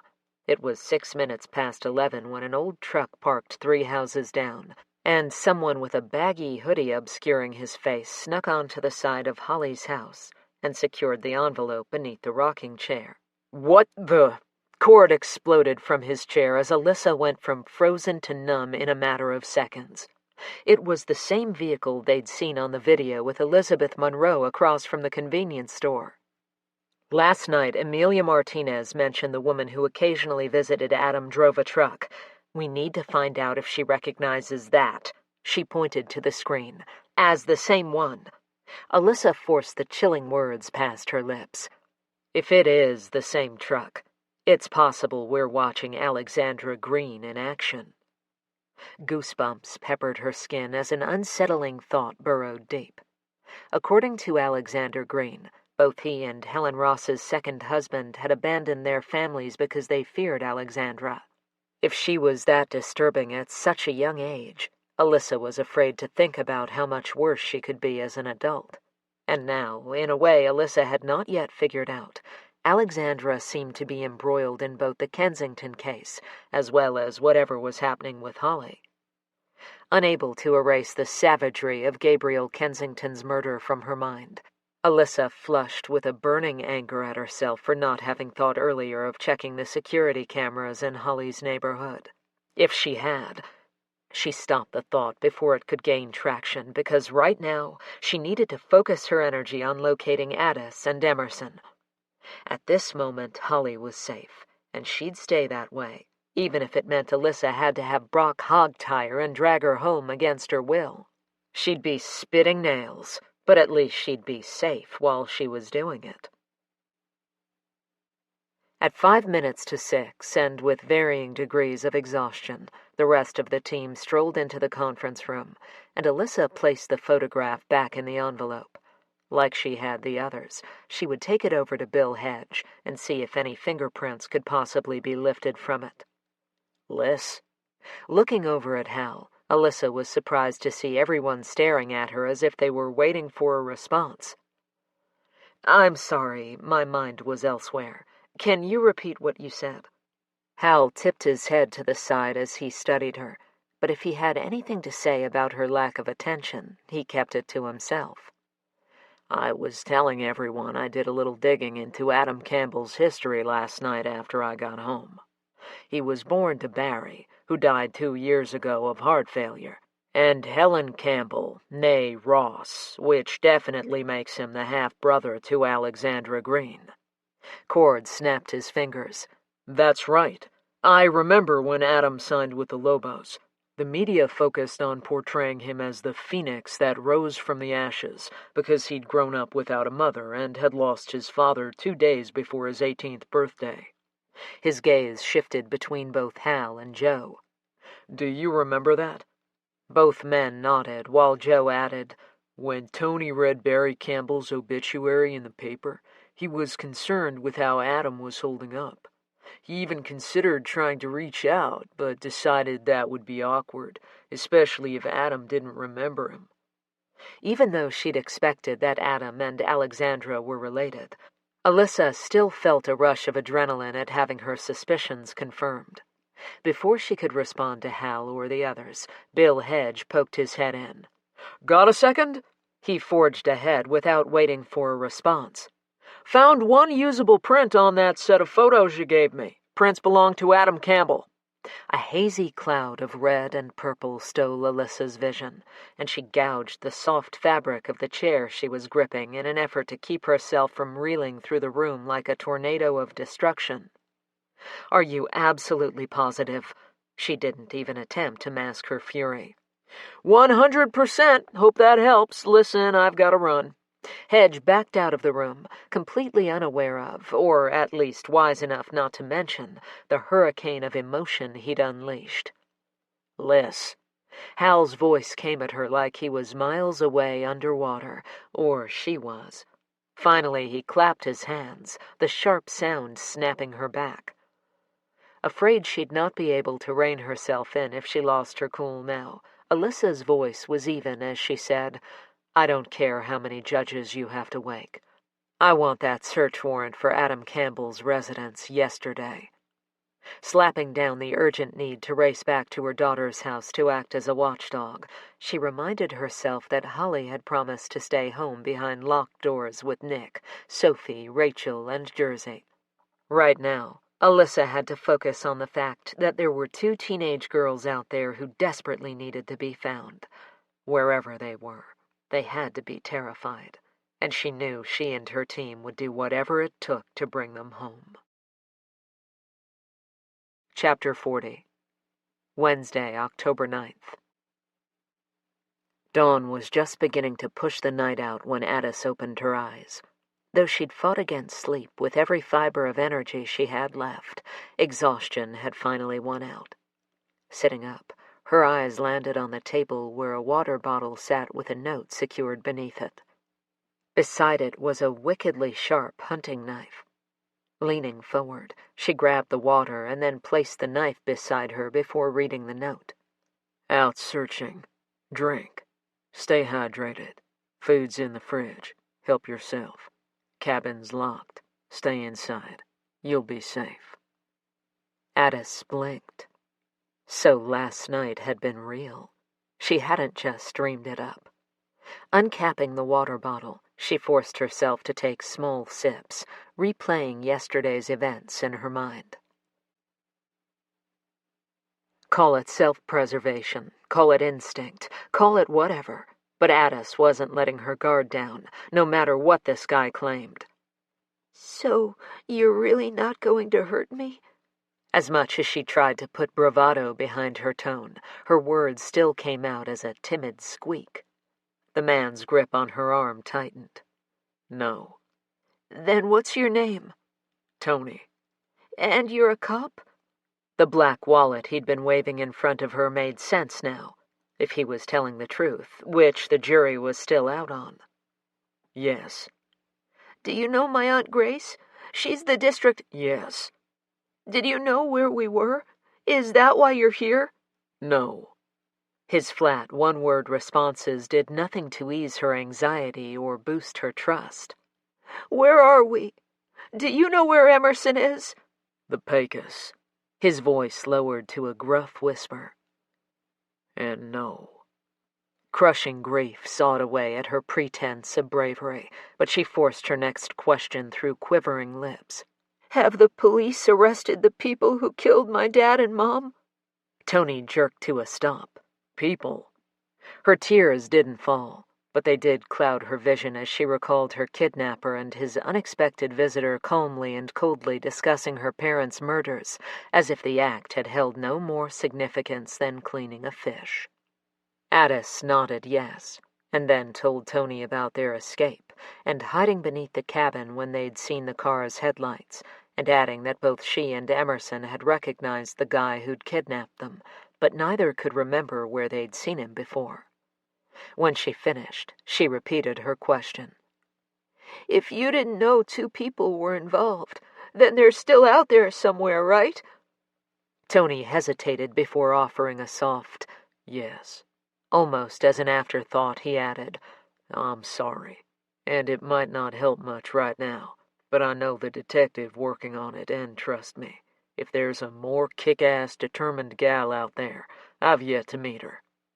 A cold breeze blew across Addis's face, and she shivered, grateful for the camouflage jacket he'd tossed at her earlier with the brusque, barked command, "Put it on." When she'd made no move to obey, he'd shrugged. "Or freeze to death. Your call."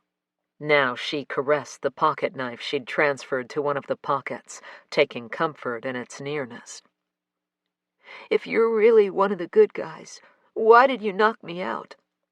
As desperately as Addis wanted to believe this man, after everything she'd been through, she was having a few trust issues. Tony pulled at his bottom lip before puffing out an aggravated breath. "I didn't have time to think. Someone was coming down the road. I didn't know who it was, and I needed to quiet you down and get you out of the open before you were spotted. After your friend slipped away, I had to make a decision to go after her or try to get you to safety first. That was the first solution that came to mind. In hindsight, it might have not been the best." Emerson. Had she escaped to safety, or had she run directly back into the arms of a murderer? Addis made a fist out of her right hand and pressed her knuckles into her chest as if that would ease the ache of unknowing. "Why didn't you just tell me you were there to help us?" Tony jerked to a stop and turned her toward him, though his face stayed shrouded in darkness. "I tried, but you were already screaming. Besides, would you have believed me?" Stubbornness and fear made her want to argue that yes, she would have, but in light of those trust issues, they both knew it would have been a lie. "No, I suppose not." Something large crashed in the forest, sending a cascade of animals scrambling for cover. Addis staggered as she watched an eerie cast of shadows flickering in and out of focus somewhere off in the distance. Her heart did backflips and somersaults as every twig snapping convinced her she'd been shot at. Every bird that startled from the trees was her kidnapper pouncing on her from above. Only when she spotted the truck camouflaged 10 feet in front of them did she realize they'd never stopped moving forward. Wheezing gasps slipped past her lips as her fingernails dug into Tony's skin. Crouching so that he was eye level to her, Tony grabbed her shoulders. "Addis, it's okay. That's my truck. Look at me." He shifted one hand to cup her chin, forcing her wide eyes from the vehicle to him. "It's okay," he repeated. Pulse pounding loudly in her ears, Addis nodded numbly, even as her gaze darted left and right in search of an escape route, knowing she wouldn't make it 3 steps before this man tackled her to the ground. Why had she trusted him when her instincts had screamed, "Danger"? His mouth was moving, so she knew he was still speaking, but renewed fear drowned out whatever he was saying. Then, finally, with his voice blending in with the whistling wind, something he said got through. "I'm going to get you somewhere safe. Something I should have done earlier and would have, if I'd been thinking clearly, before I head back out to search for your friend." One by one, and using a gentler touch than the situation probably warranted, he removed her fingernails from his skin and scurried over to the truck. Addis stood with her feet cemented to the ground. Should she really trust this guy? He had a badge. He was a cop. And she had to trust someone. The sound of a rifle being cocked broke the cricketing silence of the night, and she slapped her hand over her mouth to muffle her cry. An eternity later, Tony was back and urging her forward.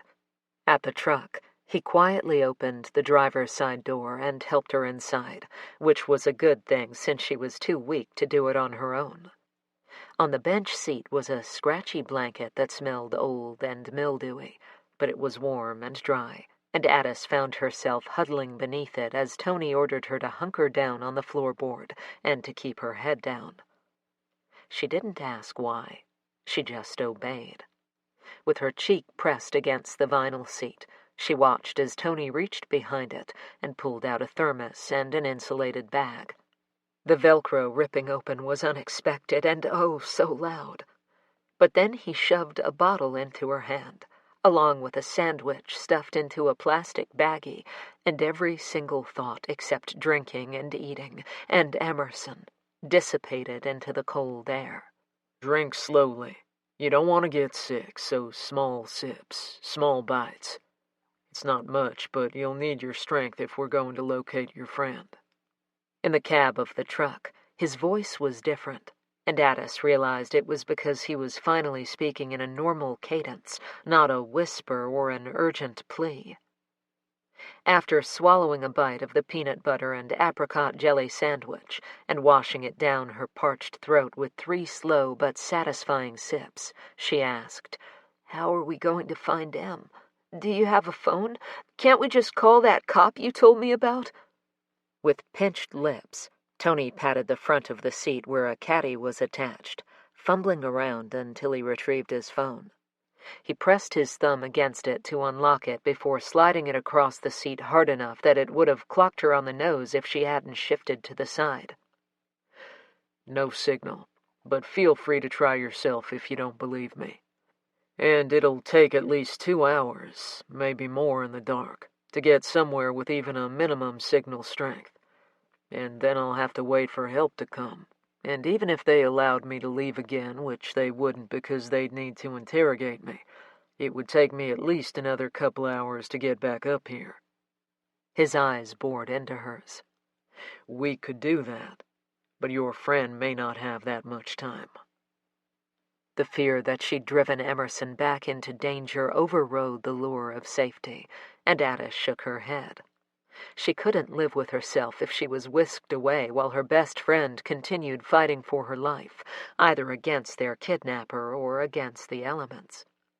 The letdown drained the remainder of her earlier adrenaline rush, and without her permission, her body betrayed her by crashing down.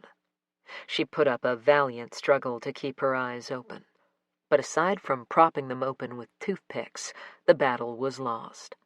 Her muscles liquefied until she pretzeled herself into a warped fetal position within the cocoon of the blanket. One word ran like a ticker tape across her mind as she drifted off. Emerson. At the sensation of flying through the air, she bolted upright, or at least she tried to, but found herself securely fastened in someone's arms. Disoriented, confused, she struggled to figure out where she was, what was happening. Seemingly out of nowhere, yet another cabin popped into view. She was carried up the porch steps, and as the door swung inward, her struggles doubled in effort. Twisting her neck to the side, she sank her teeth into a muscular bicep. Like a dog fighting to keep his bone, she snarled and swung her head back and forth, fighting the gag reflex when blood coated her lips as she broke through skin. The next thing she knew, she was flying through the air as she was unceremoniously tossed onto a leather couch. She bolted upright and planted her feet in the direction of the door. But 3 steps in, her path was blocked, and she was enveloped in a bear hug with her feet dangling off the ground. Damn it, calm the F down, would you? Christ almighty and Mother Mary, Peter and Joseph, you're safe, I promise. I'm Tony, remember? This is my hunting cabin. I have to get some supplies and regroup. You'll be safe here while I go search for Emerson. Don't you want me to find her? It was Emerson's name that penetrated the shield of terror, and just like that, her struggles ceased. If I release you, are you going to try to bolt again, or can I trust you? You can trust me. Okay, listen. Are you listening?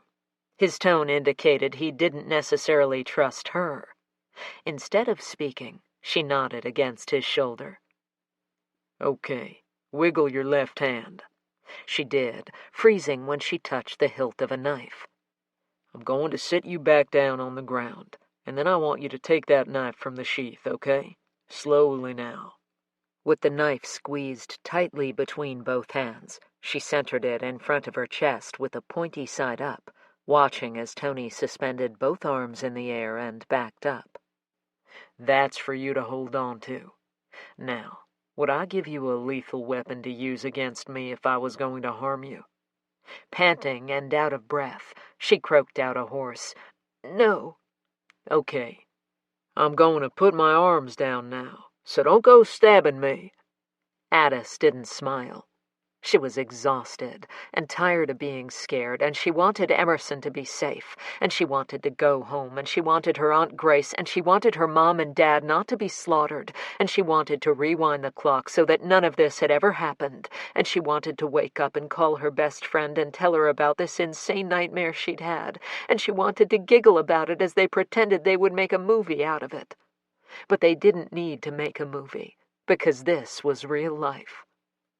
Her tears blurred out Tony's movements, and then the knife clattered onto a table as she greeted the floor with her knees and covered her face, sobs coursing through her trembling body, before Tony lifted her up and placed her back on the sofa where he left her huddled while he moved about the cabin. For a guilt-ridden moment, Addis wanted to change her mind, to beg him to take her home, to haul her off to safety. But she knew she couldn't do that. No, she wouldn't.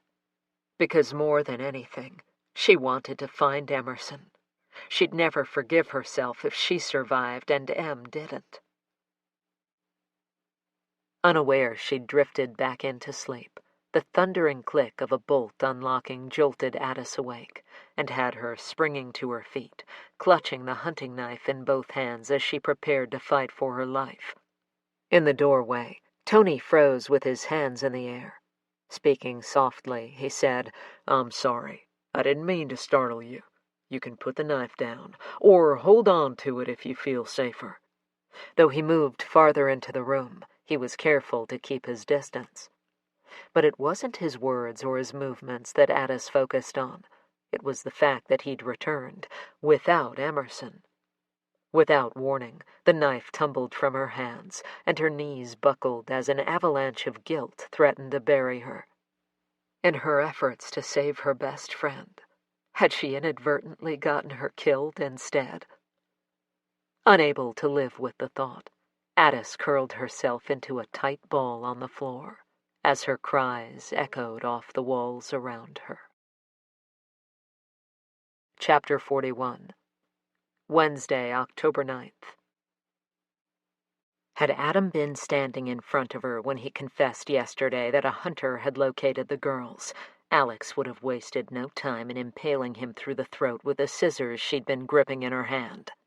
Only when no news came of the girls being rescued overnight did her fury descend from a full boil to a slow simmer. From the beginning, Adam had always known the price for crossing her, and from the moment he made that disastrous decision to return to the Kensingtons, everything he'd done to rectify it had been nothing but one giant recipe of failure, and she was tired of cleaning up his messes. From afar, she watched the officers pounding on his door. They could knock as long and as loudly as they wanted. Adam wouldn't be answering. No, they might not find Adam. Not yet, anyway. But she'd made sure they'd find something else. When a locksmith van parked in the driveway and the door was finally kicked in, Alex left. There were still several things to do to ensure Adam took the fall, but she had no intention of ending it there. Failure chewed at the edges of her mind, and if there was one thing she wouldn't abide, it was that. There was only one remedy.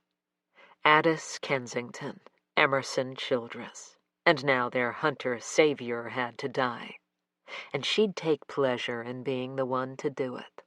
It was just a small matter of hunting them down, but she could be patient. To a point. The Wells Fargo stagecoach, Darth Vader and the Kissing Bees, Alyssa's favorite balloons, drifted just above the trees on the horizon.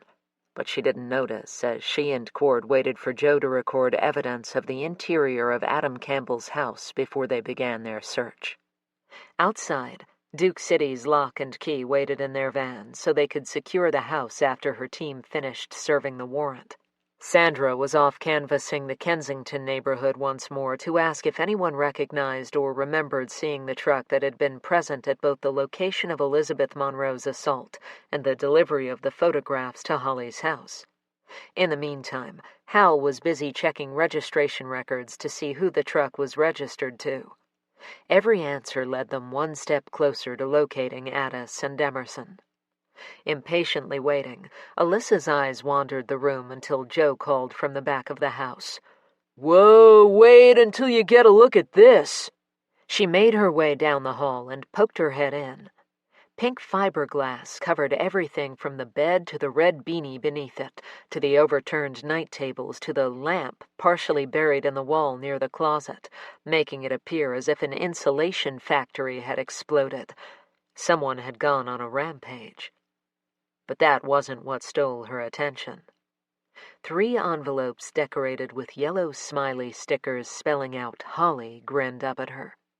Beside the envelopes were 3 stacks of photographs numbered 4 through 6. To Alyssa, that meant that Adam Campbell had been planning on terrorizing her daughter at least 3 more times, and she found herself squeezing and releasing her fists as she fought to retain control of her temper. "Joe, have you recorded this yet?" Alyssa pointed to the photographs. "Yes, ma'am." "I can see a handwriting imprint on that top photograph, so I'm going to flip it over. Please keep the recording going." She snapped on a pair of gloves and turned the bile-rising image over where it revealed what appeared to be a hastily written note. She read it aloud for Cord, Joe, and the recording. "Doesn't this look like fun? Why don't you ask your friends how much they enjoyed it?" Jaw locked and teeth clenched, Alyssa turned to Joe. "Was Tony ever alone when we processed the crime scene up in Placitas?" "No, absolutely not. The 2 of us were always together, and aside from witnessing the room itself, neither of us processed it." Alyssa was being toyed with. She knew it. What she didn't know was why, or really by whom, and it pissed her off. "Liz, look." Cord pointed down at a piece of paper. Puzzled, she twisted around to face her partner. "It's a grocery list." "Yeah, it's a grocery list. How often do you have a guest write down your grocery list?" Cord asked her. "I'm confused. So instead of playing this little game, why don't you just spit out what you obviously think I need to be seeing?" "The handwriting's different." He nodded between the grocery list on the floor and the photographs on the bed. "I'm no expert, but even I can see these were written by 2 different people. The F's on those," he pointed to the picture, "have a tail. Compared to the F there," he shifted to the grocery list, "which is almost chopped off." Joe leaned over Alyssa's shoulder, zooming in slowly to make note of the handwriting samples. "I see what you mean. The notes on the photographs were written by a left-handed person. As a lefty myself, I recognize that lean. Whoever wrote the grocery list is right-handed." Now that Cord and Joe pointed it out, it was plain as day. So why weren't there 2 sets of fingerprints on the photographs? Unless whoever wrote the threatening notes was smart enough to wear gloves. She forced herself to think it. Tony would know to do that. "Tony's not left-handed," Joe said as if he could read Alyssa's mind. "So, who gave these pictures to Adam to deliver to Holly?" Her gaze lifted to the bedroom window. Somewhere out there, someone was watching. She could feel it.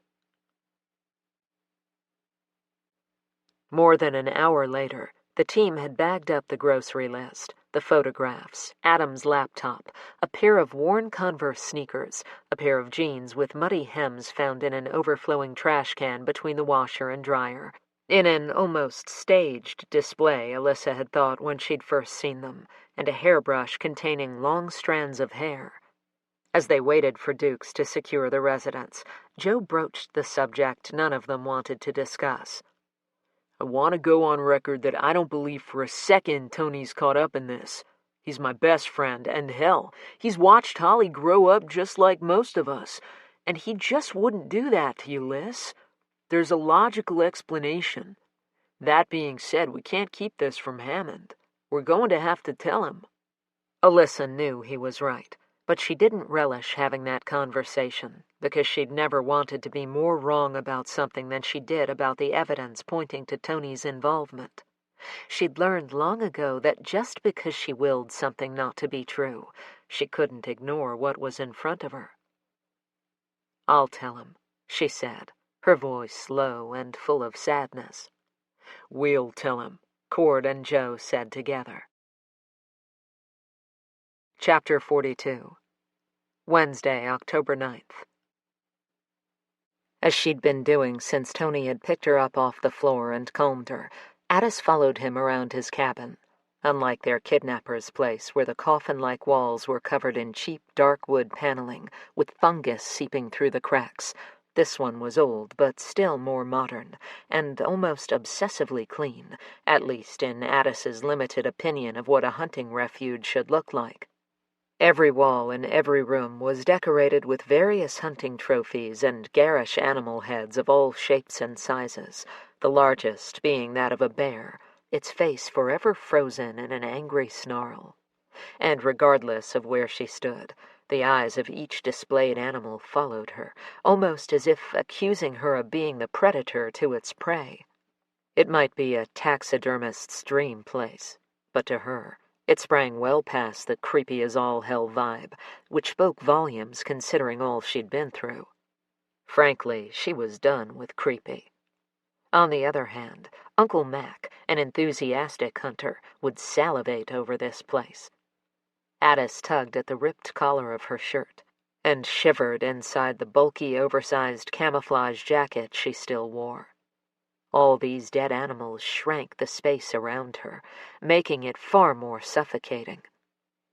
Ignoring the mounted head and shoulders of the mountain lion leering down at her like she was his lunch, she continued shadowing Tony as he amassed piles of supplies, shoving them into his already bloated knapsack. Fighting back a shiver and the urge to peek behind her to make sure the sleek cat wasn't about to leap off the wall and latch onto her jugular, she continued the argument she'd started 10 minutes earlier. "You can't make me stay here. I'm awake now, and I'll just follow you if you try." "Oomph!" was the only response he offered as he set his bag down with a thunk and lifted a framed photograph of a magnificent Mexican gray wolf, tall, proud, and partially hidden in the midst of a stand of trees, off the wall. Like all the other animals, stuffed or photographed, its yellow eyes followed her as she watched Tony open a panel that, at first glance, looked like nothing more than a fuse box, and place his finger against a scanner, until a whispered series of clicks revealed a hidden door that opened to a massive safe. Tony shifted to block her view, but Addis leaned to the side and peeked around him. She wasn't sure what she was expecting, but it definitely wasn't what she saw. Lightheaded from a sudden lack of oxygen, she stumbled backward. "What are all those?" she breathed. Tony reached in and grabbed a rifle and 2 smaller guns. "Bows, various rifles, muzzle loaders, other hunting gear." His voice was clipped, almost angry. "Why do you have so many?" Her decision to blindly trust this stranger suddenly seemed like a very bad idea. Who needed that many weapons to hunt an animal? Exasperated, Tony spun around. "What I use depends on what I'm hunting. Sometimes I use a bow, sometimes a rifle, sometimes a muzzle loader. Sometimes I hunt bear, sometimes elk or deer, sometimes something else. I keep them all up here, secure so they don't get into the wrong hands. Are you finished with your 20 questions now?" Addis gulped back the important one that sprang to the tip of her tongue. "What do you use to hunt people?" But she figured she had her answer with the 3 weapons he set down on the floor before reaching back in and grabbing ammo. "How many of those do you need?" His hand hovered in midair as he peered over his shoulder and fixed her with his steady stare. "Enough to get the job done." The coldness that seeped into his voice sent shivers racing along her skin. He closed the safe, reset the panel, and replaced the wolf photo, and then brushed past her as he stepped into the small restroom off the hallway, where he opened a medicine cabinet and grabbed a first aid kit before emptying most of the rest of the contents in with the rest of the plethora of stuff. Finished there, he headed back to the kitchen with Addis practically glued to his heels. From the counter, he opened a medium-sized insulated cooler and set it down in front of the refrigerator, where he grabbed several bottles of water, some type of lunch meat, and on the very top, he secured a plastic container filled with bread. Snagging a blanket off the back of a chair, he added it to the pile he'd set on the kitchen table. Then, hands on hips, he swept his gaze around, probably trying to determine what he might have forgotten. "Were you hunting when you found us?" Actually, I was tracking. A curly wave of hair fell into his eyes when he shook his head. Never mind, it's not important. What's important is that I came across you and your friend when I did. An onslaught of tears threatened to spill over when a picture of Emerson being tracked by a crazed killer replaced that of the cute little animal Addis envisioned had been injured by Tony. An explosion of fiery pain in her chest robbed her of breath. When she could speak again, she said, "I'm going." Tony placed both hands on her shoulders, cutting her off. "Look at me." He waited until she obeyed. "You look like a smart kid, and I'm betting that you want to find your friend more than you want pride to stand in the way. Like I mentioned earlier, if time and the possibility of me being detained weren't factors, I'd get you to safety first. But this is the best option we have to work with. You're still weak from malnutrition, and you'll only slow me down. Our best option for success is if you stay put."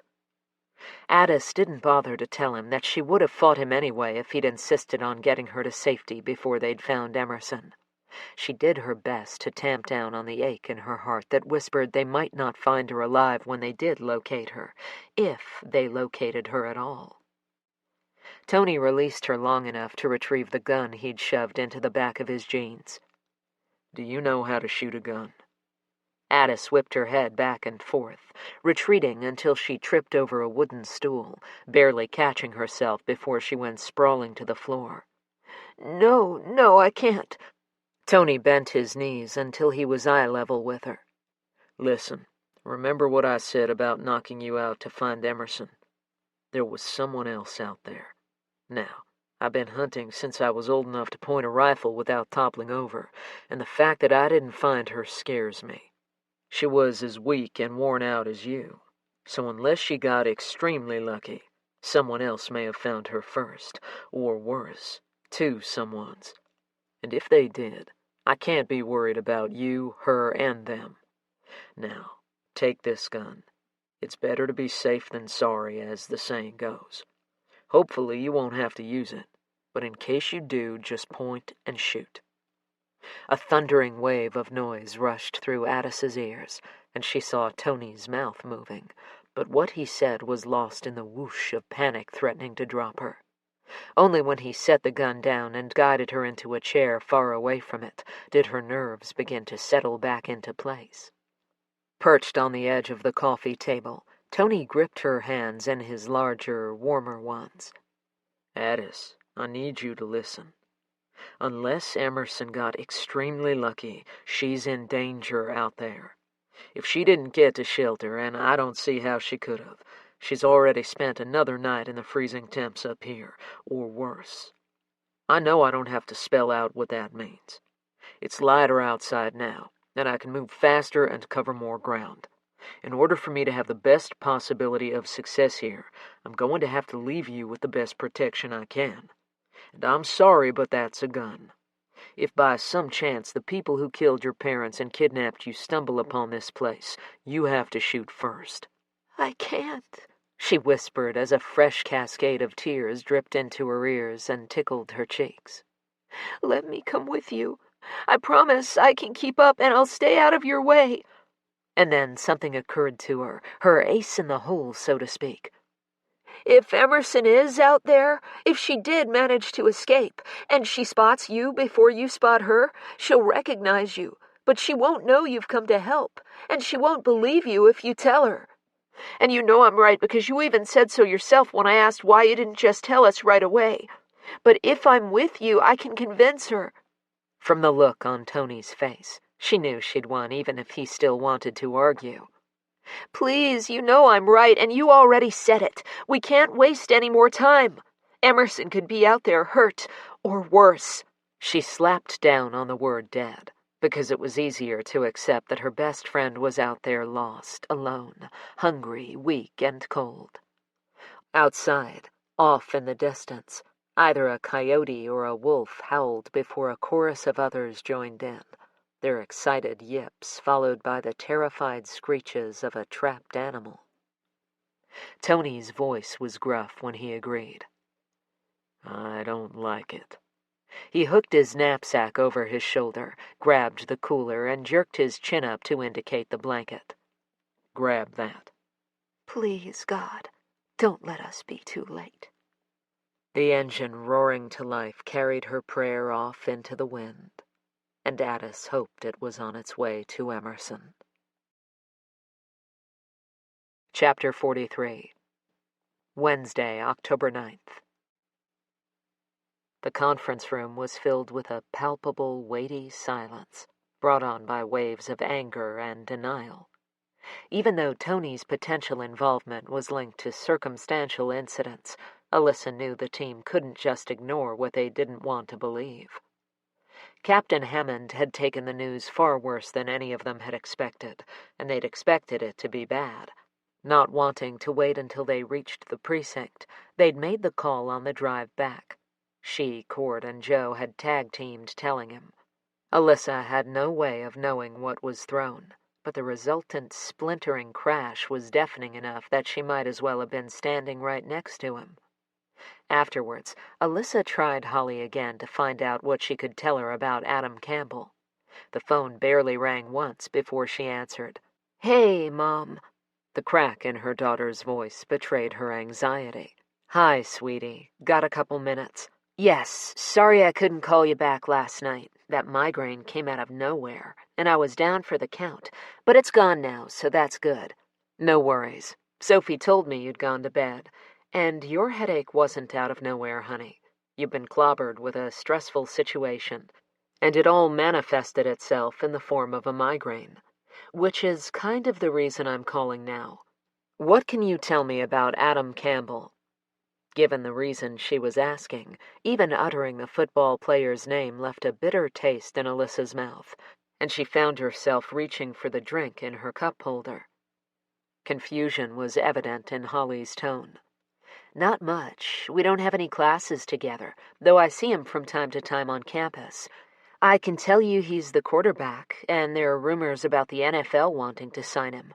Probably better to ask Isaac. He could probably give you his height, weight, statistics, last girlfriend, and the guy's favorite food. His fingerprints were on at least one of the pictures you received, and we found more envelopes addressed to you with additional photos in his house today." The temperature in the cab of the Tahoe plummeted as she dropped the bombshell on Holly. "But why?" her daughter finally managed to ask. "I don't know. But we're going to find out, I promise." "Mom, do I need to be more worried than I already am?" The tremble in her daughter's voice made Alyssa want to hit something. Anger at the person responsible for putting it there bubbled inside, threatening to spill over. Because she didn't want Holly to be so frightened, she was tempted to lie, but keeping her in the dark wouldn't keep her safe. "I don't know how to answer that question, honey. But I'd feel better if you'd go hang out with Dad and Grandma tonight. Nick's still here, and we thought we'd all just stay in, order some Chinese, and watch movies tonight." Alyssa dug in. "Invite them. Tell Dad I said he could spring for pizza or Chinese. I'm sure he'd love to see all of you. And he'd grow fewer gray hairs if he could see for himself that you were safe with him." A soft chuckle tinkered into the air. "Liar. He wouldn't be excited to see Nick at all. Isaac, now that's another story. Your dad's still getting used to seeing another guy monopolize his little girl's time. He'll adjust." It didn't do her a bit of good to deny that excited might not exactly be the opposite of how Brock felt about Nick, but it was pretty close. Nick wants to keep me as safe as you and Dad. Maybe he'd like my boyfriend better if he knew that. Holly turned serious. And I know you're right, that Dad would feel better if I was under the same roof as him. But Mom, I just hate the idea of disrupting my life and giving this person more power. God, why did her daughter have to be so much like her? First, your dad likes Nick just fine, but even dads can be a little green with envy when they're replaced by another guy. And what better way to show him that Nick wants to keep you safe than by all of you hanging out with Dad tonight? Alyssa knew the decision was made when Holly brightened. Hey, do you think he'd make lasagna if I called now and asked? Sweetheart, he'd try to wrangle the moon out of the sky if you asked him to, so yeah, I'm sure it's a pretty safe bet that he'll say yes. And Holly, until you get there, will you check in throughout the day, just so I won't be more worried than I already am? Sure, Holly said. Thank you. Now, in the conference room surrounded by mounds of evidence, Tony's absence was felt like a throbbing thumb. Alyssa was jostled out of her thoughts when Sandra raced into the room, eyes shimmering with barely constrained excitement. I know where he took the girls. Adam Campbell, I figured it out. At least I think I did.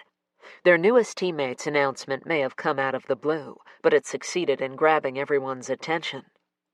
Adam's grandfather was Jeremiah Campbell. He died in 2004. But before his death, he'd applied for a slew of permits to build a hunting cabin up in the Pecos. There's no address on any of the permits, but there is a location. Unit 1, Block 27, Lot 1 in San Miguel County. I typed that information into Google Maps and was able to zero in on the cabin. It's barely standing, and one stiff wind could end its life for good, but it is still erect. An electric buzz passed between Alyssa and Cord, and then Joe and Alyssa. Tony's hunting cabin was in the Pecos, giving yet another tenuous but definite link between Adam and him. Chapter 44. Wednesday, October 9th.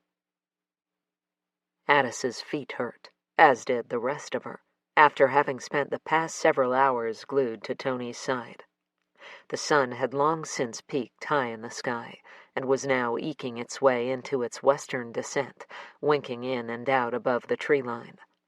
But she pushed that and the dip in temperature to the back of her mind, as they tracked what they hoped, once again, was Emerson's trail. After the second trail they'd explored had turned out to be another bust, Tony had released a string of curses under his breath before turning to Addis and apologizing. I'm really sorry. I don't know what I was thinking.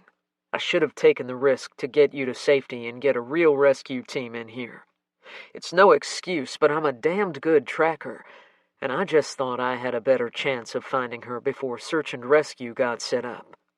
The tortured expression on Tony's face almost managed to send Addis into another bout of bawling. Swallowing several times, she waited until she was positive she wouldn't once again turn into a blubbering mess before she touched his arm and told him the truth. I would have fought you all the way. I know you would have won out in the end because you're stronger, but I would have resented you for it. Emotion clogged her throat as she added, I couldn't live with myself knowing I was safe while my best friend is out there somewhere probably fighting for her life, if she's even alive. Especially knowing she wouldn't be in this situation at all if... Tony jerked his head up. Listen to me. You are not at fault. The people who killed your parents and kidnapped you are the only ones responsible. Addis opened her mouth to contradict him, but he cut her off. Are we going to stand here and argue or go find Emerson? Addis sniffled. Find him. And now here they were on their fourth possible trail, and it had been Addis who noticed the trampled, broken brush that led to what appeared to be a circular path. As they passed it, she pointed out the passenger window. Is that a trail? Using his rearview mirror, Tony had scanned the area and then reversed. Shifting into park, he leapt out, leaving the truck idling. Stay here while I check. When he climbed back in, there was an edge of excitement in his voice. Hop out. while he hid his truck in brush so thick even she had trouble believing there was a vehicle there. She studied the terrain, proud that she'd picked up on some of the little things just by observing Tony. She also annoyed him with endless questions, such as why he always camouflaged his truck. "In case anyone's lurking about," had been his flat response. By anyone, she knew he meant her and Emerson's kidnappers. Without conscious thought, her feet guided her toward the path.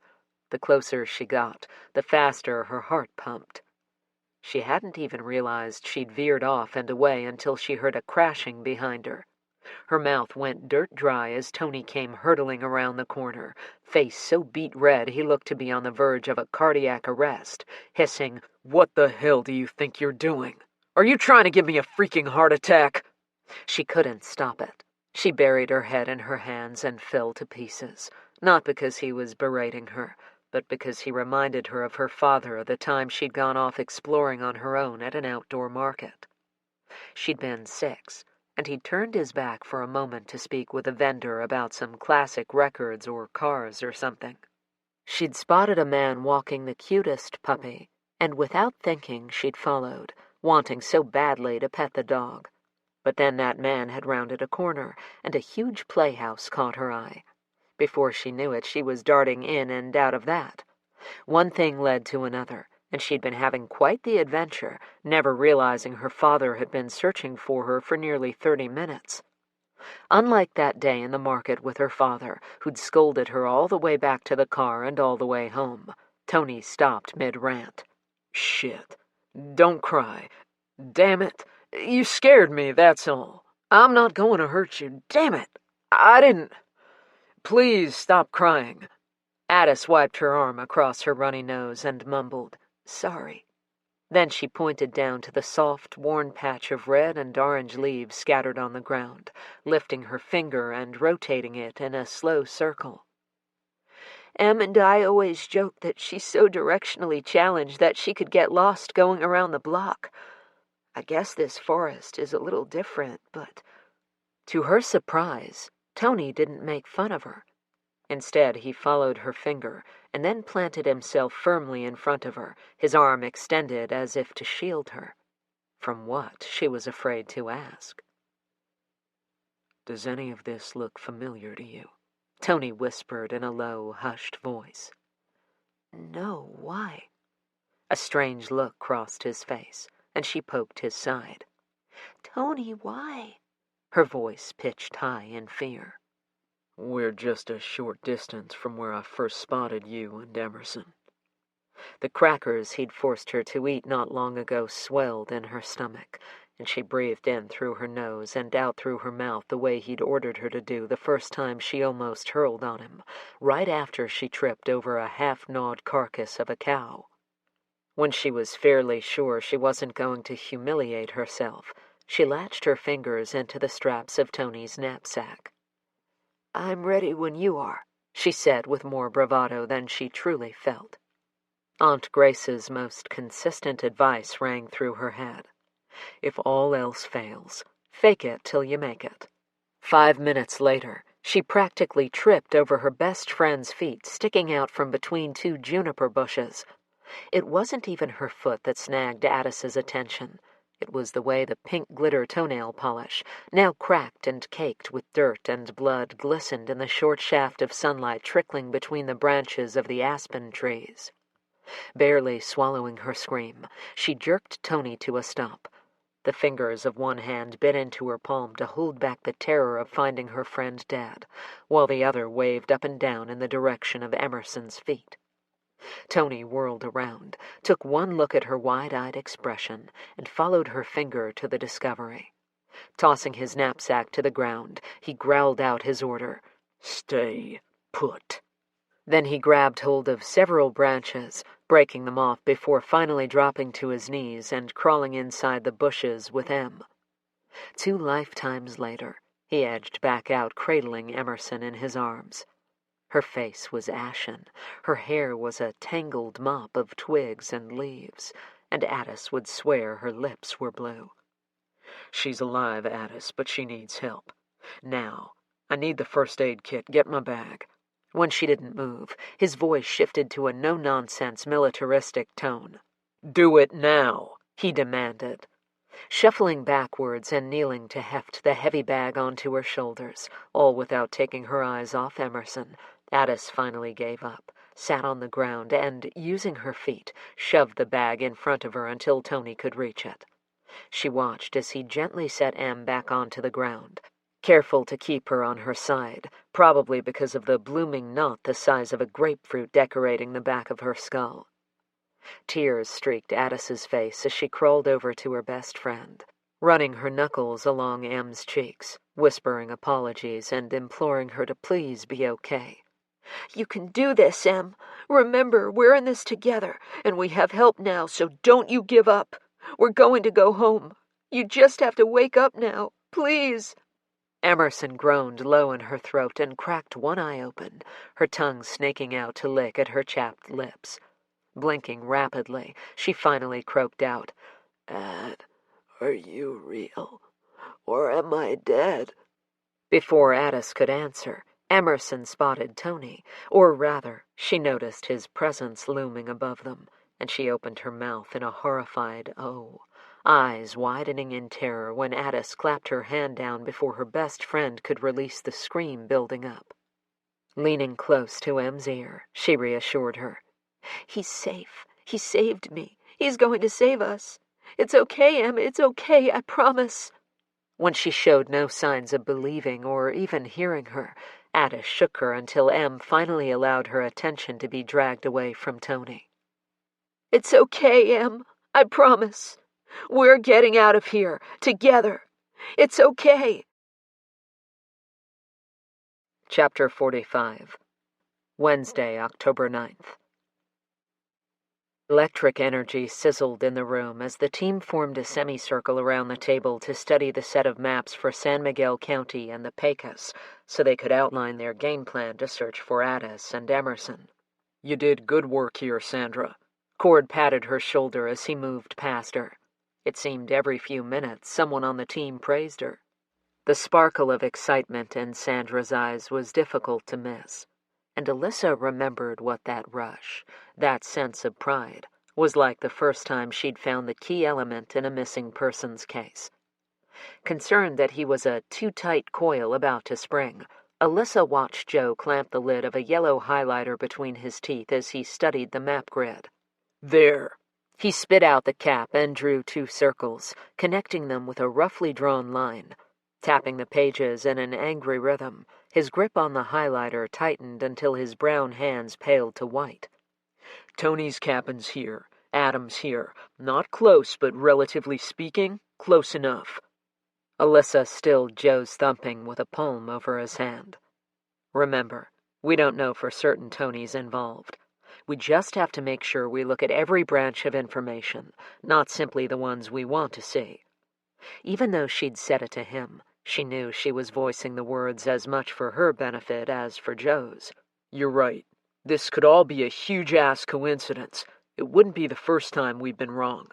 He made eye contact with each member of the team.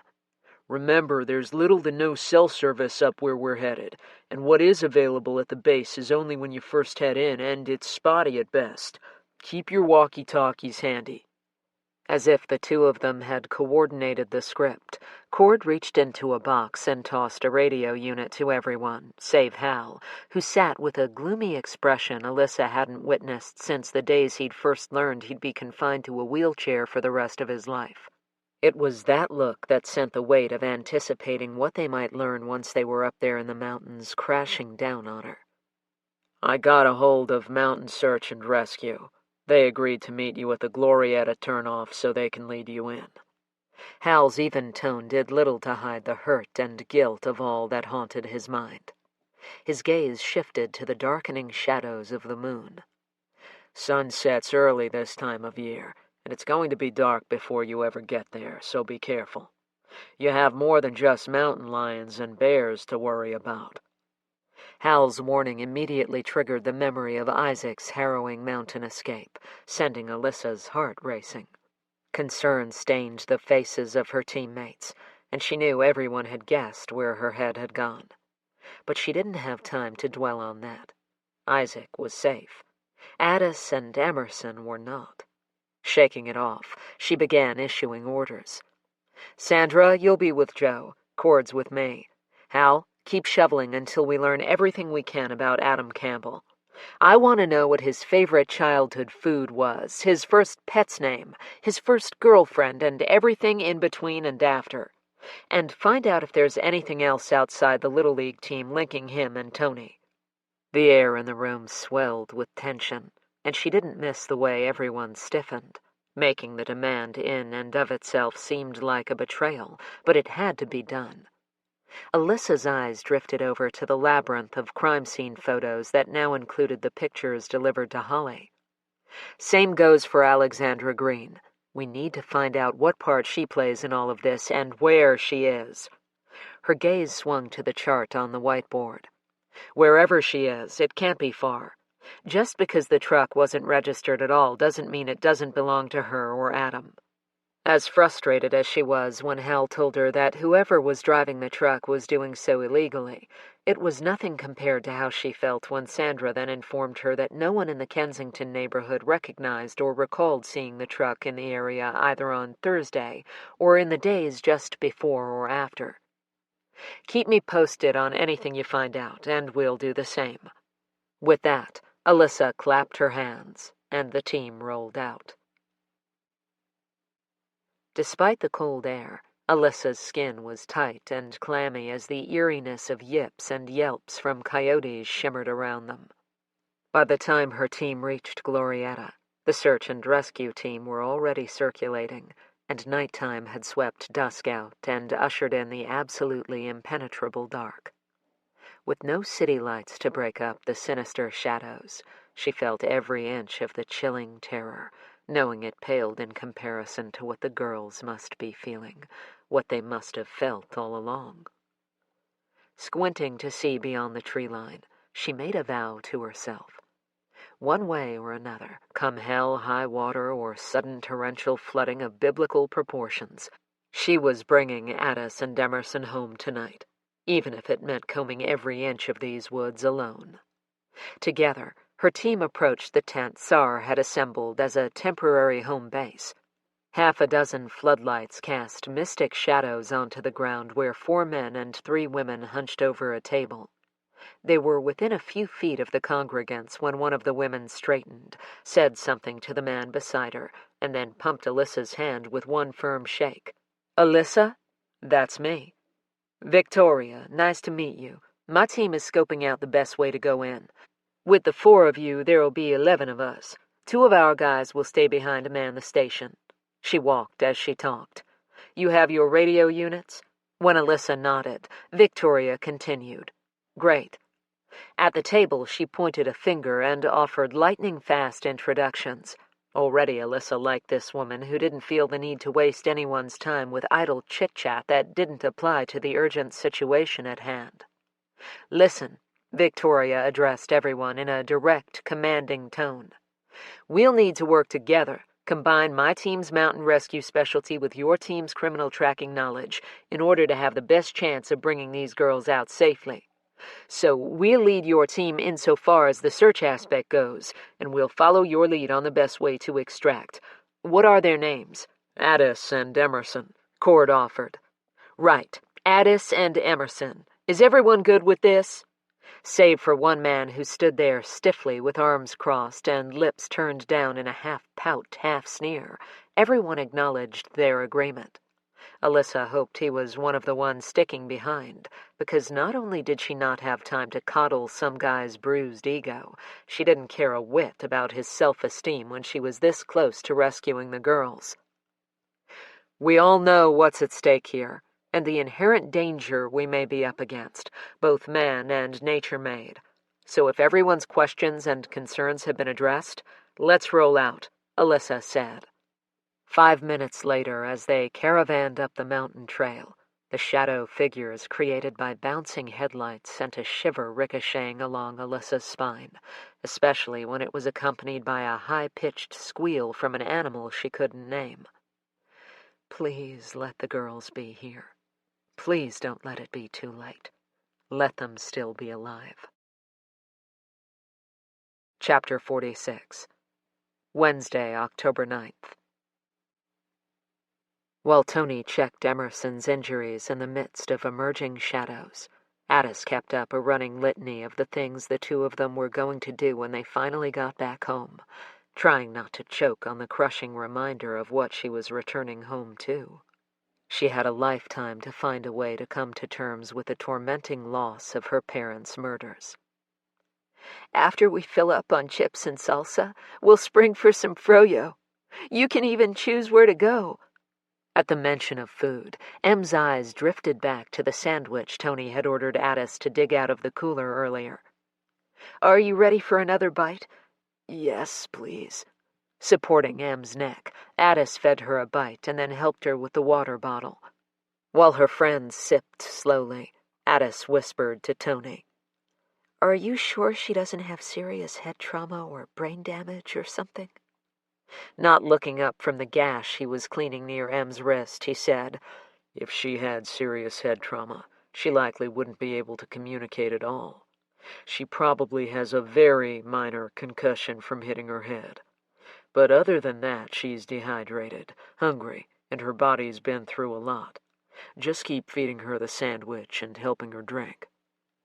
Addis didn't know if she believed him entirely, but what he said made sense, so she tried to trust he was telling the truth, and not just saying what she wanted to hear. After using butterfly bandages to close the gap in Emerson's skin, Tony pointed to her shoulder. "This is going to hurt. I'm sorry. On the count of 3. 1, 2... Emerson's howl echoed off the canyon walls when Tony stopped counting at 2 and popped her dislocated shoulder back into place. Streams of moisture spilled down her cheeks. Too bad Tony couldn't fix her best friend's right ankle as easily. Addis's eyes drifted down, wincing at the black and blue swollen joint that was easily twice its normal size. The way Emerson explained it, it wasn't the tripping and falling over a rock that caused the snap. It was when the rest of her body decided to go the opposite direction as she flailed to the ground. As a result, her foot had become wedged. When she'd finally untangled herself, she'd thought she might have a sprain. But when she tried to stand, even the slightest pressure sent her reeling back down.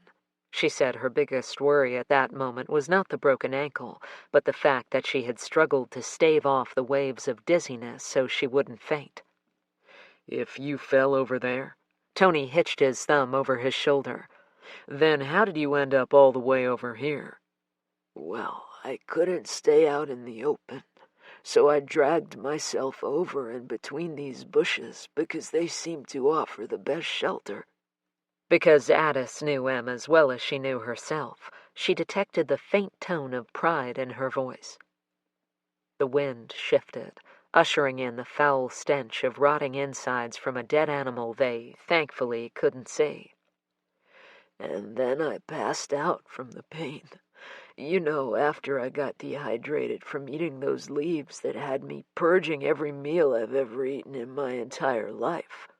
She peeked up at Addis. "Don't all those wilderness shows tell you that you can survive on that kind of stuff?" "How should I know any better than you?" "Well, just so you both know, they freaking lied," Emerson mumbled. "Well, we definitely have to warn my dad for the next—" Addis stopped cold when she realized what she'd been about to say. She released Em's hand as the devastating reminder robbed her of air. Never again would she be able to share hers and Em's adventures with her dad. Never again would he wipe her tears and force her to laugh over some stupid boy who she'd convinced herself was her soulmate for life.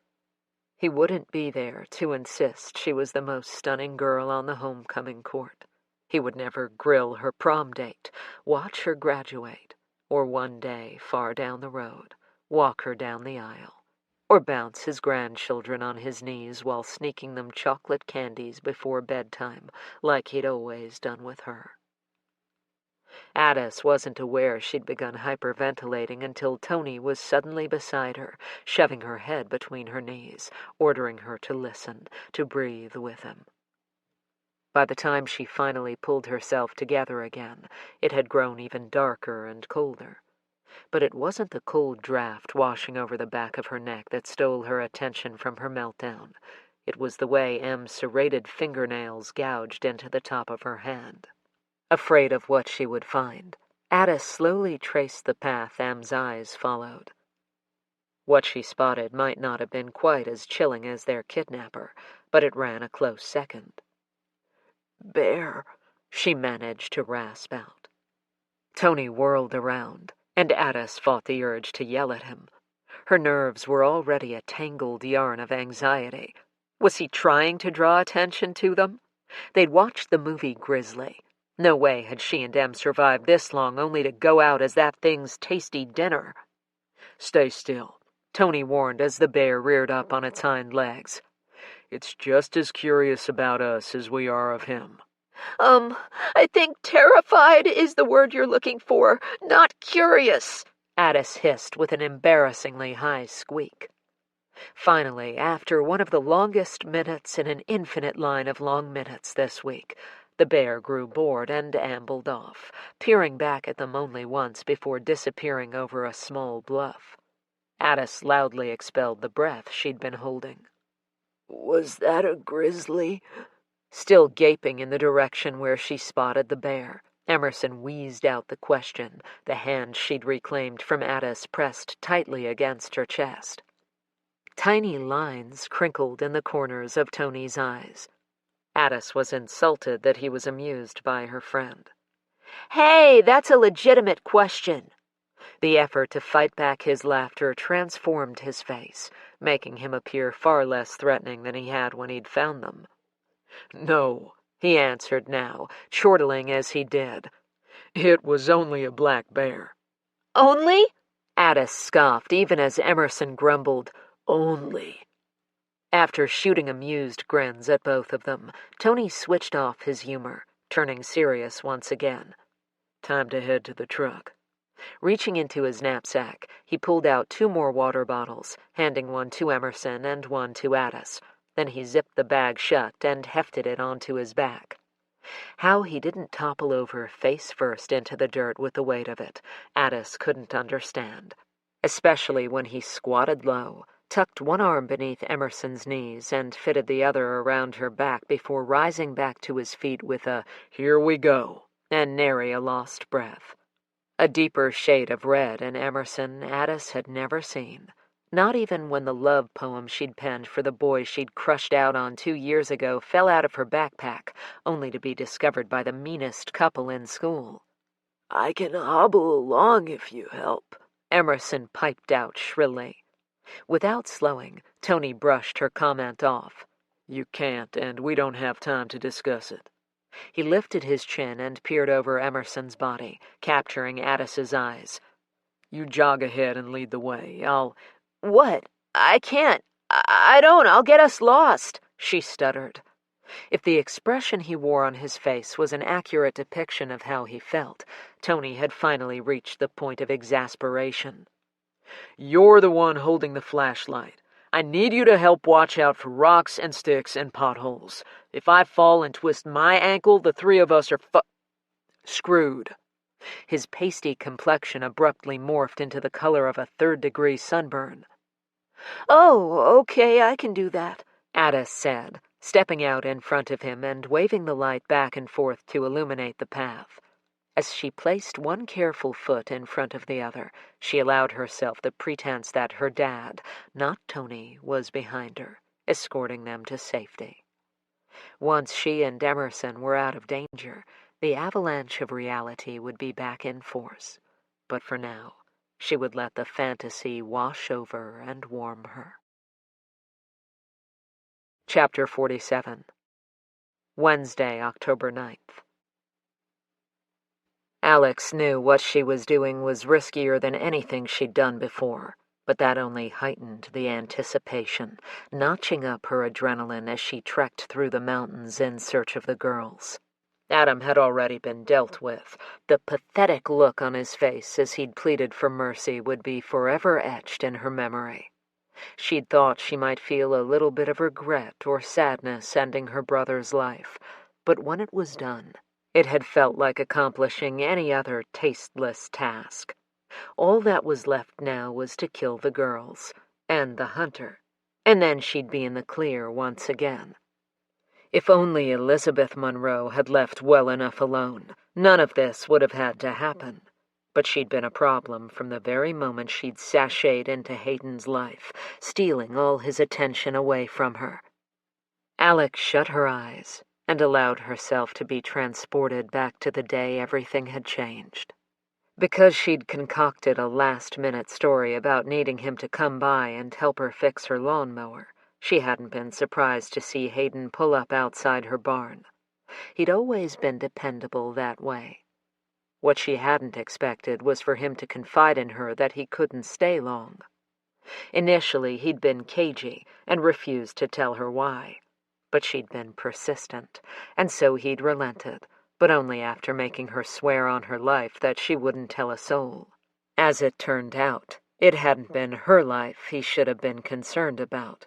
She'd pursed her lips and mimicked turning a key in a lock. He'd breathed out a sigh of relief, and she'd known he hadn't really wanted to keep it a secret from her. And then he confessed that he and Elizabeth were planning on running away that very night because he'd knocked her up and wanted to do the responsible thing. But they had to keep it quiet, he said, because poor little Elizabeth was scared of what her parents might do to her if they found out. Alex had covered her mouth and giggled, thinking it was a joke. But when she realized he was dead serious, she'd seen her future slipping away. And she couldn't have that happen. Desperate, she'd latched onto his arm and tried reasoning with him to make him see how she, not Elizabeth, was the one who was meant to be by his side forever. When he'd shaken her off and stepped back, telling her he didn't reciprocate her feelings because he loved Elizabeth and his unborn child, she'd been hit by a rage so blinding, everything except the driving need to shut him up fell away. To this day, she still wasn't sure if she'd picked up that shovel with the intention of killing him, but her intent didn't matter, because once the metal hit his skull, she couldn't be stopped until his chest no longer rose and fell. And he definitely hadn't been talking anymore, so she'd succeeded in her goal. After she'd killed him, she'd driven his car into the old barn, and then dragged his body over and wrestled him into his trunk. Then she'd grabbed a hose from outside and cleaned up the mess before moving inside and taking a shower. Hours later, Rosalind Benson had called to see if she'd seen her brother, and Alex assured her she had not, and suggested trying Elizabeth. Later that night, the police had stopped by, and she'd repeated the same story. It had taken planning and patience, but later she'd managed to rid herself of all evidence that Hayden had ever been to her house. If only freeing her mind of him had been as easy. Lights and voices effectively snapped Alex back, and for several seconds she had to fight to get her breathing back under control as her heart knocked against her ribs. A zinging pain shot up her arm, and she glanced down, realizing she'd clenched her hands into such tight fists that her fingernails had dug through her skin. Opening her palms, she wiped them on her pants and looked around. It was time to stop living in the past and concentrate on why she was here. To kill the girls, wherever they were, and whatever it took. Chapter 48. Wednesday, October 9th. The hike back to Tony's truck had been rife with tension, primarily because Addis couldn't be swayed from the belief that they were being followed, that the three of them weren't out there alone. Each snap of a twig convinced her they were currently being stalked. She'd even persuaded herself that the soft breeze blowing across her face was actually their kidnapper breathing against her cheek. Not even when she, Emerson, and Tony were safely locked inside his truck did she let down her guard, scooting over as far from the passenger window as she could, even though it meant crowding Emerson, who didn't seem to mind as she wrapped her arm around Addis's shoulder. Now, with the only illumination invading the inky blackness of the heavily wooded area coming from Tony's bright headlights, it was still all too easy for Addis's imagination to twist the shadows cast into the night into monsters equally as real and frightening as the one who'd kidnapped her and Emerson. Because she was freaking herself out, she sat facing forward, no longer staring out the side window. Bending her elbow and tucking her forearm under M's chin, she patted the side of her friend's face that wasn't currently burrowed into the crook of her neck.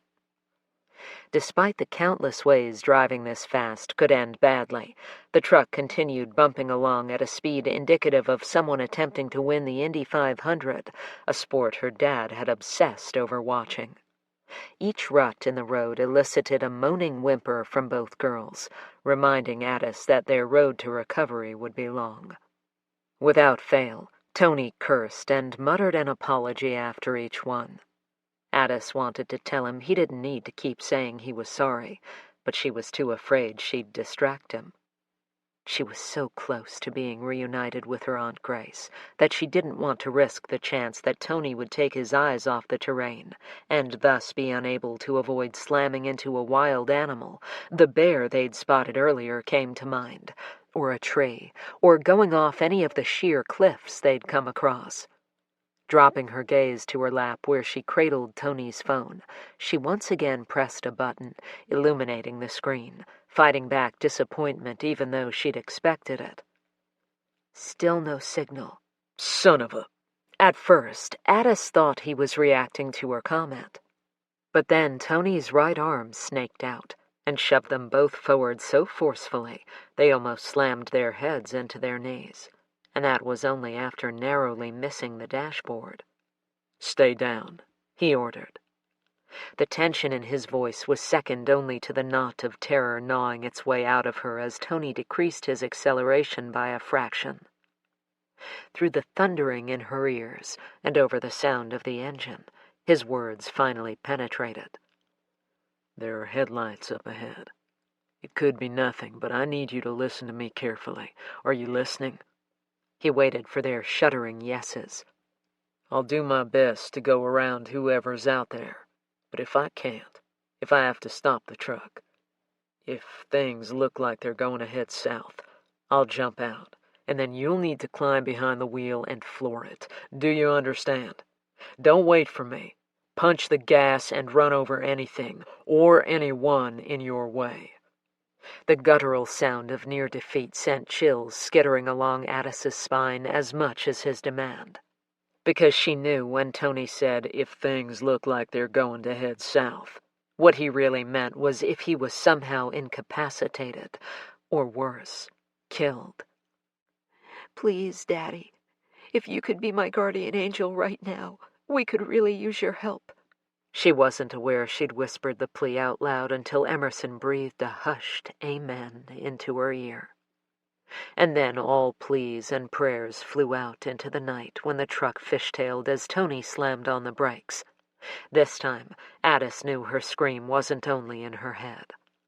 Heart thudding, breaths panting heavily, fear tingling along her nerve endings, Addis gripped Emerson tighter when Tony's door opened, and he leaped down from the cab, depressing the locks before slamming the door behind him with an urgent, "Remember, go fast and run over anything in your way." Too late. Addis wished she'd asked him how long they should wait for a sign before leaving him behind. Chapter 49. Wednesday, October 9th. Aside from Cord's startled "Jesus" when the four-wheel drive they were traveling in skirted the edge of a cliff on one side with the rock mountain on the other with less than a foot to spare, and the grunts and muffled oomphs when they hit a rut, the team was quiet as they bounced along the rough terrain. "There wasn't a less piss-my-pants way we could have gone," Cord muttered when they finally cleared the cliffs. In the driver's seat, Victoria chuckled. "Maybe, but this was by far the fastest approach." She peeked in the rearview mirror to catch Cord's eyes. "We shaved off a good 75 to 90 minutes this way." Almost half an hour later, the brake lights of the lead vehicle carrying Joe and Sandra illuminated the night with bright red. Shortly after, the distorted, vibrating timbre of Joe's voice crackled over the staticky mic. "This is the turnoff to Tony's cabin." The queue of SUVs stopped, their idling engines breaking through the rhythm of hooting owls and scampering woodland creatures. Communicating silently, Alyssa and Cord both climbed out of the Range Rover, walking side by side to meet Joe and Sandra, who they'd agreed would take up a post near the turnoff to Tony's just in case. None of them had verbalized what just in case might mean. 2 members of the search team would stay behind with them, again, just in case. "We'll radio as soon as we locate Campbell's place. In the meantime, if anything—" Joe's face was a mottled shade of discoloration, made all the more unnerving by the shadows cast upon it from the headlights, as he waved away Alyssa's words. "I'll let you know. Now, go find the girls." There was nothing she could do to ease the ache of possible betrayal, so she offered a terse nod before she jogged back to the Range Rover and used the running board to help haul herself inside, slamming the door harder than was necessary. As soon as Cord was buckled in behind Victoria, she gestured out the windshield that they were ready to continue up the mountain. The deeper they drove into the pines and aspens, oaks and maples, the faster the kinked knot of dread grew until she was little more than a 5'3" tightly controlled mass of nerves. Please let the girls be there. Please let them be alive. It had become her silent mantra throughout this entire trek into the mountains. A flash of light up ahead nearly blinded Alyssa a split second before Victoria hit the brakes, while the crackle of the mic broke through, announcing, "We've got an approaching vehicle moving at a high rate of speed. Stand by." "That's Tony's truck." Cord's voice was full of the shocked disbelief Alyssa felt. What happened next was a swirl of motion, as the inside of Tony's cab was lit up by the floodlights Victoria had flipped on. Alyssa barely registered her teammate's pinched expression as he leapt down from his truck, slamming the door behind him. His words didn't carry back to her, but it was clear he'd spoken to someone she couldn't see. Pumped up on adrenaline, Alyssa shoved aside the eruption of anger and betrayal and reached for her weapon as she, too, opened her door and climbed down. However, unlike Tony, she left hers ajar, using it as a shield if it should come to that. Damn it all to hell!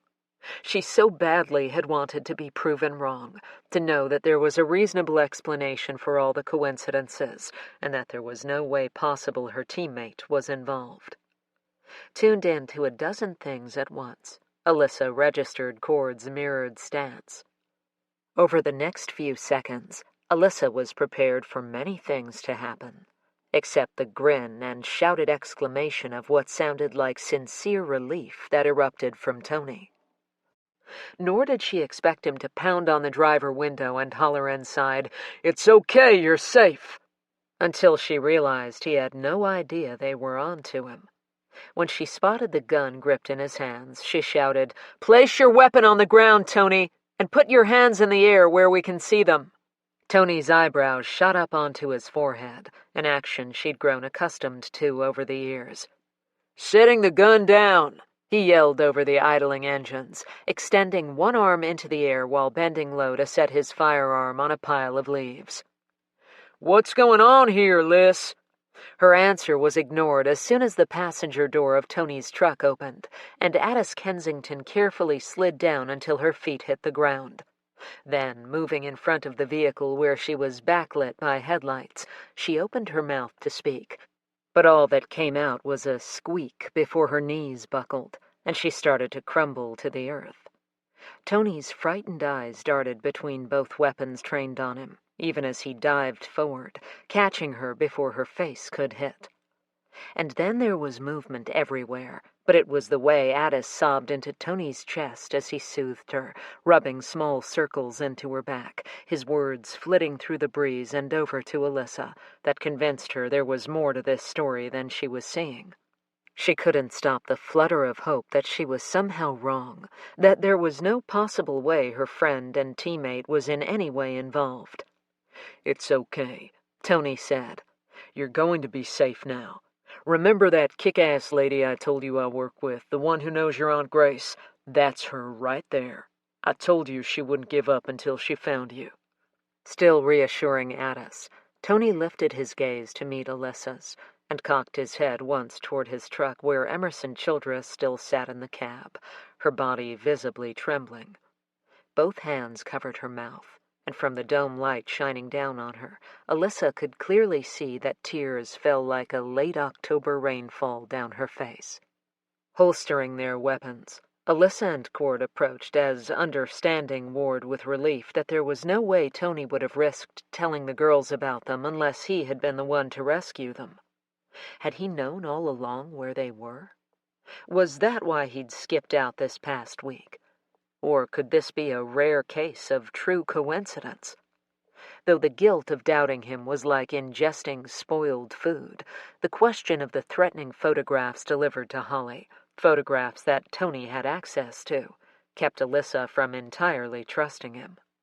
But for now, she was forced to set that aside because the truth was, she needed his help. Victoria, along with the other members of the search and rescue team, scurried over to Tony's truck. "Looks like a bad sprain or possibly a broken ankle," she yelled. If all they had to contend with in the way of physical injuries was a bad ankle, Alyssa would count herself lucky. A chorus of organized chaos erupted all around them, as Victoria and her team readied Addis and Emerson for transport back to the Glorietta home base, where she'd radioed ahead for an ambulance to meet them. After an abbreviated explanation from Tony on how he'd found the girls, noting that he said nothing as to his reasons for mysteriously taking off in the midst of their case, Alyssa excused herself to speak to Addis and Emerson, who both shared matching stories corroborating Tony's version of events. Afterwards, Cord reached out to Joe. "We're this close, so Liz, Tony, and I will be continuing on to Campbell's cabin. Alyssa wants you and Sandra to accompany Addis and Emerson to the hospital and contact Grace as soon as you have a signal. Tell her we'll be in touch as soon as we can. Search and rescue are rolling out now, so they should reach you in about 30 to 40 minutes. And Joe, the girls mentioned 2 names, Adam and Alex. They never saw Alex, but see if you can gather some photos that include Campbell. See if they can identify him that way." Standing shoulder to shoulder with Tony, Alyssa unrolled the map onto the hood of his truck. "Of the 3 of us, you know the Pecos the best. Do you think you can find this?" She tapped the circled area where they believed Campbell's cabin was. Head bent low as he ran the flashlight over the map. Tony muttered under his breath, his finger tracing first one path, then another, before lifting his head and darting his eyes around the woods surrounding them. "I think so. It won't be easy in the dark, though," he warned. "But it can be done. You're sure?" Alyssa wasn't reassured by Tony's shrug any more than she was by his statement. "As sure as I can be." Glancing back down at the map, Tony whistled low. "They really hadn't gotten far when I came across them hiding beneath the cattle guard." His words held a heightened sense of urgency, and Alyssa had a feeling it had to do with the fact that he no longer had control over protecting the girls as they were being whisked off to safety. "You understand you're going to have to explain how you ended up here at all, right?" She held her gaze steady on the teammate she physically ached to trust again. Tony's eyes shifted away, then drifted back down to the map. "Yeah, I'm sorry you guys are doubting me. Does Joe... Never mind. I don't need to hear that answer. I don't like it, but it makes sense." There was no censure in his tone, just a sad acceptance that his teammates had suspected him at all. "It was my fault. It never occurred to me. But why would it have? None of us knew where the girls were." Abruptly, he straightened and folded up the map. "But we'll deal with all that after we find this guy. Tony, the guy is Adam Campbell." Alyssa didn't blink as she watched for Tony's reaction. He took 2 stumbling steps back, shaking his head. "Adam Campbell? The Lobo football player half the NFL teams want? The same Adam that I helped." His eyes widened as understanding dawned. That I helped coach. One hand wiped down his face, and then he whirled around and kicked his booted foot into his wheel well. Damn it, shit! Damn it, son of a... His final curse turned to a howl of frustration. When his rage simmered to a more manageable level, he directed an unwavering scowl at Alyssa. It's beginning to make more sense. Because I helped coach Adam Campbell once long ago, and then I take a little time off to get my head together because I've got a lot of personal shit going on in my life. Things none of you know. Whose fault is that? Alyssa interrupted. That's not the point. I had nothing to do with whatever this is. You'll either have to trust me or send me on my way, or hell, arrest me if you need to. But I can help you find this cabin. For several seconds, Alyssa regarded her teammate before confronting him with the one question she had to have answered. What about the photographs from the sex trafficking case that had been delivered to Holly, along with threatening notes?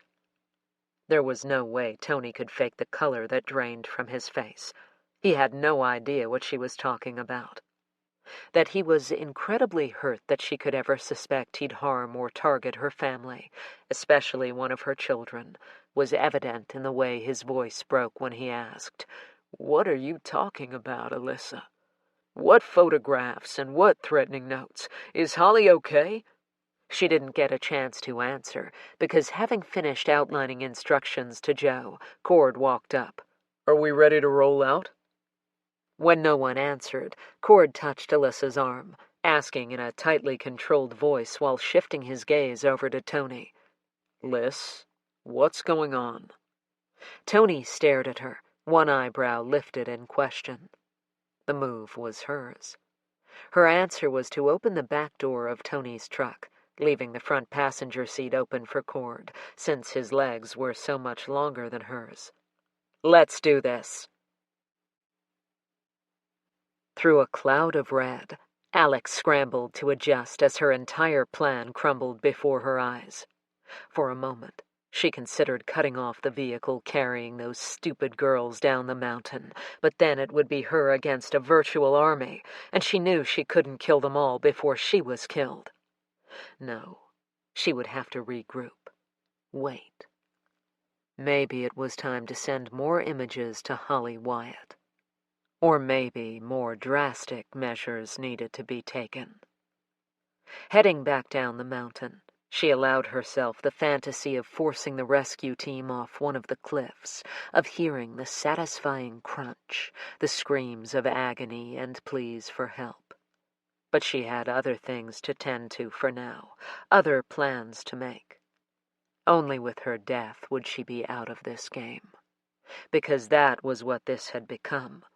A game she had no intention of losing. Chapter 50. Wednesday, October 9th. Alyssa snapped the hair tie secured around her wrist, ignoring the sting, as they trekked their way up the winding off-road trail. Nearly 45 minutes had passed since entrusting Addis and Emerson's care to Joe, Sandra, and the search and rescue team, and the bubbles of anxiety of not knowing where or how they were caused her stomach to hurt, even if she tried to blame it on the rough ruts. For the dozenth time, she considered calling off the search for Campbell's cabin until first light, and then heading back out. But like she had every time before, she dismissed it. Tony hit the brakes, jolting her forward so that she had to throw out her hands to protect herself from face-planting into the back of the front seat. "Let me see that map again." Cord unfolded the map while Tony flipped on the dome light. He hummed as he ran his finger down the paper, then bent forward to peer around Cord before glancing outside his own window. He pointed to an obscure trail faintly illuminated by his taillights, then threw the truck into reverse and back down the hill, seeming to hit every single hole in the road along the way. Alyssa was really beginning to hate the topography of this mountain. When Tony stopped again, he stared straight ahead at the nearly invisible turnoff leading to Campbell's cabin. "Yep, this is it." He twisted around and showed Alyssa and Cord the landmarks he'd noted. He tipped his head to indicate where they were heading.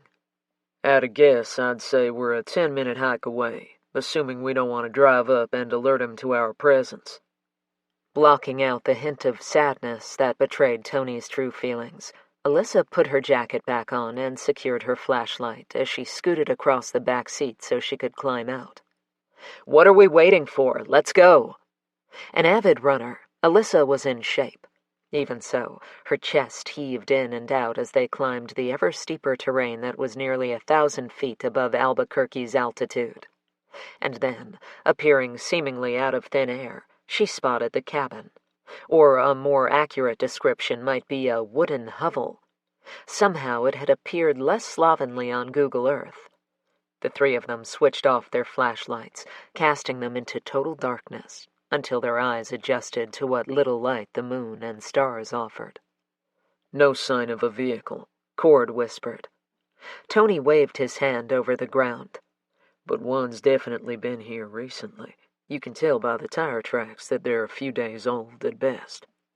Both men turned to Alyssa. What's the play, boss? From the air photos, it appeared there was only a front door, and that window there as possible means of escape. So, Tony, you take the back. Cord, you take this side, and I'll go in the front. If he's here, he's not getting through us. Everyone checked their weapons before moving over to their assigned posts. Ignoring the sudden chorus of high-pitched, howling coyotes, Alyssa waited until the guys were in place before ducking low and heading to the front door, careful not to put her foot through the rotting steps. Listening for any sound of movement, she moved in closer to the door, sucked in a deep breath before expelling it, and then used the side of her fist to pound loudly on the door. Her heart skipped a beat when it screeched open, revealing someone's leg. She took several calming breaths in and out before switching on her flashlight and slowly peeking around the splintered doorframe. When her eyes adjusted, she released a string of curses, and while she didn't holster her weapon, she did switch the safety back on before carefully navigating through a pile of rubbish to the end of the porch, where she called out to Cord and Tony. He's here, but we won't be taking him in, at least not in the way we'd hoped. Inside, Tony located a light switch that operated a solitary bulb suspended from a broken light fixture. On, it cast a small amount of flickering light into the room. There in front of them, with his back against what appeared to be a stack of milk crates, legs bent crookedly beneath him as if he'd been kneeling before his death, was Adam Campbell, mouth agape, eyes bulging open, part of his face missing, brain matter spattered onto the walls and floors around him, arms flung out to his sides. His right hand still gripped a gun. Closing her eyes, Alyssa rubbed the middle of her forehead. Adam Campbell was supposed to be her key to getting some answers, but more importantly, if not a little selfishly, she needed to know why he'd targeted her daughter, how he'd come to be in possession of photographs from a sex trafficking ring shut down 5 months ago.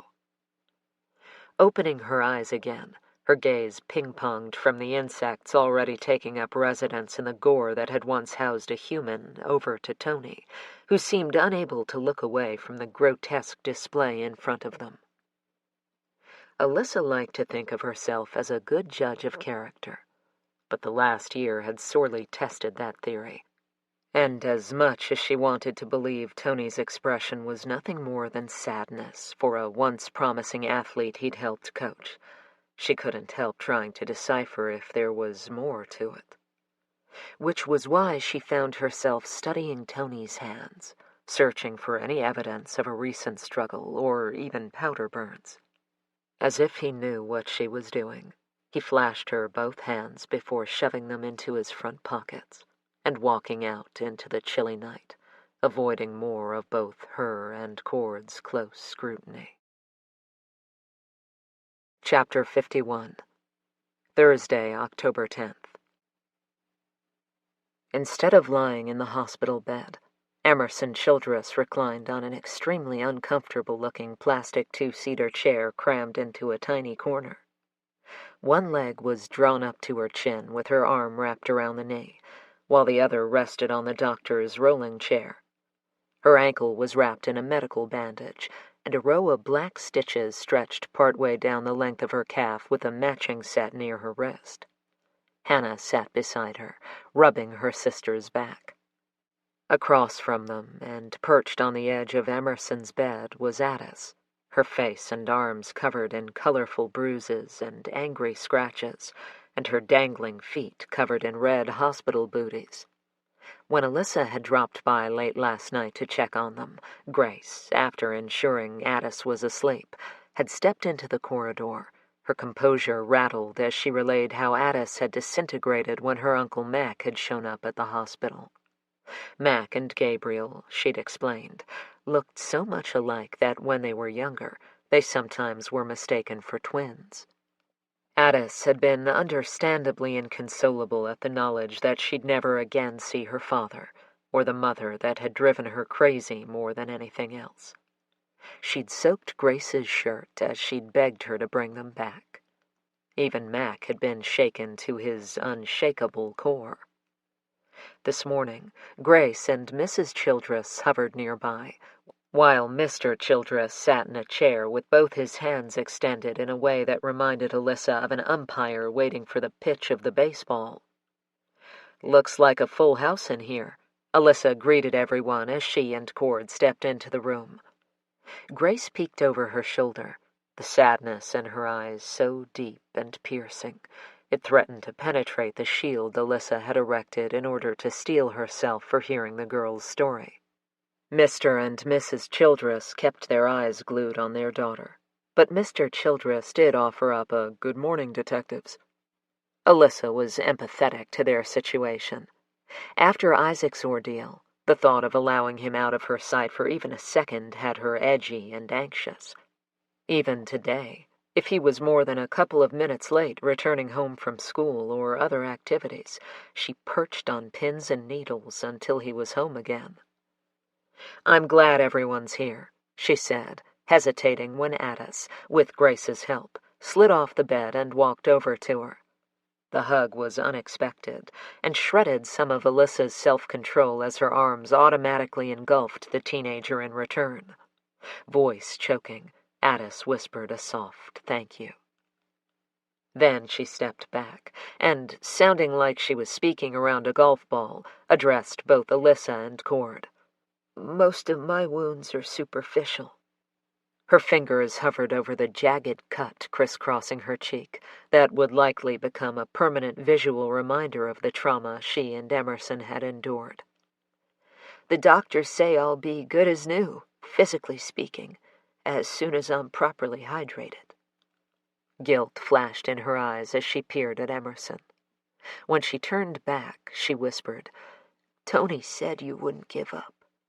This time, Addis collapsed into Grace's arms, her sobs ricocheting off the walls of the room. It was several minutes before Hannah, red-eyed, stood and gently cupped Addis's elbow so she could escort her to Emerson's side. Immediately their hands found each other and joined together, offering the silent support only best friends and those with shared nightmares could do. Alyssa's heart constricted at the movement that so much reminded her of Holly, Sophie, Rachel, and Jersey. "It was my fault Emerson was kidnapped." Addis's announcement, so sudden and unexpected, sucked all noise from the room. Emerson was the first to break the silence. Gripping Addis's chin, she forced her to look at her. "It's not." "It is, and you know it. If I hadn't gotten so mad at my mom and gone to your house—" Mrs. Childress cut her off.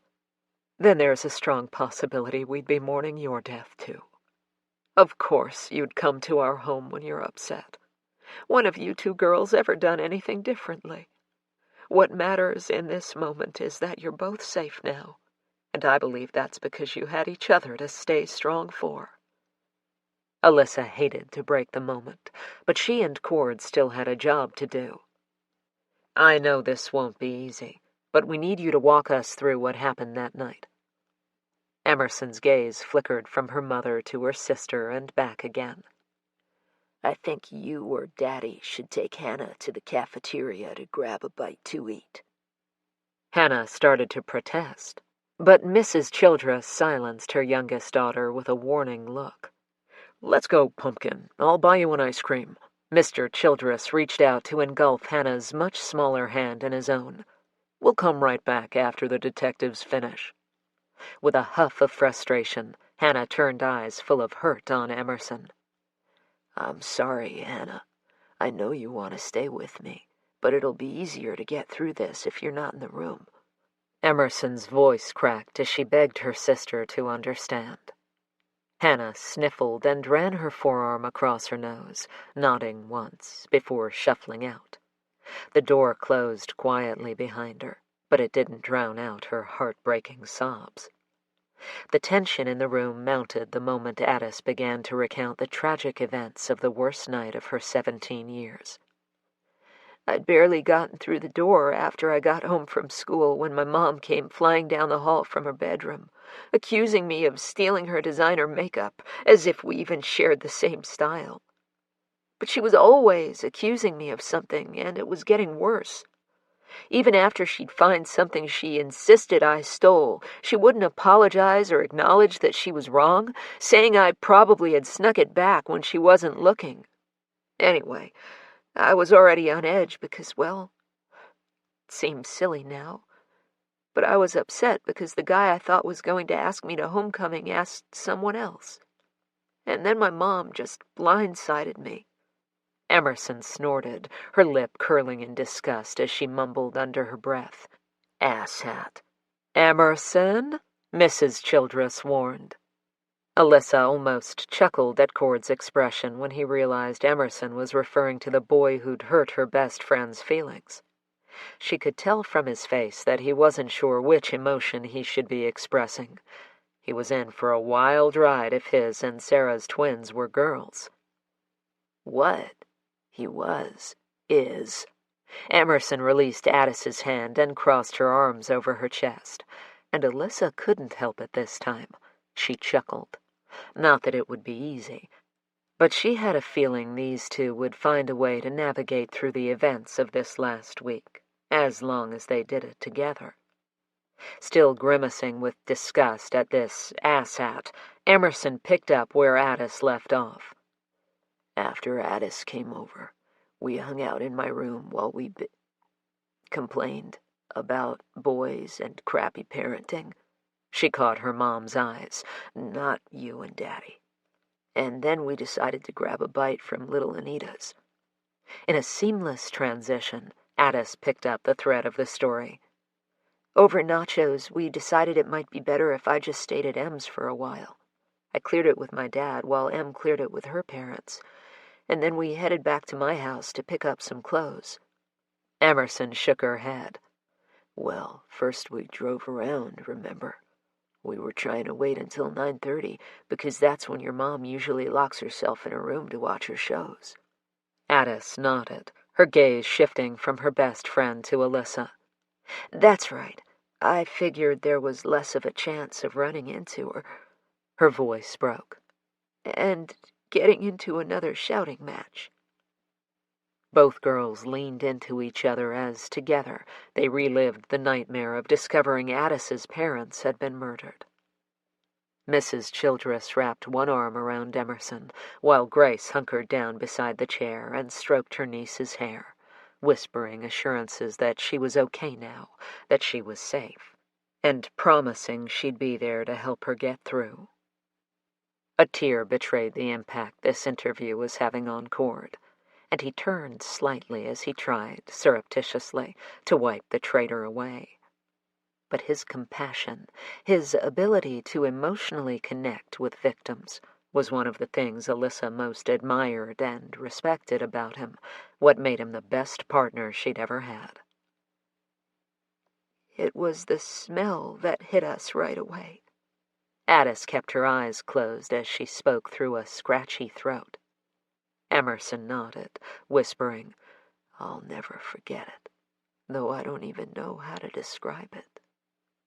I knew right away my mom had been shot, but she just looked asleep.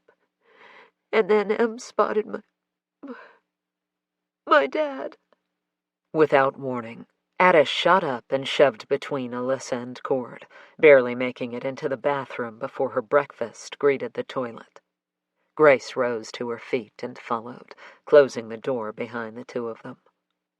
The sound of dry heaves followed by more retching filtered back into the room, turning Alyssa's own stomach sour, not because of the act, but because her job required her to force these girls into reliving that night. Never again would they feel the freedom of innocence they'd shared before the fateful night of Thursday, October 3rd.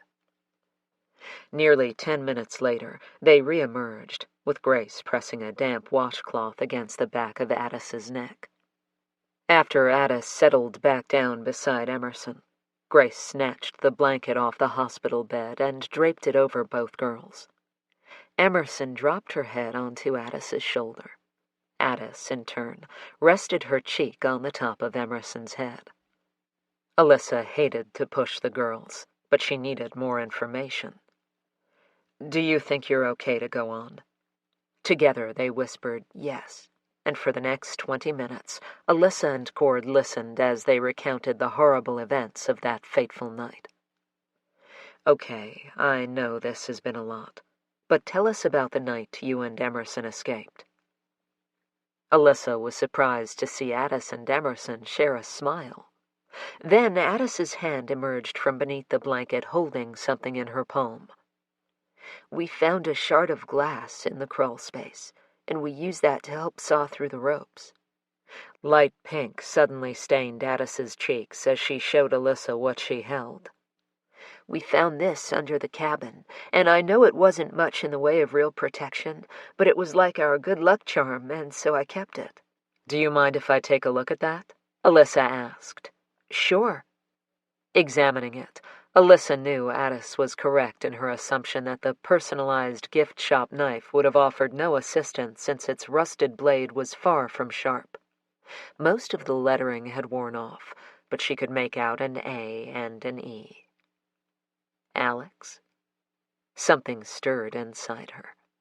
Careful to keep her tone even, she said, "Addis, Cord and I are going to need to hold on to this for a bit, okay?" If Addis was confused, she didn't show it. "What made you crawl under the cabin the night you escaped?" Cord asked. "We just got into the porch when we saw headlights. It was too dark to see where it was safe to go, so we decided to hide beside the house. And that's when Addis fell and realized we could crawl under it, so we did. It was stupid dark under there, and it didn't help that something sharp kept poking us." Addis shuddered. "The guy who kidnapped us sounded angry at the other person." "What did he say that makes you think that?" Alyssa asked when Addis hesitated. The girls looked at each other before Addis shrugged. I think it's because he said, 'What the hell are you doing here, Alex?' or something like that, anyway." Even beneath the hospital blanket, it was easy to see the girls trembling, and Alyssa wondered if either of them was aware that they'd simultaneously inched closer to each other as, whispering, Emerson repeated Alex's threat. "Alex was the one who said they had to kill us like they killed Dad's mom and dad." A knock on the door distracted everyone. When Mrs. Childress called for the visitor to enter, Tony and Sandra walked in together. "Hey, I was in the neighborhood and thought I'd come and see for myself how the two of you are doing." The girls wore matching smiles at Tony's greeting. But as quickly as her smile emerged, Emerson's faded. Face flushing, she took a sudden interest in one of the many cuts on her finger. Alyssa and Cord exchanged puzzled expressions. Then Emerson spoke into her lap in a voice so soft and quiet that Alyssa had to move forward in order to hear. "It felt like I'd been running for a really long time, and everything looked the same, like I was just going in circles. I was really scared because I was lost and alone and feeling guilty because Ad..." She tilted her head just a bit and offered a sad smile at her friend. "Because Ad... well, you know. I thought she'd given up her life to save me." Tears leaked from the corners of her eyes, and she used her knuckles to brush them away, wiping them on the blanket before continuing. "Addis said you told her you were a good tracker." At the way Cord's eyes immediately shifted from the girls to Tony, Alyssa knew he'd also noted the hint of accusation in Emerson's tone. Tony's head bobbed up and down, seeming to understand what Emerson was getting at. "You're wondering why I never found you." With her eyes still cast down, Emerson shrugged even as she whispered, "Yeah, I guess." "Well, I did search for you in that area, so I can only guess that it was probably afterwards that you hid in the spot where we found you." Tony shuffled forward until he could squat down in front of her. "Hey, can you look at me for a second?" He waited for Emerson to lift her head. "Even if you had been there when I searched, you should be proud of yourself. And do you know why?" "Why?" "Because you did the right thing in hiding yourself, and even hurt and disoriented, you managed to stay hidden until Addis." He tipped his head toward her best friend. "Found the trail that led us to you." Tony's eyes shimmered when Emerson's neck snapped in Addis's direction. "What? You didn't tell me that." Alyssa missed Addis's response because her phone vibrated. Not wanting to disturb the girls while they were speaking, she'd turned the ringer as low as it could go without actually turning it off before she'd come in to interview them. She glanced down. It was Dr. Homa, and if she was calling, it had to be regarding Elizabeth Monroe. "Excuse me, I have to take this." Chapter 52. Thursday, October 10th. Alyssa answered her phone just as Cord joined her in the hallway. "Detective Wyatt speaking." "Detective Wyatt, this is Dr. Homa over at the University of New Mexico Hospital. I'm calling about Elizabeth Monroe. Do you have a few minutes?" The last time Dr. Homa had called her unexpectedly, it had been to offer grave news, almost literally, so Alyssa's muscles tensed in anticipation. "First, it's been all over the news that you and your team rescued Addis Kensington and Emerson Childress. So nice work. But that's not the point of this call.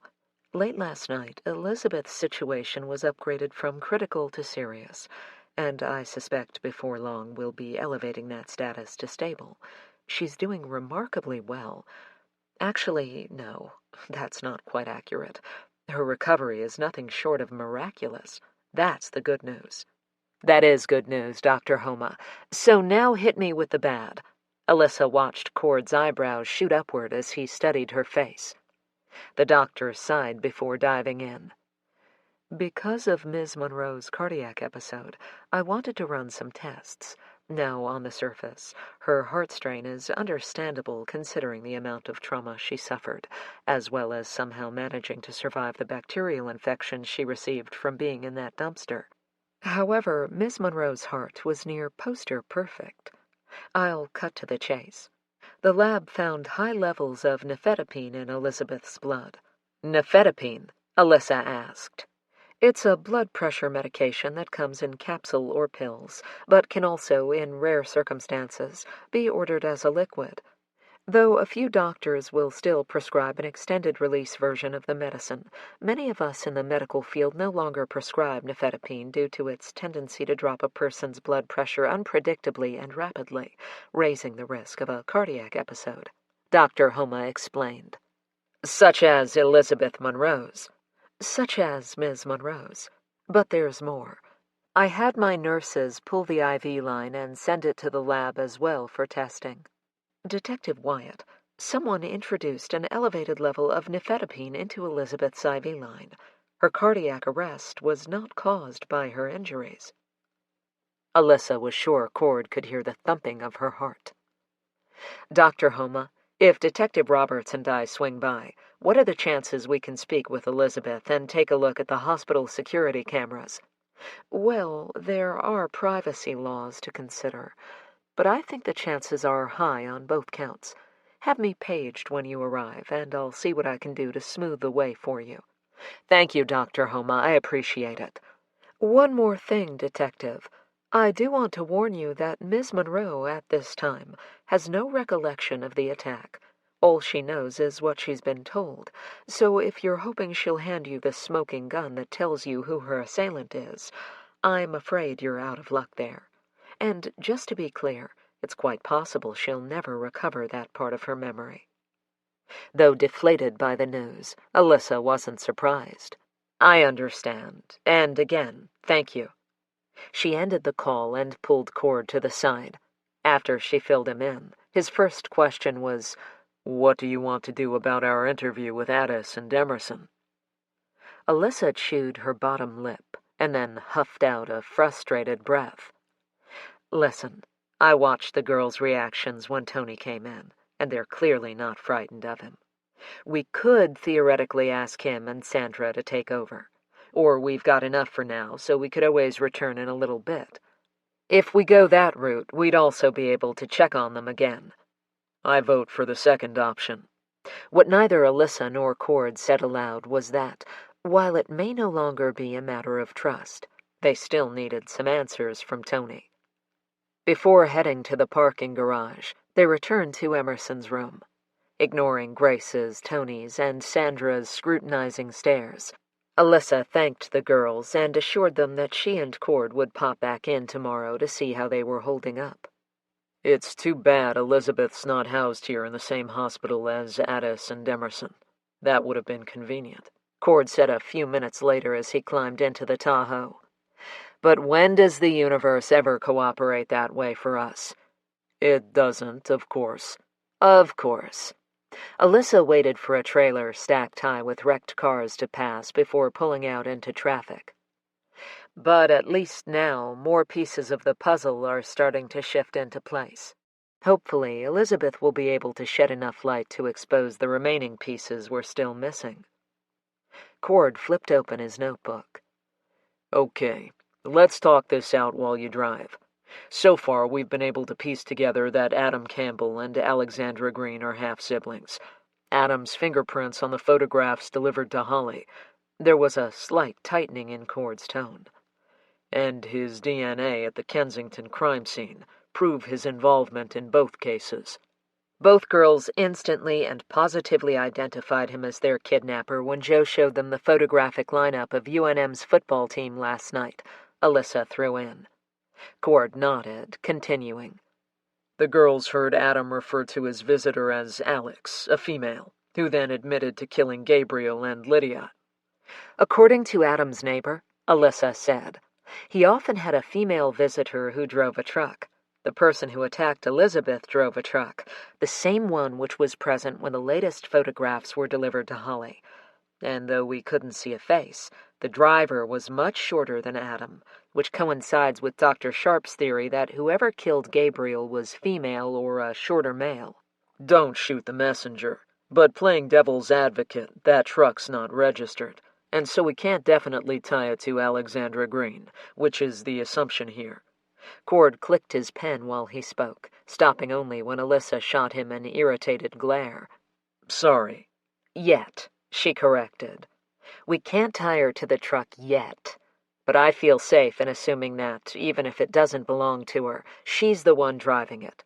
And since we can now connect her to everyone, beginning with Hayden Benson, Alexandra Green remains my #1 suspect." She drummed her fingers on the steering wheel. "My theory is that somehow Alexandra discovered Elizabeth hired Gabriel to look into Hayden's disappearance. I don't think it's a far leap of logic to assume he's dead, quite probably by Alexandra's hands." "But how did she find out? And why Lydia?" At a red light, Alyssa darted a quick look at her partner. "What I want to know is why did Adam target Holly, and how did he get those photos from the toy box case? And did Alexandra know what was in those envelopes she was delivering to my daughter?" Alyssa's blood pressure shot up, and she had to force herself to take several calming breaths. Cord spoke quietly. "My guess is when we finally locate Alexandra Green, we're going to find out she's also left-handed. Just like the person who wrote those notes to Holly.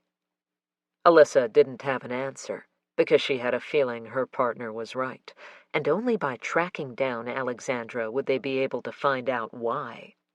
For the next mile, the two of them rode in silence, broken only when Cord suddenly pulled out his phone. I just want to check on Sarah real quick before we get to the hospital. She swears she was feeling fine this morning before I left, but she was looking a little peaked. Though his voice gave nothing away, Alyssa could tell by the way he drummed his fingers on his thighs that Cord was on pins and needles as he waited for his wife to answer. "Tell her I said hi." When Sarah finally picked up, he released a relieved breath, and Alyssa felt her own muscles unclench. Hey, babe, I'm just checking on you and my babies. Yeah? That's good. All right. Rest. Oh, and Liz says hi. Okay. Love you, babe. See you later. Stuffing his phone back into his pocket, he said, "She says hi back." Alyssa paced outside the room while nurses cleaned and changed Elizabeth's bandages. The clasp of closure on this case was within her reach, and though she tried not to get her hopes up, it was difficult, especially now that Addis and Emerson had been located and were safe. To cover all her bases, she crossed her fingers, prayed, and performed the sign of the cross in the hope that Elizabeth would provide some much-needed answers. You know pacing isn't going to get you in there any quicker, so here's a thought. Stop. Cord grabbed her arm and tugged her out of the way of a patient who'd been doing laps around the nurses' station since they'd arrived. Alyssa ignored her partner's comment. Whoever did this to Elizabeth, and again I'm going with the elusive ghost Alexandra Green, must have some sort of medical background in order to have access to the nifedipine. Her eyes studied the nurses, technicians, and all the other readily available staff that had access to patients. Maybe she works here. Like he was wont to do, Cord poked a hole in her theory. Don't you think that if Alexandra had regular access to her intended victim, Elizabeth Monroe would be dead right now instead of being upgraded from critical to serious with hopes of moving up to stable? Alyssa narrowed her eyes. Your desire to consistently counteract the things I say with reason and logic is not your most admirable trait, I'll have you know. Cord was unmoved, as his chuckle proved. But their conversation ended when two nurses piled out of Elizabeth's room. The matronly one wearing puppy dog scrubs and a name tag that read Michaela greeted them. "We just gave her a pain pill, orally. She didn't want it administered intravenously because she wants to speak with you. She's pretty worn out, so it's difficult to say how much time you'll actually have. Good luck." "Thank you," Alyssa said, already opening the door. Lying in the hospital bed, her skin mottled in yellows, greens, and garish blues, Elizabeth Monroe looked much smaller and weaker than the woman Alyssa had interviewed for the first time nearly a week ago. "Miss Monroe, it's good to see you awake." She jabbed her thumb in Cord's direction. "This is my partner, Detective Roberts. Thanks for agreeing to see us." Elizabeth grimaced as she fought with elevating her bed so she wasn't lying flat. "Detective, Tessa told me you've checked in on Brandon a couple of times just to see how he's doing. And I'd like to thank you for that. I know that's above and beyond your job requirements, and I want you to know I appreciate it." Her voice was rough, like she had a bad case of bronchitis and laryngitis all wrapped up in one miserable package. Alyssa smiled. "Your son is very protective of his mom and is doing quite well, all things considered. I understand Rosalind offered to take him until you were fully recovered and out of the hospital. But after she and Tessa spoke, the two of them decided Brandon would be more comfortable staying with his best friend and closer to home. The last time I checked in, the boys were busy drawing you get-well cards and planning their futures as superheroes or cops. Apparently, there was a pretty lively debate on whether or not they were allowed to do both or had to choose one over the other." A warm tug pulled at Alyssa's heart, picturing Brandon's passion for superheroes. Elizabeth's grin came off as more of a grimace. Tessa did tell me that when she called. With a loving, indulgent chuckle, she pointed to several drawings propped on the windowsill. She dropped those off when I was still in a coma. Superheroes and cops are probably a safer bet, because I don't think either of them are quite ready to be enrolled in art school just yet.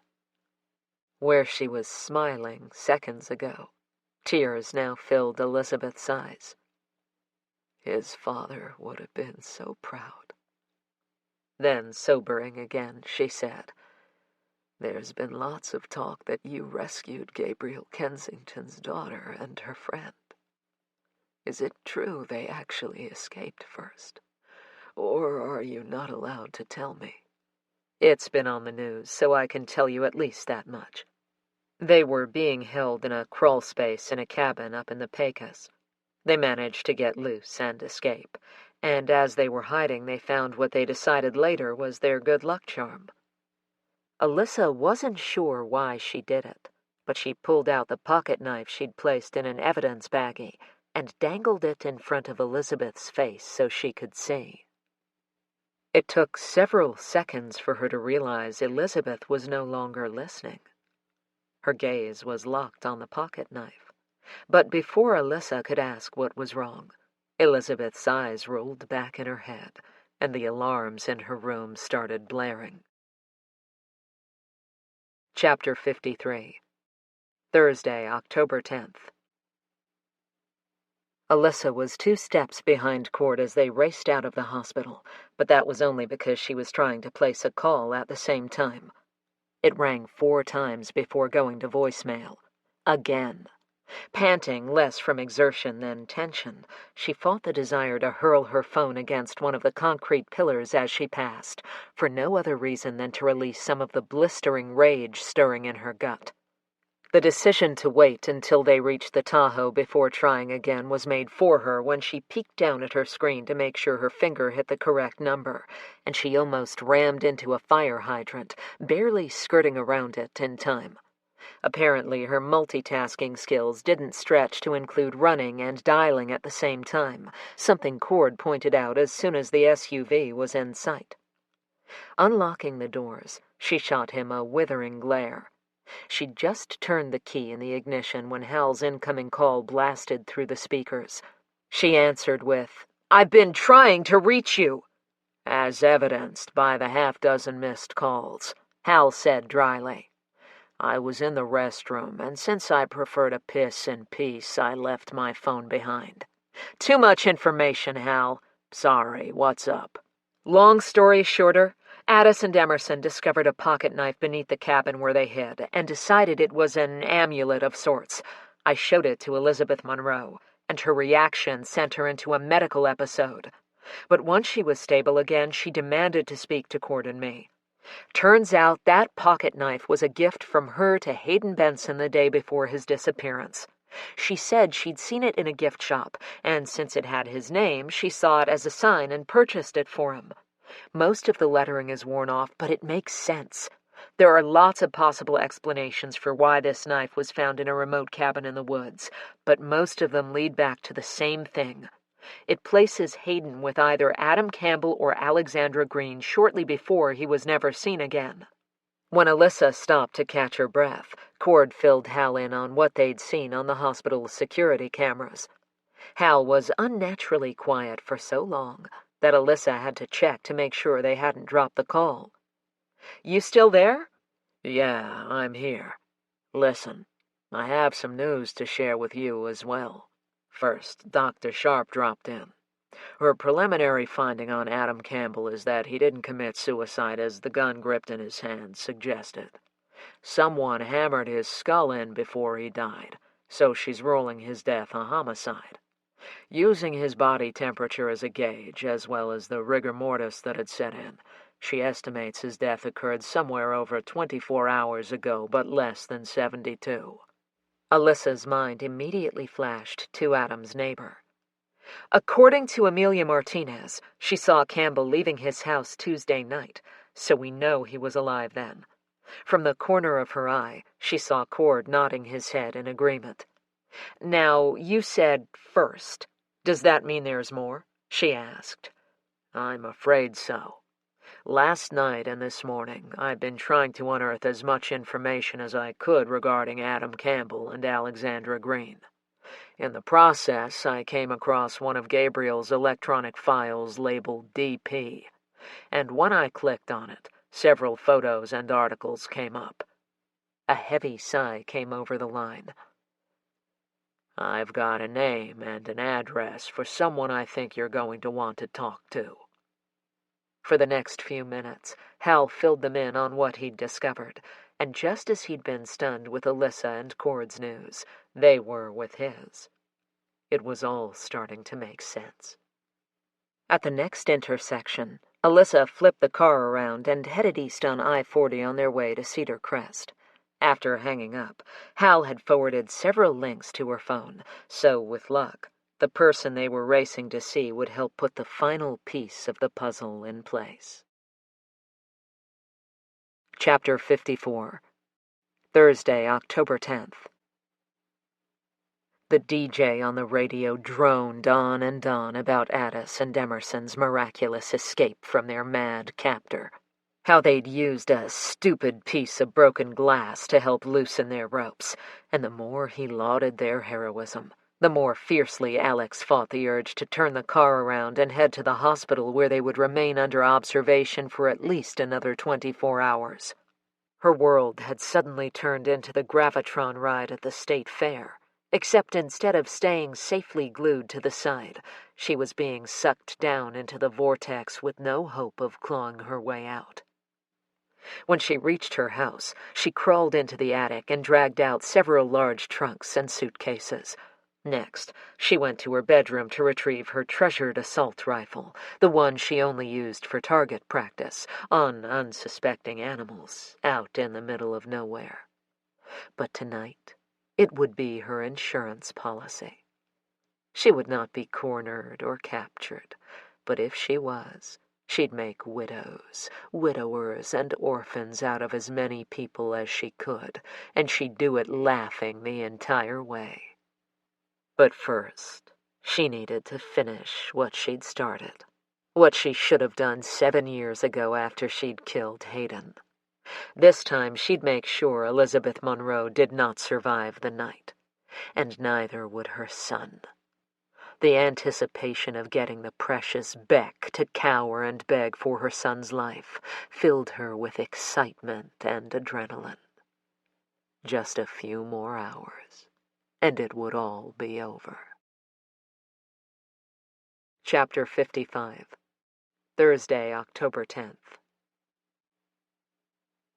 Alyssa pulled to a stop in front of a cute little blue house, surrounded by the quintessential white picket fence. In a nearby corral were a pony and a horse, and running around in the yard were 2 young children. The little girl was maybe 3 years old and dressed up like a pirate, complete with eye patch, while the boy, perhaps 4 or 5, romped around the yard with a too large cowboy hat threatening to topple from his head, as he used a broken broomstick handle as his makeshift horse. A 20-something man stood when he saw the 2 of them approaching.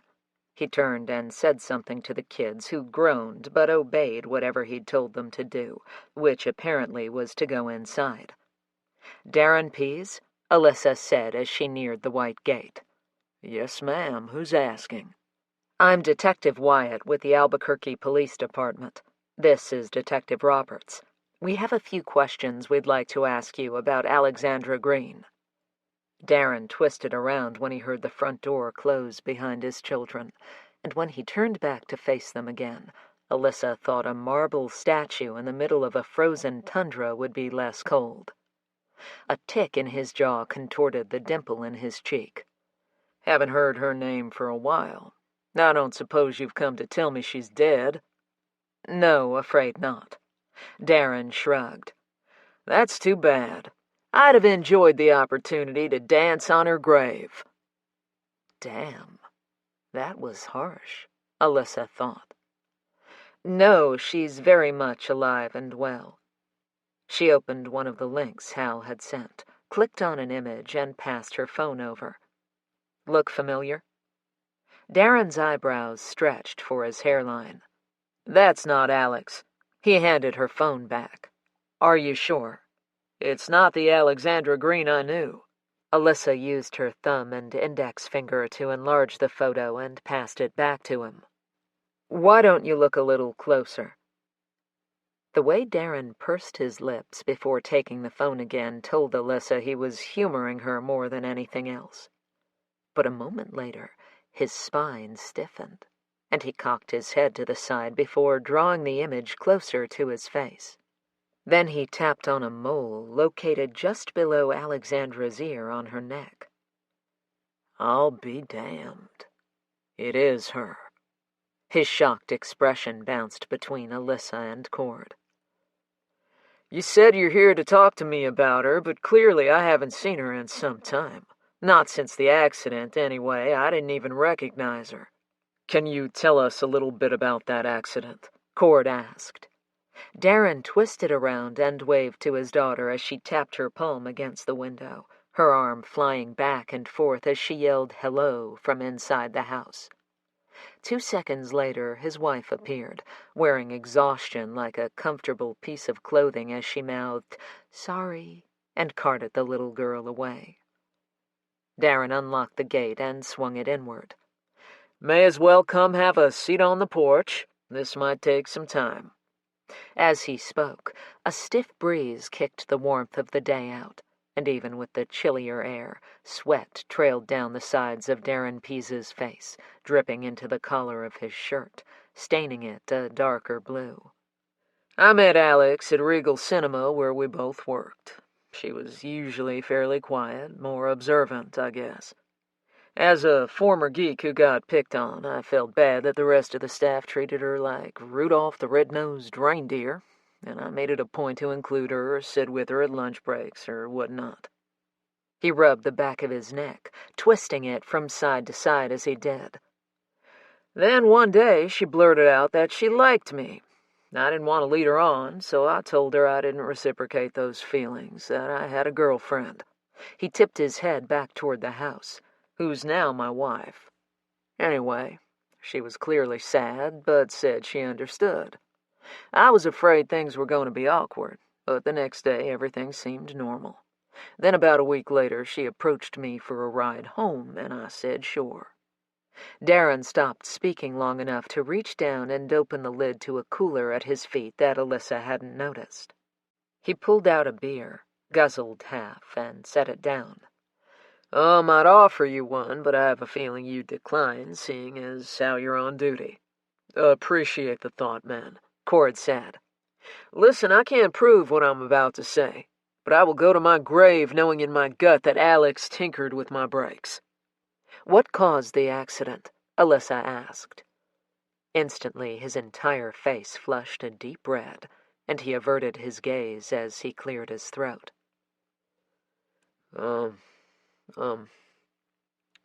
Alex said something like she'd rather us die together than see me with someone else. Then she, told me she could, do things for me.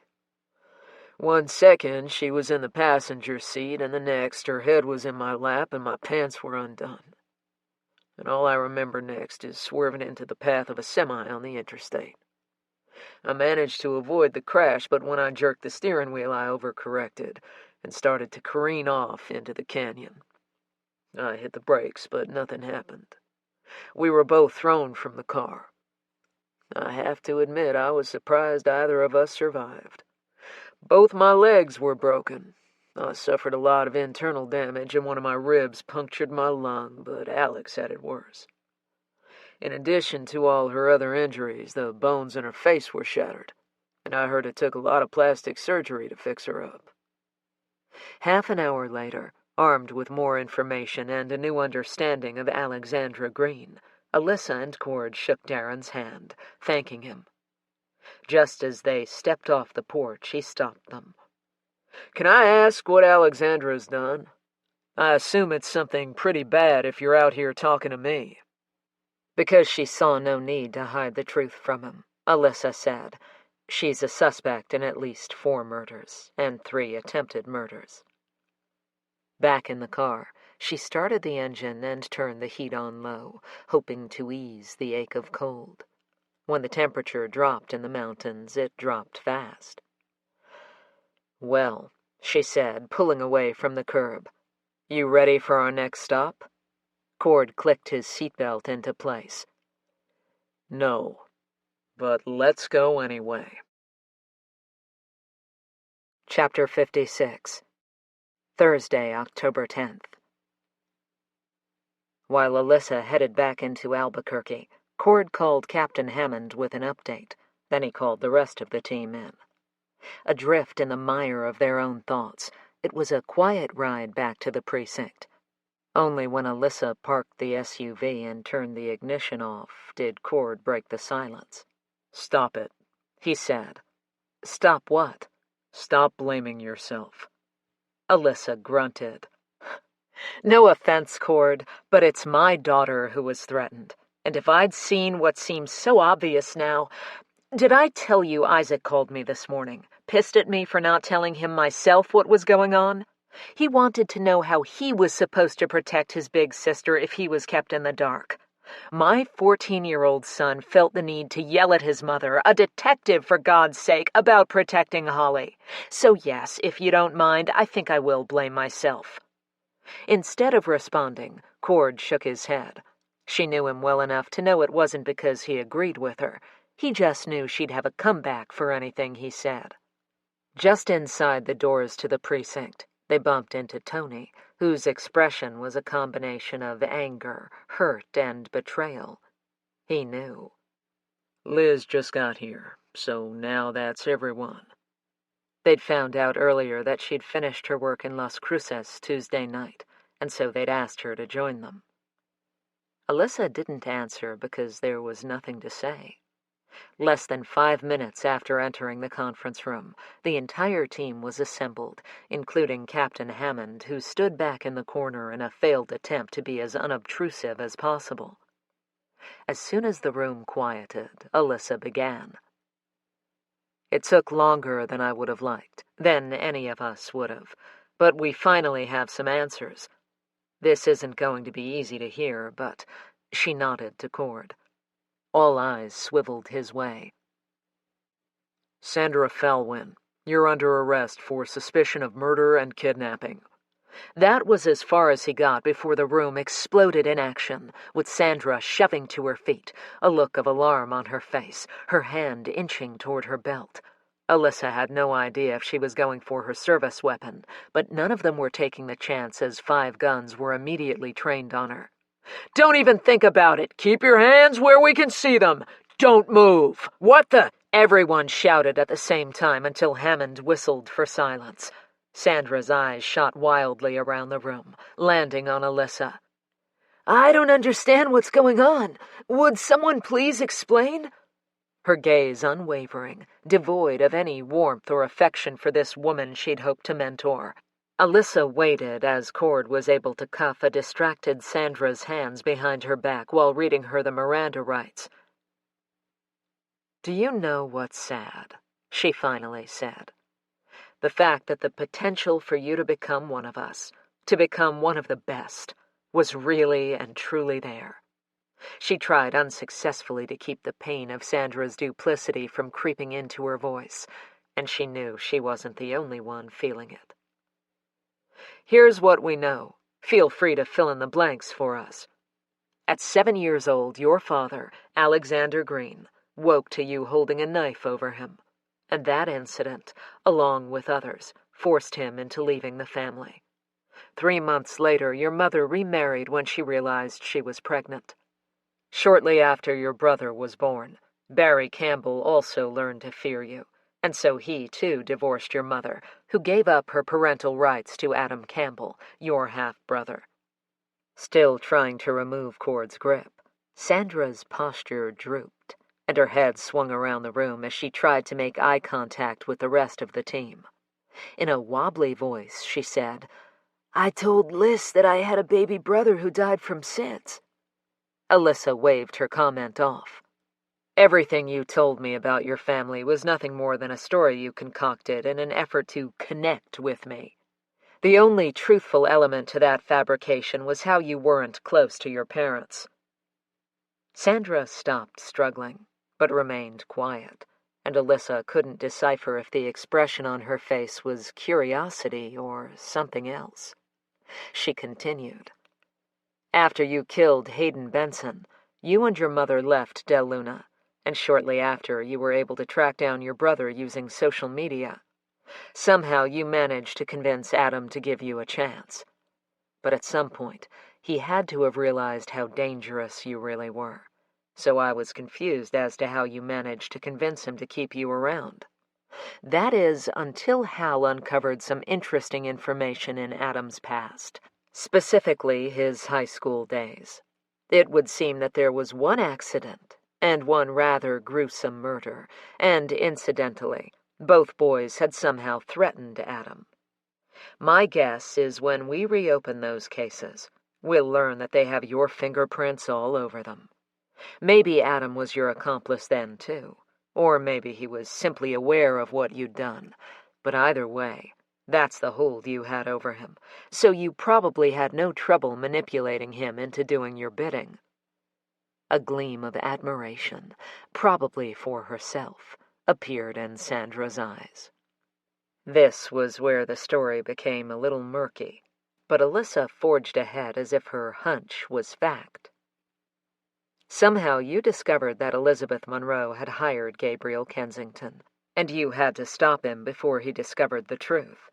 But you were too late, weren't you? The calculated expression that settled onto Sandra's face was almost as good as a blatant confession, as far as Alyssa was concerned.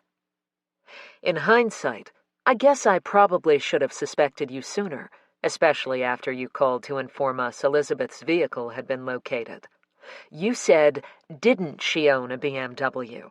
Past tense, of course, because you thought you'd killed her. Sandra's lips tightened, and a veil of anger dropped into place. In that moment, Alyssa could easily sense the evil that had driven Alexander Green and Barry Campbell away. And she had to admit, she couldn't blame them. Ignoring the hatred shooting from Sandra's glare, Alyssa kept her eyes trained on the young officer. Knowing what you're capable of, Adam, perhaps in a misguided attempt to protect the girls, kidnaps them and stows them away so you don't also murder them. Adopting a look that reminded Alyssa of a kicked puppy, Sandra's gaze darted around the room. This is crazy. You all realize that, don't you? She's finally lost her mind. You've all seen it coming after what happened with her brother. Cord yanked on Sandra's arms, eliciting a squeal out of her. This would be a good time to shut your mouth, he warned. In the meantime, Alyssa went on as if Sandra hadn't spoken. You insinuated yourself into the investigation by showing up at the crime scene, with wet hair, as I recall, so fresh from cleaning yourself up. And then, realizing what a perfect opportunity it was for you to stay up to date with the case, you somehow managed to manipulate Captain Hammond into inviting you to work with my team, and we were happy to welcome you on board. But let's back up a moment, shall we? When we were finally able to fit the pieces of this puzzle together, I had to stop and ask myself, how in the hell could a sociopath like you pass the psych exam for joining the police force? But recent events reminded me how frighteningly simple it is for someone like you to fool the system. This time Sandra rolled her eyes. You sound like a lunatic, do you know that? You can't prove any of this, and do you know why? Because you're wrong, and you know it. I guess Matt Kensington was right after all when he accused you of finding a scapegoat to take the fall for your inability to solve a crime. She craned her neck until she could see Captain Hammond. Are you really going to stand there and let her get away with this? Is she so valuable that you're going to let her make this shit up? Is that how all your cases get wrapped up so prettily? Hammond matched her glare for glare, but aside from the clenched jaw and the flared nostrils, gave no indication he'd even heard. When things first started to unravel, you concocted a plan that involved Holly. Tony's neck snapped in Alyssa's direction so fast that she actually heard it pop. At the same time, Joe breathed out his understanding. The pictures, the threats. It was a ploy to distract you, throw you off your game. And she had access to the evidence room. You were right, Liz. Not a bad idea, knowing how protective you... Beside him, Hal's hiss and blistering glare directed his way caused Joe to throw his hands up in the air. Whoa, keep your weapon holstered, man. I didn't say I agreed with or liked it. Hal snarled something unintelligible in a tone completely at odds with his usual charming personality. This was hard enough on her team as it was, and Alyssa didn't need their anger directed at each other, so she drew Sandra's attention back to her. Things really started falling apart after Adam's DNA was linked to the crime scene, especially since Addis and Emerson had managed to escape. You warned Adam about our search warrant, and told him to get out of the house and to meet you up at the cabin. After you left work that night, you drove up to the Pecos where you staged your own brother's suicide. Is that when you conceived the idea that it would throw us off if you were the one who then discovered where the cabin was? Alyssa didn't really expect a response, and she didn't get one. You must have been having quite the laugh before we came across Tony and the girls.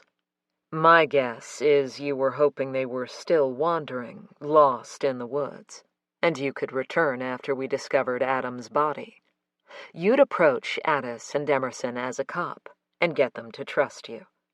And then you were going to kill them and dispose of their bodies. Of course, the fact that Tony was in the picture meant you'd first have to take him out as well. Tony finally chimed in. Even if you'd managed to get the jump on me without the girls realizing it, getting them to trust you wouldn't have worked because they would have recognized your voice, the same way they did in the hospital. That's why both of them suddenly became agitated and suddenly needed some rest right after Liz and Cord left. Eyes narrowed. Sandra spoke through gritted teeth. Are all of you forgetting the fact that my name is Sandra Falwyn, and I look absolutely nothing like Alexandra Green?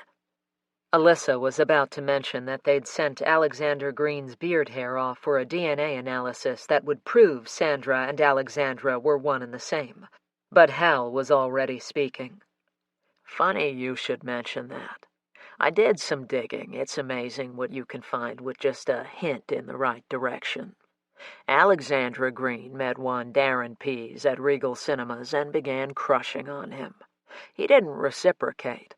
Cut through to the end, and you and Darren are in a nasty accident on I-40. Alex suffered multiple lacerations to her face, which required extensive facial reconstruction.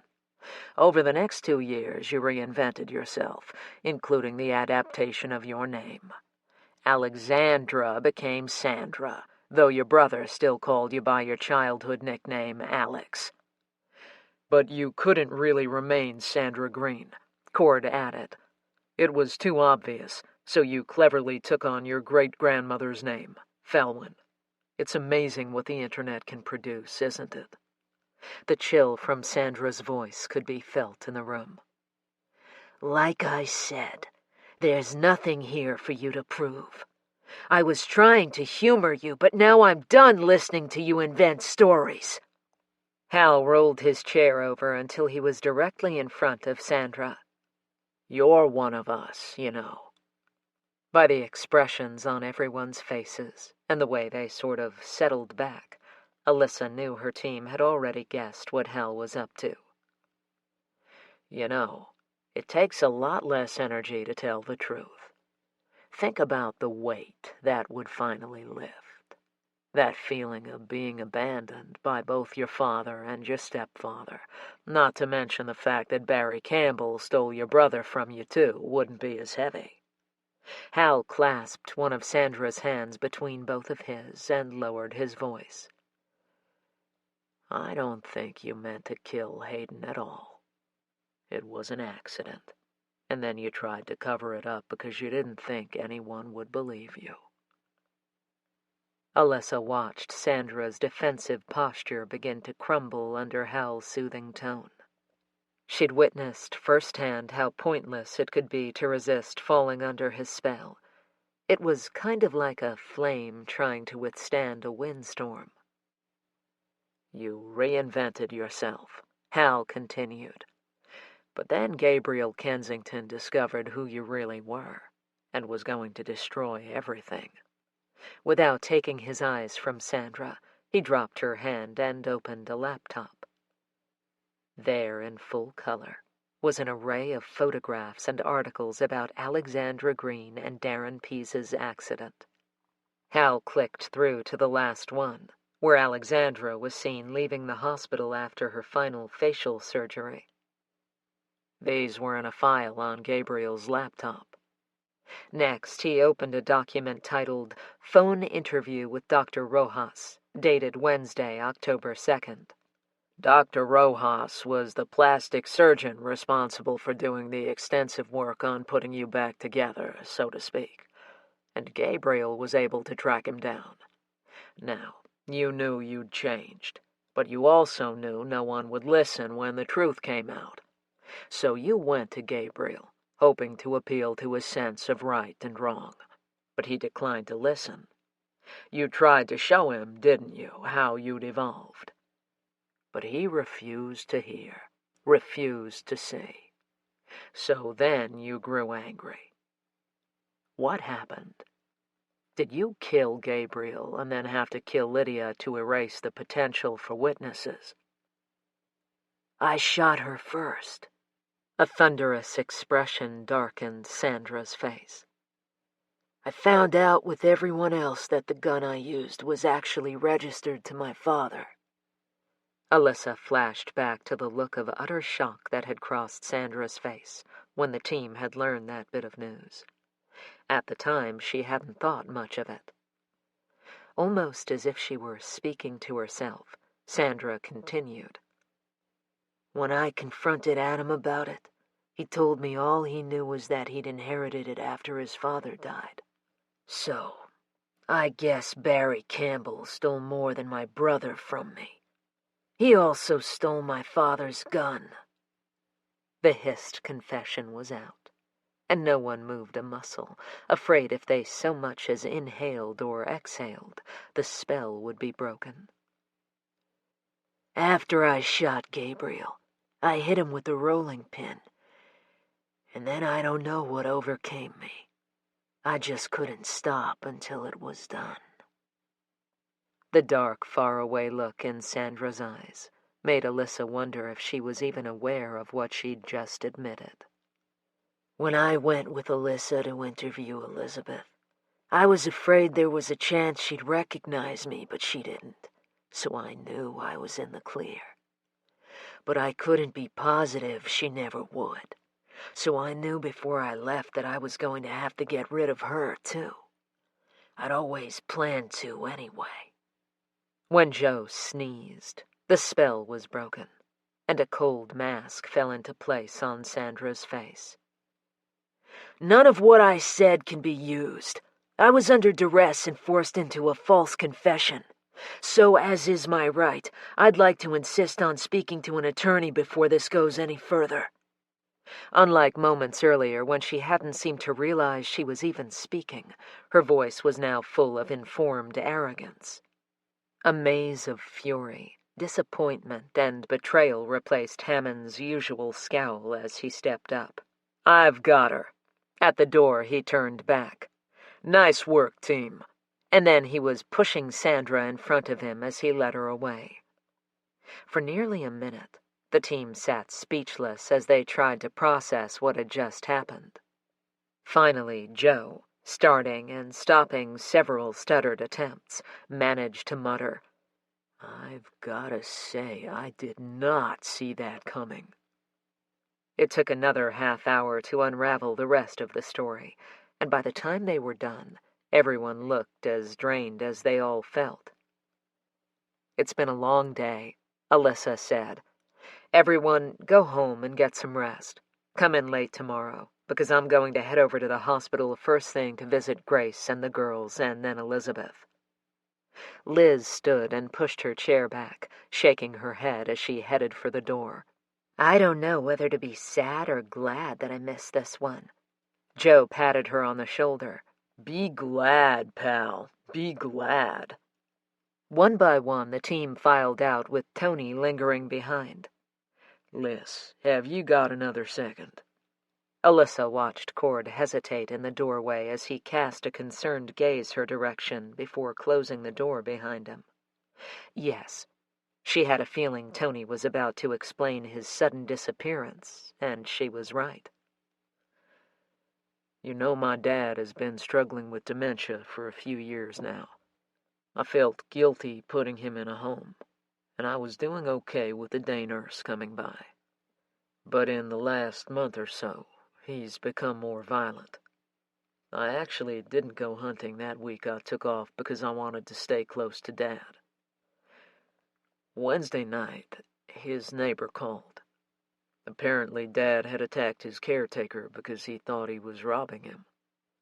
By the time I got to the house, he was pretty much out of control, and he ended up attacking me for the same reason. I didn't want to do it, but I knew I had to get him committed right away, and it wasn't sitting well with me. Before my mom died, I promised her I'd always look after him, take care of him. Anyway, I knew I needed to distract myself, so I called Hammond and told him I'd gotten back from my hunting trip early, and that's why I was there at the Kensington house Thursday night. But it became pretty clear to me pretty quickly that my head wasn't fully in the game, so I decided to take off, telling myself that the team had Sandra now. He snorted.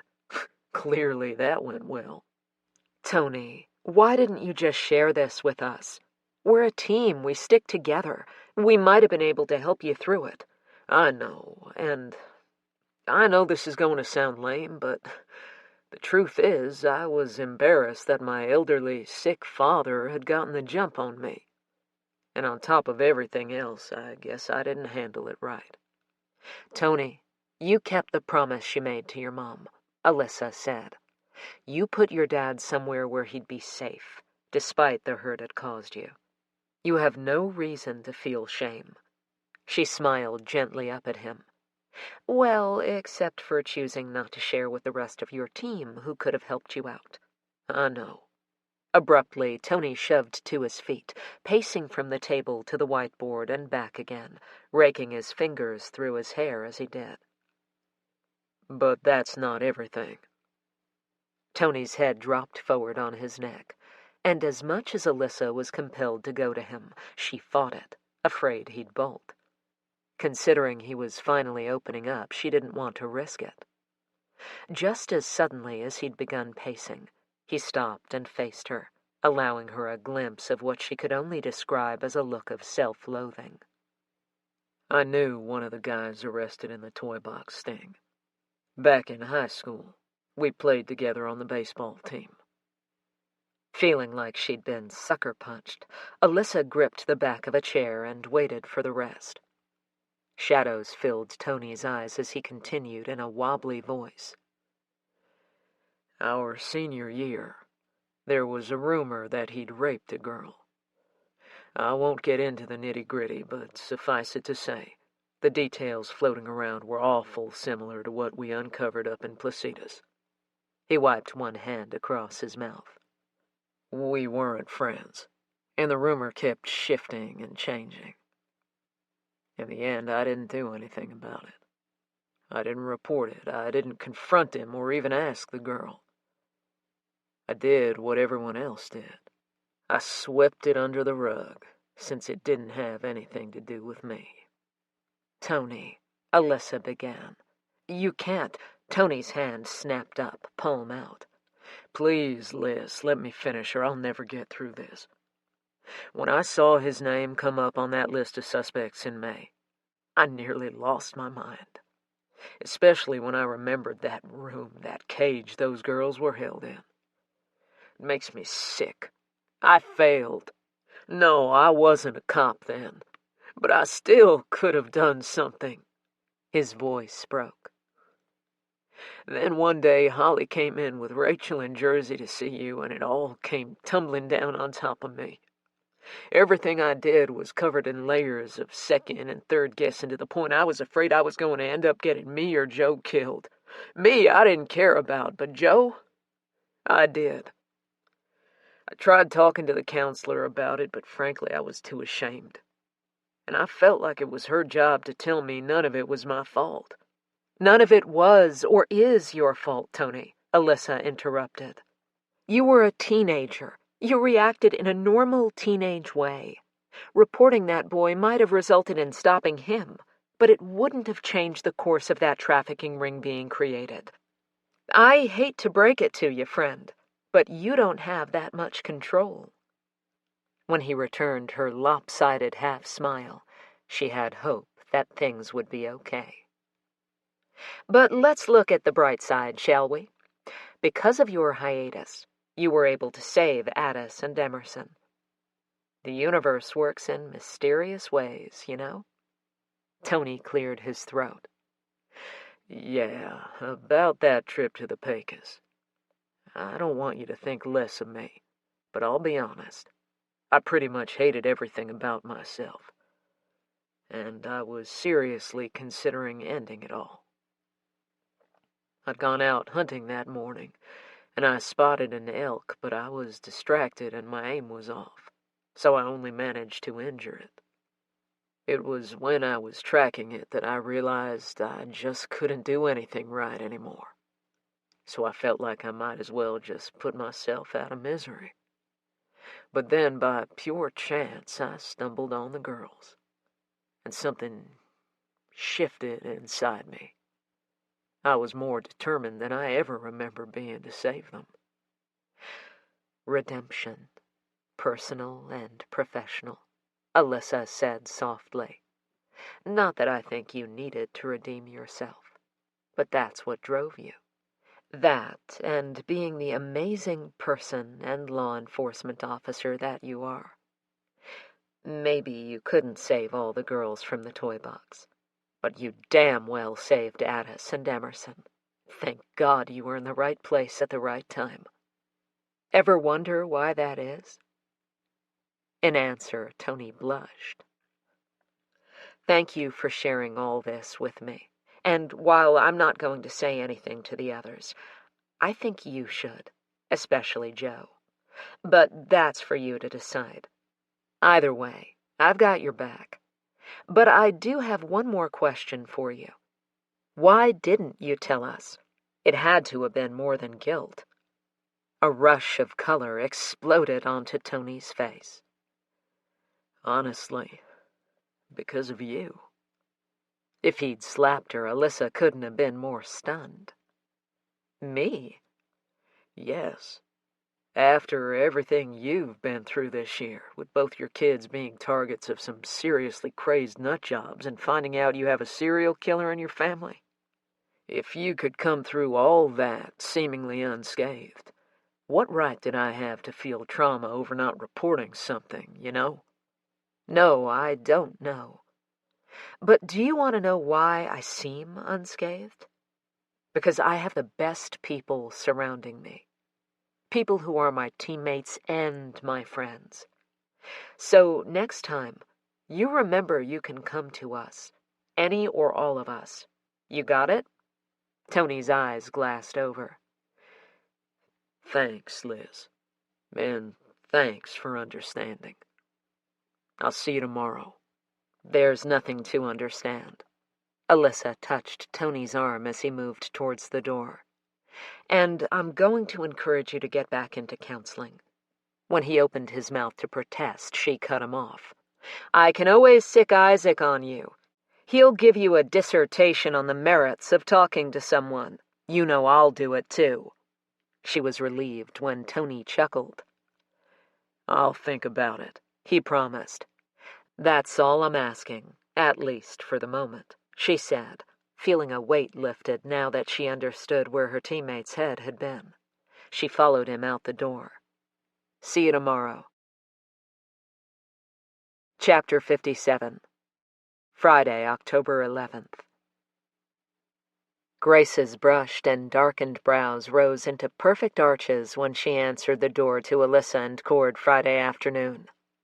Addis is asleep upstairs, so if you need to speak with her again, it'll have to wait, Grace said, inviting them inside. We're actually here to see you if you have a few minutes. Grace studied their faces. Of course. Would either of you like some coffee? She smiled. Never mind, I know you would, Alyssa. Cord, would you? No, thank you. Suit yourself. She set one mug in front of Alyssa before taking a seat at the kitchen table. Sugar is on the counter behind you, and the creamer's in the fridge. Not that you need any of that, unless you've switched things up recently. If I remember correctly, you take yours the same way. Grace lifted her mug to salute Alyssa. So, what's going on? We just finished visiting Elizabeth Monroe, Alyssa began. Her status has been upgraded to stable, and she's been moved to a private room. When we left, the neighbor who's been watching her son had just brought him in to visit. Alyssa smiled as she remembered how Brandon, his Superman cape flying out behind him, had raced into the room just as they were finishing up, scooting between Alyssa and Cord instead of around them before clambering onto the bed amidst Tessa's cries of, "Be careful!" Unmindful of her stitches and bruises, Elizabeth had clasped her son to her chest, weeping into his hair as she stroked his back, rocking him back and forth. With watery eyes, she'd peered up at Alyssa and Cord, choking out, "I knew he wouldn't abandon us." Alyssa had smiled softly. Sometimes finding the truth takes a little more time, but I'm glad you were able to get your answers, that you never gave up on what you knew in your heart was the truth. It was then that Brandon had softly patted his mom's cheek to turn her attention back to him. With his chest puffed out, he'd poked himself and said, "I let the police girl borrow my magnifying glass so she could catch the bad guy who hurt you." Love shimmering through her tears, Elizabeth had pulled her son down for another hug, whispering, "Thank you. That was very thoughtful of you, my brave boy." Though she still couldn't recall meeting Sandra the night of her attack, she had a fuzzy recollection of Sandra calling to ask a few more questions.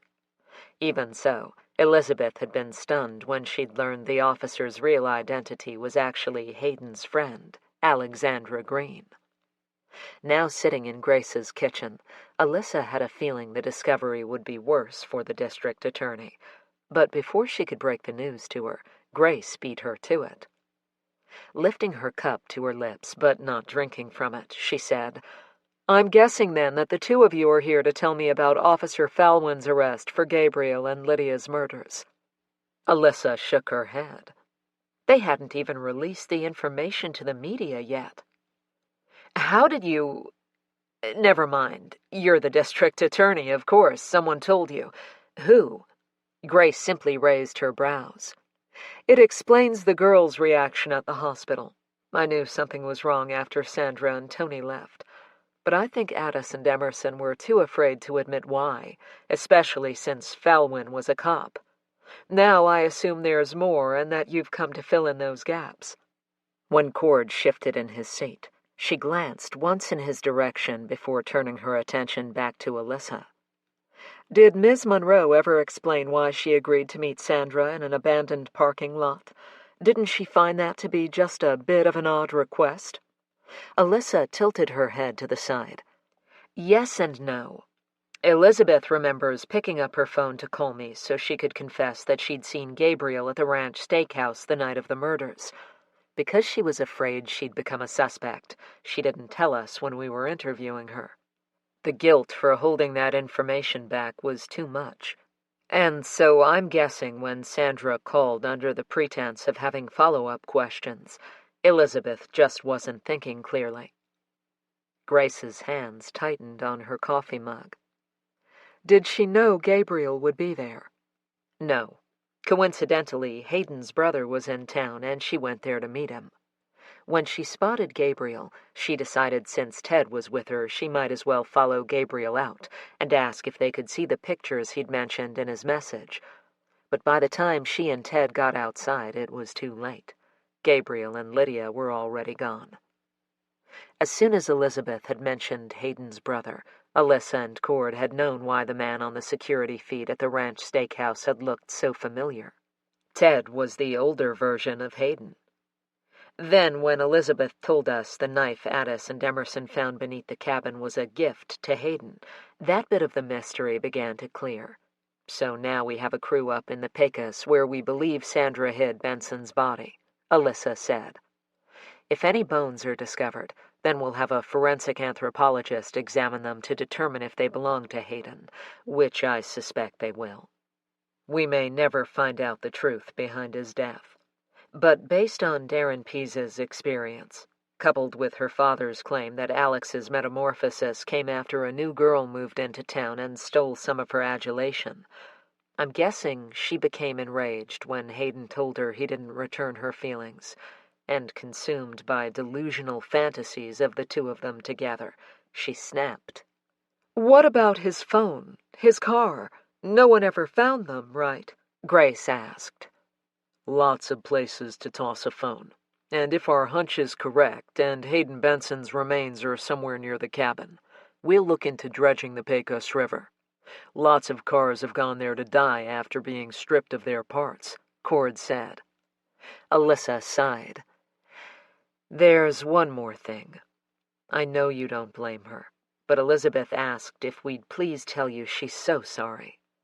I tried to explain that, unfortunately, there was nothing to link the cases together until after the tragedies, but she still feels responsible for Gabriel and Lydia's deaths, as well as what happened with the girls. Grace's eyes suddenly widened, as if she were caught in the middle of doing something wrong. Alyssa swung around and spotted Addis leaning against the wall. None of them had heard her come in. You know, Addis's voice was just a wisp of a whisper, and Alyssa had to strain to hear her. In the last week, I've learned monsters are not ogres who hide beneath our beds or in our closets. They live in plain sight all around us. And two of them stole my life when they murdered my parents. So you tell that lady that the guilt doesn't belong on her shoulders. She did nothing to stem the flow of tears, but she did allow Grace to envelop her in her arms as she collapsed into wrenching sobs that ate at Alyssa's very soul. A few minutes later, Addis's cries slowed, and she pulled back from her aunt. Feeling the need to give them space, and having done what they'd come to do, Alyssa nodded to Cord, and together they stood. But she still had one more thing she needed to share. Because Addis was still standing there, Alyssa hesitated, but then decided the teenager had been through worse and would hear about it anyway. She turned to Grace. Do you remember how Mac had wanted to go through Gabriel's office? Yes, Grace spoke in a monotone. Hal found some suspicious financial activity in one of Gabriel's charities, the one in which Mac was on the board. Since that was the only one he was involved with, and none of the other charities showed any discrepancies, I can say with relative confidence that Gabriel wasn't aware of any wrongdoing. Professional courtesy. There's going to be an embezzlement investigation. More than anger, Grace expressed disappointment. Sadly, I'm not surprised. I don't suppose you ever discovered why Mac was at the ranch steakhouse the night of the murders. It was Cord who answered.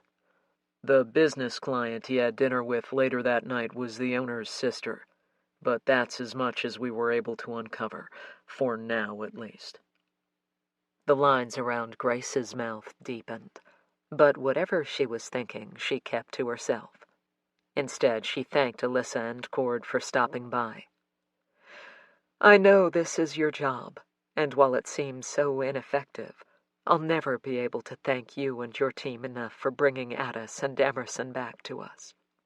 Her smile was warm, even while her eyes showcased her sadness as she stared over at her niece. Of course. Alyssa turned to Addis. You have an amazing role model here, but I'd still like to offer you a word of advice. Don't let anyone tell you how long it should take for you to heal. You and Emerson have survived a nightmare most people can't even begin to wrap their minds around. And don't be afraid to seek help. She didn't say it, but she had a feeling that Tony, who had confided in the entire team this morning, would be there to help guide her and Emerson through some of their rough patches. Addis sniffled. Yes, ma'am. Grace ruffled her niece's hair, and then followed Alyssa and Cord to the courtyard. Detective, before you go, I do have one more thing I need to discuss with you. Alyssa and Cord exchanged puzzled looks.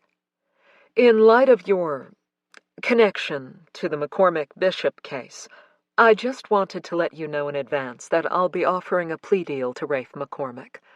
I believe his actions were the result of temporary insanity, brought about by the brutal murder of his wife and unborn child.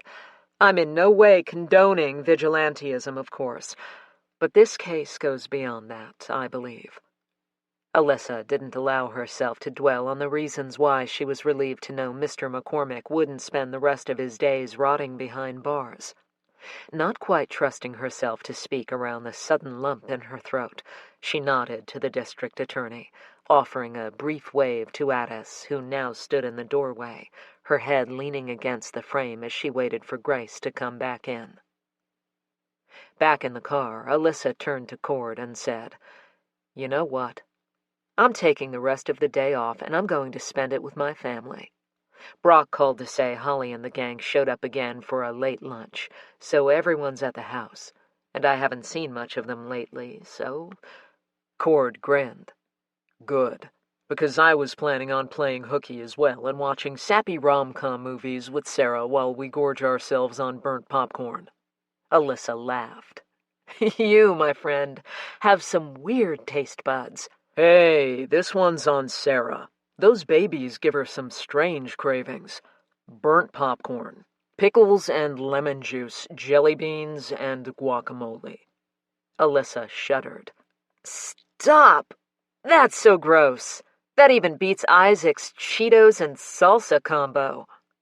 Cord's laughter cut off so quickly, it scared her. What? What's wrong? What did I miss? It's a boy and a girl. We weren't going to say anything to anyone, but Sarah and I discussed it, and we both wanted you to know. Besides, Sarah's super stoked to be able to share it with someone. Alyssa's grin couldn't be any wider. Cord, that's great news. You and Sarah are going to be amazing parents, I just know it, and I can't wait to meet them. In due time, of course, she added, feeling superstitious about jinxing the babies to arrive too soon.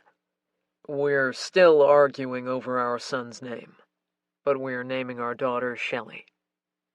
A tear trailed down his cheek, and that quick, Alyssa felt the golf ball bloom in her throat yet again. I think your sister would love that. A sad smile ghosted his face. Yeah, I think she would. After dropping Cord off at the precinct so he could get his own vehicle, Alyssa rolled her window down so she could savor the aroma of roasting green chilies wafting through the air while she drove home. When she walked in, her heart smiled at the lively card game being played at the kitchen table, grateful the kids were on fall break. Everyone was there. Brock, Holly, Isaac, Mabel, Nick, Rachel, Sophie, Jersey, and Trevor. Strolling over to her husband, she bent down and kissed him. But before she could head upstairs to change her clothes, he stood and wrapped her in his arms. Missed you, baby. Glad you're home. Her heart couldn't possibly have held more love than it held at that moment. Their attention for each other was dragged away when Isaac, Trevor, and Nick let out ear-splitting whoops, high-fived and fist-bumped over Holly's head, and danced around the kitchen like lunatics, drawing laughter from everyone. She was wrong. The love and happiness for her family would never cease growing.